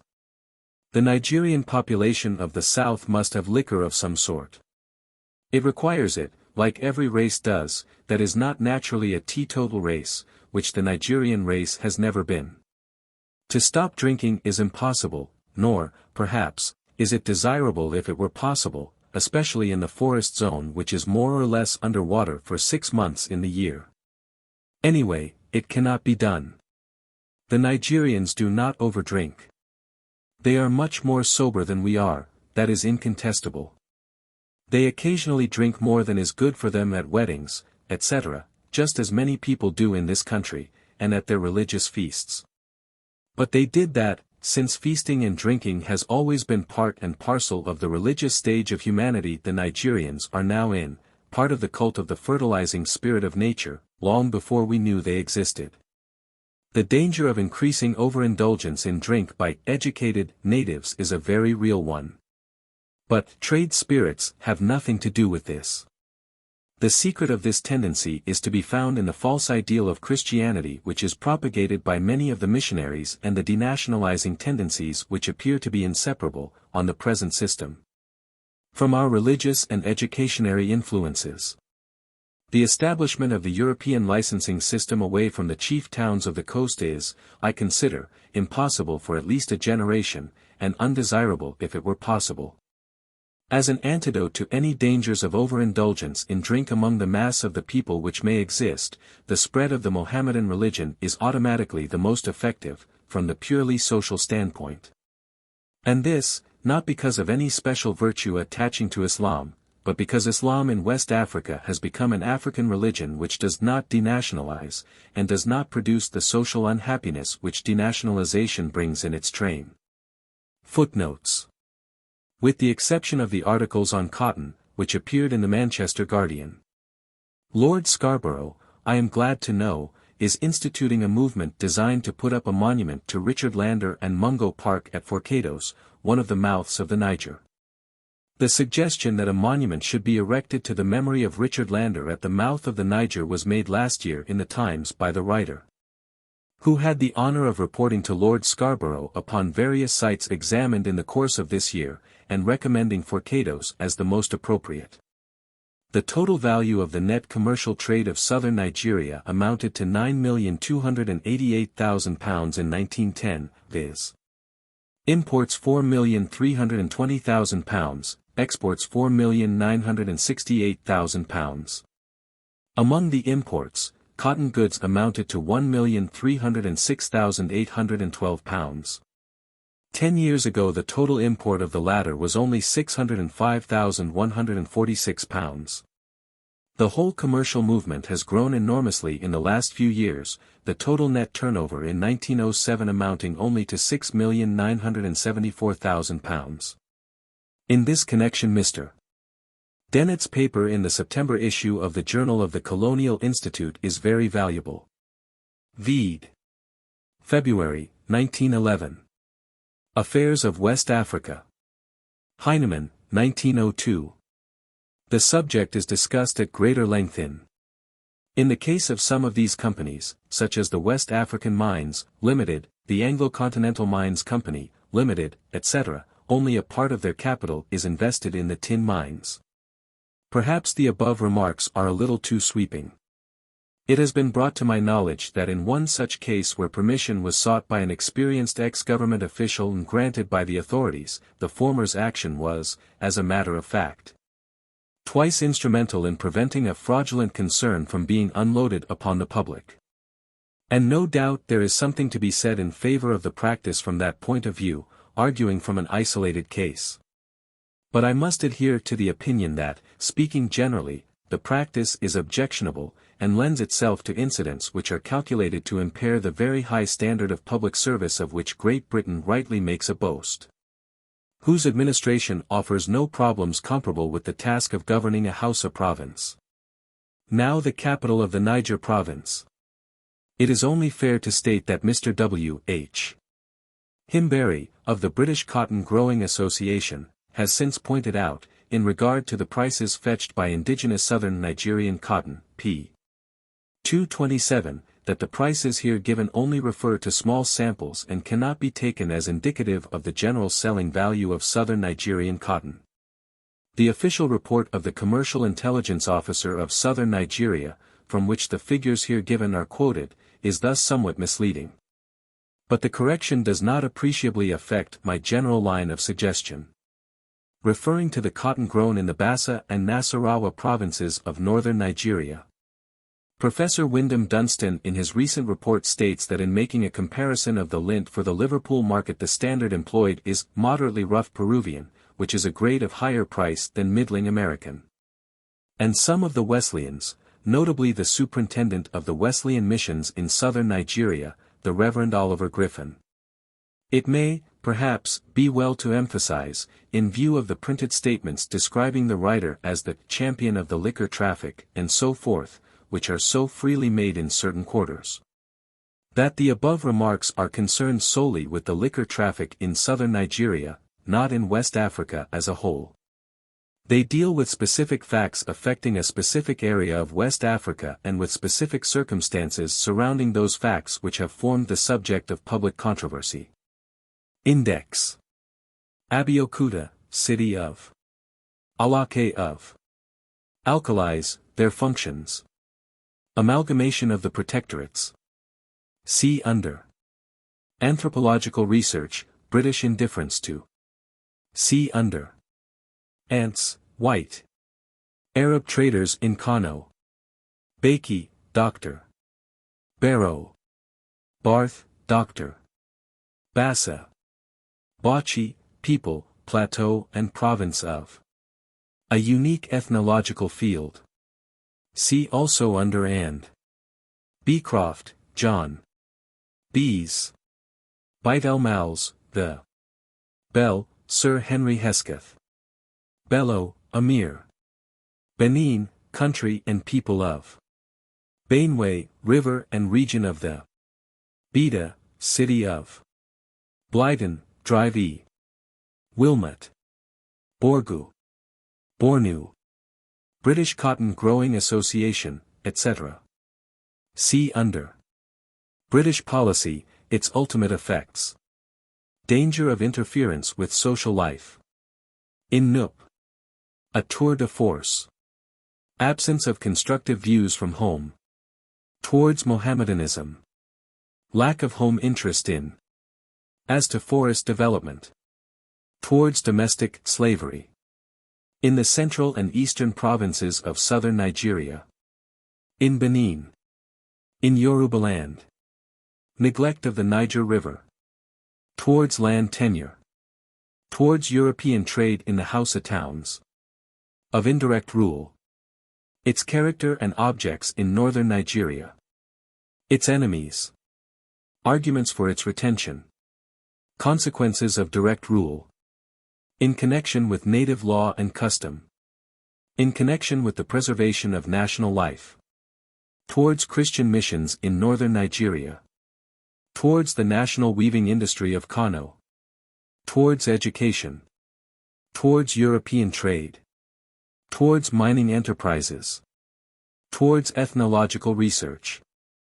In southern and northern Nigeria compared. Position of a West African governor. Position of officials. In connection with officials' wives. Opposing views regarding. See also under, etc. Etc. Bukuru. Butterflies. Carrier, the. Cattle. See under. Cerebrospinal meningitis. Chad, Lake. Chalmers, Sir Mackenzie Dalzell.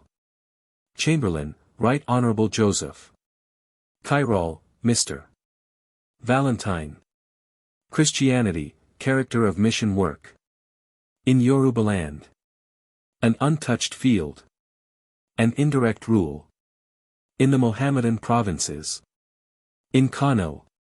And Islam in southern Nigeria. See under, and. Civilization, failure side of. Clapperton, commander.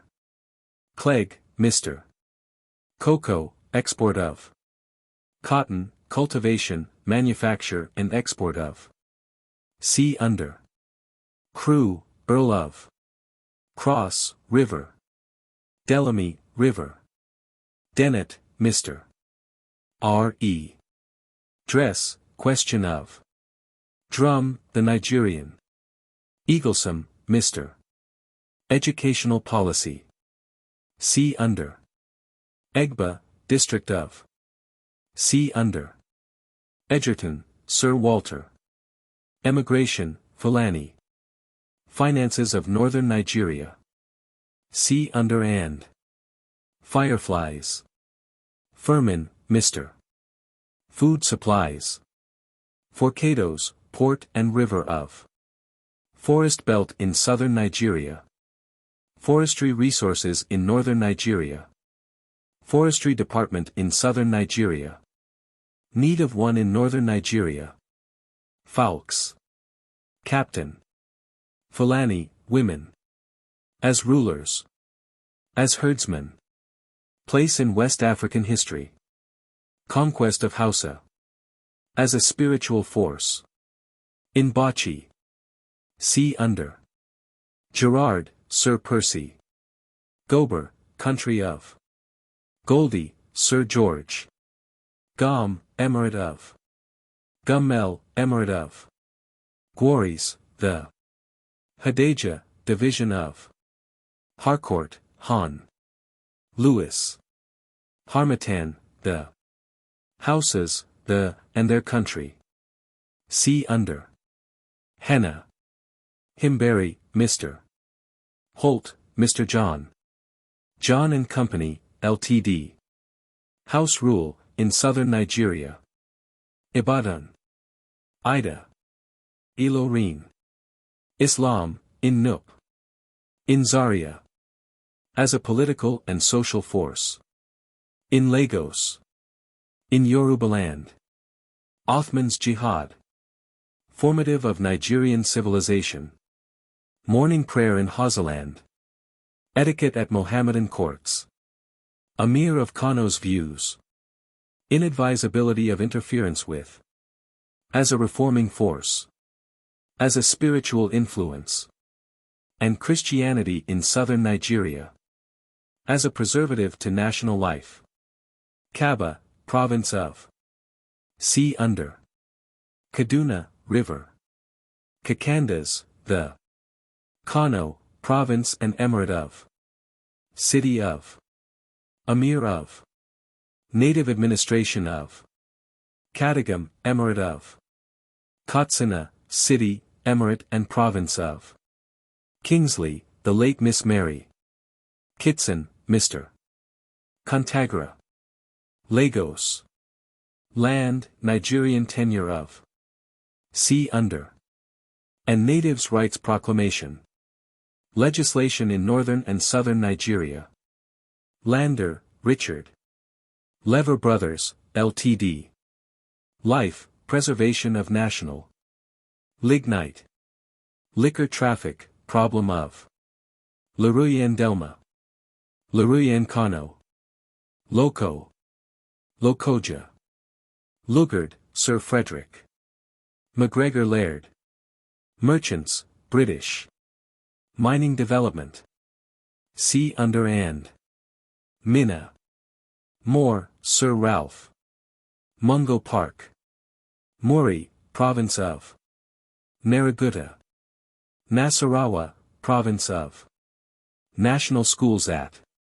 See under. Native Races and Liquor Traffic United Committee, etc. See under. Niger, delta of. River. Province. Old civilizations of. Company. Nigeria, importance of. Size of. Need for public interest in. Flora of. History of. Self-sufficing character. A land of contrasts. Anomalous position of Northern Protectorate. Comparison with American Cotton Belt. Nigerian, perils which beset him. False ideas about. His alleged callousness. As a carrier. His modesty and courtesy. His dancing. As a fisherman. As a trader. His capacity for labor. His spiritual side. As an agriculturist. As a cotton manufacturer. As a dyer. As a tanner. As an artisan. As a smelter. As a potter. As a herdsman. His law-abiding character. His probity in Kano.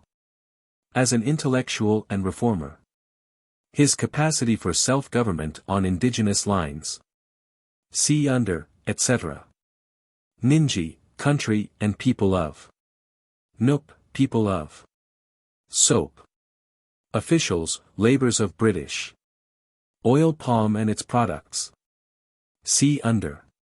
Old Calabar. Onitsha. Oshogbo. Othman Fodio. Oyo, city of. Olefin of. Railways and railway policy. Rat-catchers of Kano. Religions, African. See under. Revenue, method of distribution in northern Nigeria. See under and. Road, the Great White. The Riga Chickamauga. Its role in social life. Roman Catholics. Ross, Mr. W. A. Rubber, in Bauchi and in the Benue region. In Benin. Salaries of officials in northern Nigeria. Salah, the, at Zaria. Sarba, the late John Mensa. Shuwas, the. Sokoto. Songhai, Empire of. Taxation. Hausa and Fulani system of. See under and. Jangali or cattle tax. Temple, Mr. Charles. Thompson, Mr. H. N. Thompson, Mr. Joseph. Tin. See under. Trade, internal. External. Trees, destruction of. Tripoli. Tugwell, Right Reverend Bishop. See under. Udi, District of. Vischer, Mr. Hance. See under and. Wallace, Sir William. Warry. Wesleyan missionaries. Williams, Honorable Sapora. Women, European, in Nigeria. Wyndham Dunstan, Professor. Yola, Province of.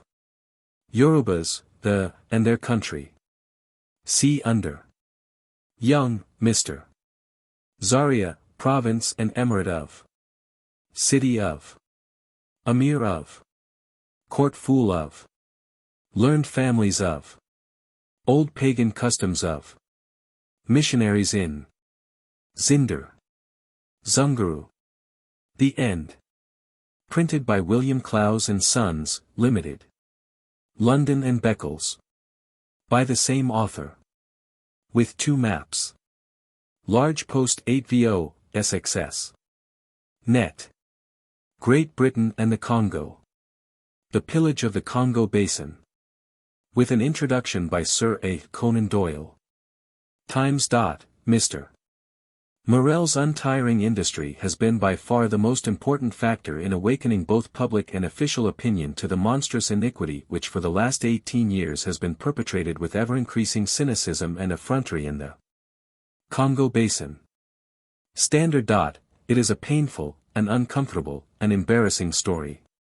The Secretary of the Congo Reform Association is an enthusiast who has devoted himself with a noble zeal and unflinching courage to the task of wiping out the black curse of African exploitation and rubber slavery in Central Africa.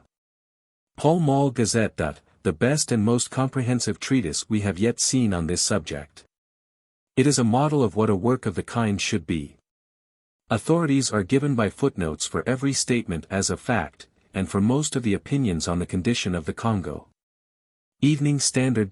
Mr. Morel has done more than any man living to expose the foul blot on the reputation of certain Belgian financiers. It is his white-hot indignation at the loathsome cruelties perpetrated in the Congo Free State that has fired the whole of England. Large Post 8VO, 6D. Net. The Future of the Congo.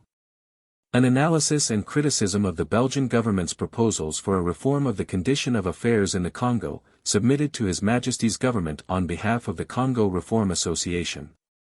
With appendices. Daily Chronicle. A succinct analysis and criticism of the Belgian reform proposals.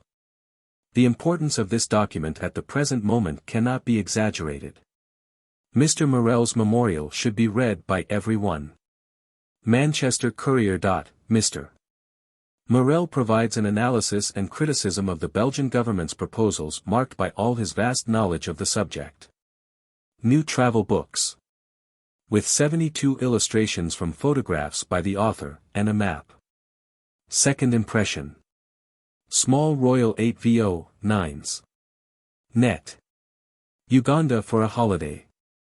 By Sir Frederick Treves, Bart., GCVO, CB, Doctor of Laws, and Sergeant Surgeon to H.M. the King, Surgeon in Ordinary to H.M. Queen Alexandra. Author of Tale of a Field Hospital, The Cradle of the Deep, and Morning Post. The distinguished surgeon writes for the benefit not of big game hunters, but of tourists like himself, who desire, for a change, to get beyond the beaten track. The traveler cannot do better than take with him Sir Frederick's entertaining volume, the interest of which is enhanced by the numerous photographs of places and people taken by him on the spot. Standard. Sir Frederick Treves is becoming a pathfinder to the roving Englishman of leisure and intelligence, another agreeable record of unconventional travel. The book is written with imagination and humor, as well as with pithy directness and picturesque charm. Its attractiveness is enhanced by many fine pictures and an admirable map. Daily Mirror. From start to finish the book brims over with good things. It is written in an easy and pleasant manner, and lifts one straight away from the humdrum of London to the boundless stretches of Central Africa, where lions and zebras are as common as cats in Bloomsbury. Country life. One feels in reading the book precisely as if one were traversing the region with a companion who was extremely well informed, agreeable and natural. He writes with pure enthusiasm and the concentration of a scholar. The book is at once amusing and instructive to a very high degree. With 12 pages of illustrations and 2 maps. Small Dimi 8 VO, 10s. 6d, net. The Incas of Peru. By Sir Clements R. Markham, KCB, FRS. Author of Richard III. His life and character reviewed in the light of recent research, King Edward VI, An Appreciation, The Story of Majorca and Minorca, and second and thoroughly revised edition. With a map and 40 full-page illustrations. Dimi 8 VO, 12s. 6d. Net. Chota Nagpur, a little-known province. By F. B. Bradley Bharti, ICS, FRGS. Author of The Story of an Indian Upland, The Romance of an Eastern Capital, Through Persia, From the Gulf to the Caspian. World. The author's account brings out the details of Indian life in a manner that could not be surpassed for clearness and local color. London, Smith, Elder and Co., 15, Waterloo Place, S.W.